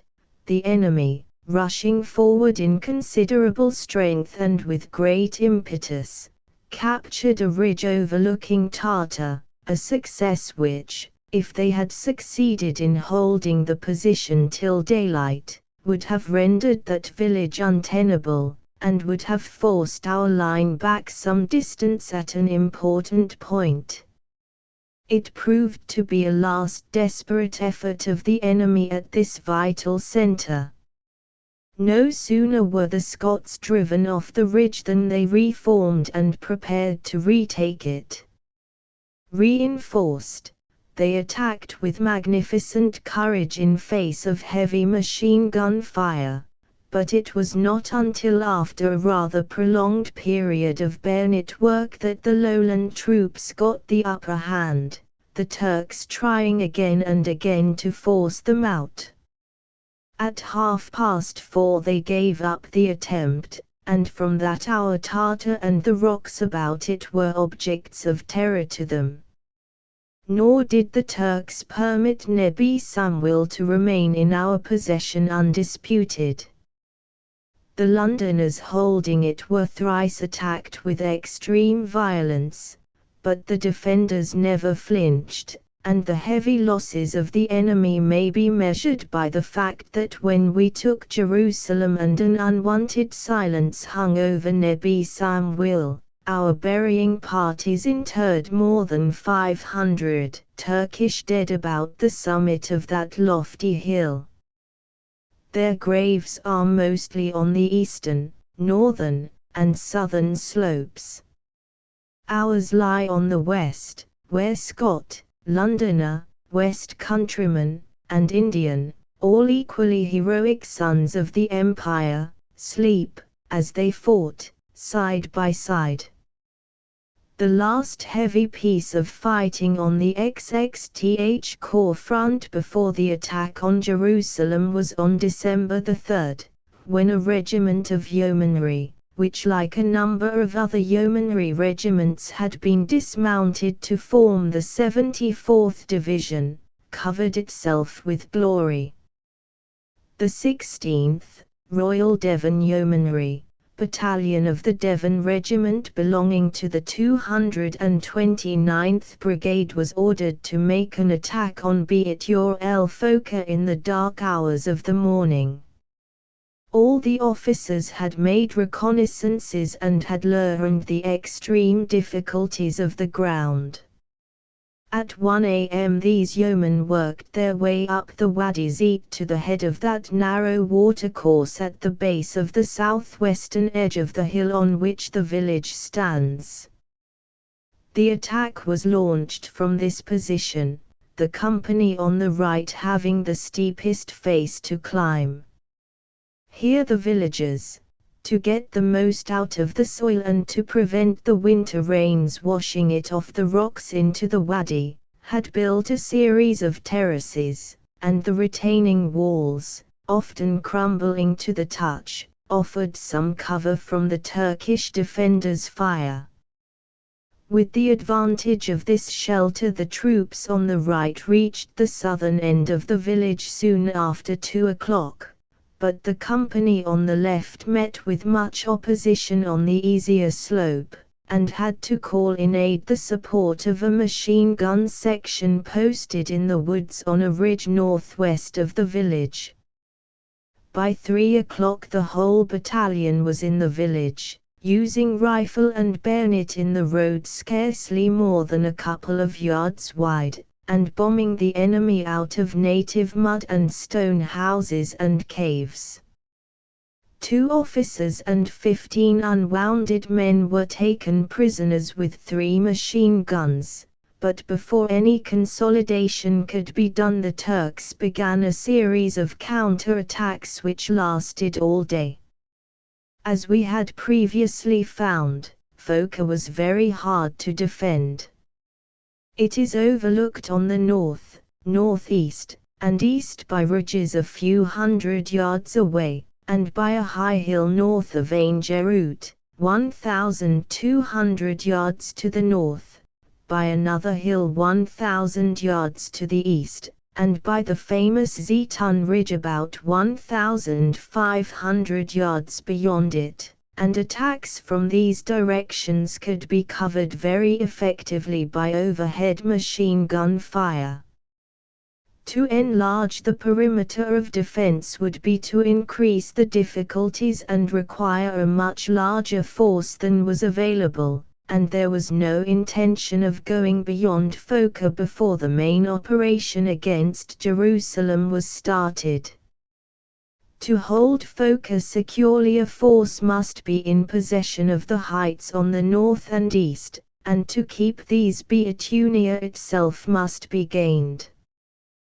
Before daylight arrived some work on defences was begun, but it was interfered with by snipers and not much could be done. Immediately the sun rose from behind the Judean hills there was a violent outburst of fire from machine guns and rifles on 3 sides, increasing in volume as the light improved. The enemy counter-attacked with a determination fully equal to that which he had displayed during the past fortnight's battle in the hills.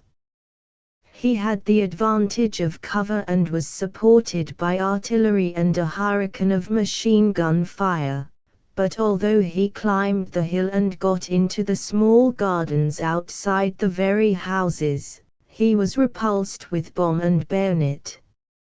At one moment there was little rifle fire, and the 2 sides fought it out with bombs. The Turks retired with heavy losses, but they soon came back again and fought with the same determination, though equally unsuccessfully.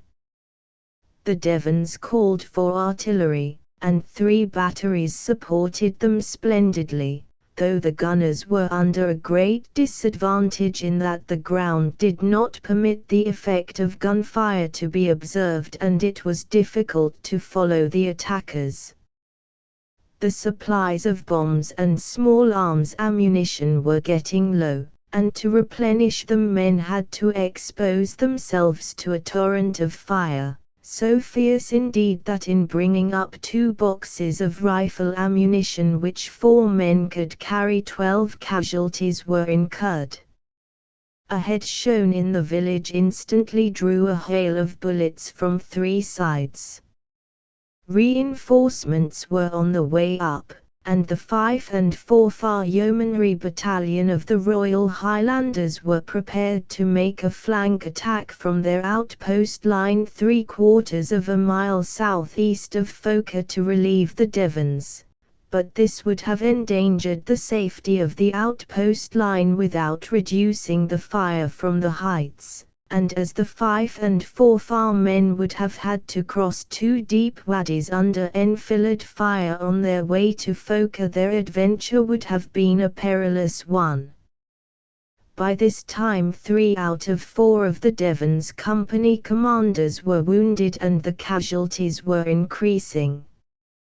The officer commanding the battalion therefore decided, after 7 hours of terrific fighting, that the village of Foker was no longer tenable, and authority was given him to withdraw. In their last attack the enemy put 1,000 men against the village, and it was not until the O.C. Devons had seen this strength that he proposed the place should be evacuated. His men had put up a great fight. The battalion went into action 762 strong, it came out 488. 3 officers were killed and 9 wounded, and 49 other ranks killed and 132 wounded. 13 were wounded and missing and 78 missing.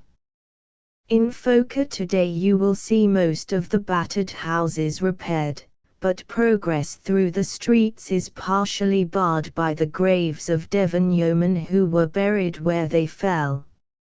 It was not possible to hew a grave in rock, therefore earth and stone were piled up round the bodies, so that in at least 2 spots you find several graves serving as buttresses to rude dwellings.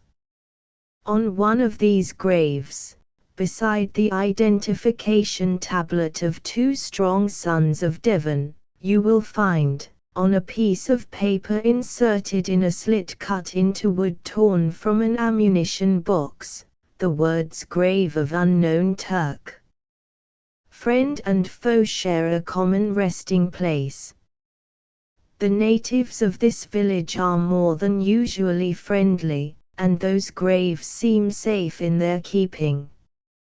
Between the 4th and the 7th of December there was a reshuffling of the troops holding the line to enable a concentration of the divisions entrusted with the attack on the defences covering Jerusalem. The 10th Division relieved the 229th and 230th Brigades of the 74th Division and extended its line to cover Beit Duku, a point near and west of it Tyre, to Tartar, and when the enemy retired from the immediate front of the 10th Division's left, Helabi and Sufa were occupied. The Australian Mounted Division also slightly advanced its line. On the night of December the 5th the 231st Brigade relieved the 60th Division in the Beit Isa and Nebi Samuel positions, and on December the 6th the line held by the 74th was extended to a point about a mile and a half north of Kulanieh.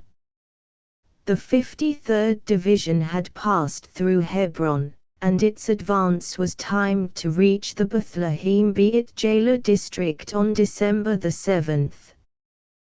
The information gained by the XXTH Corps led the staff to estimate the strength of the enemy opposite them to be 13,300 rifles and 2,700 sabres, disposed as follows: east of Jerusalem the 7th Cavalry Regiment, 500 sabres, the 27th Division covering Jerusalem and extending to the junction station Jerusalem Railway at Bitter Station, 1,200 rifles, thence to the Latran Jerusalem Road with strong points at Ain Karim and De Yison, the 53rd Turkish Division, 2,000 rifles, from the road to Nebi Samuel.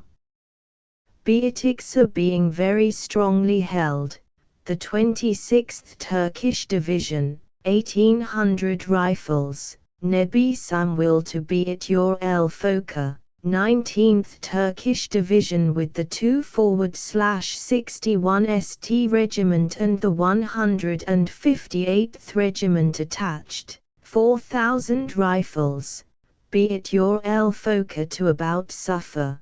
The 24th Division, 1,600 rifles, thence to the extreme left of the XXTH Corps the 3rd Cavalry Division, 1,500 sabres.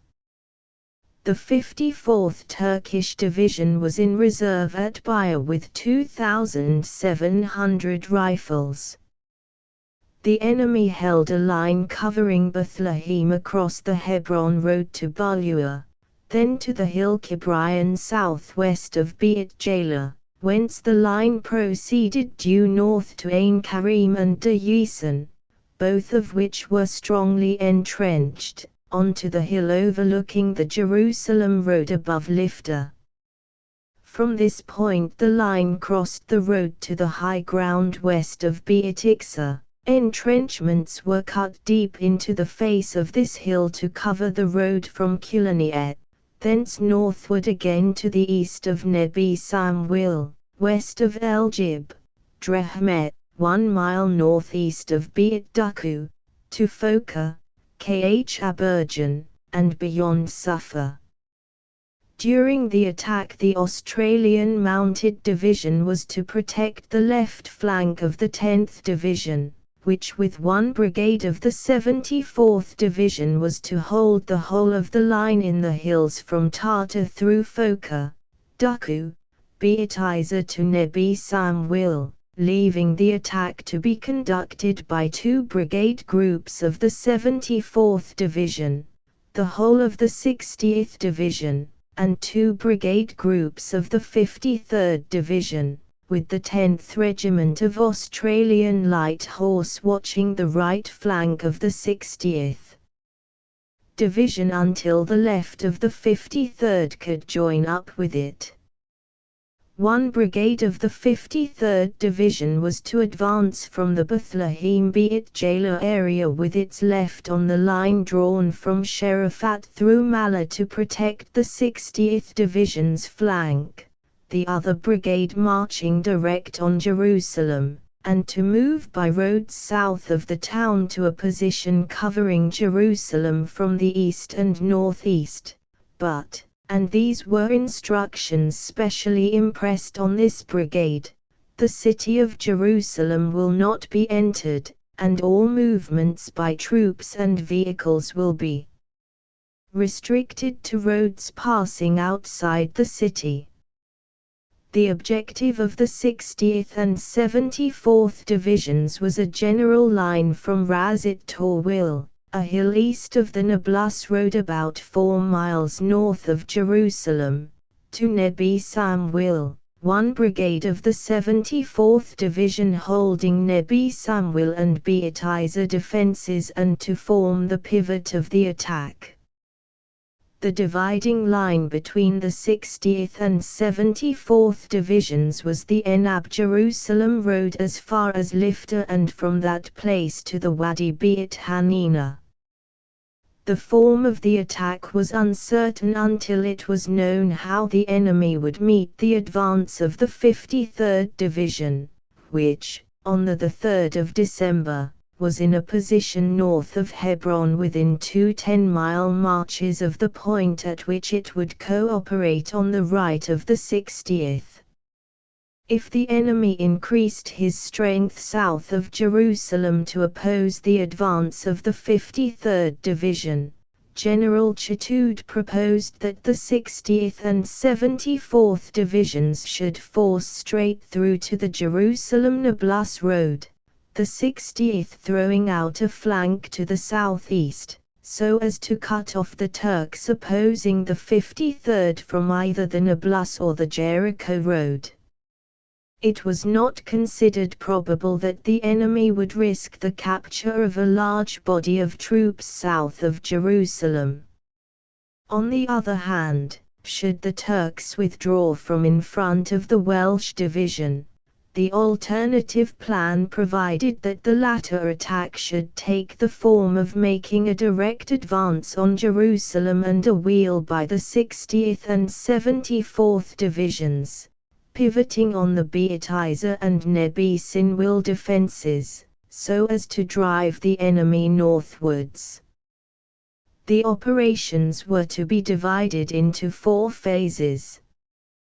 The first phase fell to the 60th and 74th Divisions, and consisted in the capture of the whole of the southwestern and western defenses of Jerusalem.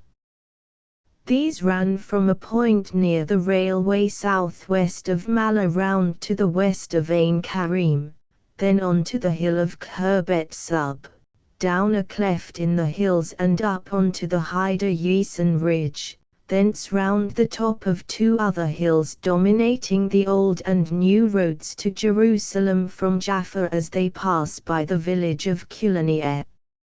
North of the new road the enemy's line ran round the southern face of a bold hill overlooking the village of Beatiksa and along the tortuous course of the Wadi el Abeda. In the second phase the 60th Division was to move over the Jaffa-Jerusalem road with its right almost up to the scattered houses on the northwestern fringe of Jerusalem's suburbs, and its left was to pass the village of Lifta on the slope of the hill rising from the Wadi Beit Hanina.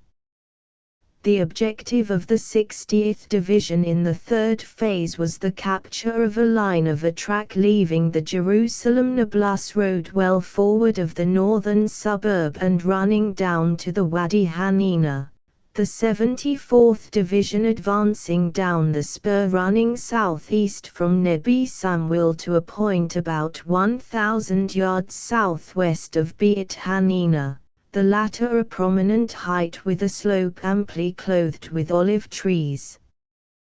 The fourth phase was an advance astride the road to Razit Torwil. As will be seen hereafter, all these objectives were not obtained, but the first, and chief of them, was, and the inevitable followed, Jerusalem became ours. Let us now picture some of the country the troops had to cross and the defenses they had to capture before the Turks could be forced out of Jerusalem. We will first look at it from Enab, the ancient Kirjath Jearim, which the Somersets, Wilts, and Gurkhas had taken at the point of the bayonet. From the top of Enab the Jaffa-Jerusalem road winds down a deep valley, plentifully planted with olive and fig trees and watered by the Wadi Iqbala. A splendid supply of water had been developed by royal engineers near the ruins of a Crusader fortress which, if native tradition may be relied on, housed Richard of the Lion Heart.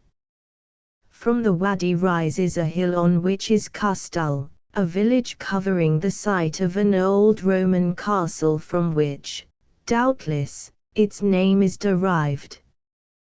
Kustal stands out the next boldest feature to Nebi Samwil, and from it, when the atmosphere is clear, the red-tiled roofs of houses in the suburbs of Jerusalem are plainly visible. A dozen villages clinging like limpets to steep hillsides are before you, and away on your right front the tall spires of Christian churches at Ain Karim tell you you are approaching the holy sites. Looking east, the road falls, with many short zigzags in its length, to Kulaniet, crosses the Wadi Surah by a substantial bridge, which the Turks blew up, and then creeps up the hills in heavy gradients till it is lost to view about Lifta.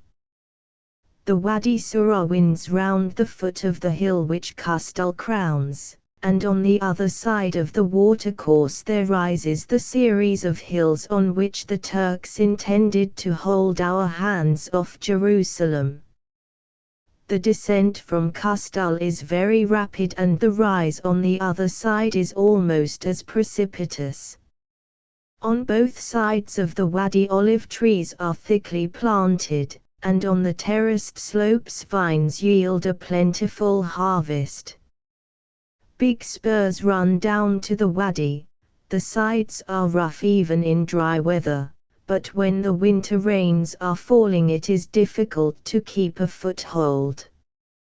Southwest of Kastal is Sober, a village on another high hill, and below it and west of Ain Karim, on lower ground, is Setef, both having orchards and vineyards in which the inhabitants practice the arts of husbandry by the same methods as their remote forefathers.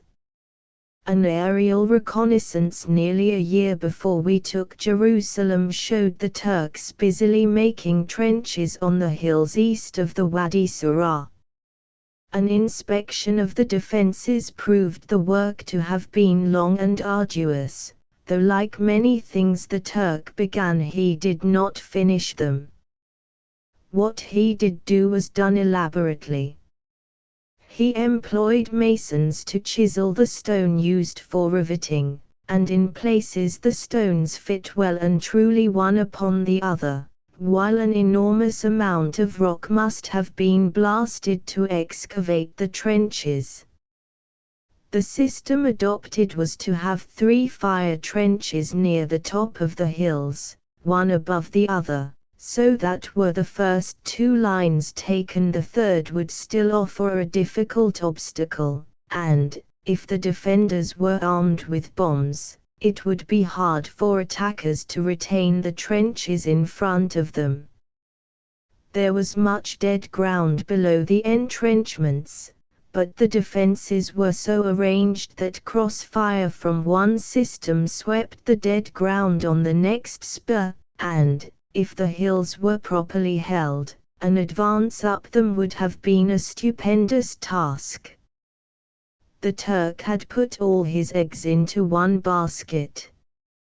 Perhaps he considered his positions impregnable. They would have been practically impregnable in British hands, and he made no attempt to cut support trenches behind the crest. There was one system only, and his failure to provide defences in depth cost him dear.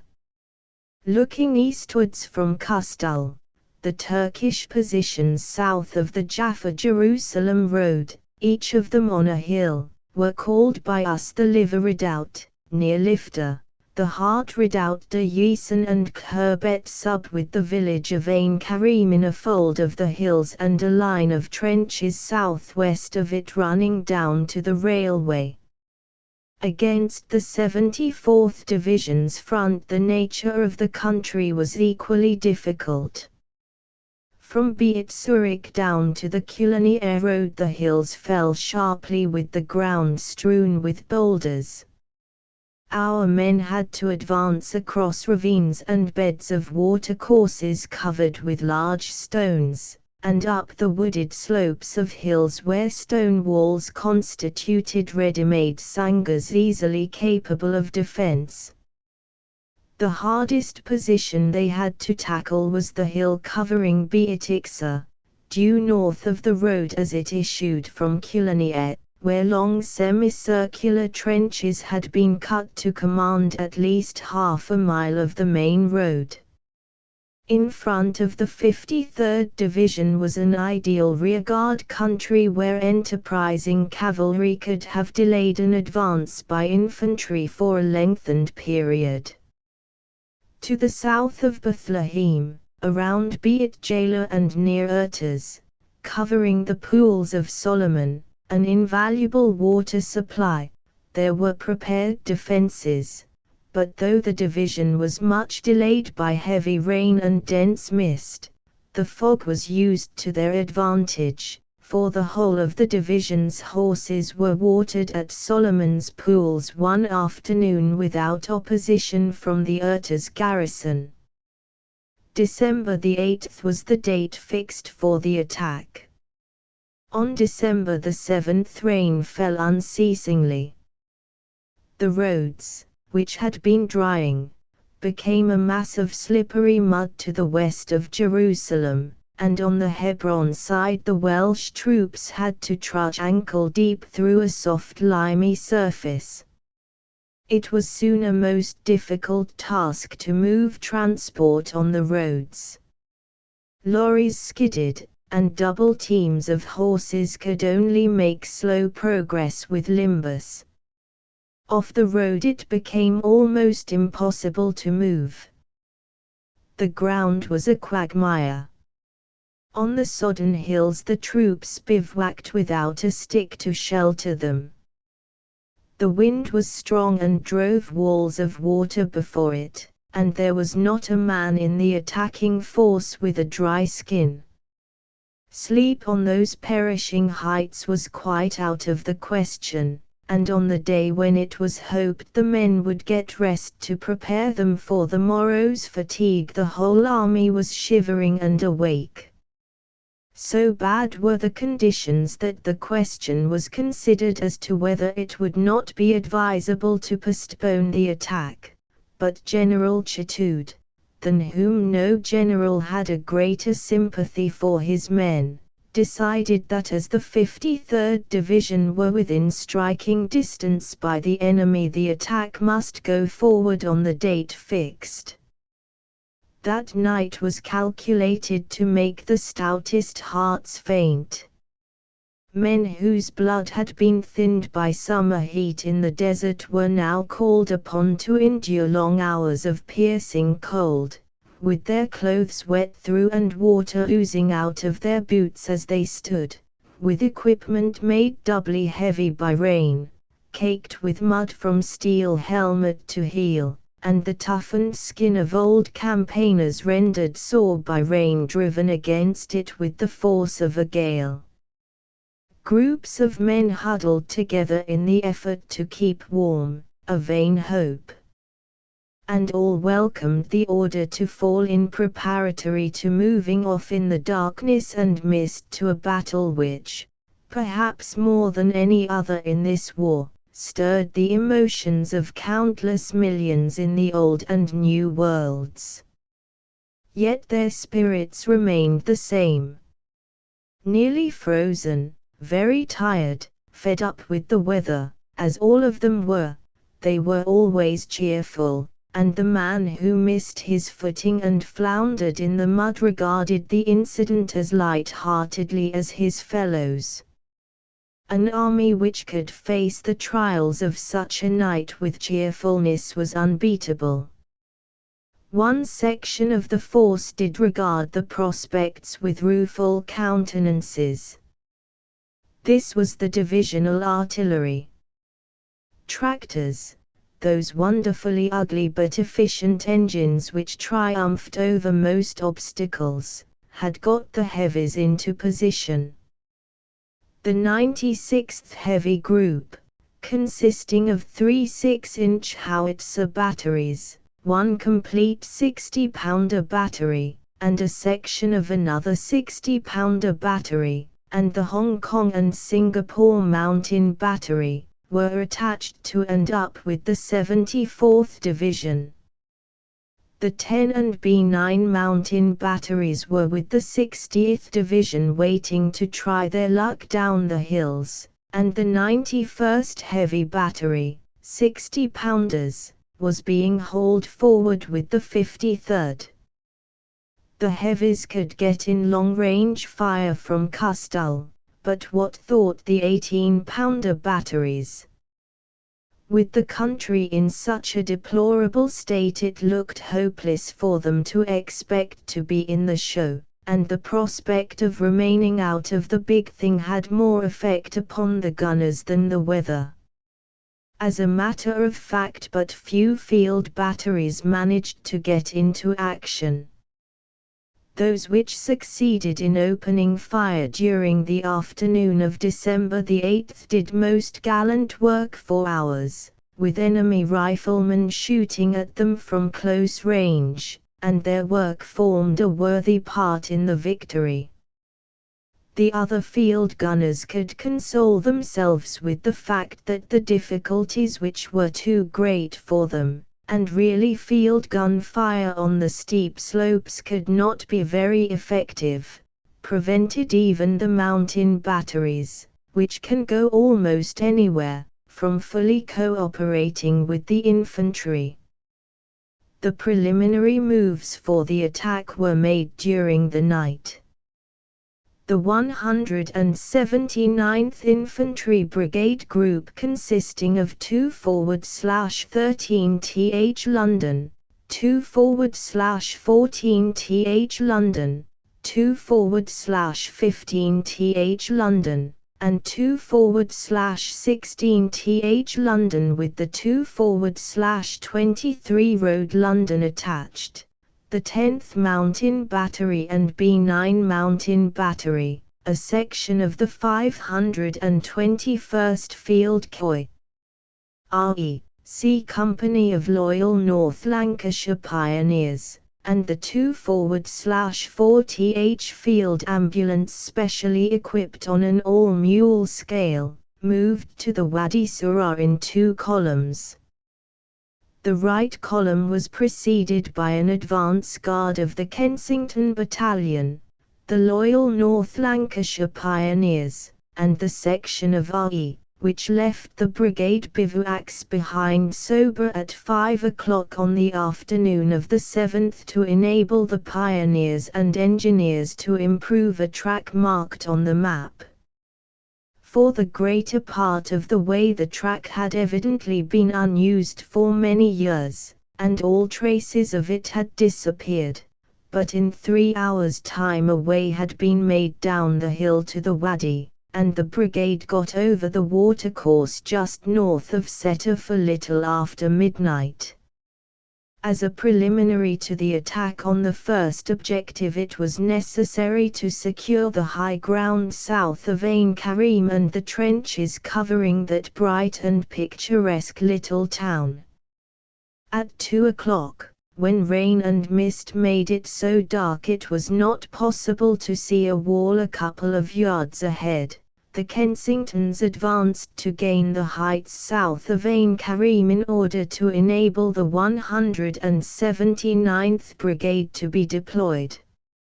A scrambling climb brought the Kensingtons to the top of the hill, and, after a weird fight of an hour and a half in such blackness of night that it was hard to distinguish between friend and foe, they captured it and beat off several persistent counter-attacks.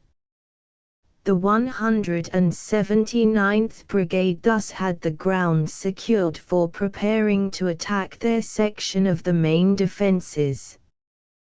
The 180th Infantry Brigade, whose Brigadier, Brig General Watson, had the honour of being the first general in Jerusalem, the first across the Jordan, and the first to get through the Turkish line in September 1918 when General Allenby sprang forward through the Turks and made the mighty march to Aleppo, was composed of the 2/17th London, 2/18th London, 2/19th London, and 2/20th London, 519th Coy.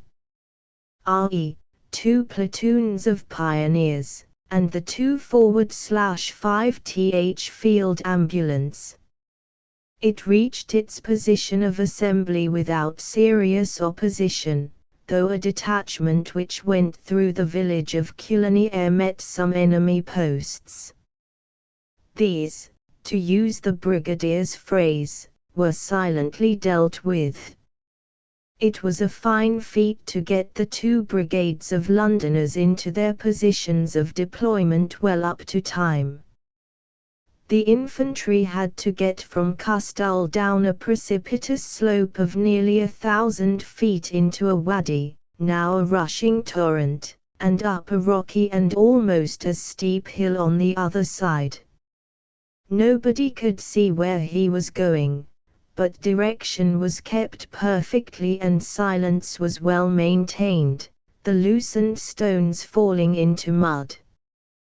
The assault was launched at 5:15, and in 10 minutes under 2 hours the 2 brigades, the 181st Brigade being in reserve just south of Custall, had penetrated the whole of the front line of the defences.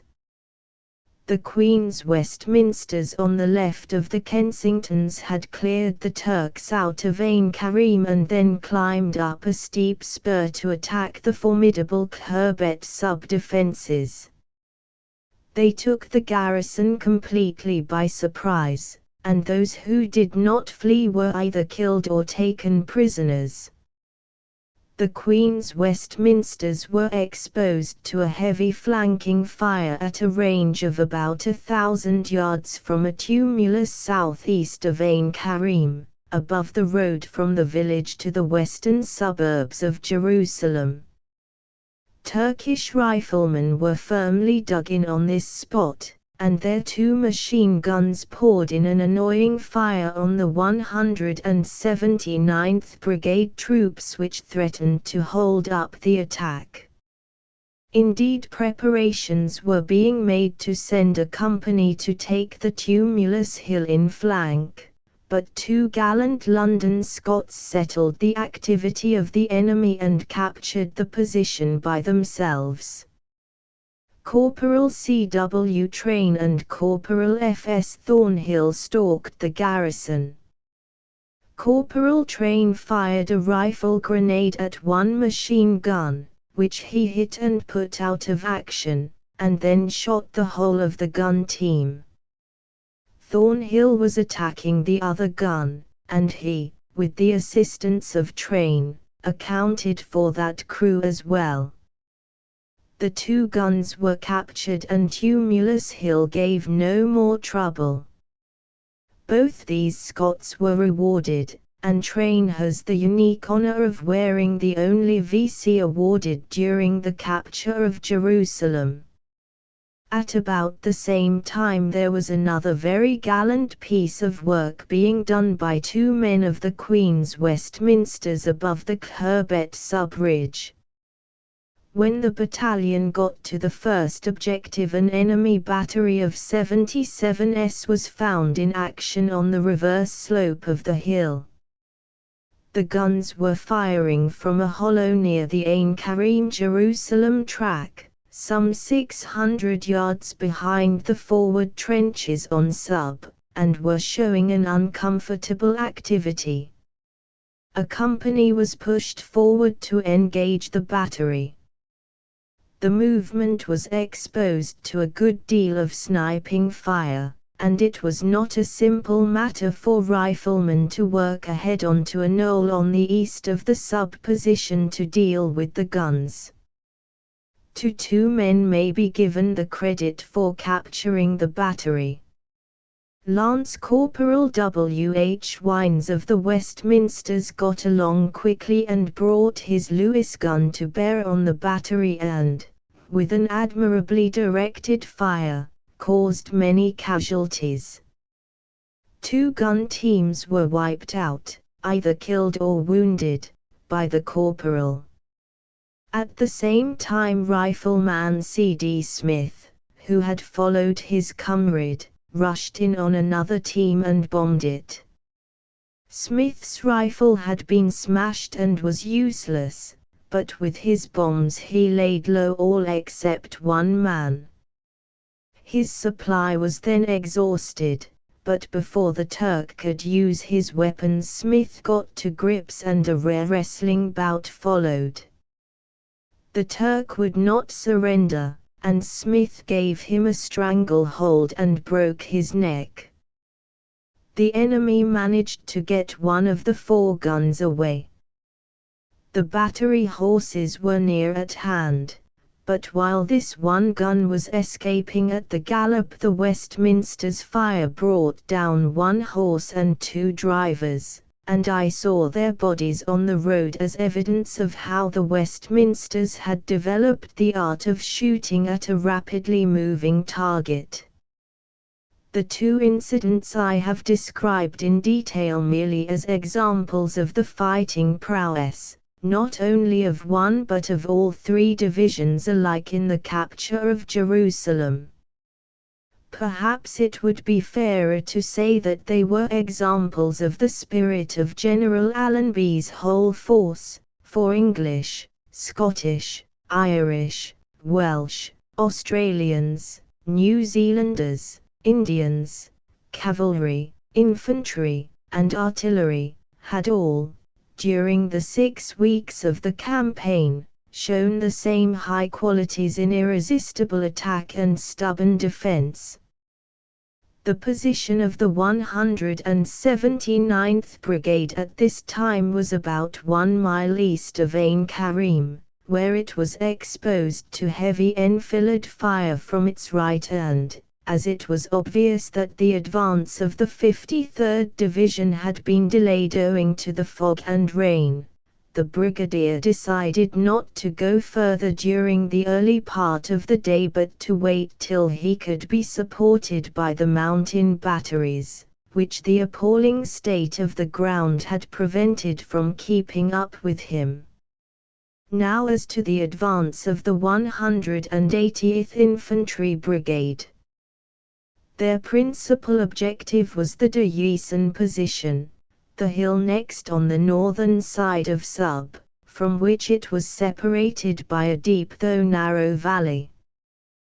The trenches cut on both sides of this gorge supported Sub as well as De Uysen, and the Sub defences were also arranged to be helpful to the De Uysen garrison by taking attackers in flank. The 180th Brigade's advance was a direct frontal attack on the hill, the jumping-off place being a narrow width of flat ground thickly planted with olive trees on the banks of the Wadi Surah. The 2 forward/19th Londons, the right battalion of the 180th Brigade, had not got far when it became the target of concentrated machine gun fire and was unable to move, with the result that a considerable gap existed between it and the 179th Brigade. The stoppage was only temporary, for, with the advance of the centre and right, the 19th Battalion pushed forward in series of rushes and, with the other battalions, carried the crest of De Uysen at the point of the bayonet, so that the whole system of entrenchments was in their hands by 7 o'clock. The brigade at once set about reorganizing for the attack on the second objective, which, as will be remembered, was a wheel to the left and, passing well on the outside of the western suburbs of Jerusalem, an advance to the rocky ground to the northwest of the city down to the Wadi Beit Hanina. The commander of the 2 forward/18th Londons in his preparations had pushed out a platoon in advance of his left, and these men at 9:30 saw 200 of the enemy with pack mules retiring down a wadi northeast of Kulanieh. The platoon held its fire until the Turks were within close range, and then engaged them with rifles and machine guns, completely surprising them and taking prisoners the whole of the survivors, 5 officers and 50 men. The Turks now began to develop a serious opposition to the 180th Brigade from a quarry behind Dayusan and from a group of houses forming part of what is known as the Syrian colony, nearly a mile from the Dayusan system. There were some Germans and a number of machine guns in these houses, and by noon they held up the advance. The brigade was seriously handicapped by the difficulty in moving guns. The road during the morning had got into a desperate state. It was next to impossible to haul field guns anywhere off the road, and as the Turks had paid no attention to the highway for some time, or where they had done something it was merely to dump down large stones to fill a particularly bad hole, it had become deeply rutted and covered with a mass of adhesive mud. The guns had to pass down from Custall by a series of zigzags with hairpin bends in full view of enemy observers, and it was only by the greatest exertion and devotion to duty that the gunners got their teams into the neighborhood of the wadi. The bridge over the Surah at Kulania having been wholly destroyed, they had to negotiate the wadi, which was now in torrent and carrying away the waters which had washed the face of the hills over a wide area. The artillery made a track through a garden on the right of the village just before the road reached the broken bridge, and two batteries, the 301st and 302nd, got their guns and limbers across. They went up the old track leading from Kulania to Jerusalem, when first one section and then another came into action at a spot between Dayusan and Hart Redoubt, where both batteries were subjected to a close-range rifle fire. For several hours the artillery fought their guns with superb courage, and remained in action until the fire from the houses was silenced by a brilliant infantry attack. At 1:30 General Watson decided he would attack the enemy on a ridge in front of the houses of the Syrian colony with the 18th and 19th battalions. With them were units of other battalions of the brigade.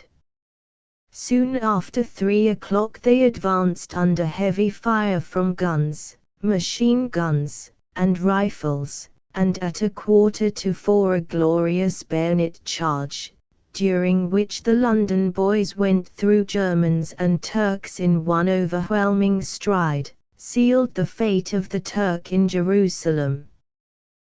That bayonet charge was within sight of the corps commander, who was with General Shea at his lookout on Custall, and when he saw the flash of steel driven home with unerring certainty by his magnificent men, General Chatoud may well have felt thankful that he had been given such troops with which to deliver Jerusalem from the Turks. The 74th Division, having taken the whole of its first objectives early in the morning and having throughout the day supported the left of the London Division, was ready to commence operations against the second objective.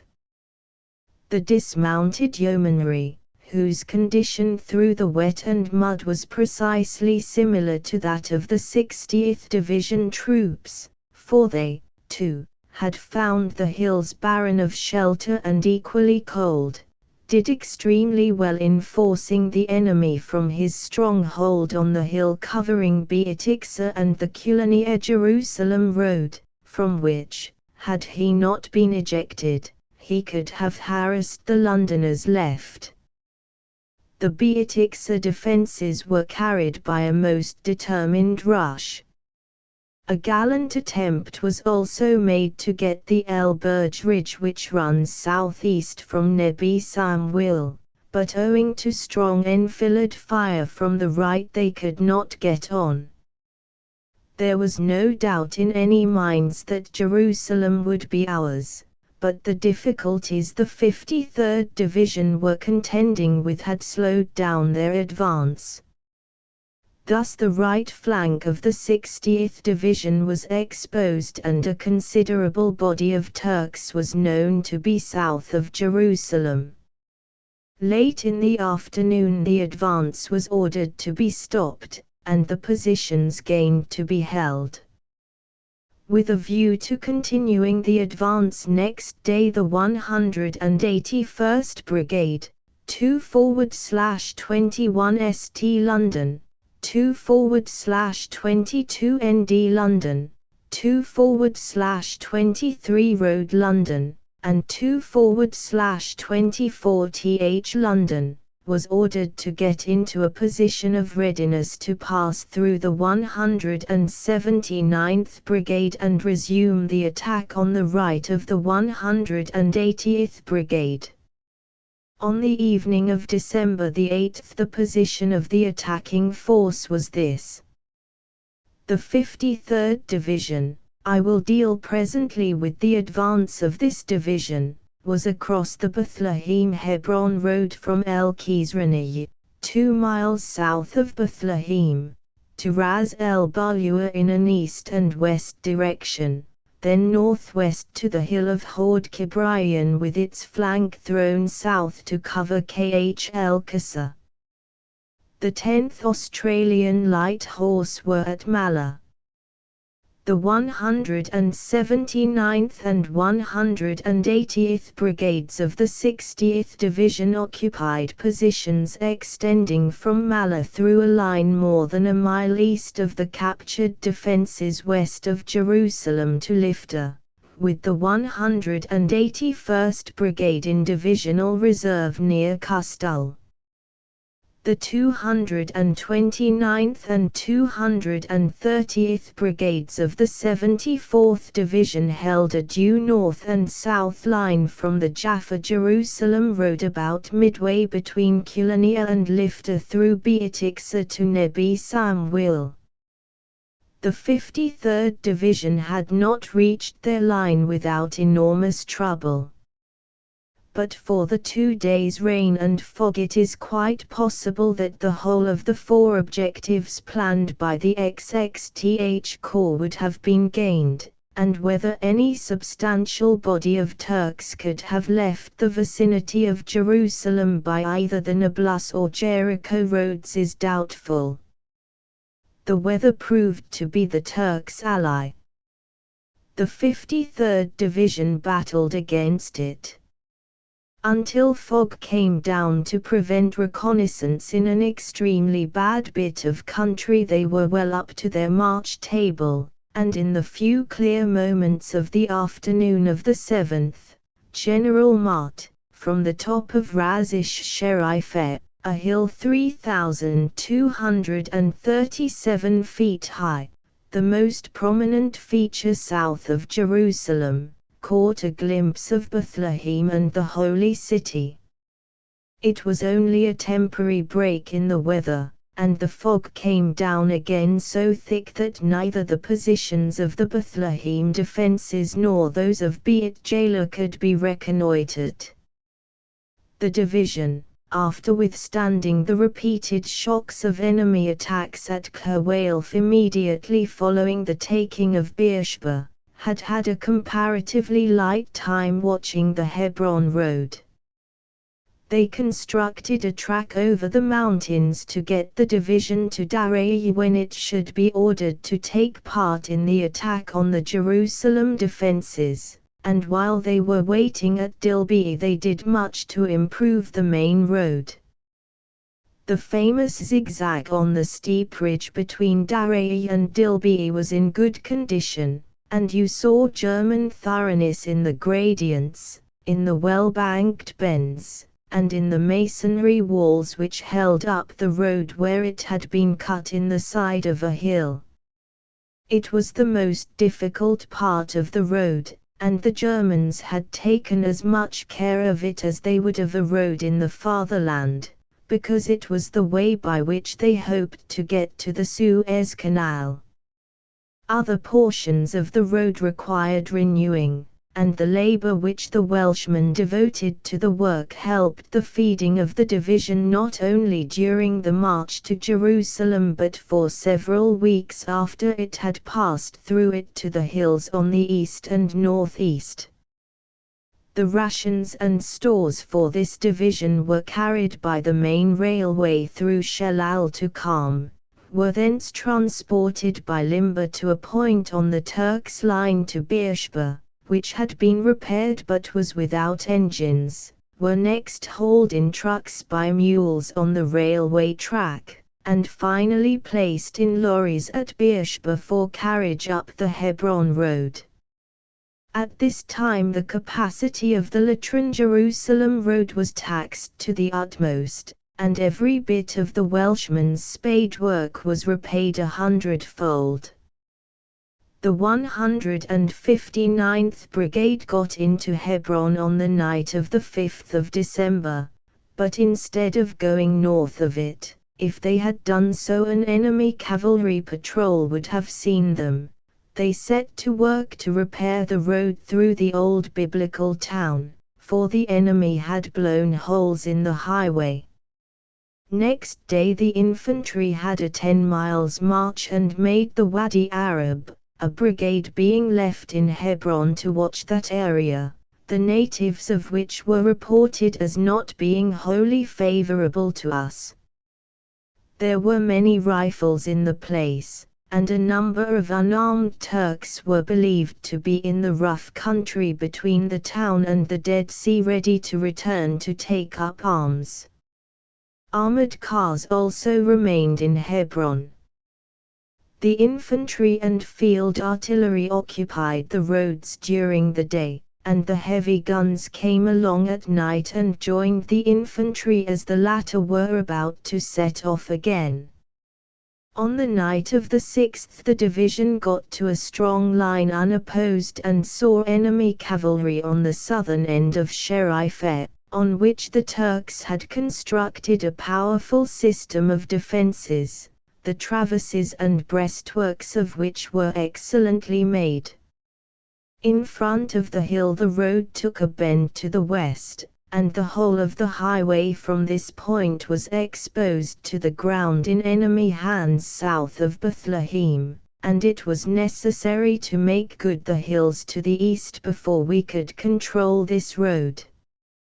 Next morning the 7th Cheshires, supported by the 4th Welsh, deployed and advanced direct on Sherifeh and gained the summit soon after dawn in time to see small parties of enemy cavalry moving off.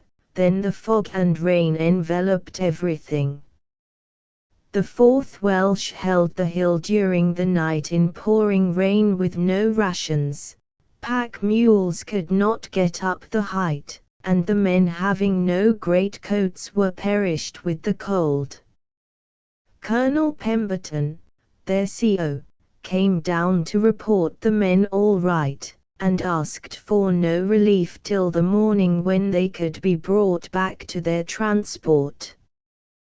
The general went beyond Solomon's Pools and was within rifle fire from the Turkish trenches in his efforts to reconnoiter, but it was impossible to see ahead, and instead of being able to begin his attack in the Beit Jala Bethlehem area on the morning of the 8th, that morning arrived before any reconnaissance could be made.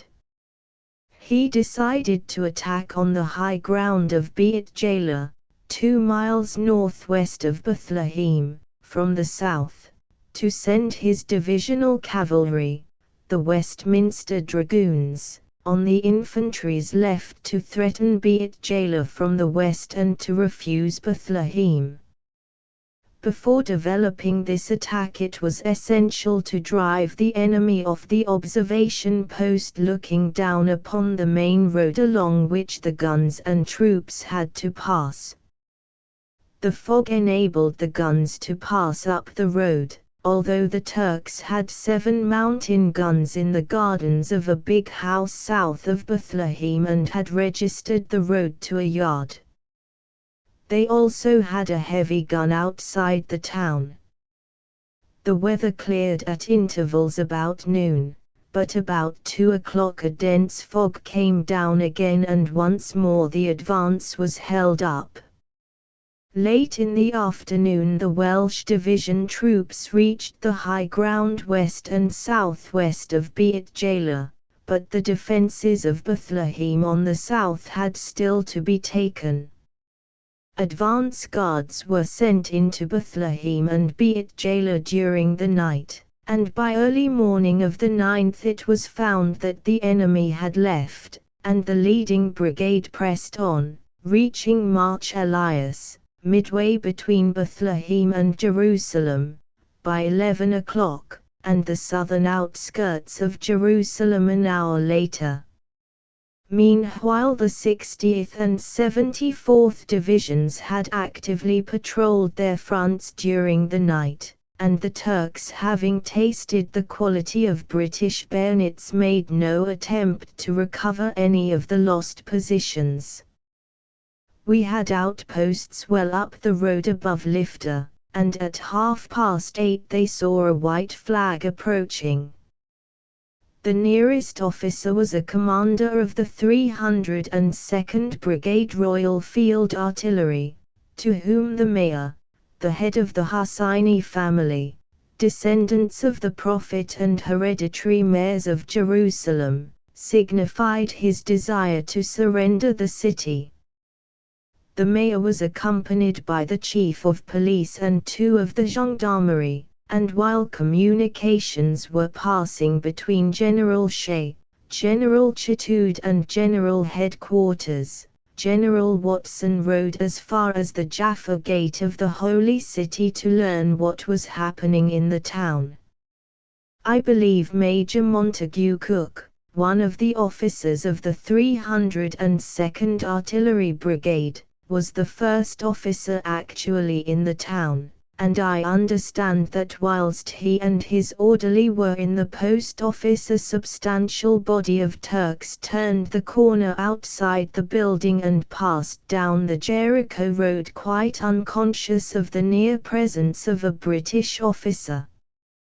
General Shea was deputed by the Commander-in-Chief to enter Jerusalem in order to accept the surrender of the city. It was a simple little ceremony, lasting but a minute or two, free from any display of strength, and a fitting prelude to General Allenby's official entry. At 12:30 General Shea, with his aide-de-camp and a guard of honour furnished by the 2/17th Londons, met the mayor, who formally surrendered the city.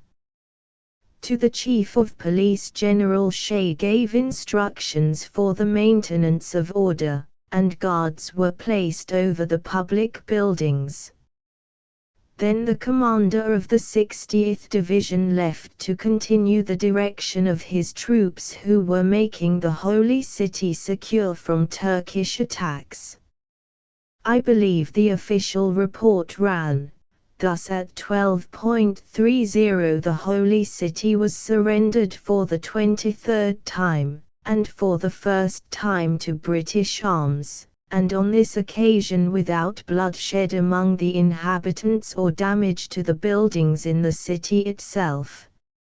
Simple as was the surrender of Jerusalem, there were scenes in the streets during the short half-hour of General Shea's visit which reflected the feeling of half the civilized world on receiving the news.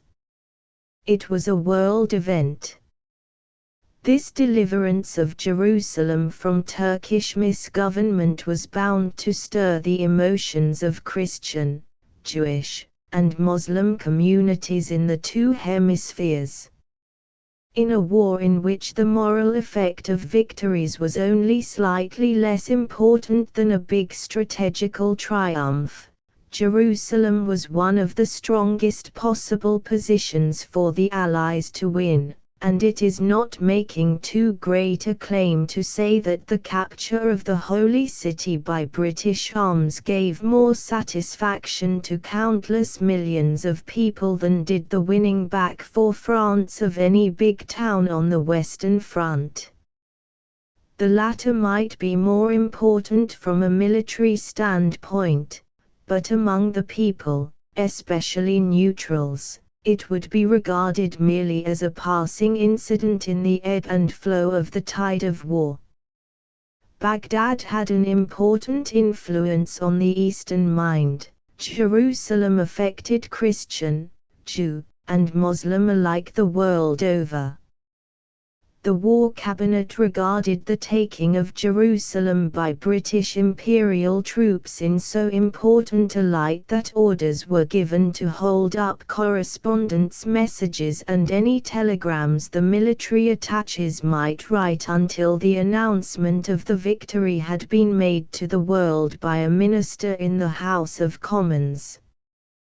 This instruction was officially communicated to me before we took Jerusalem, and I believe it was the case that the world received the first news when the mouthpiece of the government gave it to the chosen representatives of the British people in the Mother of Parliaments. The end of Ottoman dominion over the cradle of Christianity, a place held in reverence by the vast majority of the peoples of the Old and New World, made a deep and abiding impression, and as long as people hold dearly to their faiths, sentiment will make General Allenby's victory one of the greatest triumphs of the war. The relief of the people of Jerusalem, as well as their confidence that we were there to stay, manifested itself when General Shea drove into the city. The news had gone abroad that the general was to arrive about noon, and all Jerusalem came into the streets to welcome him. They clapped their hands and raised shrill cries of delight in a babel of tongues. Women threw flowers into the car and spread palm leaves on the road. Scarcely had the Turks left, probably before they had all gone, and while the guns were still banging outside the entrances to Jerusalem, stray pieces of bunting which had done duty on many another day were hung out to signify the popular pleasure at the end of an old, hard, extortionate regime and the beginning of an era of happiness and freedom. After leaving Jerusalem, the enemy took up a strong position on the hills north and northeast of the city, from which he had to be driven before Jerusalem was secure from counterattack. During the morning, General Chatoud gave orders for a general advance to the line laid down in his original plan of attack, which may be described as the preliminary line for the defense of Jerusalem. The 180th and 181st Brigades were already on the move, and some of the 53rd Division had marched by the main road outside the Holy City's walls to positions from which they were to attempt to drive the enemy off the Mount of Olives. The 180th Brigade, fresh and strong but still wet and muddy, went forward rapidly over the boulders on the hills east of the Wadi Beit Hanina and occupied the rugged height of Shafat at 1:30. Shafat is about 2 miles north of Jerusalem. In another half hour they had driven the Turks from the conical top of Tel El-Ful, that sugarloaf hill which dominates the Nablus road, and which before the end of the year was to be the scene of an epic struggle between Londoner and Turk. The 181st Brigade, on debouching from the suburbs of Jerusalem northeast of Lifta, was faced with heavy machine gun and rifle fire on the ridge running from the western edge of the Mount of Olives across the Nablus road through Khs Salah. On the left, the 180th Brigade lent support, and at 4 o'clock the 2/21 and 2/24 Londons rushed the ridge with the bayonet and drove off the Turks, who left 70 dead behind them. The London Division that night established itself on the line from a point 1,000 yards north of Jerusalem and east of the Nablus road through Ras Meshari to Tel El-Ful, thence westwards to the wadi behind the olive orchards south of Beit Hanina. The 74th Division reached its objective without violent opposition, and its line ran from north of Nebi Samuel to the height of Beit Hanina and out towards Tel El-Ful. The 53rd Division was strongly opposed when it got round the southeast of Jerusalem onto the Jericho road in the direction of Aziyah, Bethany, and it was necessary to clear the Turks from the Mount of Olives. Troops of the Welsh Division moved round the Holy City and drove the enemy off the mount, following them down the eastern spurs, and thus denied them any direct observation over Jerusalem. The next day they pushed the enemy still farther eastwards, and by the night of the 10th held the line from the well at Azad, 4,000 yards southeast of Jerusalem, the hill 1,500 yards south of Aziyah itself, to the Mount of Olives, whence our positions continued to Ras Torwil, north of Tel El-Ful across the Nablus road to Nebi Samuel. This was our first line of positions for the defense of Jerusalem, and we continued to hold these strong points for some time. They were gradually extended on the east and northeast by the Welsh Division in order to prevent an attack from the direction of Jericho, where we knew the Turks had received reinforcements. Indeed, during our attack on the Jerusalem position the Turks had withdrawn a portion of their force on the Hejaz Railway.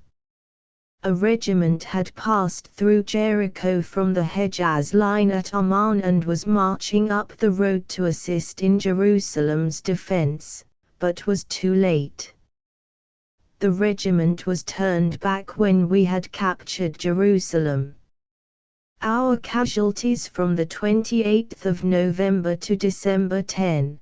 These figures include the heavy fighting about Tata, Foka, and Nebi Samuel prior to the XXTH Corps attack on the Jerusalem defenses, were, officers, 21 killed, 64 wounded, 3 missing, other ranks, 247 killed, 1,163 wounded, 169 missing, a total of 1,667. The casualties of the 60th Division during the attack on and advance north of Jerusalem on December 8–9 are interesting, because they were so extremely light considering the strength of the defences captured and the difficulties of the ground, namely, 8 officers killed and 24 wounded. 98 other ranks killed, 420 wounded and 3 missing, a total of 553. The total for the whole of the XXTH Corps on these days was 12 officers killed, 35 wounded, and 137 other ranks killed, 636 wounded and 7 missing. In all 47 officers and 780 other ranks. The prisoners taken from the 28th of November to the 10th of December were 76 officers, 1,717 other ranks, total 1,793. On December the 8th and 9th, 68 officers and 918 other ranks, 986 in all, were captured. The booty included 2 4-2 Krupp howitzers, 3 77 mm field guns and carriages, 9 heavy and 3 light machine guns, 137 boxes of small arms ammunition, and 103,000 loose rounds. Chapter 15 General Allenby's official entry. Jerusalem became supremely happy. It had passed through the trials, if not the perils, of war. It had been the headquarters and base of a Turkish army. Great bodies of troops were never quartered there, but staffs and depots were established in the city, and being in complete control, the military paid little regard to the needs of the population. Unfortunately, a not inconsiderable section of Jerusalem's inhabitants is content to live, not by its own handiwork, but on the gifts of charitable religious people of all creeds. When war virtually shut off Jerusalem from the outer world, the lot of the poor became precarious. The food of the country, just about sufficient for self-support, was to a large extent commandeered for the troops, and while prices rose the poor could not buy, and either their appeals did not reach the benevolent or funds were intercepted. Deaths from starvation were numbered by the thousand, Jews, Christians, and Muslims alike suffering, and there were few civilians in the Holy City who were not hungry for months at a time. When I reached Jerusalem, the people were at the height of their excitement over the coming of the British, and they put the best face on their condition, but the freely expressed feeling of relief that the days of hunger torture were nearly past did not remove the signs of want and misery, of infinite suffering by father, mother, and child, brought about by a long period of starvation. That a people, pale, thin, bent, whose movements had become listless under the lash of hunger, could have been stirred into enthusiasm by the appearance of a khaki coat, that they could throw off the lethargy which comes of acute want, was only to be accounted for by the existence of a profound belief that we had been sent to deliver them. Some hours before the official entry, I was walking in David Street when a Jewish woman, seeing that I was English, stopped me and said, "We have prayed for this day. Today I shall sing God Save Our Gracious King, Long Live Our Noble King. We have been starving, but what does that matter? Now we are liberated and free." She clasped her hands across her breasts and exclaimed several times, "Oh, how thankful we are!" An elderly man in a black robe, whose pinched pale face told of a long period of want, caught me by the hand and said, "God has delivered us. Oh, how happy we are!" An American worker in a Red Crescent hospital, who had lived in Jerusalem for upwards of 10 years and knew the people well, assured me there was not one person in the Holy City who in his heart was not devoutly thankful for our victory. He told me that on the day we captured Nebi Samuel 3 wounded Arab officers were brought to the hospital. One of them spoke English. It was astonishing how many people could speak our mother tongue, and while he was having his wounds dressed he exclaimed, "I can shout hip hip hurrah for England now." The officer was advised to be careful, as there were many Turkish wounded in the hospital, but he replied he did not care, and in unrestrained joy cried out, "Hurrah for England!" The deplorable lot of the people had been made harder by profiteering officers. Those who had money had to part with it for Turkish paper. The Turkish note was depreciated to about 1/5 of its face value.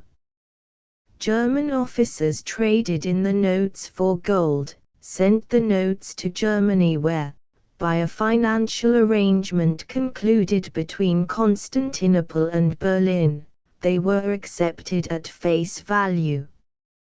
The German officer and soldier got richer the more they forced Turkish paper down. Turkish officers bought considerable supplies of wheat and flour from military depots, the cost being debited against their pay which was paid in paper. They then sold the goods for gold. That accounted for the high prices of foodstuffs, the price in gold being taken for the market valuation.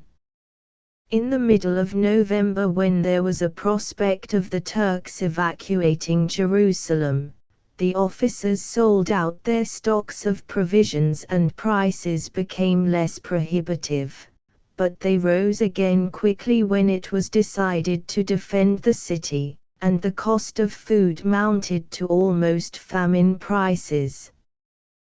The Turks, by selling for gold that which was bought for paper, rechanging gold for paper at their own prices, made huge profits and caused a heavy depreciation of the note at the expense of the population. Grain was brought from the district east of the Dead Sea, but none of it found its way to civilian mouths except through the extortionate channel provided by officers.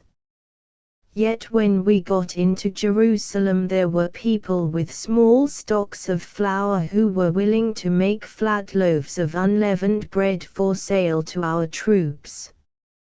The soldiers had been living for weeks on hard biscuit and bully beef, and many were willing to pay a shilling for a small cake of bread. They did not know that the stock of flour in the town was desperately low, and that by buying this bread they were almost taking it out of the mouths of the poor. Some traders were so keen on getting good money, not paper, that they tried to do business on this footing, looking to the British Army to come to the aid of the people.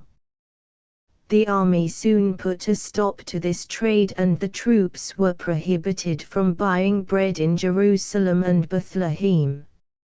As it was, the Quartermaster General's branch had to send a large quantity of foodstuffs into the towns, and this was done at a time when it was a most anxious task to provision the troops. Those were very trying days for the supply and transport departments, and one wonders whether the civilian population ever realized the extent of the humanitarian efforts of our army staff.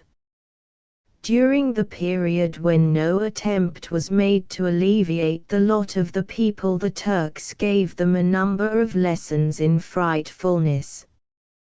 There were public executions to show the severity of military law. Gallows were erected outside the Jaffa Gate, and the victims were left hanging for hours as a warning to the population. I have seen a photograph of 6 natives who suffered the penalty, with their executioners standing at the swinging feet of their victims. Before the First Battle of Gaza, the Turks brought the rich Mufti of Gaza and his son to Jerusalem, and the Mufti was hanged in the presence of a throng compulsorily assembled to witness the execution. The son was shot. Their only crime was that they were believed to have expressed approval of Britain's policy in dealing with Muslim races. Thus were the people terrorized. They knew the Turkish ideas of justice, and dared not talk of events happening in the town even in the seclusion of their homes. The evils of war, as war is practiced by the Turk, left a mark on Jerusalem's population which will be indelible for this generation. despite the wondrous change our army has wrought in the people. When General Allenby had broken through the Gaza line, the Turks in Jerusalem despaired of saving the city. That all the army papers were brought from Hebron on the 10th of November, shows that even at that date von Kress still imagined we would come up the Hebron road, though he had learned to his cost that a mighty column was moving through the coastal sector and that our cavalry were cutting across the country to join it. The notorious Enver reached Jerusalem from the north on the 12th of November and went down to Hebron. On his return it was reported that the Turks would leave Jerusalem, the immediate sale of officers' stocks of foodstuffs giving color to the rumor. Undoubtedly some preparations were made to evacuate the place, but the temptation to hold on was too great. One can see the influence of the German mind in the Turkish councils of war. At a moment when they were flashing the wireless news throughout the world that their Caporetto victory meant the driving of Italy out of the war, they did not want the icy blast of Jerusalem's fall to tell of disaster to their hopes in the east. Accordingly, on the 16th of November a new decision was taken and Jerusalem was to be defended to the last. German officers came hurrying south, lorries were rushed down with stores until there were 600 German lorry drivers and mechanics in Jerusalem. Reinforcements arrived and the houses of the German colony were turned into nests of machine guns. The pains the Germans were at to see their plans carried out were reflected in the fighting when we tried to get across the Jerusalem-Nablus road and to avoid fighting in the neighborhood of the Holy City. But all this effort availed them naught. Our dispositions compelled the enemy to distribute his forces, and when the attack was launched the Turk lacked sufficient men to man his defenses adequately.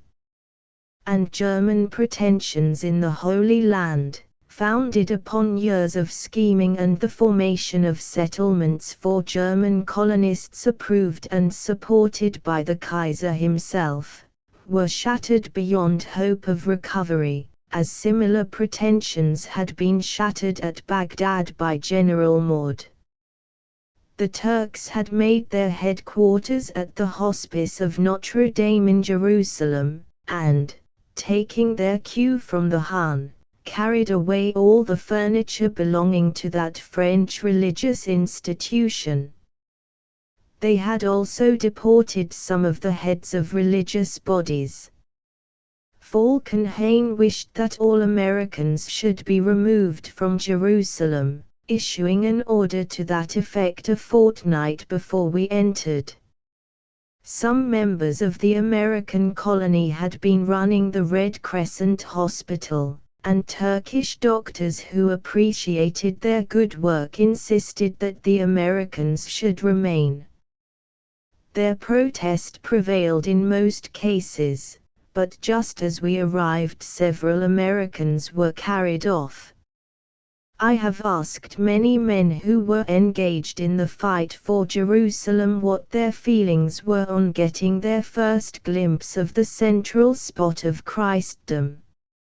Some people imagine that the hard brutalities of war erase the softer elements of men's natures, that killing and the rough life of campaigning, where one is familiarized with the tragedies of life every hour of every day, where ease and comfort are forgotten things, remove from the mind those earlier lessons of peace on earth and goodwill toward men. That is a fallacy. Every man or officer I spoke to declared that he was seized with emotion when, looking from the shell-torn summit of Nebi Samuel, he saw the spires on the Mount of Olives, or when reconnoitering from Custall he got a peep of the red roofs of the newer houses which surround the old city. Possibly only a small percentage of the army believed they were taking part in a great mission, not a great proportion would claim to be really devout men, but they all behaved like Christian gentlemen. One Londoner told me he had thought the scenes of war had made him callous and that the ruthless destruction of those things fashioned by men's hands in prosecuting the arts of peace had prompted the feeling that there was little in civilization after all, if civilization could result in so bitter a thing as this awful fighting. Man seemed as barbaric as in the days before the Savior came to redeem the world, and whether we won or lost the war all hopes of a happier state of things were futile. So this Cockney imagined that his condition showed no improvement on that of the savage warrior of 2,000 years ago, except in that civilization had developed finer weapons to kill with and be killed by. The finer instincts had been blunted by the naked and unashamed horrors of war. But the lessons taught him before war scourged the world came back to him on getting his first view of the holy city. He felt that sense of emotion which makes one wish to be alone and think alone. He was on the ground where sacred history was made, perhaps stood on the rock the Saviour's foot had trod. In the deep stirring of his emotions the rougher edges of his nature became rounded by feelings of sympathy and a belief that good would come out of the evil of this strife. That view of Jerusalem, and the knowledge of what the holy sites stand for, made him a better man and a better fighting man. And he had no doubt the first distant glimpse of the holy city had similarly affected the bulk of the army. That bad language is used by almost all troops in the field is notorious, but in Jerusalem one seldom heard an oath or an indecent word. When Jerusalem was won and small parties of our soldiers were allowed to see the holy city, their politeness to the inhabitants, patriarch or priest, trader or beggar, man or woman, rebuked the thought that the age of chivalry was past, while the reverent attitude involuntarily adopted by every man when seeing the sacred places suggested that no crusader army or band of pilgrims ever came to the Holy Land under a more pious influence. Many times have I watched the troops of General Allenby in the streets of Jerusalem. They bore themselves as soldiers and gentlemen, and if they had been selected to go there simply to impress the people they could not have more worthily upheld the good fame of their nation. These soldier missionaries of the empire left behind them a record which will be remembered for generations. If it had been possible to consult the British people as to the details to be observed at the ceremony of the official entry into Jerusalem, the vast majority would surely have approved General Allenby's program. Americans tell us the British as a nation do not know how to advertise. Our part in the war generally proves the accuracy of that statement, but the official entry into Jerusalem will stand out as one great exception. By omitting to make a great parade of his victory, one may count elaborate ceremonial as advertisement. General Allenby gave Britain her best advertisement. The simple, dignified, and, one may also justly say, humble order of ceremony was the creation of a truly British mind. To impress the inhabitant of the East things must be done on a lavish ostentatious scale, for gold and glitter and tinsel go a long way to form a native's estimate of power. But there are times when the native is shrewd enough to realize that pomp and circumstance do not always indicate strength, and that dignity is more powerful than display. Contrast the German Emperor's visit to Jerusalem with General Allenby's official entry. The Kaiser brought a retinue clothed in white and red, and blue and gold, with richly caparisoned horses, and, like a true showman, he himself affected some articles of Arab dress. He rode into the holy city, where one before had walked, and a wide breach was even made in those ancient walls for a German progress. All this to advertise the might and power of Germany. In parenthesis I may state we are going to restore those walls to the condition they were in before German hands defiled them. The general who by capturing Jerusalem helped us so powerfully to bring Germany to her knees and humble her before the world, entered on foot by an ancient way, the Jaffa Gate, called by the native Bab el Khalil or the Friend. In this hallowed spot there was no great pageantry of arms, no pomp and panoply, no display of the mighty strength of a victorious army, no thunderous salutes to acclaim a world-resounding victory destined to take its place in the chronicles of all time. There was no enemy flag to hold down and no flags were hoisted. There were no soldier shouts of triumph over a defeated foe, no bells in ancient belfries rang, no Te Deums were sung, and no preacher mounted the rostrum to eulogize the victors or to point the moral to the multitude. A small, almost meager procession, consisting of the commander-in-chief and his staff, with a guard of honor, less than 150 all told, passed through the gate unheralded by a single trumpet note. A purely military act with a minimum of military display told the people that the old order had changed, yielding place to new.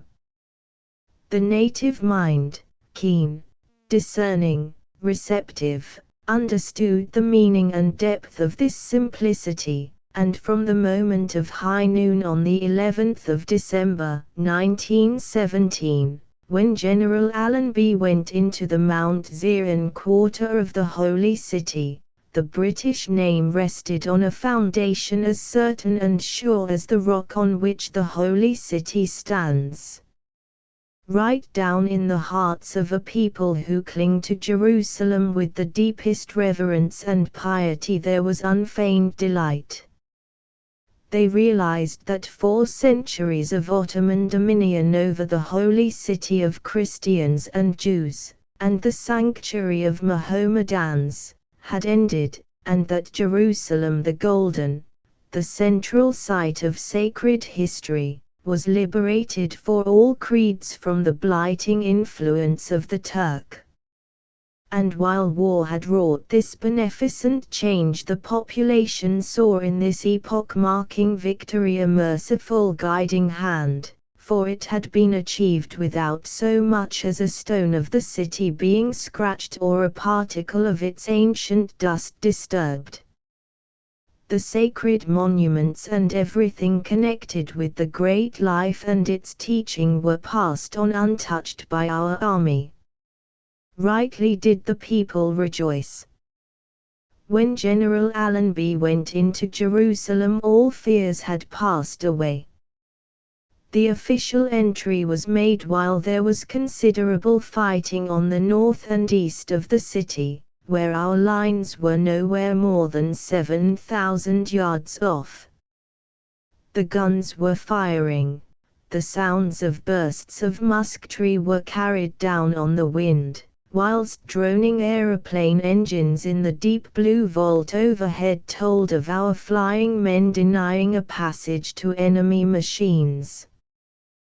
The stern voices of war were there in all their harsh discordancy, but the people knew they were safe in the keeping of British soldiers and came out to make holiday. General Allenby motored into the suburbs of Jerusalem by the road from Latran, which the pioneers had got into some sort of order. The business of war was going on, and the general's car took its place on the highway on even terms with the lorry, which at that time when supplying the front was the most urgent task and had priority on the roads. The people had put on gala raiment. From the outer fringe of Jerusalem the Jaffa Road was blocked not merely with the inhabitants of the city but with people who had followed in the army's wake from Bethlehem. It was a picturesque throng. There were somber-clad Jews of all nationalities, Armenians, Greeks, Russians, and all the peoples who make Jerusalem the most cosmopolitan of cities.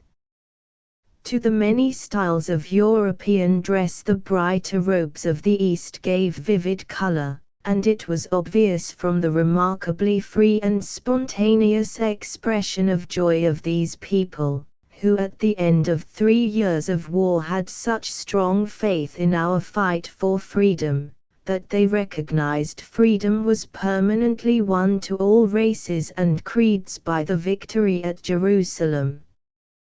The most significant of all the signs was the attitude of Muslims. The Turks had preached the holy war, but they knew the hollowness of the cry, and the natives, abandoning their natural reserve, joined in loud expression of welcome. From flat-topped roofs, balconies, and streets there were cries of bravo and hurrah, uttered by men and women who probably never spoke the words before, and quite close to the Jaffa Gate I saw 3 old Mohammedans clap their hands while tears of joy coursed down their cheeks. Their hearts were too full to utter a word. There could be no doubt of the sincerity of this enthusiasm. The crowd was more demonstrative than is usual with popular assemblies in the East, but the note struck was not one of jubilation so much as of thankfulness at the relief from an insufferable bondage of bad government. Outside the Jaffa Gate was an imperial guard of honor drawn from men who had fought stoutly for the victory. In the British Guard of 50 of all ranks were English, Scottish, Irish, and Welsh troops, steel-helmeted and carrying the kit they had an hour or 2 earlier brought with them from the front line.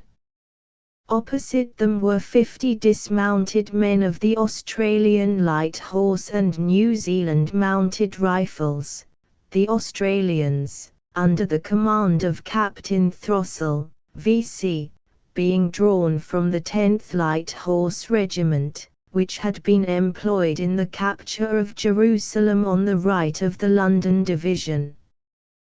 These colonial troops had earned their place, for they had done the work of the vanguard in the Sinai Desert, and their victories over the Turks on many a hard-won field in the torrid heat of summer had paved the way for this greater triumph. A French and an Italian guard of honor was posted inside the Jaffa Gate. As I have previously said, the Italians had held a portion of the line in front of Gaza with a composite brigade, but the French troops had not yet been in action in Palestine, though their navy had assisted with a battleship in the Gaza bombardment. We welcomed the participation of the representatives of our allies in the official entry, as it showed to those of their nationality in Jerusalem that we were fighting the battle of freedom for them all. Outside the Jaffa Gate the Commander-in-Chief was received by Major General Borton, who had been appointed military governor of the city, and a procession being formed, General Allenby passed between the iron gates to within the city walls. Preceded by 2 aides-de-camp, the commander-in-chief advanced with the commander of the French Palestine detachment on his right and the commander of the Italian Palestine detachment on his left. 4 staff officers followed. Then came Brigadier General Clayton, political officer, MPCO, head of the French mission, and the French, Italian, and United States military attaches. The Chief of the General Staff, Major General Sir L.J. Bowles, and the Brigadier General General Staff, Brigadier General G. Dornay, marched slightly ahead of Lieutenant General Sir Philip W. Chatude, the XXTH Corps Commander, and Brigadier General Bartholomew, who was General Chatude's BGGS. The guard closed in behind. That was all. The procession came to a halt at the steps of El Kala, the citadel, which visitors to Jerusalem will better remember as the entrance to David's Tower. Here the commander-in-chief and his staff formed up on the steps with the notables of the city behind them, to listen to the reading of the proclamation in several languages.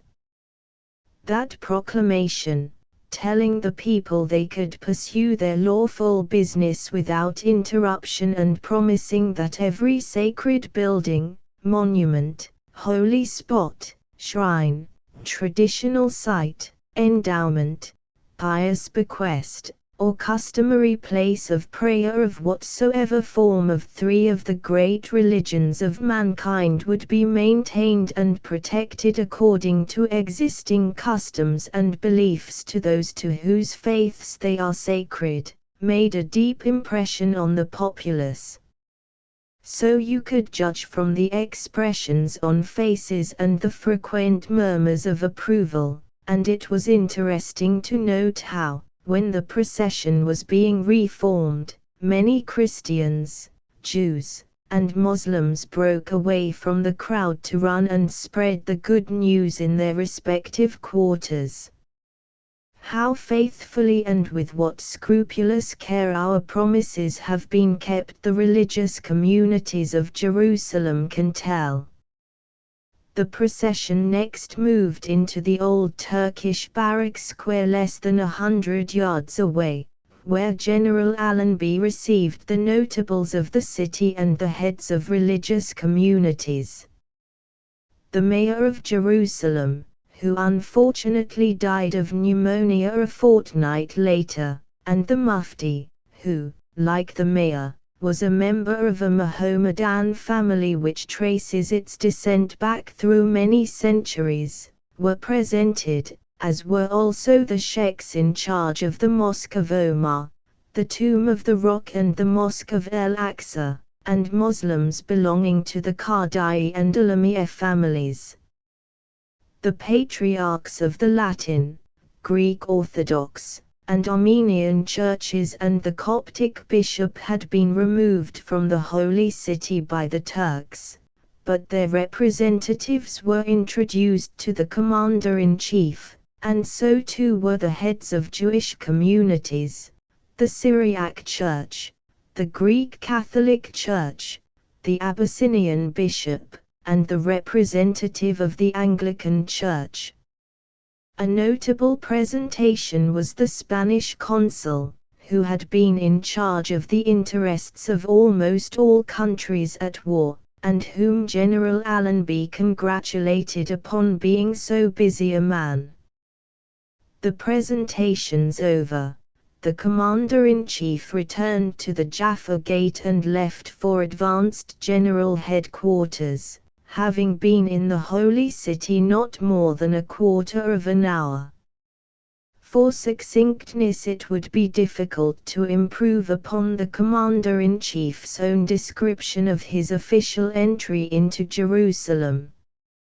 Cabling to London within 2 hours of that event, General Allenby thus narrated the events of the day. 1. At noon today I officially entered this city with a few of my staff, the commanders of the French and Italian detachments, the heads of the Pico mission, and the military attaches of France, Italy, and the United States of America.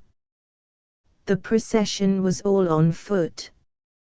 I was received by guards representing England, Scotland, Ireland, Wales, Australia, India, New Zealand, France, and Italy at the Jaffa Gate. 2. I was well received by the population. 3. The holy places have had guards placed over them. 4. My military governor is in touch with the acting custos of Latins, and the Greek representative has been detailed to supervise Christian holy places. 5.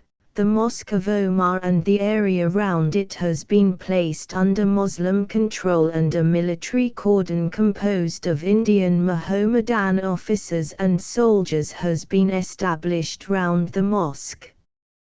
Orders have been issued that without permission of the military governor and the Muslim in charge of the mosque, no non-Muslim is to pass this cordon. 6. The proclamation has been posted on the walls, and from the steps of the citadel was read in my presence to the population in Arabic, Hebrew, English, French, Italian, Greek, and Russian. 7. Guardians have been established at Bethlehem and on Rachel's tomb. The tomb of Hebron has been placed under exclusive Muslim control. 8. The hereditary custodians of the Waqfs at the gates of the Holy Sepulchre have been requested to take up their accustomed duties in remembrance of the magnanimous act of the Caliph Omar, who protected that church. As a matter of historical interest, I give in the appendix the orders issued on the occasion of the official entry into Jerusalem, the order of General Allenby's procession into the Holy City for the reading of the proclamation, together with the text of that historic document, and the special orders of the day issued by the Commander-in-Chief to his troops after the capture of Jerusalem. 1. Footnote 1. See Appendix 7.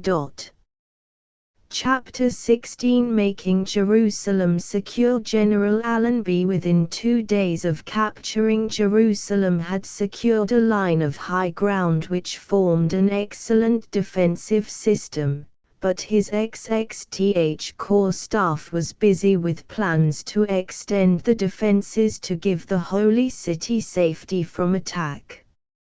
Nothing could have had so damaging an influence on our prestige in the East, which was growing stronger every day as the direct result of the immense success of the operations in Palestine, as the recapture of Jerusalem by the Turks.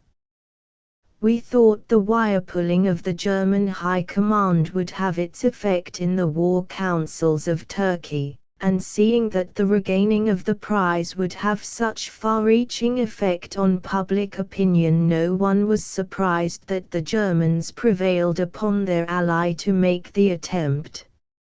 It was a hopeless failure.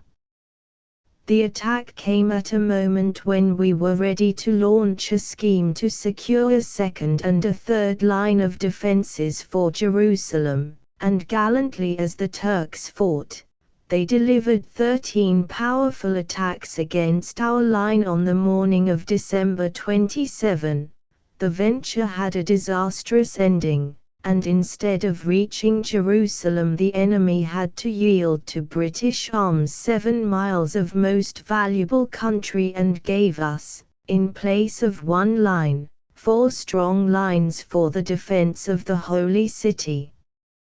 By supreme judgment, when the Turks had committed themselves to the attack on Tel El-Ful, without which they could not move a yard on the Nablus road, General Chatoud started his operations on the left of his line with the 10th and 74th Divisions, using his plan as it had been prepared for some days to seize successive lines of hills, and compelled the enemy, in order to meet this attack, to divert the fresh division held in waiting at Beer to throw forward into Jerusalem the moment the storming troops should pierce our line.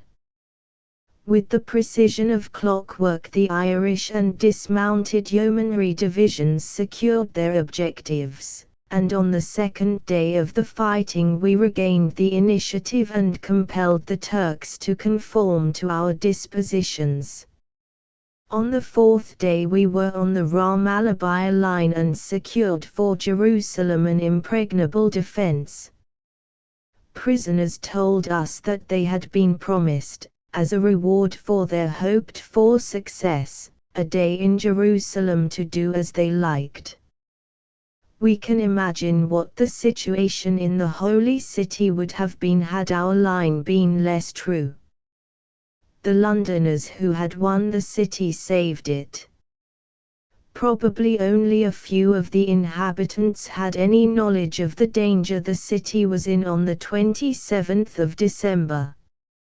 Their confidence in the British troops had grown and could scarcely be stronger, but some of them were alarmed, and throughout the early morning and day they knelt on housetops earnestly praying that our soldiers would have strength to withstand the Turkish onslaughts.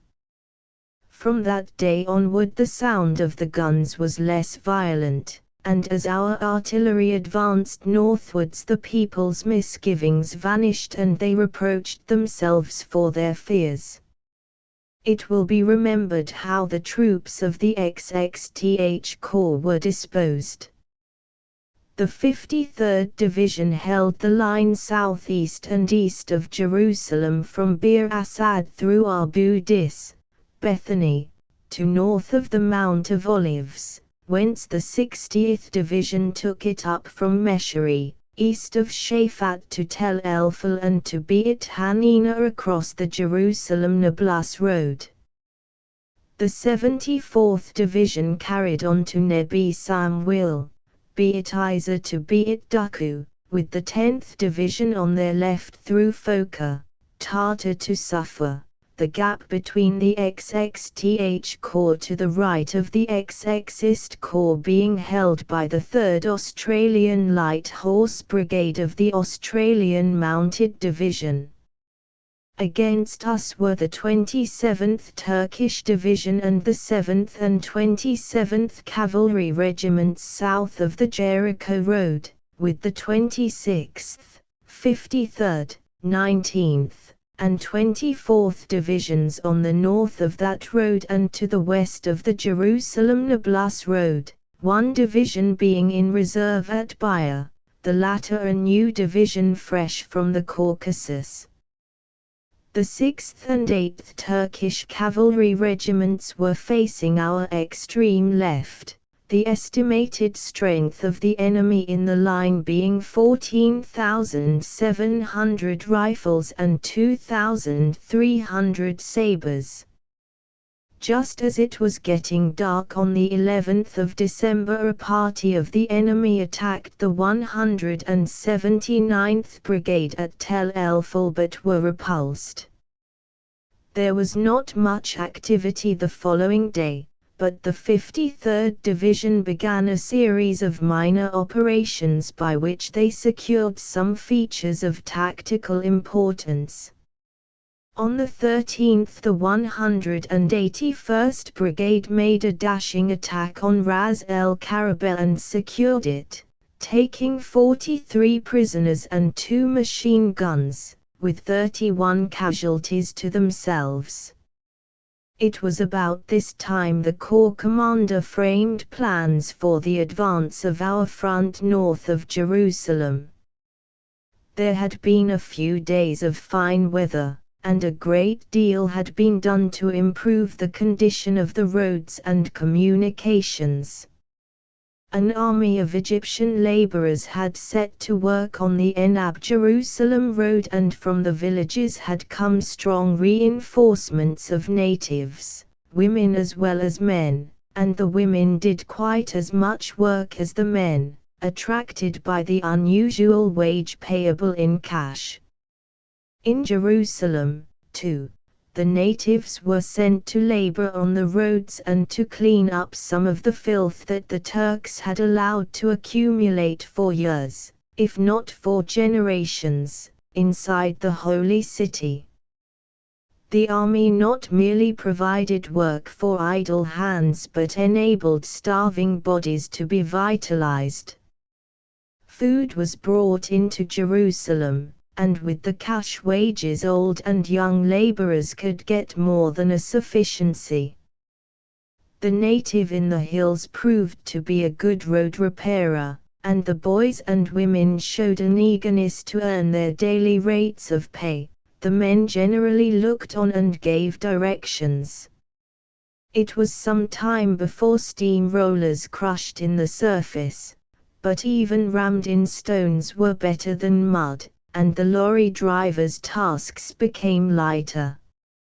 General Chatoud's plan was to secure a line from Abid, 9,000 yards east of Bethlehem, the hill of Zambi covering the Jericho Road 3 miles from Jerusalem, Anatah, Hizmet, Jebah, Berka, Beatan, El Balua, Khl Burj, De Ibzia to Shilta. The scheme was to strike with the 53rd and 60th Divisions astride the Jerusalem-Nablus Road, and at the same time to push the 10th Division and a part of the 74th Division eastwards from the neighborhood of Tartar and Foka.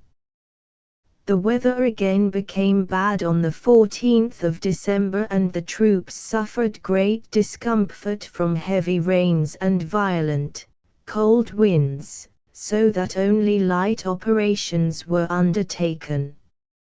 On the 17th the West Kent and Sussex battalions of the 160th Brigade stalked the high ground east of Abu Dis at dawn, and at the cost of only 26 casualties took the ridge with 5 officers and 121 other ranks prisoners, and buried 46 enemy dead.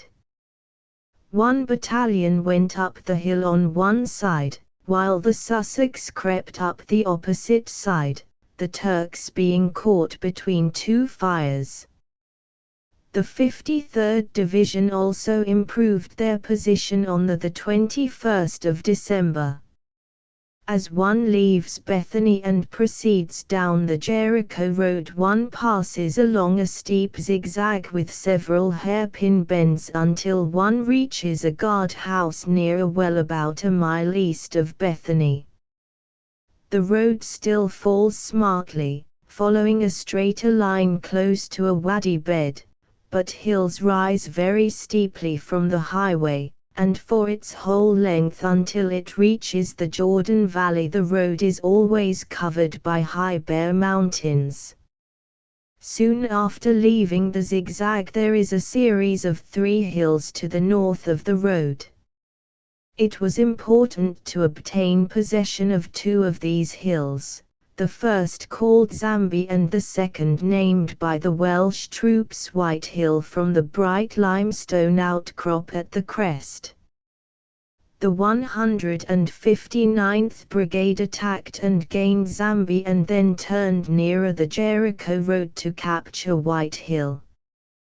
The Turks resisted very stoutly, and there was heavy fighting about the trenches just below the top of the hill. By noon the brigade had driven the enemy off, but 3 determined counter-attacks were delivered that day and the next, and the brigade lost 180 killed and wounded. The Turks suffered heavily in the counter-attacks and left over 50 dead behind them, also a few prisoners. At a later date there was further strong fighting around this hill, and at one period it became impossible for either side to hold it.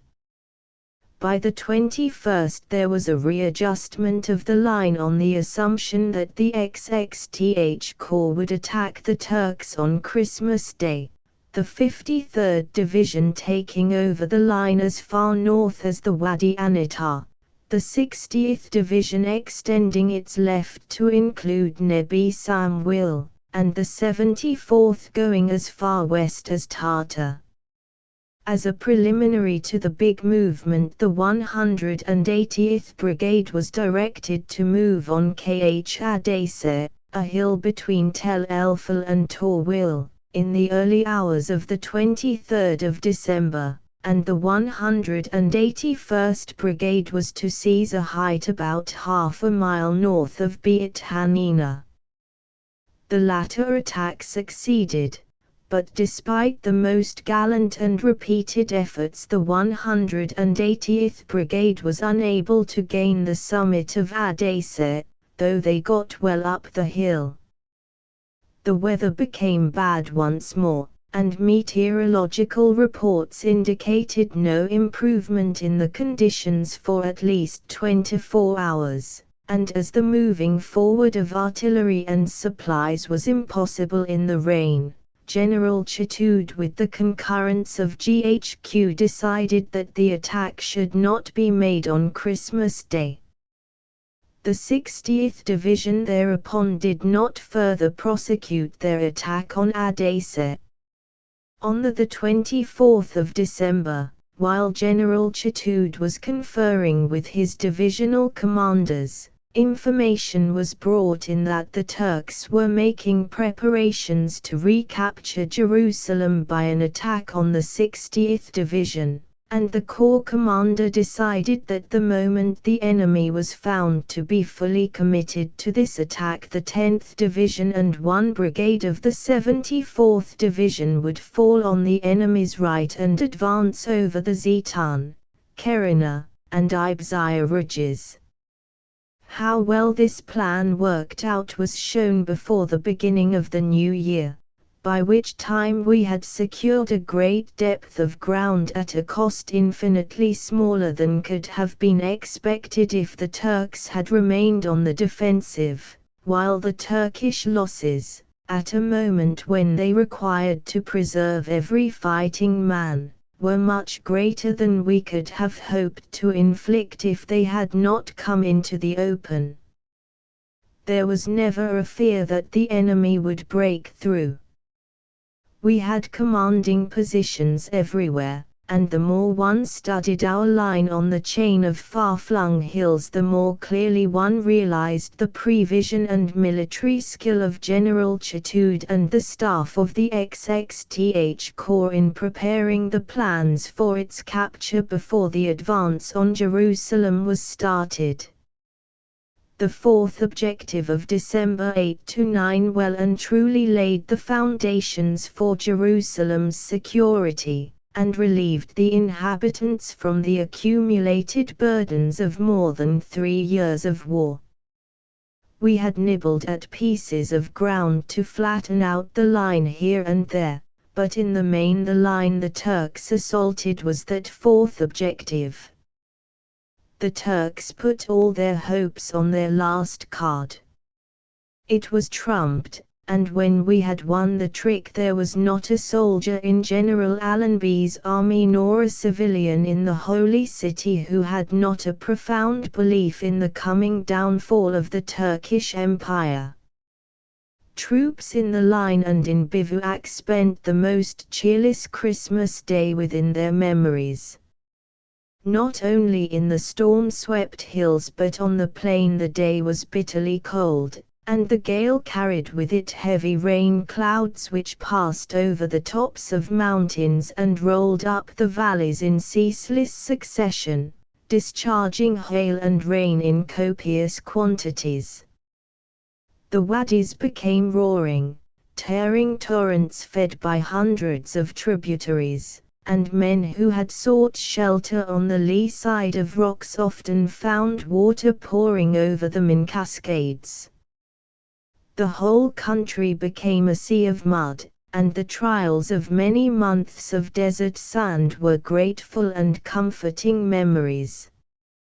Transport columns had an unhappy time.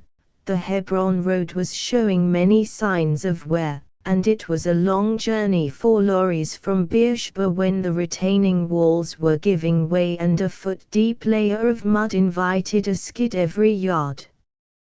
The Latran-Jerusalem road was better going, but the soft metal laid down seemed to melt under the unceasing traffic in the wet, and in peacetime this highway would have been voted unfit for traffic. The worst piece of road, however, was also the most important. The Nablus road where it leaves Jerusalem was wanted to supply a vital point on our front. It could not be used during the day because it was under observation, and anything moving along it was liberally dosed with shells. Nor could its deplorable condition be improved by working parties. The ground was so soft on either side of it that no gun, ammunition, or supply limber could leave the track, and whatever was required for man, or beast, or artillery had to be carried across the road in the pitch-black hours of night. Supplies were only got up to the troops after infinite labor, yet no one went hungry. Boxing Day was brighter, and there were hopes of a period of better weather. During the morning there were indications that an enemy offensive was not far off, and these were confirmed about noon by information that the front north of Jerusalem would be attacked in the night. General Chatoud thereupon ordered General Longley to start his offensive on the left of the XXTH Corps line at dawn next morning. Shortly before midnight the Turks began their operations against the line held by the 60th Division across the Nablus road precisely where it had been expected. They attacked in considerable strength at Razit Torwil and about the quarries held by our outposts north of that hill, and the outposts were driven in. About the same time the 24th Welsh Regiment, dismounted yeomanry, made the enemy realize that we were on the alert, for they assaulted and captured a hill quite close to it Tyre, just forestalling an attack by a Turkish storming battalion, and beat off several determined counter-attacks, as a result of which the enemy left 70 killed with the bayonet and also some machine guns on the hill slopes. The night was dark and misty, and by 1:30 the Turks had developed a big attack against the whole of the 60th Division's front, the strongest effort being delivered on the line in front of Tel El-Ful, though there was also very violent fighting on the west of the Wadi Ed-Dun, north of Beit Hanina. The Turks fought with desperate bravery. They had had no food for 2 days, and the commander of one regiment told his men, "There are no English in front of you. I have been watching the enemy lines for a long time. They are held by Egyptians, and I tell you there are no English there. You have only to capture 2 hills and you can go straight into Jerusalem and get food. It is our last chance of getting Jerusalem, and if we fail we shall have to go back." This officer gave emphatic orders that British wounded were not to be mutilated. Between 1:30 and 8 a.m. the Turks attacked in front of Tel El-Ful 8 times, each attack being stronger than the last. Tel El-Ful is a conical hill covered with huge boulders, and on the top is a mass of rough stones and ruined masonry. The Turks had registered well and severely shelled our position before making an assault, and they covered the advance with machine guns.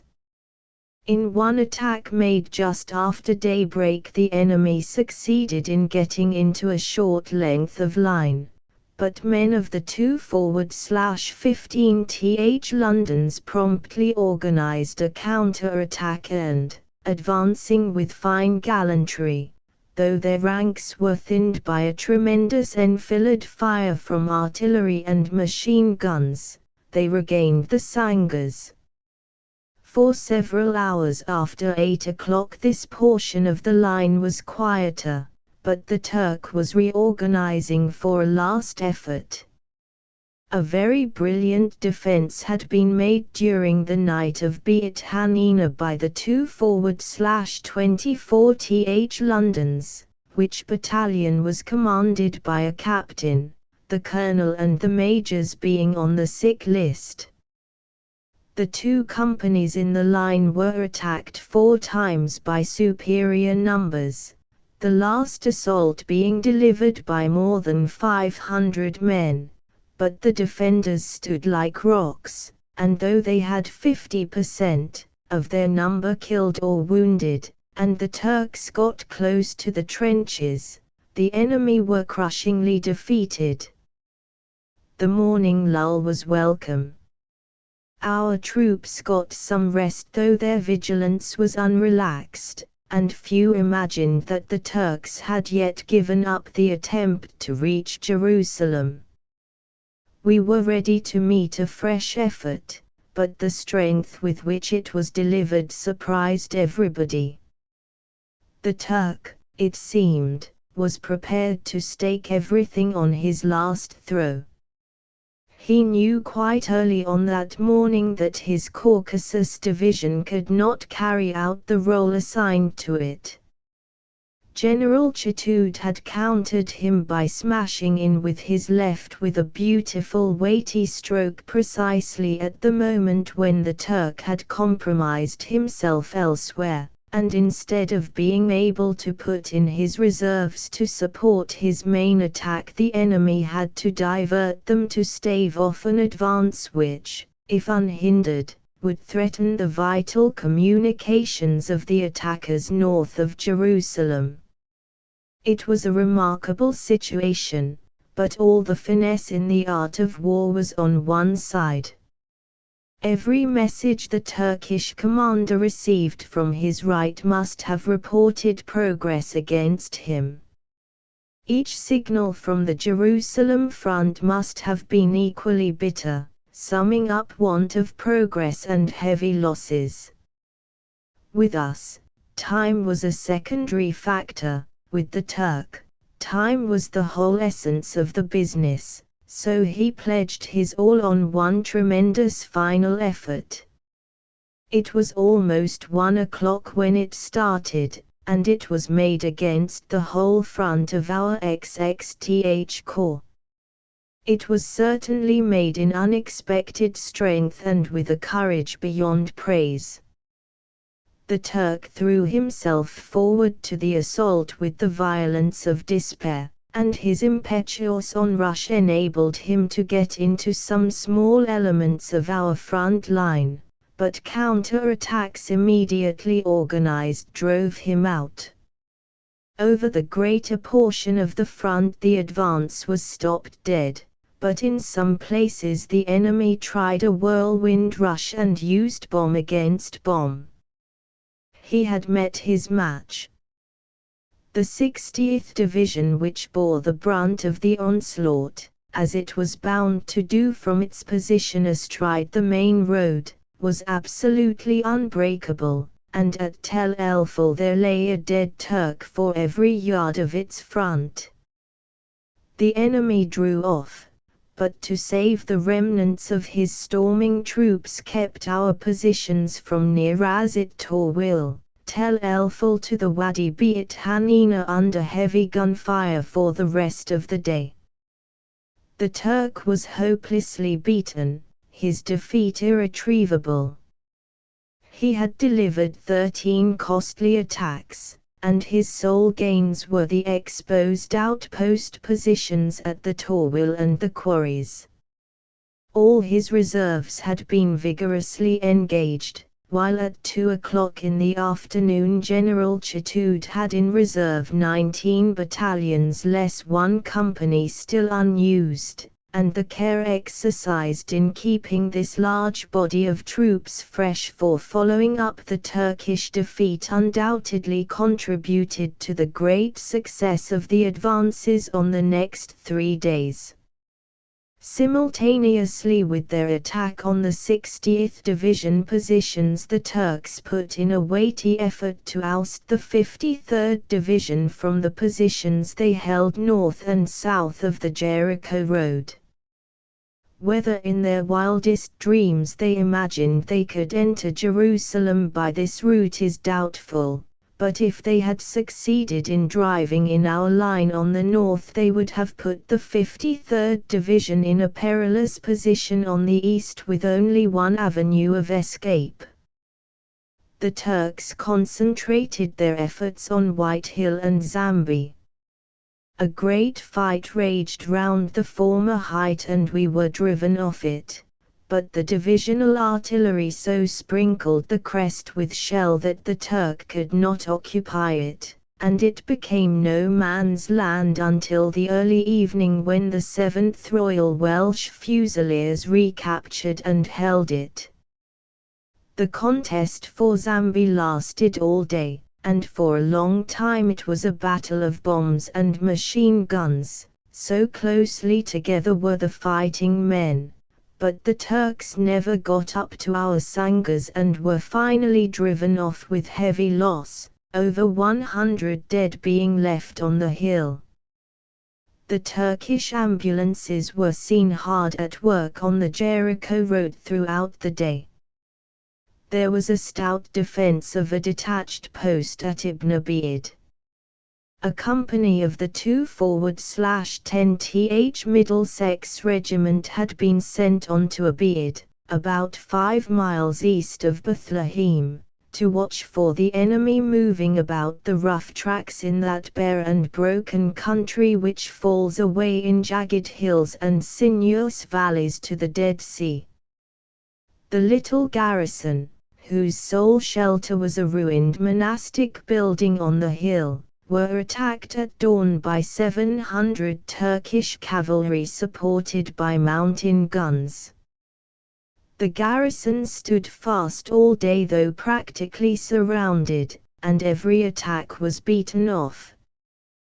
The Turks tried again and again to secure the hill, which commands a track to Bethlehem, but, although they fired 400 shells at the position, they could not enter it, and a battalion sent up to relieve the Middlesex men next morning found that the company had driven the enemy off, its casualties having amounted to only 2 killed and 17 wounded. Thus did the diehards live up to the traditions of the regiment. Having dealt with the failure of the Turkish attacks against the 60th and 53rd Divisions in front of Jerusalem, let us change our viewpoint and focus attention on the left sector of XXTH Corps, where the enemy was feeling the full power of the Corps at a time when he most wished to avoid it. General Longley had organized his attacking columns in 3 groups. On the right, the 229th Brigade of the 74th Division was set the task of moving from the Wadi Imaish to secure the high ground of Bir Ish Shafa overlooking Beatunia. The 31st Brigade, starting from near Tartar, attacked north of the Wadi Sant, to drive the enemy from a line from Jeriut through Hafi to the west of the olive orchards near Ain Arik, while the left group, composed of the 29th and 30th Brigades, aimed at getting Shabani across the Wadi Sad, and Sheikh Abdullah where they would have the Australian Mounted Division on their left. The advance started from the left of the line. The 29th Brigade leading, with the 30th Brigade in support, left their positions of deployment at 6 o'clock, by which time the Turk had had more than he had bargained for north and east of Jerusalem. The 1st Leinsters and 5th Connaught Rangers found the enemy in a stubborn mood west of De Ibzia, but they broke down the opposition in the proper Irish style and rapidly reached their objectives. The centre group started 1 hour after the left and got their line without much difficulty. The right group was hotly opposed. Beginning their advance at 8 o'clock, the 229th Brigade had reached the western edge of the famous Zeytun Ridge in an hour, but from this time onwards they were exposed to incessant artillery and machine gun fire, and the forward movement became very slow. In 5 hours small parties had worked along the ridge for about half its length, fighting every yard, and it was not until the approach of dusk that we once more got control of the whole ridge. It was appropriate that dismounted yeomen should gain this important tactical point which several weeks previously had been won and lost by their comrades of the Yeomanry Mounted Division. Descending from the ridge, the brigade gave the Turk little chance to stand, and with a bayonet charge they reached the day's objective in the dark. At 2 o'clock, when the Turks' final effort against Jerusalem had just failed, the 60th and 74th Divisions both sent in the good news that the Turkish commander was moving his reserve division from Baya westwards to meet the attack from our left. Airmen confirmed this immediately, and it was now obvious that General Chatoud's tactics had compelled the enemy to conform to his movements and that we had regained the initiative. At about 10 o'clock the 24th Royal Welsh Fusiliers of the 231st Brigade captured Kh Edrehmel on the old Roman road a mile east of Tyre, and at 11 o'clock advanced to the assault of Hill 2450, a little farther eastward. They gained the crest, but the enemy had a big force in the neighbourhood and counter-attacked, forcing the Welshmen to withdraw some distance down the western slope. They held this ground till 4:30 when our guns heavily bombarded the summit, under cover of which fire the infantry made another attack. This was also unsuccessful owing to the intense volume of fire from machine guns. The hill was won, however, next morning. The night of December 27 to 28 was without incident. The Turk had staked and lost, and he spent the night in making new dispositions to meet what he must have realized was being prepared for him on the following day. It is doubtful whether there was a more successful day for our army in the Palestine campaign than the 27th of December. The portion of our line which was on the defensive had stood an absolutely unmovable wall, against which the enemy had battered himself to pieces. Our left, or attacking sector, had gained all their objectives against strong opposition in a most difficult country, and had drawn against them the very troops held in reserve for the main attack on Jerusalem. The physical powers of some of our attacking troops were tried highly. One position captured by the 229th Brigade was a particularly bad hill. The slope up which the infantry had to advance was a series of almost perpendicular terraces, and the riflemen could only make the ascent by climbing up each other's backs. When dismounted yeomen secured another hill, some men carrying up supplies took 2 hours to walk from the base of the hill to the summit. The trials of the infantry were shared by the artillery. What surprises everyone who has been over the route taken by the 10th and 74th Divisions is that any guns except those with the mountain batteries were able to get into action. The road work of engineers and the 5th Royal Irish Regiment, pioneers, was magnificent, and they made a way where none seemed possible.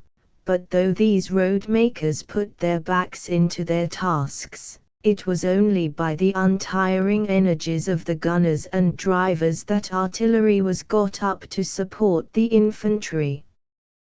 The guns were brought into action well ahead of the roads, and were man-hauled for considerable distances.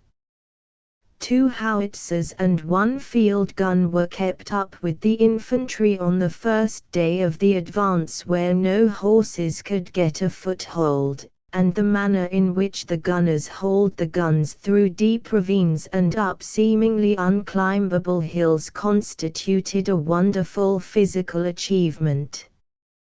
The artillery were called upon to continue their arduous work on the 28th and 29th under conditions of ground which were even more appalling than those met with on the 27th.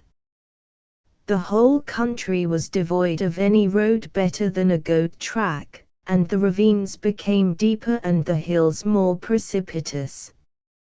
In some places, particularly on the 10th Division front, the infantry went forward at a remarkable pace, but guns moved up with them, and by keeping down the fire of machine guns dotted about on every hill, performed services which earned the riflemen's warm praise. The 9th and 10th Mountain Batteries were attached to the 10th Division, but field and howitzer batteries were also well up. On the 28th the 53rd Division bit farther into the enemy's line in order to cover the right of the 60th Division, which was to continue its advance up the Nablus road towards Bayer.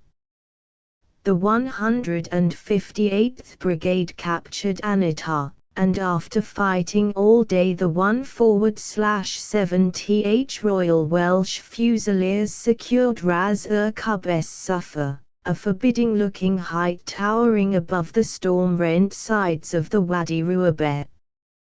The 1/1 St Herefords after dark took Kh Ormit. In front of the 60th Division the Turks were still holding some strong positions from which they should have been able seriously to delay the Londoners' advance had it not been for the threat to their communications by the pressure by the 10th and 74th Divisions. The Londoners had previously tested the strength of Edessa, and had found it an extremely troublesome hill. They went for it again, the 179th Brigade this time, and after a several hours' struggle took it at dusk. Meanwhile the 181st Brigade had taken the lofty villages of Bir Nebala and El Jib, and after Edessa became ours the division went ahead in the dark and got to the line across the Nablus road from Ram to Rafat, capturing some prisoners. The 74th Division also made splendid progress. In the early hours the division, with the 24th Royal Welsh Fusiliers and the 24th Welsh Regiment attached, secured Jufa and resumed their main advance in the afternoon. The 230th and 231st Brigades cooperating with the 229th Brigade which was under the orders of the 10th Division. Before dark they had advanced their line from the left of the 60th Division in Rafat past the east of Beatunia to the hill east of Abu el-Ainin, and this strong line of hills once secured, everybody was satisfied that the Turks' possession of Ramallah and Baia was only a question of hours. Part of this line had been won by the 10th Division, which began its advance before noon in the same battle formation as on the 27th.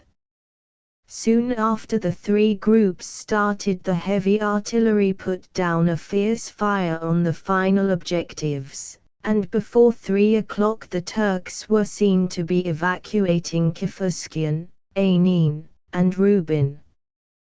The enemy put up a stout fight at Beatunia and on a hill several hundred yards northwest of the village, but the 229th Brigade had good artillery and machine gun assistance, and got both places before 4 o'clock, capturing 70 prisoners, including the commander of the garrison, and a number of machine guns. The left group was hotly opposed from a hill a mile west of Rubin and from a high position southwest of Ainin. The nature of the ground was entirely favorable to defense, and for a time the Turk took full advantage of it, but our artillery soon made him lose his stomach for fighting, and doubtless the sound of many shell bursts beyond Ramallah made him think that his rock sangars and the deep ravines in front of him were not protection against a foe who fought nature with as much determination as he fought the Turkish soldier. 6-inch howitzers of the 378th Siege Battery had been brought up to Foka in the early hours, and all the afternoon and evening they were plastering the road from Ramallah along which the enemy were retreating. The left group defied the nests of machine guns hidden among the rocks and broke down the defense. The center group had been delayed by the opposition encountered by the left, but they took Skian at 6 o'clock, and all of the objectives for one day were in our hands by the early evening. An advance along the whole front was ordered to begin at 6 o'clock on the 29th of December. On his right flank the enemy was willing to concede ground, and the 159th Brigade occupied Hizmet, Cheba, and the ridges to the northwest to protect the flank of the 60th Division. The 53rd Division buried 271 enemy dead on their front as the result of 3 days' fighting.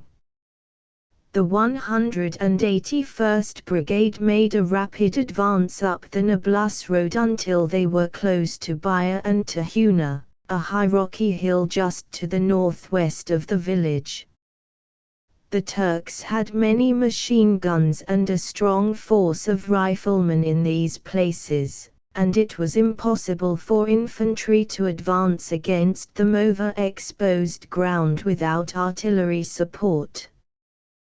The 303rd Field Artillery Brigade was supporting the brigade, and they were to move up a track from Kullandir while the foot sloggers used the high road, but the track was found impassable for wheels and the guns had to be brought to the road. The attack was postponed till the guns were in position. The gunners came into action at 2:30, and infantry moved to the left to get onto the Ramallah-Baia metalled road which runs at right angles to the trunk road between Nablus and Jerusalem. The 2/22 ND and the 2/23 Road Londons, working across the road, reached the Tahuna Ridge, and after a heavy bombardment dashed into the Turkish positions, which were defended most stubbornly to the end, and thus won the last remaining hill which commanded our advance up the Nablus Road as far as Baia. On the eastern side of the main highway, the 180th Brigade had once more done sterling service. There is a bold eminence called Shab Saleh, a mile due south of Bayer. It rises almost sheer from a piece of comparatively flat ground, and the enemy held it in strength. The 2/19th and the 2/20th Londons attacked this feature, and displaying great gallantry in face of much machine gun fire seized it at 3:30. Once again the gunners supported the infantry admirably. The 2/17th and 2/18th Londons pushed past Saleh in a northeasterly direction and, leaving Bayer on their left, got into extremely bad country and took the Turks by surprise on a wooded ridge at Sheikh Shiiban. The two brigades rested and refreshed for a couple of hours and then advanced once more, and by midnight they had routed the Turks out of another series of hills and were in firm possession of the line from Beatin, across the Nablus road north of the Bulua Lake, to the ridge of El Burj, having carried through everything which had been planned for the division. Ramallah had been taken at 9 o'clock in the morning without opposition by the 230th and 229th Brigades, and at night the 74th Division held a strong line north of the picturesque village as far as it Tyre. The 10th Division also occupied the Tyre Ridge quite early in the day, and one of their field batteries and both mountain batteries got within long range of the Nablus road, and not only assisted in shelling the enemy in Bayer but harassed with a hot fire any bodies of men or transport seen retreating northwards. The Flying Corps, too, caused the Turks many losses on the road. The airmen bombed the enemy from a low altitude and also machine-gunned them, and moreover by their timely information gave great assistance during the operations. By the 30th of December all organized resistance to our advance had ceased and the XXTH Corps consolidated its line, the 60th Division going forward slightly to improve its position and the other divisions rearranging their own. The consolidation of the line was not an easy matter. It had to be very thoroughly and rapidly done. The supply difficulty compelled the holding of the line with as few troops as possible, and when it had been won it was necessary to put it in a proper order in a minimum of time, and to bring back a considerable number of the troops who had been engaged in the fighting to hold the grand defensive chain which made Jerusalem absolutely safe. The standard gauge railway was still a long way from Ramla, and the railway construction parties had to fight against bad weather and washouts. The Turkish line from Ramla to Jerusalem was in bad order, a number of bridges were down, so that it was not likely the railway could be working for several weeks. Lorries could supply the troops in the neighborhood of the Nablus road, though the highway was getting into bad condition, but in the right center of the line the difficulties of terrain were appalling. The enemy had had a painful experience of it and was not likely to wish to fight in that country again, consequently it was decided to hold this part of the line with light forces. In this description of the operations I have made little mention of the work of the Australian Mounted Division which covered the gap between XXTH and XX East Corps. These Australian horsemen and yeomen regarded an extended front in inaccessible country, and every man in the division will long remember the troubles of supply in the hills. They had some stiff fighting against a wily enemy, and not for a minute could they relax their vigilance. When, with the Turks' fatal effort to retake Jerusalem, the 10th Division changed their front and attacked in a northeasterly direction, the Australian Mounted Division moved with it, and they found the country as they progressed become more rugged and bleak and extremely difficult for mounted troops. The division was in the fighting line for the whole month of December, and when they handed over the new positions they had reached to the infantry on the last day of the year, their horses fully needed the lengthened period of rest allotted to them. Chapter 17 A great feat of war from the story of how Jerusalem was made secure, for we may hope the clamor of war has echoed for the last time about her holy shrines and venerable walls. We may turn back to the coastal sector and see how the Exorcist Corps improved a rather dangerous situation and laid the foundations for the biggest breakthrough of the world struggle. For it was the preparations in this area which made possible General Allenby's tremendous gallop through northern Palestine and Syria, and gave the Allies Haifa, Beirut, and Tripoli on the seaboard, and Nazareth, Damascus, and Aleppo in the interior. The foundations were soundly laid when the Exorcist Corps crossed the Orja before Christmas 1917, and the superstructure of the victory which put Turkey as well as Bulgaria and Austria out of the war was built up with many difficulties from the shore base provided by the Exorcist Corps line. The crossing of the Orja was a great feat of war, and this is the first time I am able to mention the names of those to whom the credit of the operation is due. It was one of the strange regulations of the Army Council in connection with the censorship that no names of the commanders of Army Corps, divisions, brigades, or battalions should be mentioned by correspondents.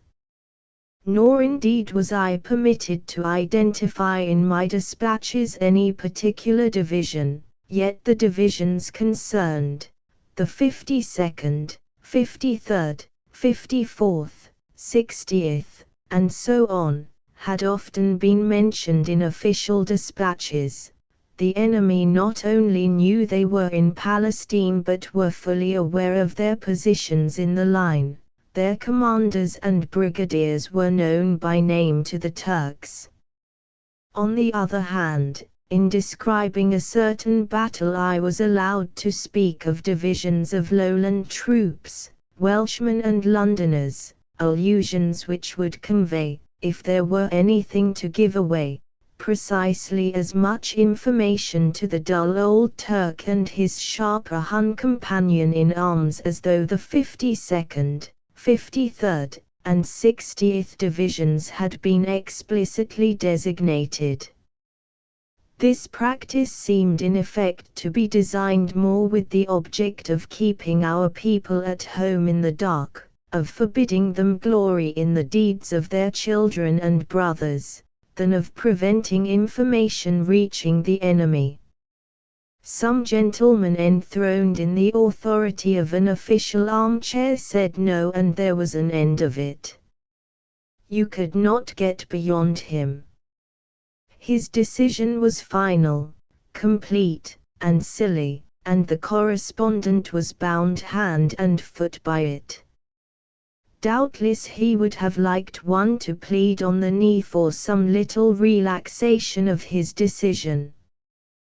Then he would have answered no in a louder tone.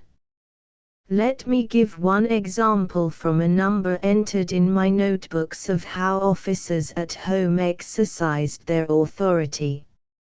In January 1917, the military railway from the Suez Canal had been constructed across the Sinai Desert, and the first train was run into El Arish, about 90 miles from the canal. I was asked by General Headquarters to send a cablegram to London announcing the fact that railhead was at El Arish, the town having been captured a fortnight previously after a fine night march. That message was never published, and I knew it was a waste of time to ask the reason. I happened to be in London for a few days in the following August, and my duties took me to the War Office. A colonel in the intelligence branch heard I was there and sent for me to tell me I had sent home information of value to the enemy. I reminded him there was a GHQ censorship in Egypt which dealt with my cablegrams, and asked the nature of the valuable information which should have been concealed. You sent a telegram that the railway had reached El Arish when the Turks did not know it was beyond Bir el Abd. Abd is 50 miles nearer the Suez Canal than El Arish. What did this officer care about a request made by GHQ to transmit information to the British public? He knew better than GHQ what the British public should know, and he was certain the enemy thought we were hauling supplies through those 50 miles of sand to our troops at El Arish, an absolutely physical impossibility, for there were not enough camels in the east to do it. But he did not know, and he should have known, being an intelligence officer, that the Turks were so far aware of where our railhead was that they were frequently bombing it from the air. I had been in these bombing raids and knew how accurately the German airmen dropped their eggs, and had this intelligence officer taken the trouble to inquire, he would have found that between 30 and 40 casualties were inflicted by one bomb at El Arish itself when railhead was being constructed. This critic imagined that the Turk knew only what the English papers told him. If the Turk's knowledge had been confined to what the War Office intelligence branch gave him credit for, he would have been in a parlous state. While this ruling of the authorities at home prevailed, it was impossible for me to give the names of officers or to mention divisions or units which were doing exceptionally meritorious work. Unfortunately, the bureaucratic interdict continued till within a few days of the end of the campaign, when I was told that, having frequently referred to the work of the Australians, which was deserved the mention of British and Indian units, would be welcomed. We had to wait until within a month of the end of the World War before the War Office would unbend and realize the value of the best kind of propaganda. No wonder our American friends consider us the worst national advertisers in the world. The officer who was mainly responsible for the success of the Orja crossing was Major General J. Hill, DSO, ADC, commanding the 52nd Division. His plan was agreed to by General Bulfin, although the corps commander had doubts about the possibility of its success, and had his own scheme ready to be put into instant operation if General Hill's failed. In the state of the weather, General Hill's own brigadiers were not sanguine, and they were the most loyal and devoted officers a divisional commander ever had.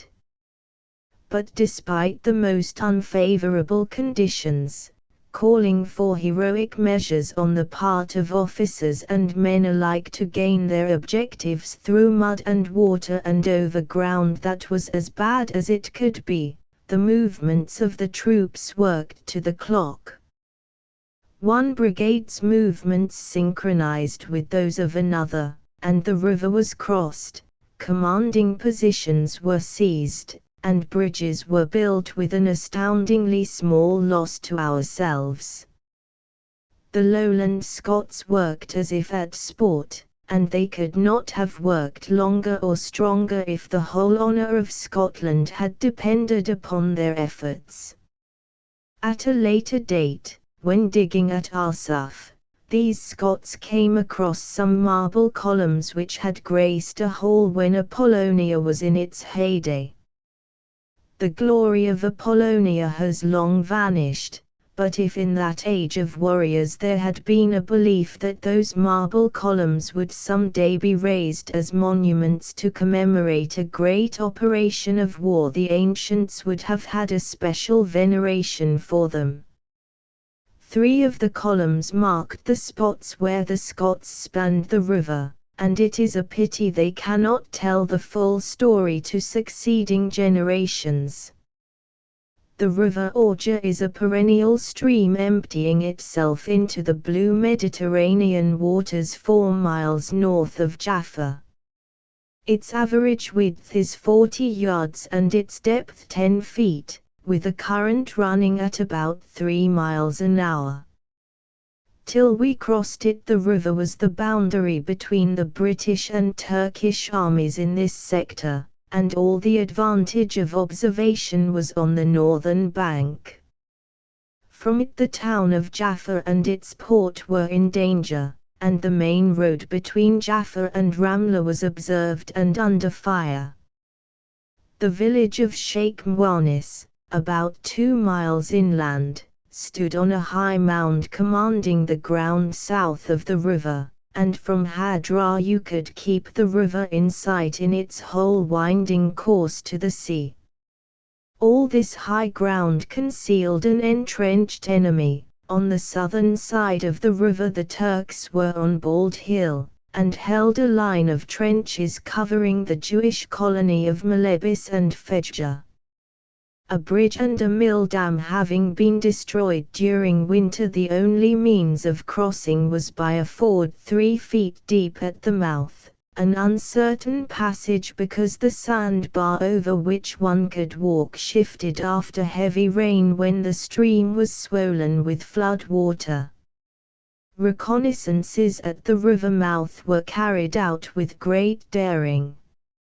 As I said, all the southern approaches to the river were commanded by the Turks on the northern bank, who were always alert, and the movement of one man in the Orge Valley was generally the signal for artillery activity.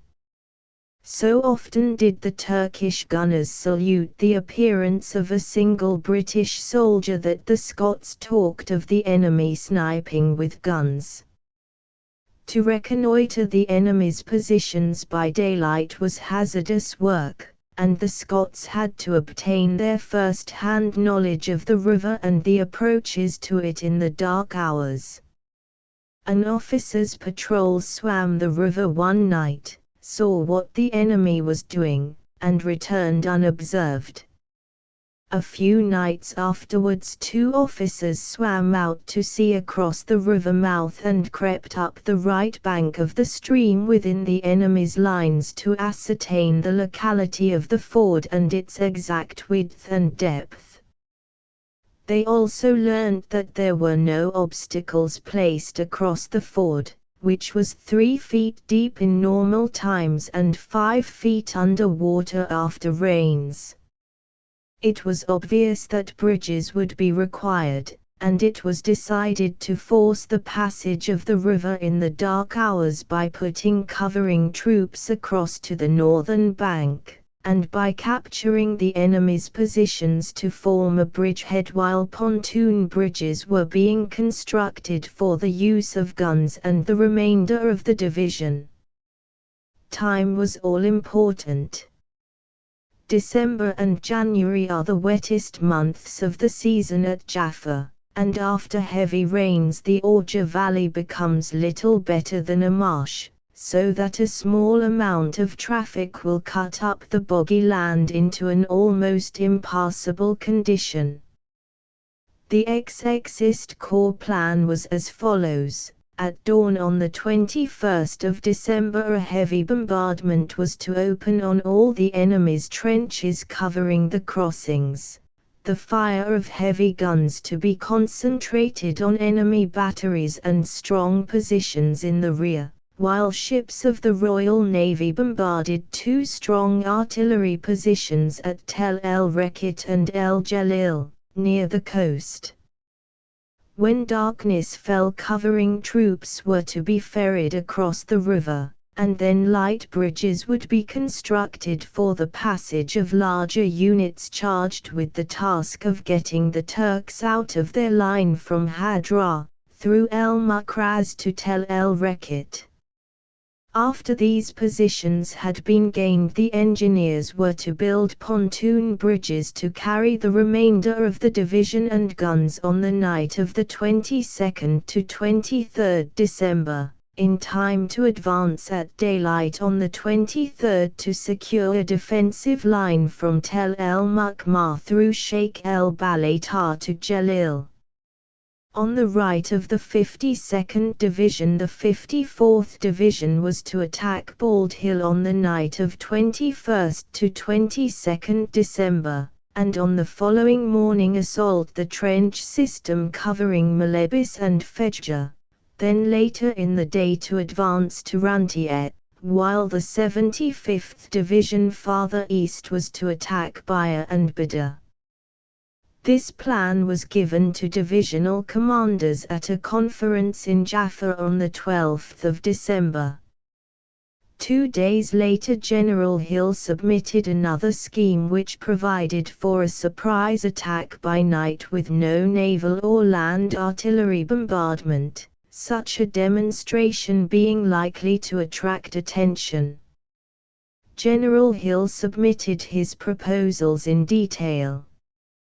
General Bulfin gave the plan most careful consideration, but decided that to base so important an operation on the success of a surprise attack was too hazardous, and he adhered to his scheme of a deliberate operation to be carried through systematically. He, however, gave General Hill permission to carry out his surprise attack on the night of the 20th of December, but insisted that the bombardment should begin according to program at daylight on the 21st unless the surprise scheme was successful.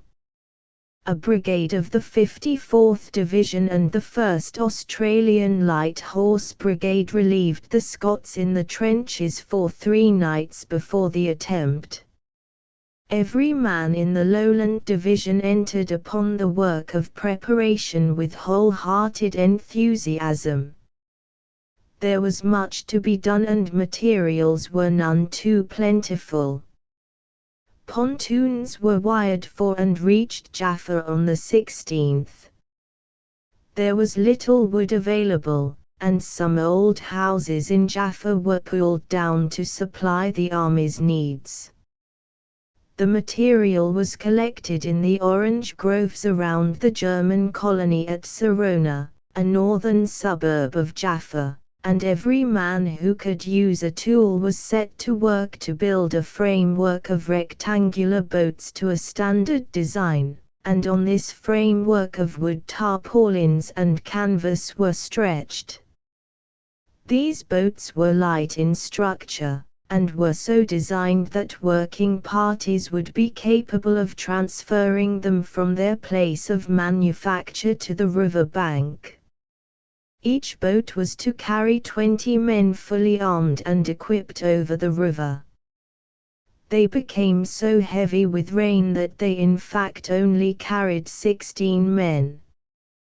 The boat builders worked where enemy airmen could not see them, and when the craft were completed the troops were practiced at night in embarking and ferrying across a waterway. For this purpose the craft were put on a big pond, and in cutting a path through thick cactus hedges in the dark. During these preparations the artillery was also active. They took their guns up to forward positions during the night, and before the date of the attack there was a bombardment group of 8 6-inch howitzers and a counter-battery group of 10 60-pounders and 1 6-inch Mark 7 gun in concealed positions, and the artillery dumps had been filled with 400 rounds for each heavy gun and 700 rounds for each field piece. The weather on the 18th, 19th, and the 20th of December was most unfavorable. Rain was continuous and the valley of the Orge became a morass. The luck of the weather was almost always against General Allenby's army, and the troops had become accustomed to fighting the elements as well as the Turks, but here was a situation where rain might have made all the difference between success and failure. General Bulfin saw General Hill and his brigadiers on the afternoon of the 20th. The brigadiers were depressed owing to the floods and the state of the ground, because it was then clear that causeways would have to be made through the mud to the river banks. General Hill remained enthusiastic and hopeful and, the corps commander supporting him, it was decided to proceed with the operation. For several nights, with the object of giving the enemy the impression of a nightly strafe, there had been artillery and machine gun demonstrations occurring about the same time and lasting as long as those planned for the night of the crossing. After dusk on the 20th of December there was a big movement behind our lines. The ferrying and bridging parties got on the move, each by their particular road, and though the wind was searchingly cold and every officer and man became thoroughly drenched, there was not a sick heart in the force. The 157th Brigade proceeded to the ford at the mouth of the Orge. The 156th Brigade advanced towards the river just below Mwanis, and the 155th Brigade moved up to the mill and dam at Jerish, where it was to secure the crossing and then swing to the right to capture Hadra. The advance was slow, but that the Scots were able to move at all is the highest tribute to their determination. The rain-soaked canvas of the boats had so greatly added to their weight that the parties detailed to carry them from the Serona orange orchards found the task almost beyond their powers. The bridge rafts for one of the crossings could not be got up to the river bank because the men were continually slipping in the mud under the heavy load, and the attacking battalion at this spot was ferried over in coracles. On another route a section carrying a raft lost one of its number, who was afterwards found sunk in mud up to his outstretched arms. The tracks were almost impassable, and a Lancashire Pioneer battalion was called up to assist in improving them. The men became caked with mud from steel helmet to boots, and the field guns which had to be hauled by double teams were so bespattered that there was no need for camouflage. In those strenuous hours of darkness the weather continued vile, and the storm wind flung the frequent heavy showers with cutting force against the struggling men. The covering party which was to cross at the ford found the bar had shifted under the pressure of flood water and that the marks put down to direct the column had been washed away. The commanding officer reconnoitred, getting up to his neck in water, and found the ford considerably out of position and deeper than he had hoped, but he brought his men together in fours and, ordering each section to link arms to prevent the swirling waters carrying them out to sea, led them across without a casualty. In the other places the covering parties of brigades began to be ferried over at 8 o'clock.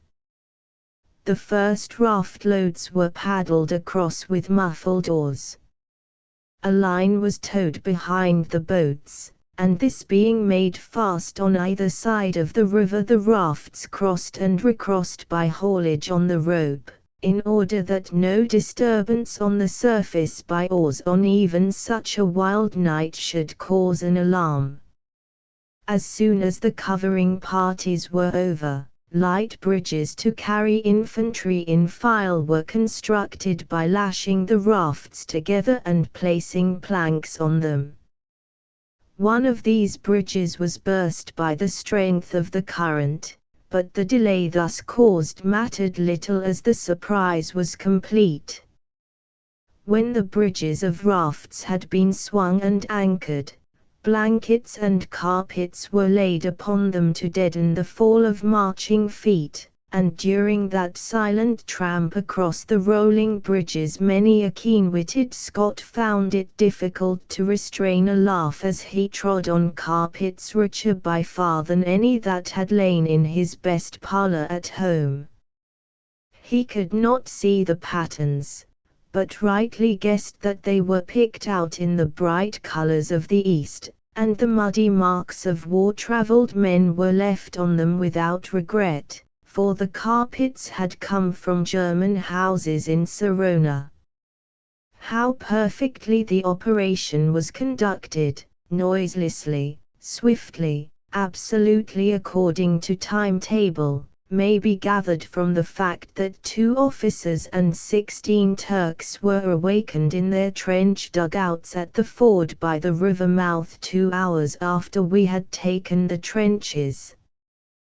The officers resisted and had to be killed. 2 miles behind the river the Lowlanders captured the whole garrison of a post near the sea, none of whom had the slightest idea that the river had been crossed. An officer commanding a battalion at Mwanis was taken in his bed, whilst another commanding officer had the surprise of his life on being invited to put his hands up in his own house. He looked as if he had just awakened from a nightmare. In one place some Turks on being attacked with the bayonets shouted an alarm and one of the crossings was shelled, but its position was immediately changed and the passage of the river continued without interruption.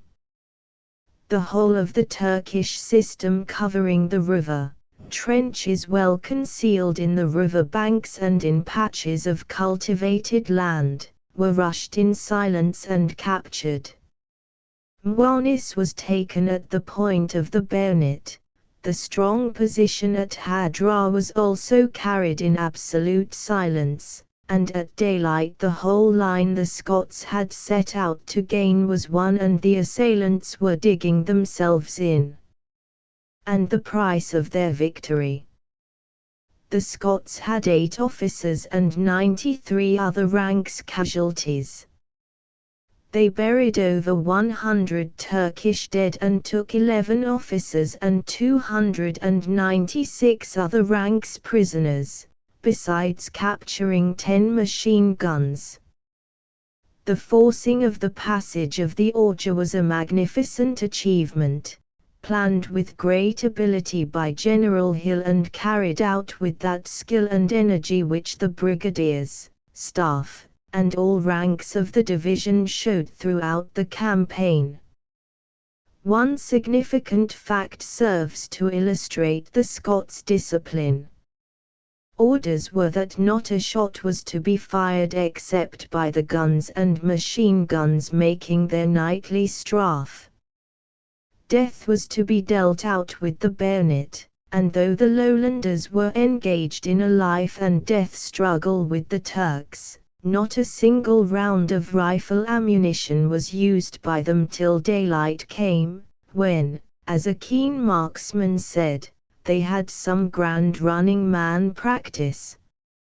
During the day some batteries got to the north bank by way of the ford, and 2 heavy pontoon bridges were constructed, and a barrel bridge, which had been put together in a wadi flowing into the Orja, was floated down and placed in position. There was a good deal of shelling by the Turks, but they fired at our new positions and interfered but little with the bridge construction. On the night of the 21st to 22nd December, the 54th Division assaulted Bald Hill, a prominent mound south of the Orja from which a magnificent view of the country was gained. Stiff fighting resulted, but the enemy was driven off with a loss of 4 officers and 48 other ranks killed, and 3 officers and 41 men taken prisoners. At dawn the division reported that the enemy was retiring from Malebis and Fejja, and those places were soon in our hands. HMS Grafton, with Admiral T. Jackson, the monitors M29, M31, and M32, and the destroyers Lapwing and Lizard, arrived off the coast and shelled Jalil and Asaf, and the 52nd Division, advancing on a broad front, occupied the whole of their objectives by 5 o'clock in the afternoon. The 157th Brigade got all the high ground about Asaf, and thus prevented the enemy from obtaining a long-range view of Jaffa. A few rounds of shell fired by a naval gun at a range of nearly 20 miles fell in Jaffa some months afterwards, but with this exception Jaffa was quite free from the enemy's attentions. The brilliant operation on the Orja had saved the town and its people many anxious days. By the end of the year there were 3 strong bridges across the river, and 3 others substantial enough to bear the weight of tractors, and their loads were under construction. The troops received their winter clothing, bivouac shelters and tents were beginning to arrive. Baths and laundries were in operation, and the rigors of the campaign began to be eased. But the ex-Exist Corps could congratulate itself that, notwithstanding 2 months of open warfare, often 50 to 60 miles from railhead, men's rations had never been reduced. Horses and mules had had short allowances, but they could pick up a little in the country. The men were in good health, despite the hardships in the hills and rapid change from summer to winter, and their spirit could not be surpassed. Chapter 18. By the banks of the Jordan we have seen how impregnable the defenses of Jerusalem had become as the result of the big advance northwards at the end of December. As far as any military forecast could be made, we were now in an impenetrable position. Whatever force the Turk, with his poor communications, could employ against us either from the direction of Nablus or from the east of the Jordan, there seemed to be no risk whatever, so long as we chose to hold the line XXTH Corps had won, of the Turks again approaching Jerusalem, but the commander-in-chief determined to make the situation absolutely safe by advancing eastwards to capture Jericho and the crossings of the Jordan. This was not solely a measure of precaution.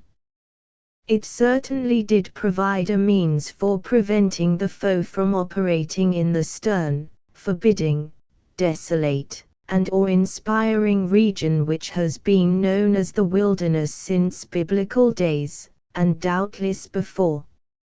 In that rough country it would be extremely difficult to stop small bands of enterprising troops getting through a line and creating diversions which, while of small military consequence, would have been troublesome, and might have had the effect of unsettling the natives. A foothold in the Jordan Valley would have the great advantage of enabling us to threaten the Hejaz Railway, the Turks' sole means of communication with Medina, where their garrison was holding out staunchly against the troops of the King of the Hejaz, and any assistance we could give the king's army would have a far-reaching effect on neutral Arabs. It would also stop the grain trade on the Dead Sea, on which the enemy set store, and would divert traffic in foodstuffs to natives in Lower Palestine, who at this time were to a considerable extent dependent on supplies furnished by our army. The Quartermaster General carried many responsibilities on his shoulders.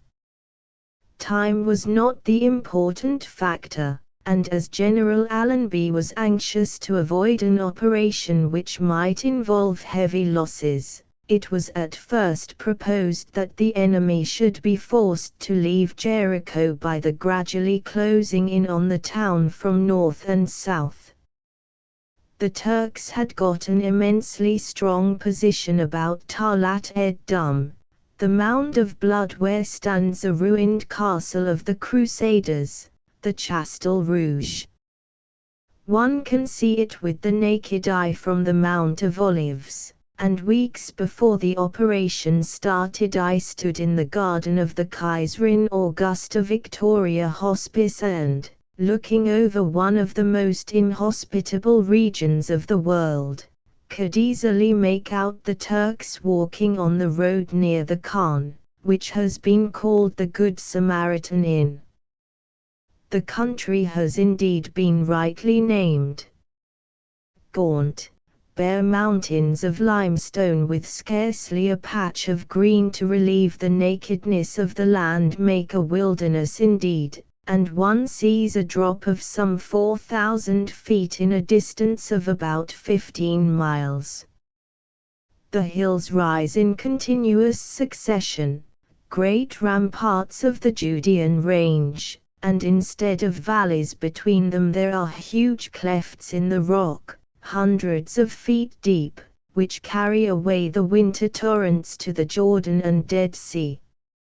Over beyond the edge of hills are the green wooded banks of the sacred river, then a patch or two of stunted trees, and finally the dark walls of the mountains of Moab shutting out the view of the land which still holds fascinating remains of Greek civilization.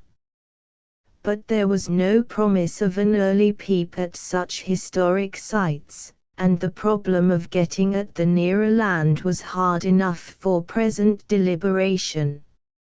It was at first proposed that the whole of the XXTH Corps and a force of cavalry should carry out operations simultaneously on the north and east of the Corps front, which should give us possession of the roads from March Saba and Muntah, and also from Tyre Bel and the old Roman road to Jericho, thus allowing two cavalry forces supported by infantry columns to converge on Jericho from the north and south. However, by the second week of February there had been bad weather, and the difficulties of supplying a line 40 miles from the railway on roads which, notwithstanding a vast amount of labor, were still far from good, were practically insuperable, and it was apparent that a northerly and easterly advance at the same time would involve a delay of 3 weeks.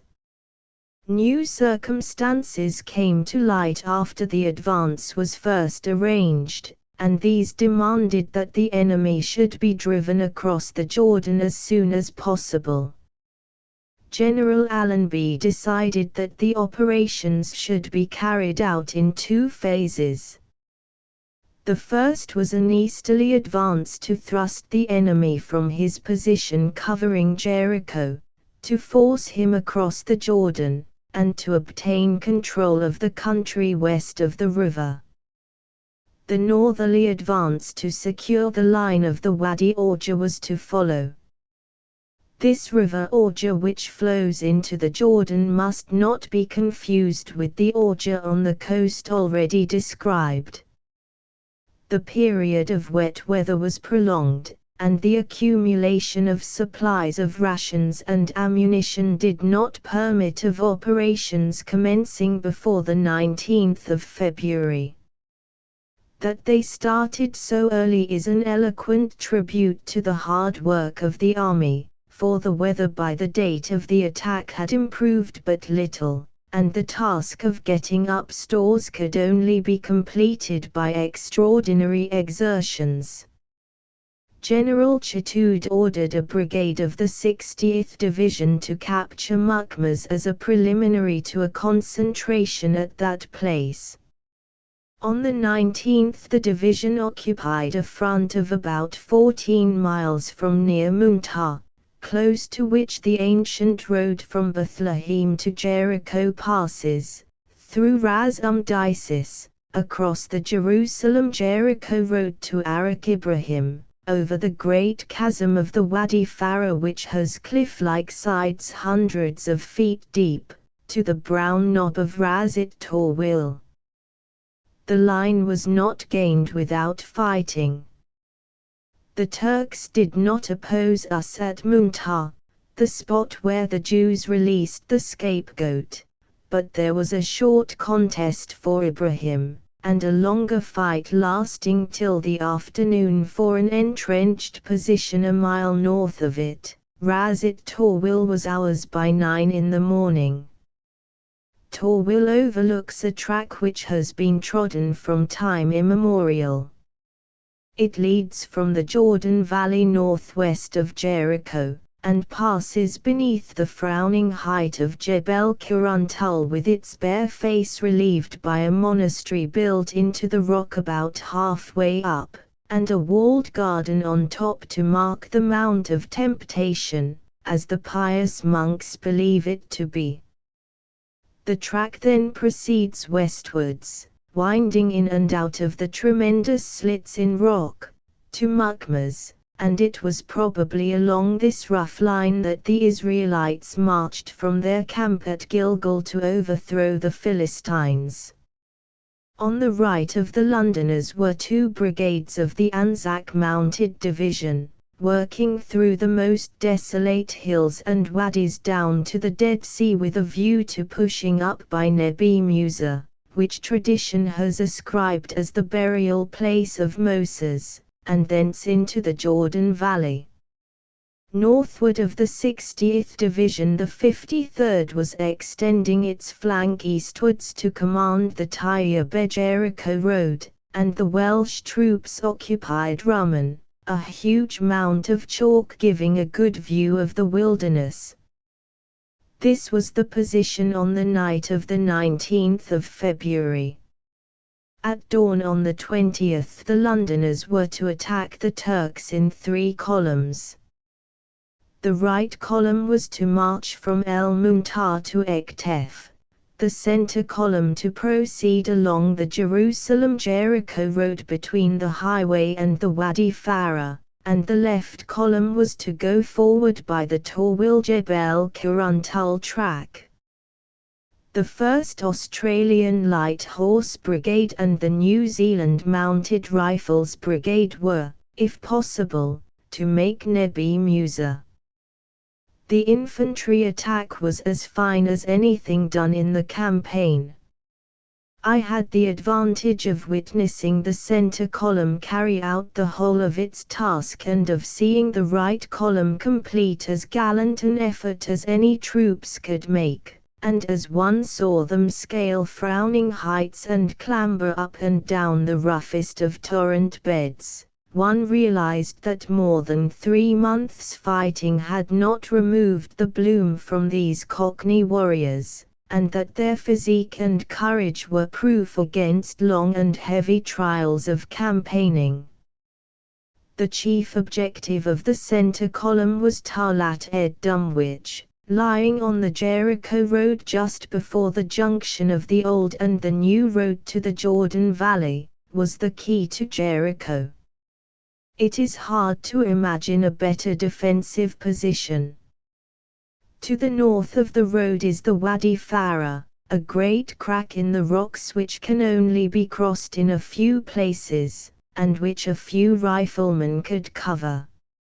Likewise a platoon distributed behind rocks on the many hills could command the approaches from all directions, while the hill of Talat ed-Dum, by the Good Samaritan Inn, and the height whereon the Crusader ruins stand, dominated a broad flat across which our troops must move.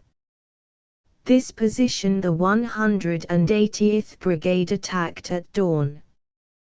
The guns opened before the sun appeared above the black crest line of the mountains of Moab, and well before long shadows were cast across the Jordan Valley the batteries were tearing to pieces the stone walls and rocky eyries sheltering machine gunners and infantry. This preliminary bombardment, if short, was wonderfully effective. From where I stood I saw the heavies pouring an unerring fire onto the Crusader castle, huge spurts of black smoke, and the dislocation of big stones which had withstood the disintegrating effect of many centuries of sun power, telling the forward observing officer that his gunners were well on the target and that to live in that havoc the Turks must seek the shelter of vaults cut deep down in the rock by masons of old. No enemy could delay our progress from that shell-torn spot. Lighter guns searched other positions and whiffs of shrapnel kept Turks from their business. There are green patches on the western side of Talat ed-Dum in the early months of the year before the sun has burned up the country. Over these the infantry advanced as laid down in the book.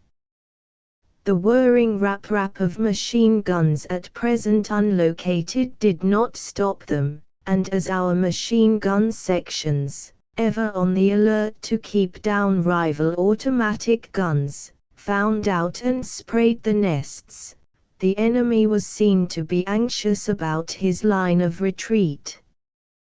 One large party, harried by shrapnel and machine gun fire, left its positions and rushed towards a defile, but rallied and came back, though when it reoccupied its former line the Londoners had reached a point to enfilade it, and it suffered heavily.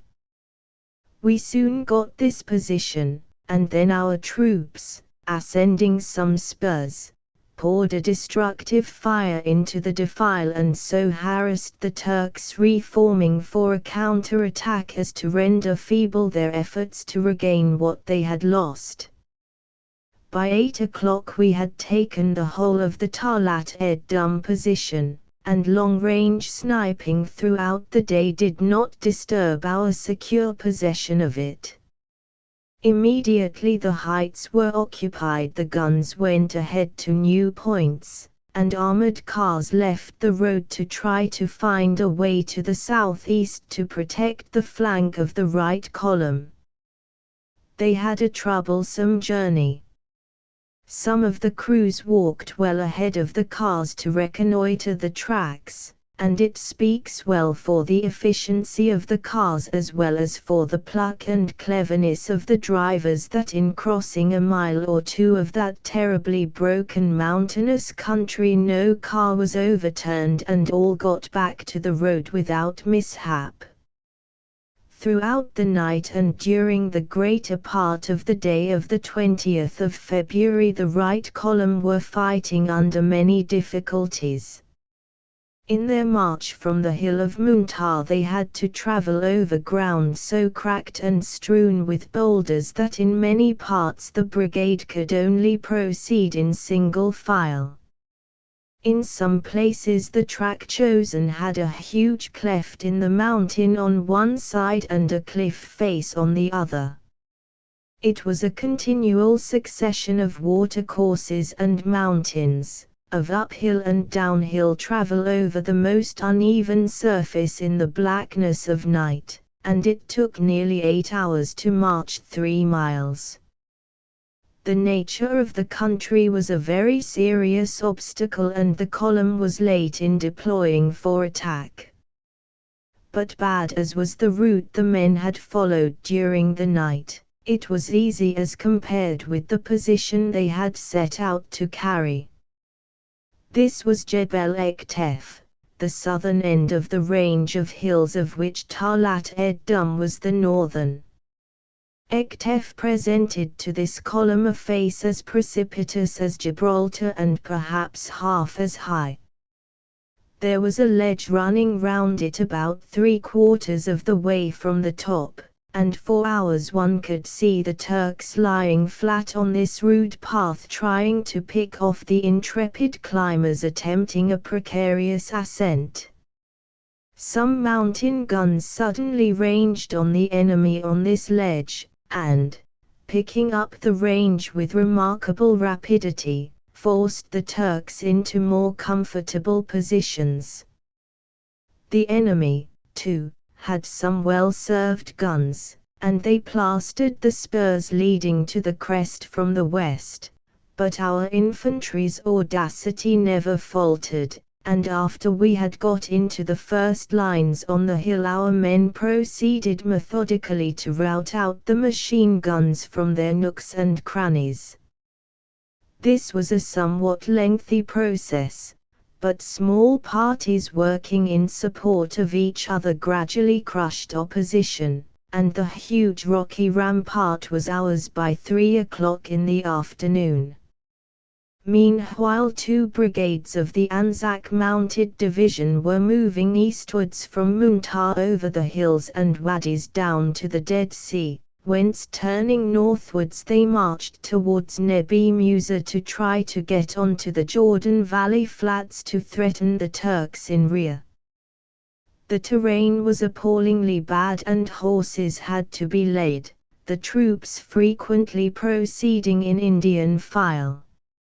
No guns could be got over the hills to support the Anzacs, and when they tried to pass through a narrow defile south of Nebi Musa it was found that the enemy covered the approach with machine guns, and progress was stopped dead until, during the early hours of the following morning, some of the Londoners' artillery managed by a superhuman effort to get a few guns over the mountains to support the cavalry.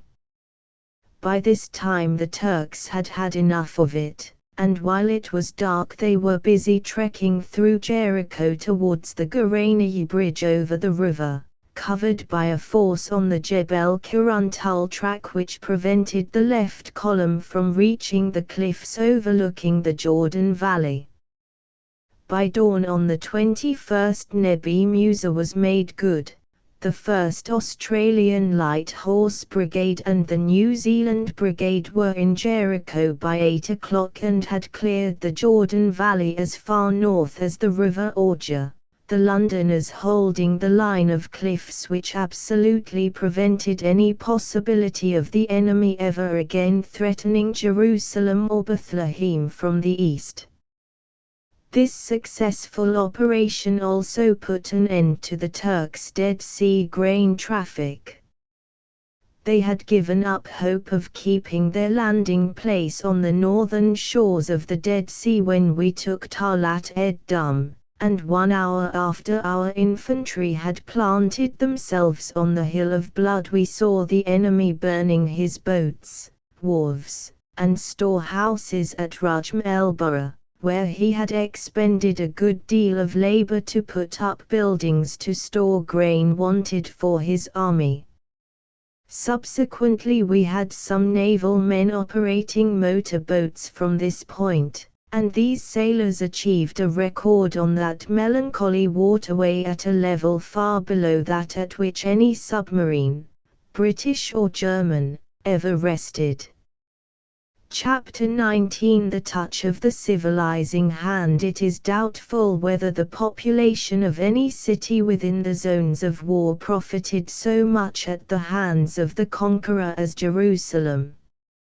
In a little more than half a year a wondrous change was effected in the condition of the people, and if it had been possible to search the Oriental mind and to get a free and frank expression of opinion, one would probably have found a universal thankfulness for General Allenby's deliverance of the Holy City from the hands of the Turks. And with good reason. The scourge of war, so far as the British Army was concerned, left Jerusalem the Golden untouched. For the 50,000 people in the city, the skillfully applied military pressure which put an end to Turkish misgovernment was the beginning of an era of happiness and contentment of which they had hitherto had no conception.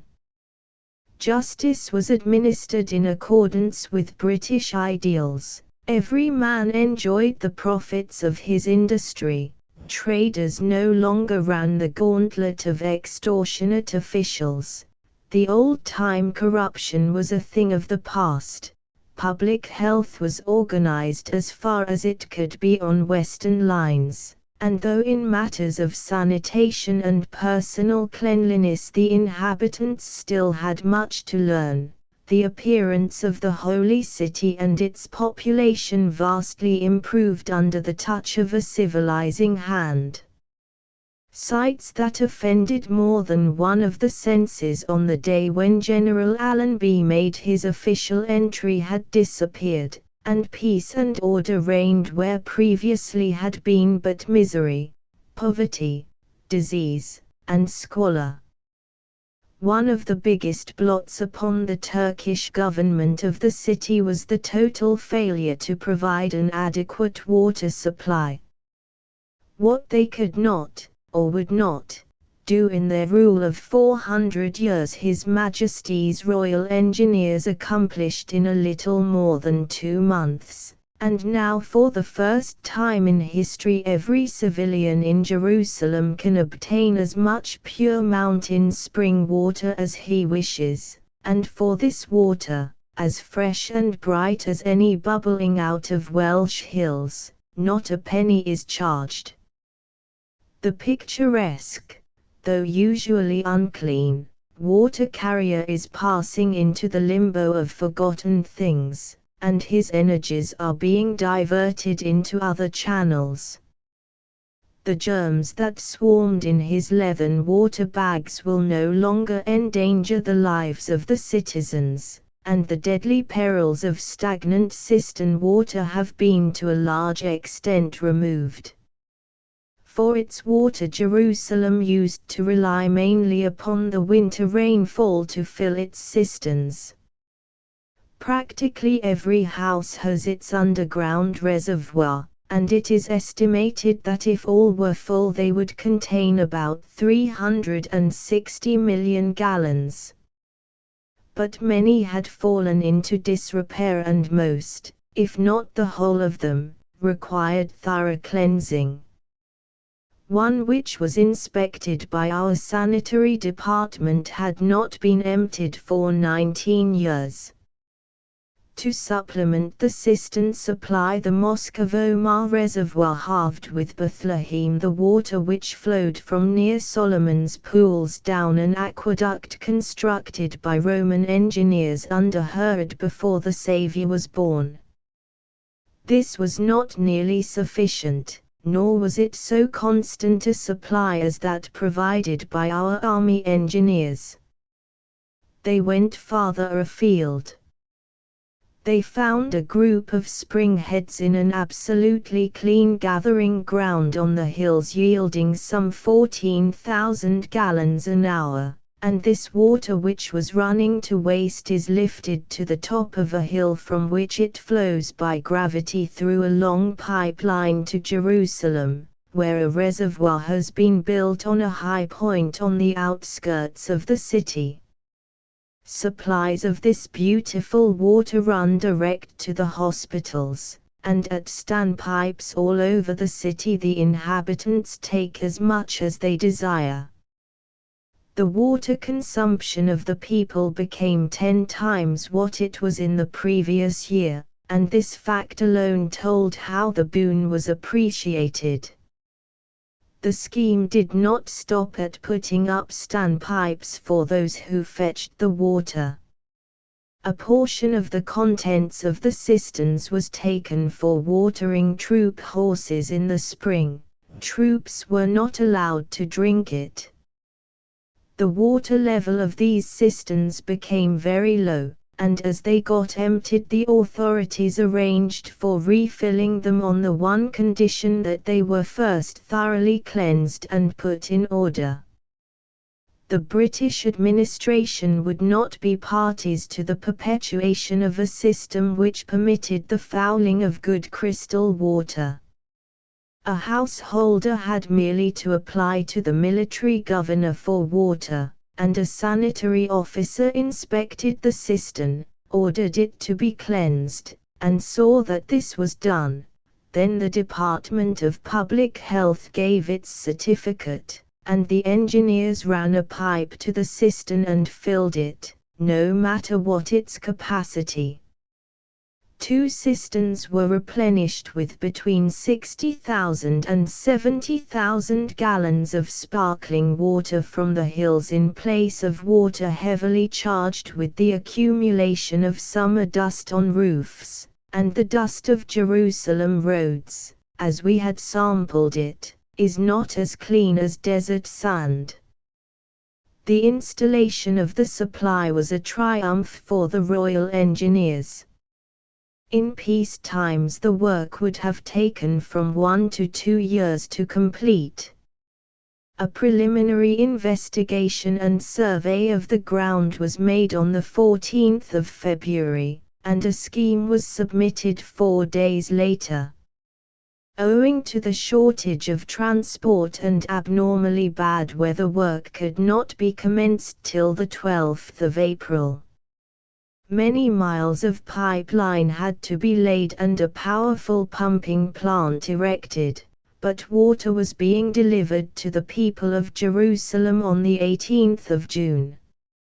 Other military works have done much for the common good in Palestine, but none of them were of greater utility than this. Mohammedans seeing bright water flow into Jerusalem regarded it as one of the wonders of all time. It is interesting to note that the American Red Cross Society, which sent a large and capable staff to the Holy Land after America came into the war, knew of the lack of an adequate water supply for Jerusalem, and with that foresight which Americans show, forwarded to Egypt for transportation to Jerusalem some 1,000 tons of water mains to provide a water service. When the American Red Cross workers reached the Holy City, they found the Army's plans almost completed, and they were the first to pay a tribute to what they described as the civilizing march of the British Army. Those who watched the ceaseless activities of the Public Health Administration were not surprised at the remarkable improvement in the sick and death rates, not only of Jerusalem but of all the towns and districts. The new water supply will unquestionably help to lower the figures still further. A medical authority recently told me that the health of the community was wonderfully good and there was no suspicion of cholera, outbreaks of which were frequent under the Turkish regime. Government hospitals were established in all large centers. In this country where smallpox takes a heavy toll, the conscientious objector was unknown, and many thousands of natives in a few months came forward of their own free will to be vaccinated. Typhus and relapsing fever, both lice-borne diseases, used to claim many victims, but the figures fell very rapidly, due largely, no doubt, to the full use to which disinfecting plants were put in all areas of the occupied territory. The virtues of bodily cleanliness were taught, and the people were given that personal attention which was entirely lacking under Turkish rule. It is not easy to overcome the prejudices and cure the habits of thousands of years, but progress is being made surely if slowly, and already there is a gratifying improvement in the condition of the people which is patent to any observer. In Jerusalem an infants' welfare bureau was instituted, where mothers were seen before and after childbirth. Infants' clinics were established, a body of health was formed, and a kitchen was opened to provide food for babies and the poor. The nurses were mainly local subjects who had to undergo an adequate training, and there was no one who did not confidently predict a rapid fall in the infant mortality rate which, to the shame of the Turkish administration, was fully a dozen times that of the highest of English towns. The spade work was all done by the medical staff of the occupied enemy territory administration. The call was urgent, and though laboring under wartime difficulties they got things going quickly and smoothly. Some voluntary societies were assisting, and the enthusiasm of the American Red Cross units enabled all to carry on a great and beneficent work. Chapter XX Our conquering airmen. The airmen who were the eyes of the army in Sinai and Palestine can look back on their record as a great achievement. Enormous difficulties were faced with stout hearts, and the Royal Flying Corps spirit surmounted them.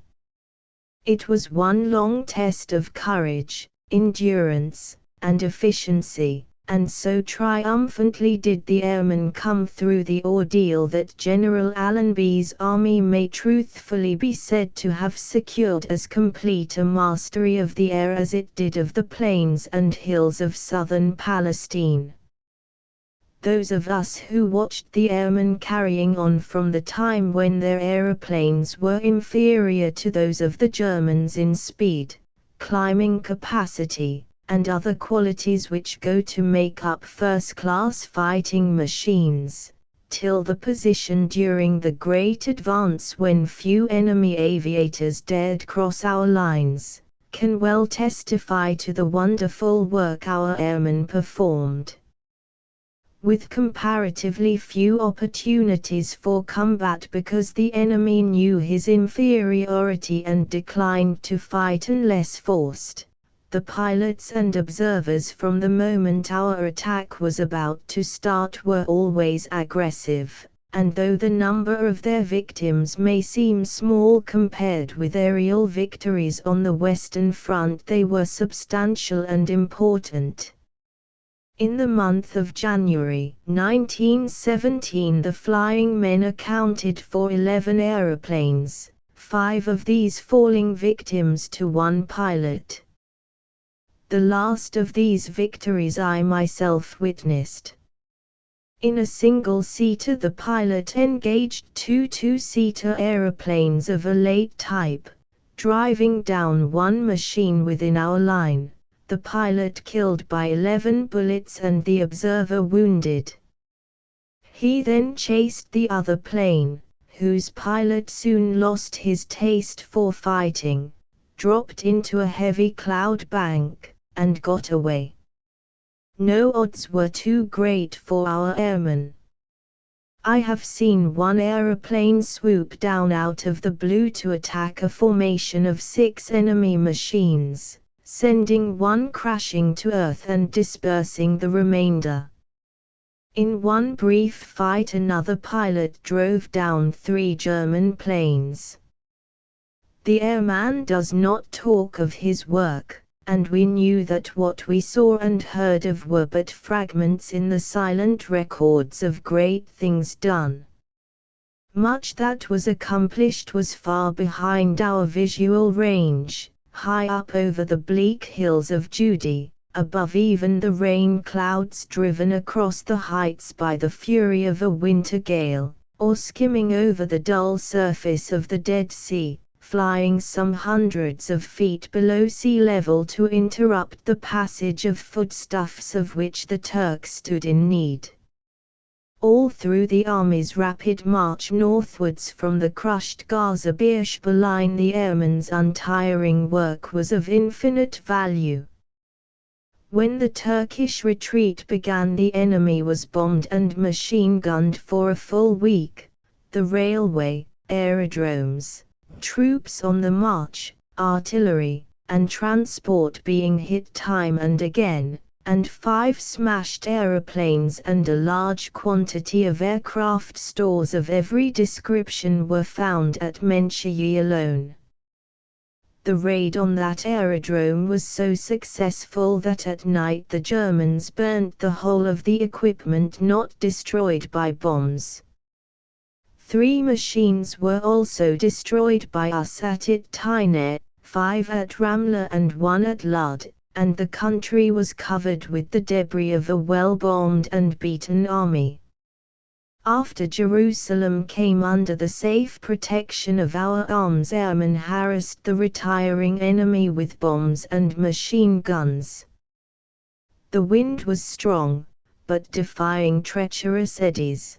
The pilots came through the valleys between steep-sloped hills and caught the Turks on the Nablus road, emptying their bomb racks at a height of a few hundred feet, and giving the scattered troops machine gun fire on the return journey. A glance at the list of honors bestowed on officers and other ranks of the RFC serving with the Egyptian Expeditionary Force in 1917 is sufficient to give an idea of the efficiency of the service of our airmen. It must be remembered that the Palestine wing was small, if thoroughly representative of the Flying Corps. Its numbers were few, but the quality was there. Indeed, I heard the Australian squadron of flying men which formed part of the wing described by the highest possible authority as probably the finest squadron in the whole of the British service.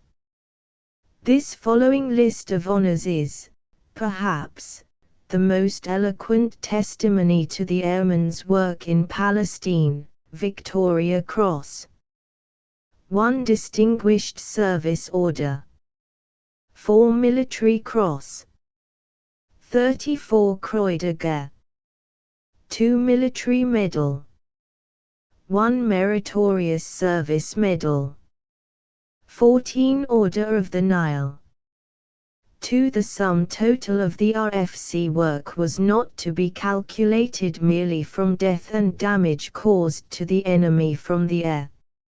Strategical and tactical reconnaissances formed a large part of the daily round, and the reports brought in always added to our army's store of information.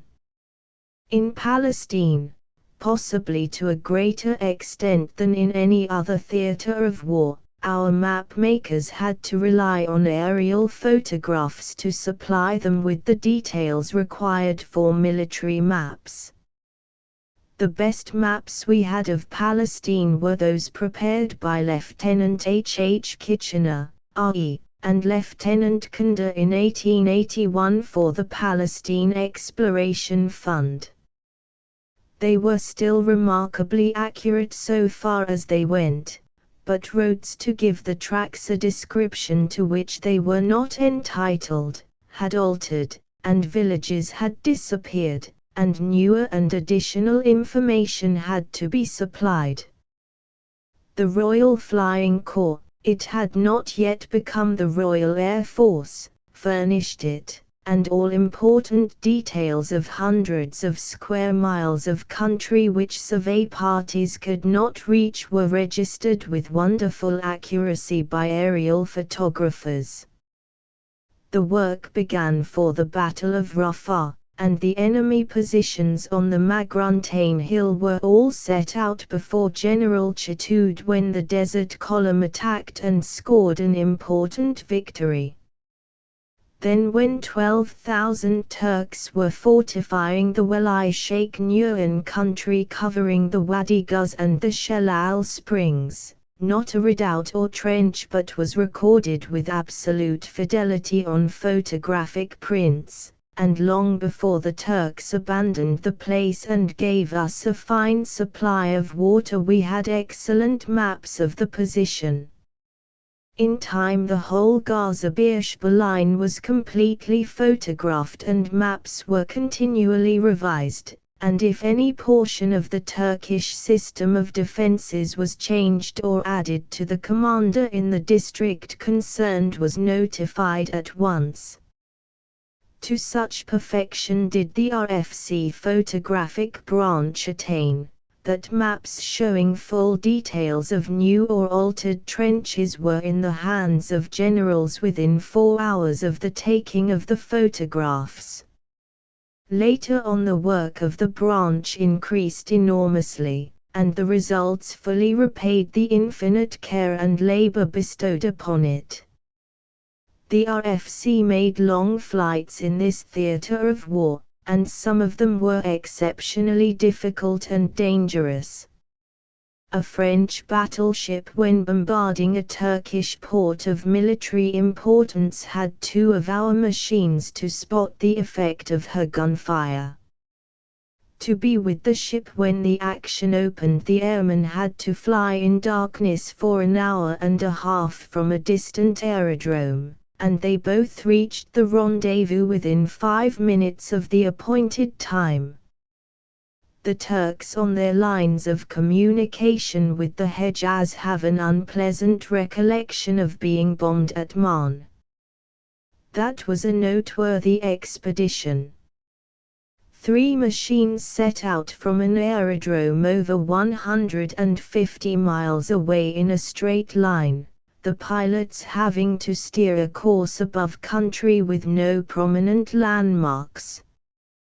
They went over a waterless desert so rough that it would have been impossible to come down without seriously damaging a plane, and if a pilot had been forced to land, his chance of getting back to our country would have been almost nil. Water bottles and rations were carried in the machines, but they were not needed, for the 3 pilots came home together after hitting the station buildings at Marne and destroying considerable material and supplies. The aeroplane has been put to many uses in war and, it may be, there are instances on other fronts of it being used, in emergencies, as an ambulance. When a little mobile force rounded up the Turkish post at Hasana, on the eastern side of the Sinai Peninsula, one of our men received so severe a wound that an immediate operation was necessary. An airman at once volunteered to carry the wounded man to the nearest hospital, 44 miles away across the desert, and by his action a life was saved. Appendices I. The following telegram was sent by Enver Pasha to Field Marshal von Hindenburg, at Supreme Army Command Headquarters, from Constantinople on 23 August 1917, the news of the dispatch of strong enemy forces to Egypt, together with the nomination of General Allenby as Commander-in-Chief on our Syrian front, indicates that the British contemplate an offensive on the Syrian front, and very probably before the middle of November. The preservation of the Sinai front is a primary condition to the success of the Yildirim undertaking. After a further conversation with the commander of the IVTH Army, Cemal Pasha, I consider it necessary to strengthen this front by one of the infantry divisions intended for Yildirim, and to dispatch this division immediately from Aleppo. With this reinforcement, the defense of the Sinai front by the IVTH Army is assured. General von Falkenhayn takes up the position that he does not consider the defense assured, and that the further reduction of Yildirim forces is to be deprecated under any circumstances. He consequently recommends that we on our side should attack the British, and as far as possible surprise them, before they are strengthened. He wishes to carry out this attack with 4 infantry divisions, and the Asia Corps. 2 of the 4 infantry divisions have still to be dispatched to the front. I cannot yet decide to support the proposal, nor need I do so, as the transport of an infantry division from Aleppo to Bayak requires 20 days. During this period the situation as regards the enemy will become clear, and one will become better able to estimate the chance of success of an attack. I must, however, in any case be able to dispose of more forces than at present, either for the completion of Yildirim, or for the replacement of the very heavy losses which will certainly occur in the Syrian attack.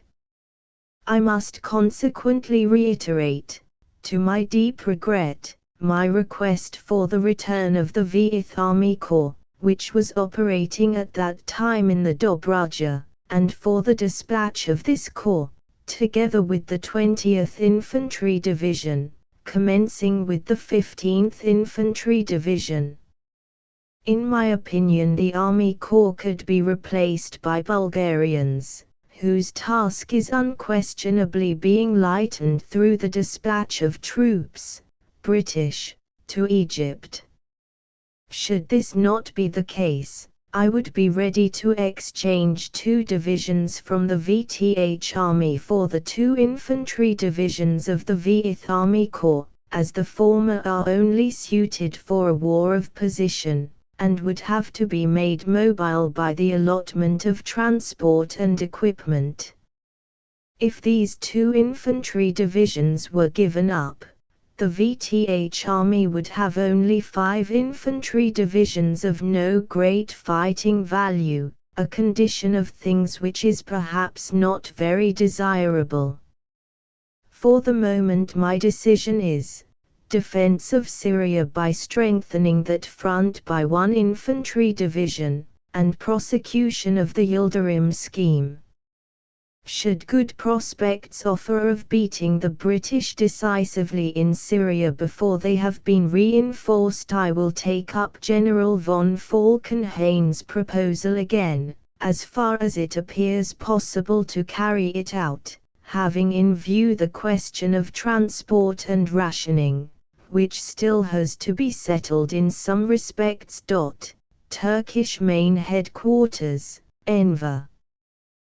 To von Falkenhayn dispatched the following telegram from Constantinople on the 25th of August, 1917, to German General Headquarters. The possibility of a British attack in Syria has had to be taken into consideration from the beginning. Its repercussion on the Iraq undertaking was obvious. On that account I had already settled in my conversations in Constantinople during May that, if the center of gravity of operations were transferred to the Sinai front, command should be given me thereto. The news now to hand, reinforcement of the British troops in Egypt, taking over of command by Allenby, the demands of the British press daily becoming louder, makes the preparation of a British attack in Syria probable. Jemal Pasha wishes to meet it with a defensive. To that end he demands the divisions and war material which were being collected about Aleppo for Yildirim. The natural result of granting this request will be that true safety will never be attained on the Sinai front by a pure defensive, and that the Iraq undertaking will certainly fritter away owing to want of driving power or to delays. I had consequently proposed to the Turkish Higher Command to send 2 divisions and the Asia Corps as quickly as possible to southern Syria, so as to carry out a surprise attack on the British by means of an encircling movement before the arrival of their reinforcements. Railways allow of the assembly of these forces, inclusive of heavy artillery, material and technical stores, in the neighborhood of Beersheba by the end of October. The disposable parts of the IVTH Army, 2 to 3 divisions, would be added to it. In a discussion between Enver, Gemal, and myself, Enver decided first of all to strengthen the IVTH Army by the inclusion of one division from the Army Group. This division would suffice to ward off attack. The Iraq undertaking could be carried through at the same time. Judging from all former experiences, I am firmly convinced as soon as it comes to a question of the expected attack on the Sinai front, or even if the IVTH Army only feels itself seriously threatened, further troops, munitions, and material will be withdrawn from the Army Group, and Turkey's forces will be shattered. Then nothing decisive can be undertaken in either theatre of war. The sacrifice of men, money, and material which Germany is offering at the present moment will be in vain. The treatment of the question is rendered all the more difficult because I cannot rid myself of the impression that the decision of the Turkish Higher Command is based far less on military exigencies than on personal motives. It is dictated with one eye on the mighty Gemal, who deprecates a definite decision, but yet on the other hand opposes the slightest diminution of the area of his command. Consequently, as the position now stands, I consider the Iraq undertaking practicable only if it is given the necessary freedom for retirement through the removal of the danger on the Syrian front. The removal of this danger I regard as only possible through attack. V. Falkenhayn. 3. Here is another German estimate of the position created by our War Cabinet's decision to take the offensive in Palestine, and in considering the view of the German staff and the prospect of success any Turkish attack would have. It must be borne in mind that under the most favorable circumstances the enemy could not have been in position for taking an offensive before the end of October. Von Falkenhayn wished to attack the British before the arrival of their reinforcements. Not only had our reinforcements arrived before the end of October, but they were all in position and the battle had commenced. Beersheba was taken on the 31st of October. This appreciation was written by Major von Papen of Yildirim headquarters on the 28th of August, 1917. Enver's objections. The improbability of attaining a decisive result on the Sinai front with 2 divisions plus the Asia Corps and the difficulty of the Aleppo-Raqqa transport question, hold good. The execution of the offensive with stronger forces is desirable, but is not practicable, as, in consequence of the beginning of the rainy weather in the middle of November, the British offensive may be expected at the latest during the latter half of October. Ours therefore should take place during the first part of that month. The transport question precludes the assembly of stronger forces by that date. Should the idea of an offensive be abandoned altogether on that account? On the assumption that General Allenby, after the 2 unsuccessful British attacks, will attack only with a marked superiority of men and munitions, a passive defense on a 35-kilometer front with an exposed flank does not appear to offer any great chance of success. The conditions on the Western Front, defensive zone, attack divisions, are only partially applicable here, since the mobility of the artillery and the correct tactical handling of the attack division are not assured. The intended passive defensive will not be improved by the theatrical attack with one division suggested by General von Kress. On the contrary, this attack would be without result, as it would be carried out too obliquely to the front, and would only mean a sacrifice of men and material.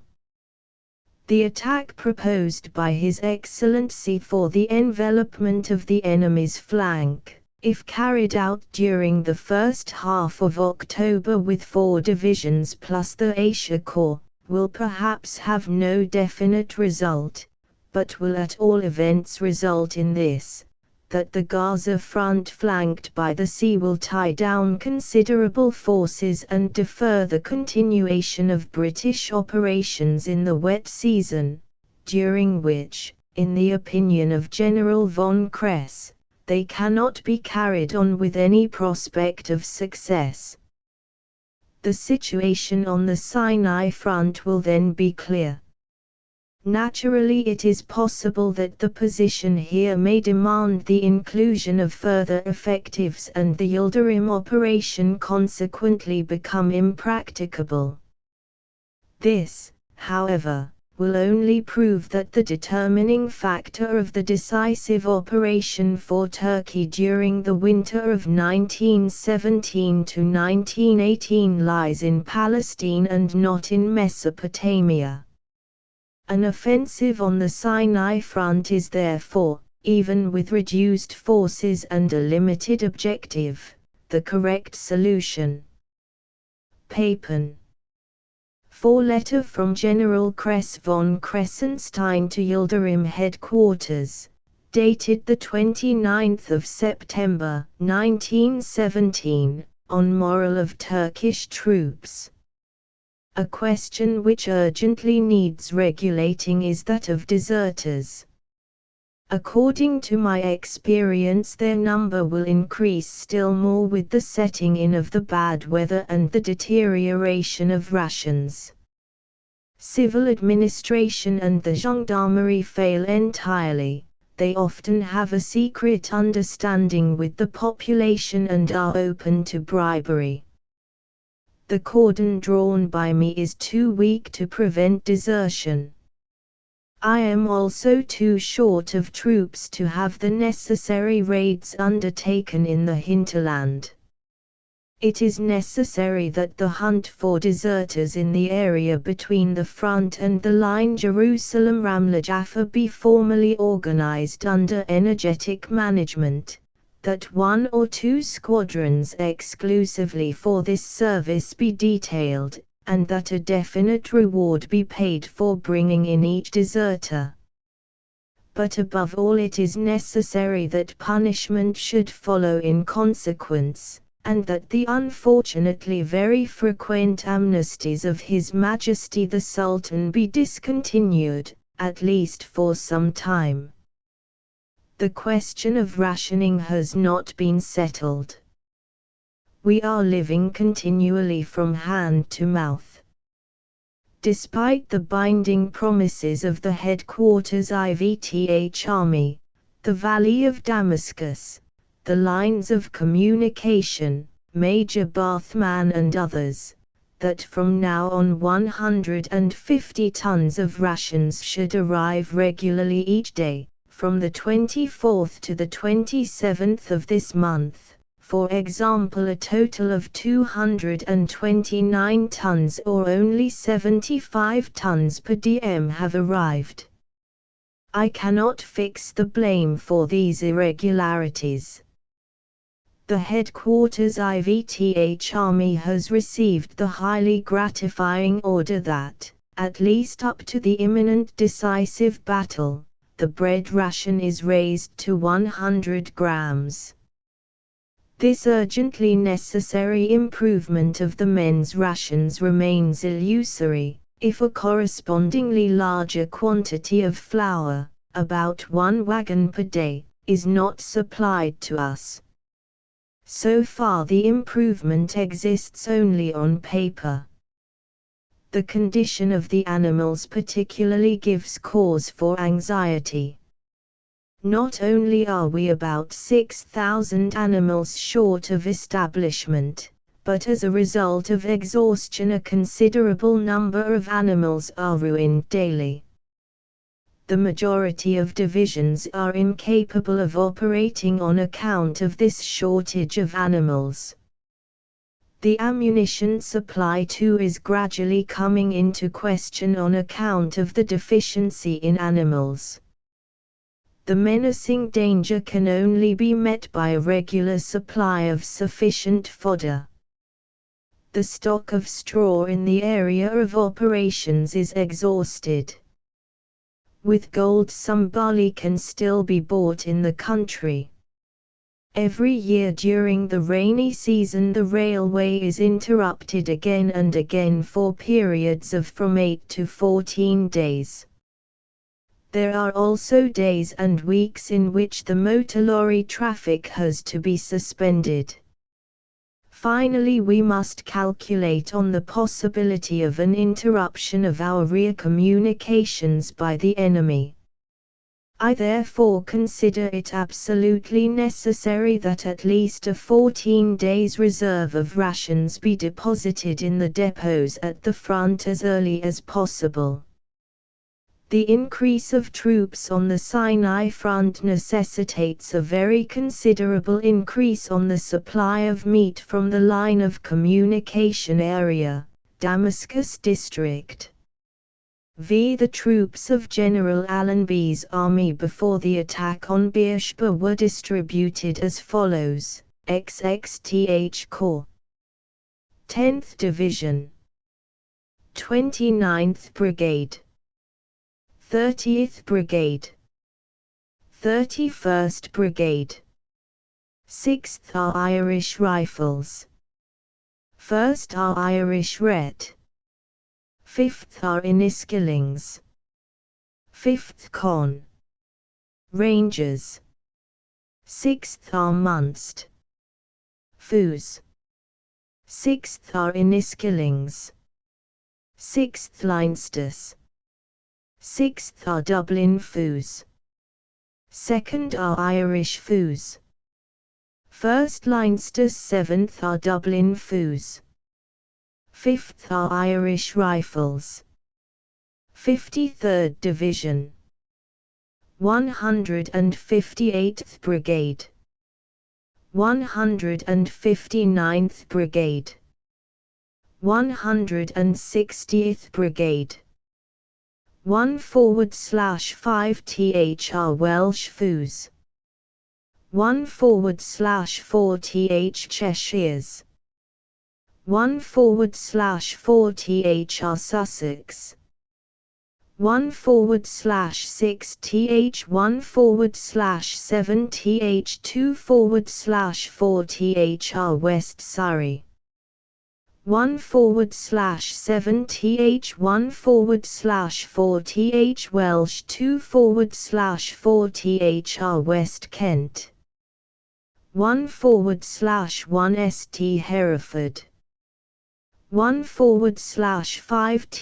2/10 Middlesex, 60th Division, 179th Brigade, 180th Brigade, 181st Brigade, 2/13 London, 2/17 London, 2/21 St London, 2/14th 2/18th 2/22nd 2/15th 2/19th 2/23 road 2/16th 2/20th 2/24th 74th Division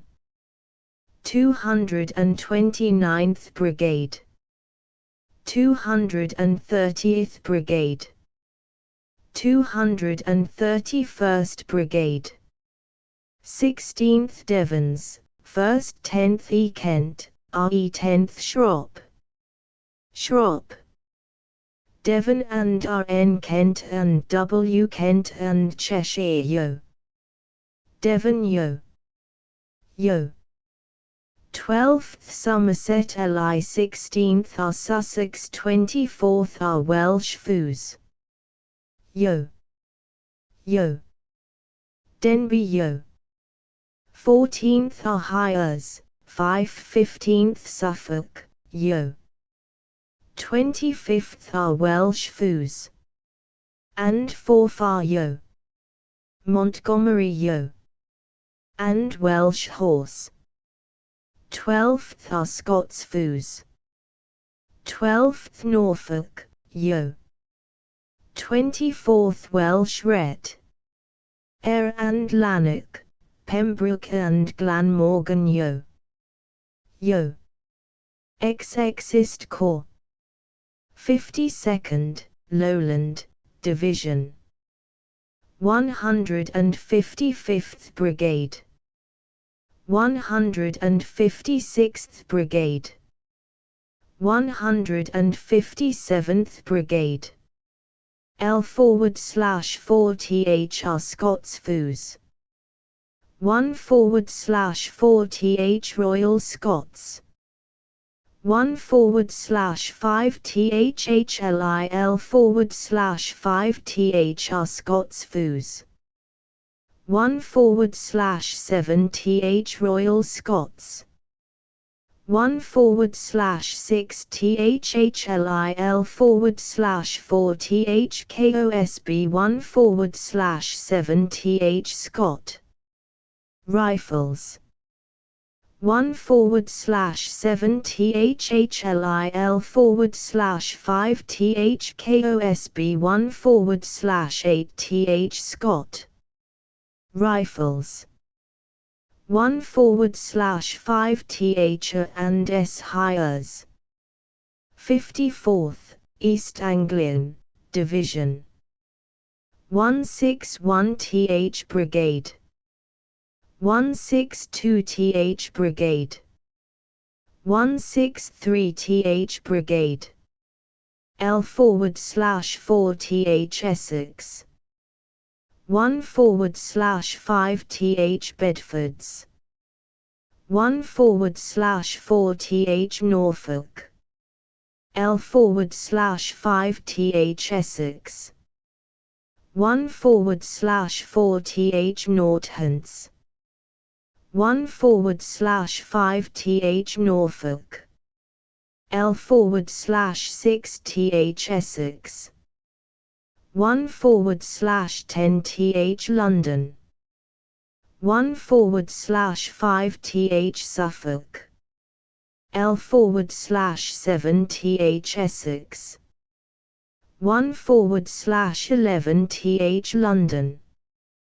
1/8TH Hampshire 75th Division 232TH Brigade 233TH Brigade 234th Brigade 1/5TH Devon 1/5TH Somersets 1/4TH DCLI 2/5TH Hampshire 1/4TH Wilts 2/4TH Dorsets 2/4th Somersets, 2/4th Hampshire, 123rd Rifles, 2/3 Road Gurkhas, 3/3 Road Gurkhas, 58th Rifles, Desert Mounted Corps, Anzac Mounted Division, 1st ALHBD, 2nd ALHBD, NZMTD Rifles BD, 1st ALH RET, 5th ALH RET, Auckland M Rifles, 2nd ALH RET, 6th ALH RET, Canterbury M Rifles, 3rd ALH RET, 7th ALH RET, Wellington M Rifles, Australian Mounted Division, 3rd LH Brigade, 4th LH Brigade, 5th MTD Brigade, 8th ALH RET, 4th ALH RET, 1/1 ST Warwick Yo, 9th 11th 1/1 ST Gloucester Yo, 10th 12th 1/1 ST Worcester Yo, Yeomanry Mounted Division 6th MTD Brigade, 8th MTD Brigade, 22nd MTD Brigade, 1/1 ST Bucks Hussars, 1/1 ST City of London, 1/1 ST Lincolnshire Yo, Yo, 1/1 ST Berkshire Yo, 1/1 ST Company of London, 1/1 ST Staffordshire Yo, Yo, 1/1 ST Dorset Yo, L/3 Road Company of London, 1/1 STE Riding Yo, Yo, 7th Mounted Brigade, Attached Desert Corps, 1/1 ST Sherwood Rangers, 1/1 ST South Notts Hussars, Imperial Camel Brigade. 6. There can be no better illustration of how one battle worked out according to plan than the quotation of the following Force Order General Headquarters, the 22nd of October, 1917. It is the intention of the Commander-in-Chief to take the offensive against the enemy at Gaza and at Beersheba, and when Beersheba is in our hands to make an enveloping attack on the enemy's left flank in the direction of Sheria and Haira. On 0-day XXTH Corps with the 10th Division and Imperial Camel Brigade attached and the Desert Mounted Corps less 1 Mounted Division and the Imperial Camel Brigade will attack the enemy at Beersheba with the object of gaining possession of that place by nightfall. As soon as Beersheba is in our hands and the necessary arrangements have been made for the restoration of the Beersheba water supply, XXTH Corps and Desert Mounted Corps complete will move rapidly forward to attack the left of the enemy's main position with the object of driving him out of Sheria and Haira and enveloping the left flank of his army. XXTH Corps will move against the enemy's defences south of Sheria, first of all against the Kalvuka line and then against Sheria and the Haira defences. Desert Mounted Corps calling up the mounted division left in General Reserve during the Beersheba operation will move north of the XXTH Corps to gain possession of Negil and of any water supplies between that place and the right of XXTH Corps, and will be prepared to operate vigorously against and round the enemy's left flank if he should throw it back to oppose the advance of the XXTH Corps.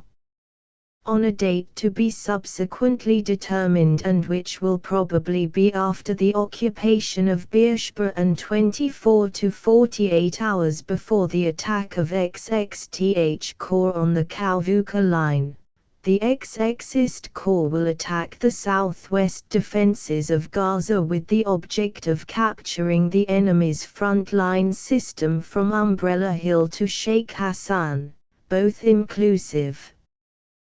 The Royal Navy will cooperate with the XXist Corps in the attack on Gaza and in any subsequent operations that may be undertaken by XXist Corps.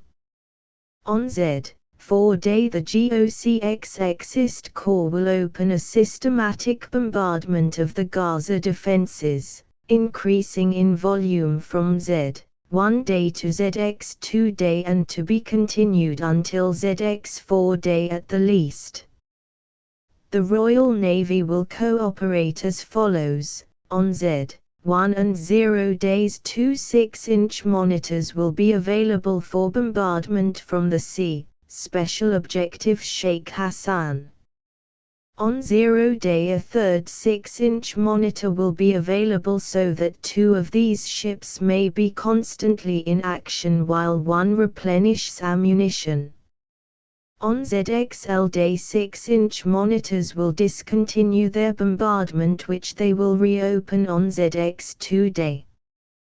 From ZXL day the French battleship Requin and HMS Raglan will bombard the Sinede station and junction for Hajj, the roads and railway bridges and camps on the Wadi Hassi and the neighborhood. The Requin and Raglan will be assisted by a seaplane carrier. From 0 day 192 monitor will be available from dawn, special objective Sheikh Redwan. From Z1 day inclusive demands for naval cooperation will be conveyed direct from GOCXXist Corps to the senior naval officer, Marine View, who will arrange for the transmission of the demands so made. XXTH Corps will move into position during the night of ZL=0 day so as to attack the enemy at Beersheba on 0 day south of the Wadi Saba with 2 divisions while covering his flank and the construction of the railway east of Shelal with 1 division on the high ground overlooking the Wadis El Sufi and Hanafish. The objective of XXTH Corps will be the enemy's works west and southwest of Beersheba as far as the Kalasa-Beersheba road inclusive. Desert Mounted Corps will move on the night of Z1=0 day from the area of concentration about Kalasa and Azluj so as to cooperate with XXTH Corps by attacking Beersheba with 2 divisions and 1 mounted brigade.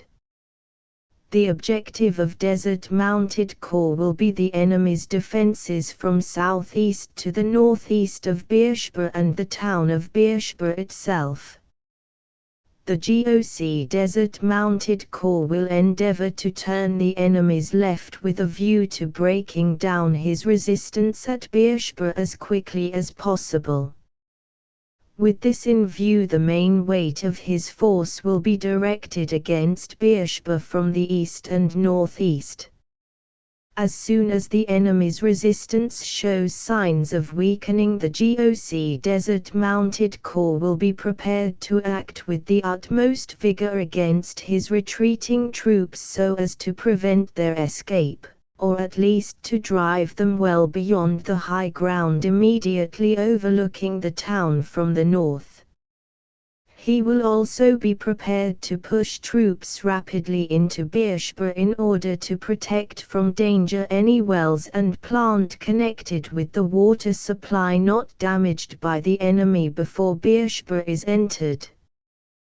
The Yeomanry Mounted Division will pass from the command of the GOCXXTH Corps at 5-on-0 day and will come directly under General Headquarters as part of the General Reserve in the hands of the Commander-in-Chief. When Beersheba has been taken, the GOCXXTH Corps will push forward, covering troops to the high ground north of the town to protect it from any counter-movement on the part of the enemy. He will also put in hand the restoration of the water supply in Beersheba. The GOC Desert Mounted Corps will be responsible for the protection of the town from the northeast and east. As soon as possible after the taking of Beersheba, the GOC Desert Mounted Corps will report to GHQ on the water supplies in the wells and wadis east of Beersheba and especially along the Wadi Saba and the Beersheba-Tel El-Nula road. If insufficient water is found to exist in this area, GOC Desert Mounted Corps will send back such of his troops as may be necessary to watering places from which he started or which may be found in the country east of the Kalasa-Beersheba road during the operations. A preliminary survey having been made, the GOCXXTH Corps will report by wire to GHQ on the condition of the wells and water supply generally in Beersheba and on any water supplies found west and northwest of that place. He will telegraph an estimate as soon as it can be made of the time required to place the Beersheba water supply in working order. When the situation as regards water at Beersheba has become clear so that the movement of XXTH Corps and Desert Mounted Corps against the left flank of the enemy's main position can be arranged, the GOCXXist Corps will be ordered to attack the enemy's defenses southwest of Gaza in time for this operation to be carried out prior to the attack of XXTH Corps on the Kalvuka line of works. The objective of XXist Corps will be the defenses of Gaza from Umbrella Hill inclusive to the sea about Sheikh Hassan. Instructions in regard to the following have been issued separate to all corps: amount of corps artillery allotted, amount of ammunition put on corps charge prior to operations, amount of ammunition per gun that will be delivered daily at respective railheads and the day of commencement, amount of transport allotted for forward supply from railheads. The general average for 1 day's firing has been calculated on the following basis: field and mountain guns and mountain howitzers, 150 rounds per gun. 4.5-inch howitzers, 120 rounds per gun. 60-pounders and 6-inch howitzers, 90 rounds per gun. 8-inch howitzers and 6-inch Mark 7, 60 rounds per gun. This average expenditure will only be possible in the XXist Corps up to ZX16 day and for the Desert Mounted Corps and XXTH Corps to ZX13. After these dates, if the average has been expended, the daily average will have to drop to the basis of 100 rounds per 18-pounder per day and other natures in proportion. Aircraft, Army Wing. Strategical reconnaissance, including the reconnaissance of areas beyond the tactical zone and in which the enemy's main reserves are located. Also distant photography and aerial offensive, will be carried out by an Army squadron under instructions issued direct from GHQ. Protection from hostile aircraft will be the main duty of the Army fighting squadron.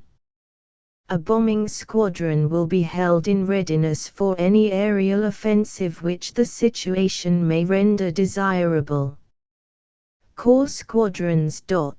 2 corps squadrons will undertake artillery cooperation, contact patrols, and tactical reconnaissance for the corps to which they are attached.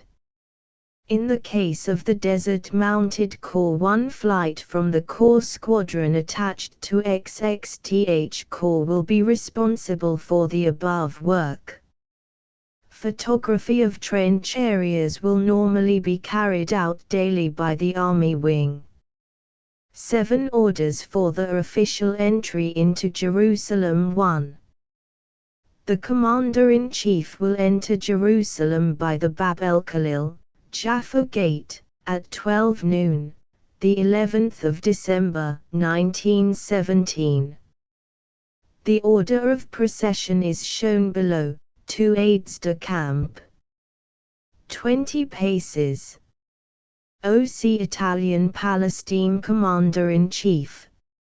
OC French Palestine Contingent, Colonel Contingent D'Agostino. Colonel Pape. Staff Officer. 2 Staff Officers. Staff Officer. 10 paces. MPCO, Head of French Mission. French Mill. Briggen Italian Mill. ATT. American ATT. Captain Clayton. Major Caccia. Mill ATT. St. Quintin. Colonel Davis. 5 paces. Chief of General Staff, Maj. Gen. Sir L.J. Bulls. Brig General General Staff, Brig Gen. G. Dornay. 5 paces. GOCXXTH Corps, Lieutenant Gen. Sir Philip W. Chatude, Bart, DSO Staff Officer. Brig Gen. Bartholomew. 10 paces. British Guard. Australian and New Zealand Guard. French Guard. Italian Guard. 2 guards. The following guards will be found by XXTH Corps, outside the gate. British Guard, 50 of all ranks, including English, Scottish, Irish, and Welsh troops. Australian and New Zealand Guard, 50 of all ranks, including 20 New Zealand troops. These guards will be drawn up facing each other, the right flank of the British Guard and the left flank Australian Guard resting on the city wall. The OC. British Guard will be in command of both guards and will give the words of command. Inside the gate, French Guard, 20 of all ranks.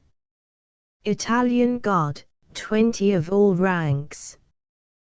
These guards will be drawn up facing each other, the left flank of the French Guard and the right flank of the Italian Guard resting on the city wall. 3 Salute. On the approach of the Commander-in-Chief, guards will come to the salute and present arms. 4 The military governor of the city will meet the Commander-in-Chief at the gate at 12 noon. 5 Route. The procession will proceed via Sukat Allah and El Morkaf streets to the steps of El Kala, Citadel, where the notables of the city under the guidance of a staff officer of the governor will meet the Commander-in-Chief and the proclamation will be read to the citizens. The British, Australian and New Zealand, French and Italian guards will, when the procession has passed them, take their place in column of fours in the rear of the procession in that order.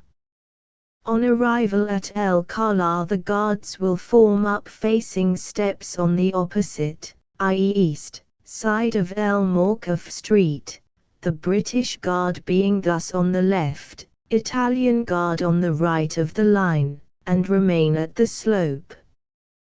The British and Italian Guards will bring up their left and right flanks respectively across the street south and north of El Kala. On leaving the citadel, the procession will proceed in the same order as before to the barrack square, where the Commander-in-Chief will confer with the notables of the city. On entering the barrack square, the guards will wheel to the left and, keeping the left-hand man of each section of fours next the side of the barrack square, march round until the rear of the Italian Guard has entered the square, when the guards will halt, right turn, so as to face the center of the square, and remain at the slope. The procession will leave the city by the same route as it entered and in the same order. As the Commander-in-Chief and procession move off to leave the barrack square, the guards will present arms, and then move off and resume their places in the procession, the British Guard leading. On arrival at the Jaffa Gate, the guards will take up their original positions, and on the Commander-in-Chief's departure will be marched away under the orders of the GOCXXTH Corps. 6 Police, etc. The military governor of the city will arrange for policing the route of the procession and for the searching of houses on either side of the route. He will also arrange for civil officials to read the proclamation at El Kala.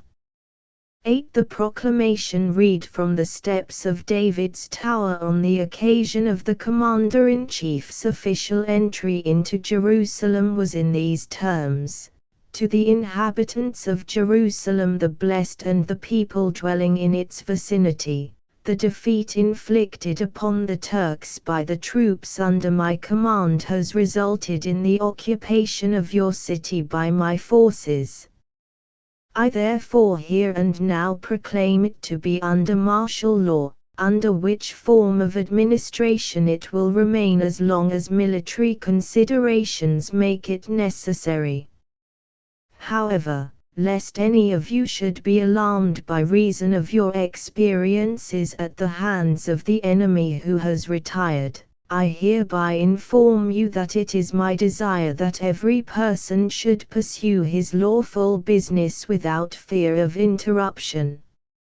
Furthermore, since your city is regarded with affection by the adherents of 3 of the great religions of mankind, and its soil has been consecrated by the prayers and pilgrimages of multitudes of devout people of those 3 religions for many centuries, therefore do I make it known to you that every sacred building, monument, holy spot, shrine, traditional site, endowment, pious bequest, or customary place of prayer, of whatsoever form of the 3 religions, will be maintained and protected according to the existing customs and beliefs of those to whose faiths they are sacred. 9. No story of the capture of Jerusalem would be complete without the tribute paid by General Allenby to his gallant troops of all arms. The Commander-in-Chief's thanks, which were conveyed to the troops in a special order of the day, were highly appreciated by all ranks. The document ran as follows: Special Order of the Day GHQ, EEP, the 15th of December, 1917. With the capture of Jerusalem, another phase of the operations of the Egyptian Expeditionary Force has been victoriously concluded. The Commander-in-Chief desires to thank all ranks of all the units and services in the force for the magnificent work which has been accomplished. In 40 days many strong Turkish positions have been captured and the force has advanced some 60 miles on a front of 30 miles. The skill, gallantry, and determination of all ranks have led to this result. 1. The approach marches of the Desert Mounted Corps and the XXTH Corps, 10th, 53rd, 60th, and 74th Divisions, followed by the dashing attacks of the 60th and 74th Divisions and the rapid turning movement of the Desert Mounted Corps, ending in the fine charge of the 4th Australian Light Horse Brigade, resulted in the capture of Beersheba with many prisoners and guns. 2. The stubborn resistance of the 53rd Division, units of the Desert Mounted Corps and Imperial Camel Brigade in the difficult country northeast of Beersheba enabled the preparations of the XXTH Corps to be completed without interference, and enabled the Commander-in-Chief to carry out his plan without diverting more than the intended number of troops to protect the right flank, despite the many and strong attacks of the enemy. 3. The attack of the XXTH Corps, 10th, 60th, and 74th Divisions, prepared with great skill by the Corps and Divisional commanders and carried out with such dash and courage by the troops, resulted in the turning of the Turkish left flank and in an advance to the depth of 9 miles through an entrenched position defended by strong forces. In this operation the Desert Mounted Corps, covering the right flank and threatening the Turkish rear, forced the Turks to begin a general retreat of their left flank. 4. The artillery attack of the XXist Corps and of the ships of the Royal Navy, skillfully arranged and carried out with great accuracy, caused heavy loss to the enemy in the Gaza sector of his defenses. The success of this bombardment was due to the loyal cooperation of the Rear Admiral SNO Egypt and Red Sea, and the officers of the Royal Navy, the careful preparation of plans by the Rear Admiral and the GOCXXist Corps, and the good shooting of the Royal Navy, and of the heavy, siege, and field artillery of the XXist Corps. 5. The 2 attacks on the strong defenses of Gaza, carried out by the 52nd and 54th Divisions, were each completely successful, thanks to the skill with which they were thought out and prepared by the GOCXXist Corps, the divisional commanders and the brigade commanders, and the great gallantry displayed by the troops who carried out these attacks. 6. The second attack resulted in the evacuation of Gaza by the enemy and the turning of his right flank. The 52nd and 75th Divisions at once began a pursuit which carried them in 3 weeks from Gaza to within a few miles of Jerusalem. 7. This pursuit, carried out by the Desert Mounted Corps and these 2 divisions of the XXist Corps, first over the sand hills of the coast, then over the plains of Palestine and the foothills, and finally in the Rocky Mountains of Judea, required from all commanders rapid decisions and powers to adapt their tactics to varying conditions of ground. The troops were called upon to carry out very long marches in great heat without water, to make attacks on stubborn rearguards without time for reconnaissance, and finally to suffer cold and privation in the mountains.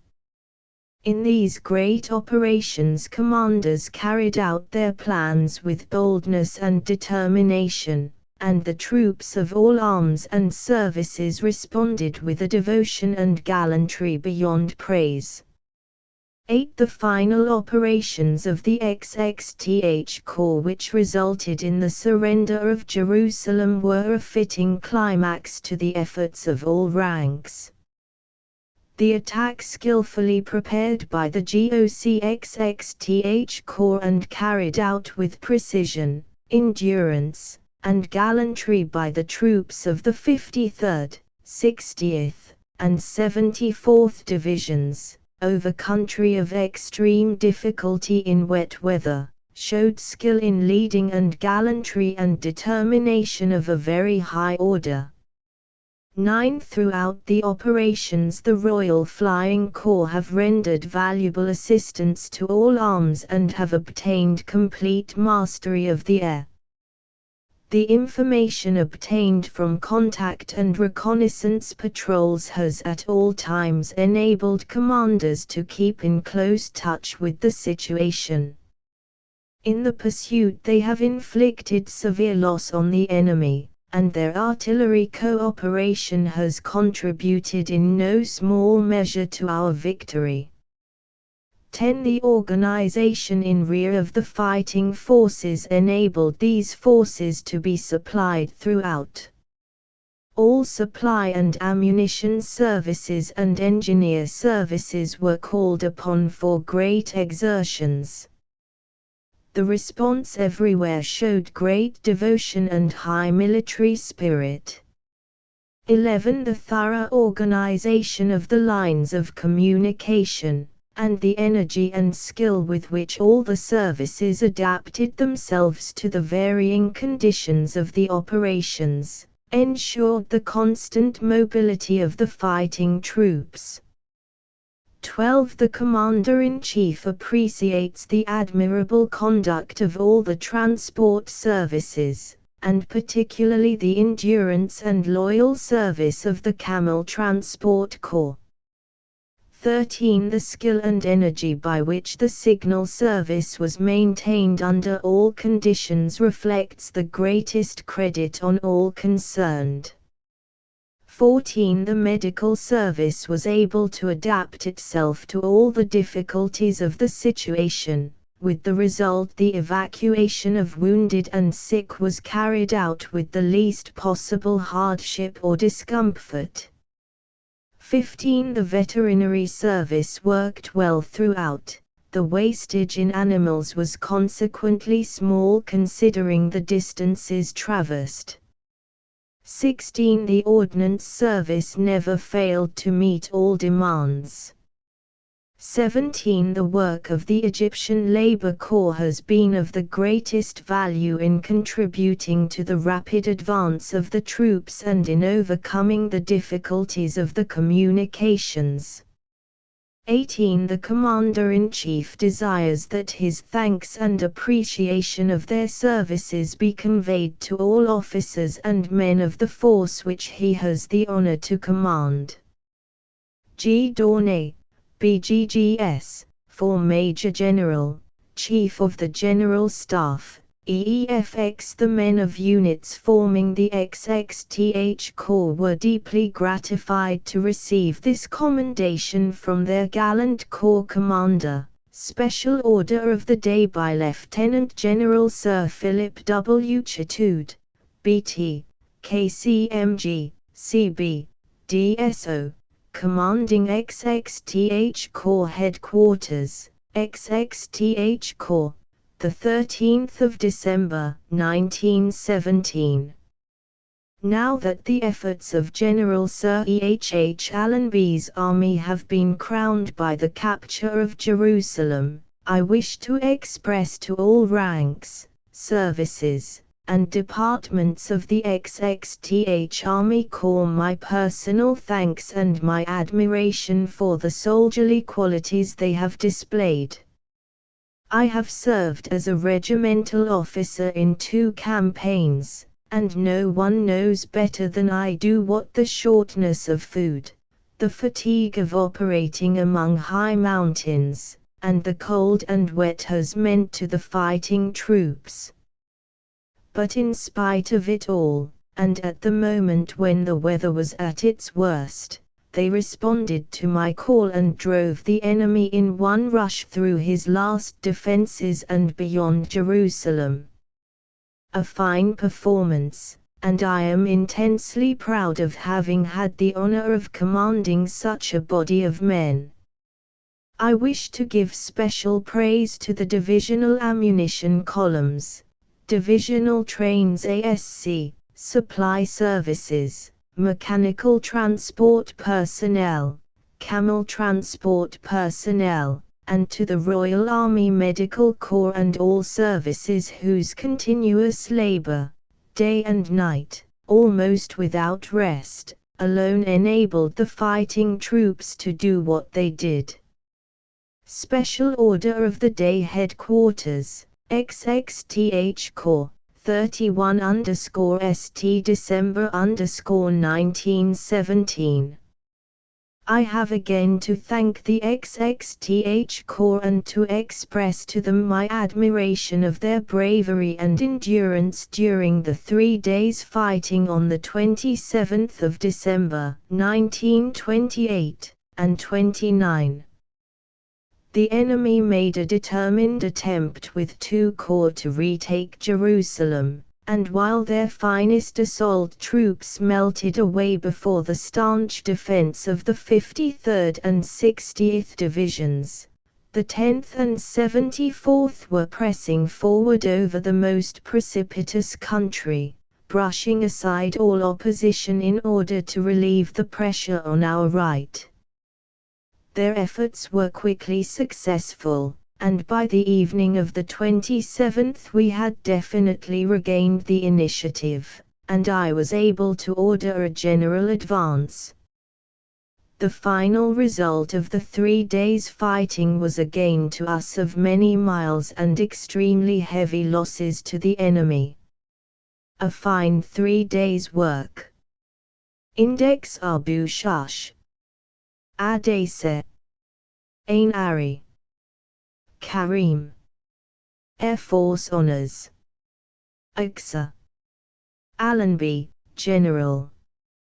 Administration. American Red Cross Society. Arsuf. Ascalon. Orja, River. Baker, Colonel Sir Randolph. Bald Hill.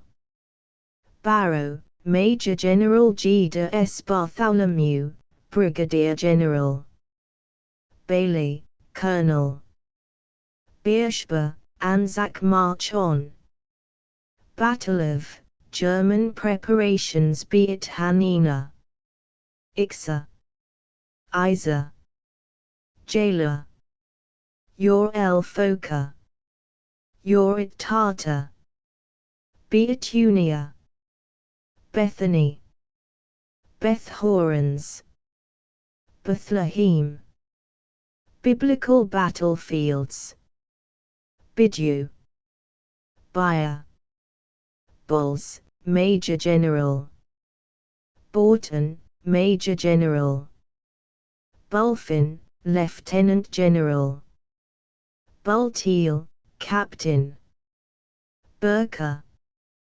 Butler, Brigadier General. Chauvel, Lieutenant General. Chater, Major General. Cheap, Lieutenant Colonel H. Chatoud, Lieutenant General Sir. Thanks to XXTH Corps troops. Clayton, Brigadier General Colston, Brigadier General. Cox, Brigadier General Cripps, Colonel Honorable F. Dammers, Captain. Dornay, Brigadier General. De Cynede. Yeason. De Rothschild, Major.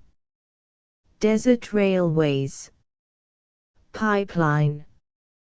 Duku. Ektef. Eljib. El Kala. Enver. Farah, Wadi. Force Order, General Allenby's thanks to troops. Full, Tel El. Gaza, plan of attack on Ali Muntar. Defenses. El Arish Redoubt. Great Mosque. Naval Gunnery. Outpost Hill. Sea Post. Gaza, Sheikh Hassan. Umbrella Hill. German Hospice. Gilgal. Girdwood, Major General. Godwin, Brigadier General. Good Samaritan Inn. Grant, Brigadier General. Hadra. Hanafish, Action on Wadi. Hebron. Hill 1070. Hill, Major General J. Hodgson, Major General. Hong Kong and Singapore Battery. Hajj. Ibn Abid. Imperial Service Cavalry. Jackson, Admiralty Jaffa. Gate. Jebel Kirantal. Jalil. Jericho. Jerish. Jerusalem, Battle of. Civil Administration, Memorial to Army, Official Entry, Order of Procession, Proclamation to People, Water Supply Jordan. Jz. Junction Station. Katra. Kantara. Kanwuka. Kerbet Sub. Kerwalf. Crescenstein, Von. Kulanier. Kiryat El Enab. Kastal. Latran. Lawson, Captain. Lifter. Longley, Major General. Ludd. M. Call, Brigadier General Pollock. McLean, Brigadier General. Mejdal. Meldrum, Brigadier General. Mott, Major General. Mount of Olives. Mafa. Mukmaz. Malebis. Nablus Road. Nebi Musa. Nebi Samuel. Negile. O'Brien, Colonel. Palestine Army, composition of. Palin, Major General. Patron, Captain. Pemberton, Colonel. Perkins, Lieutenant. Primrose, Captain Honorable Neil. Ramallah. Ramla.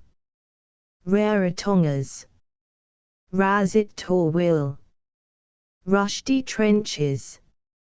Riri, Brigadier General. Saba, Tel El. Sakati, Tel El. Saris. Sarona. Sheikh, Major General H. Sheikh Mwanis. Sheria. Sherifet. Shilter. Smith, Rifleman. Sober. Solomon's Pools. Strategy in Palestine. The German View. Suffer. Supplying the front. Surah, Wadi. Sukra, Wadi. Talat ed-Dum. Temple. Thornhill, Corporal. Train, Corporal, VC Turkish Line of Communications. Moral. Watson, Brigadier General. Wines, Corporal. Whitehill. Wingfield Digby, Captain. Wire Roads. Yebna. Yildirim Undertaking. Von Falkenhayn's Doubts. Zambi. Zetun Ridge. Printed by T and a Constable, Printers to His Majesty at the Edinburgh University Press. Asterisk asterisk asterisk End of the Project Gutenberg ebook How Jerusalem Was Won asterisk asterisk asterisk Updated editions will replace the previous one, the old editions will be renamed. Creating the works from print editions not protected by U.S. copyright law means that no one owns a United States copyright in these works, so the Foundation, and you, can copy and distribute it in the United States without permission and without paying copyright royalties. Special rules, set forth in the general terms of use part of this license, apply to copying and distributing Project Gutenberg trademark symbol electronic works to protect the Project Gutenberg trademark symbol concept and trademark. Project Gutenberg is a registered trademark, and may not be used if you charge for an ebook, except by following the terms of the trademark license, including paying royalties for use of the Project Gutenberg trademark. If you do not charge anything for copies of this ebook, complying with the trademark license is very easy.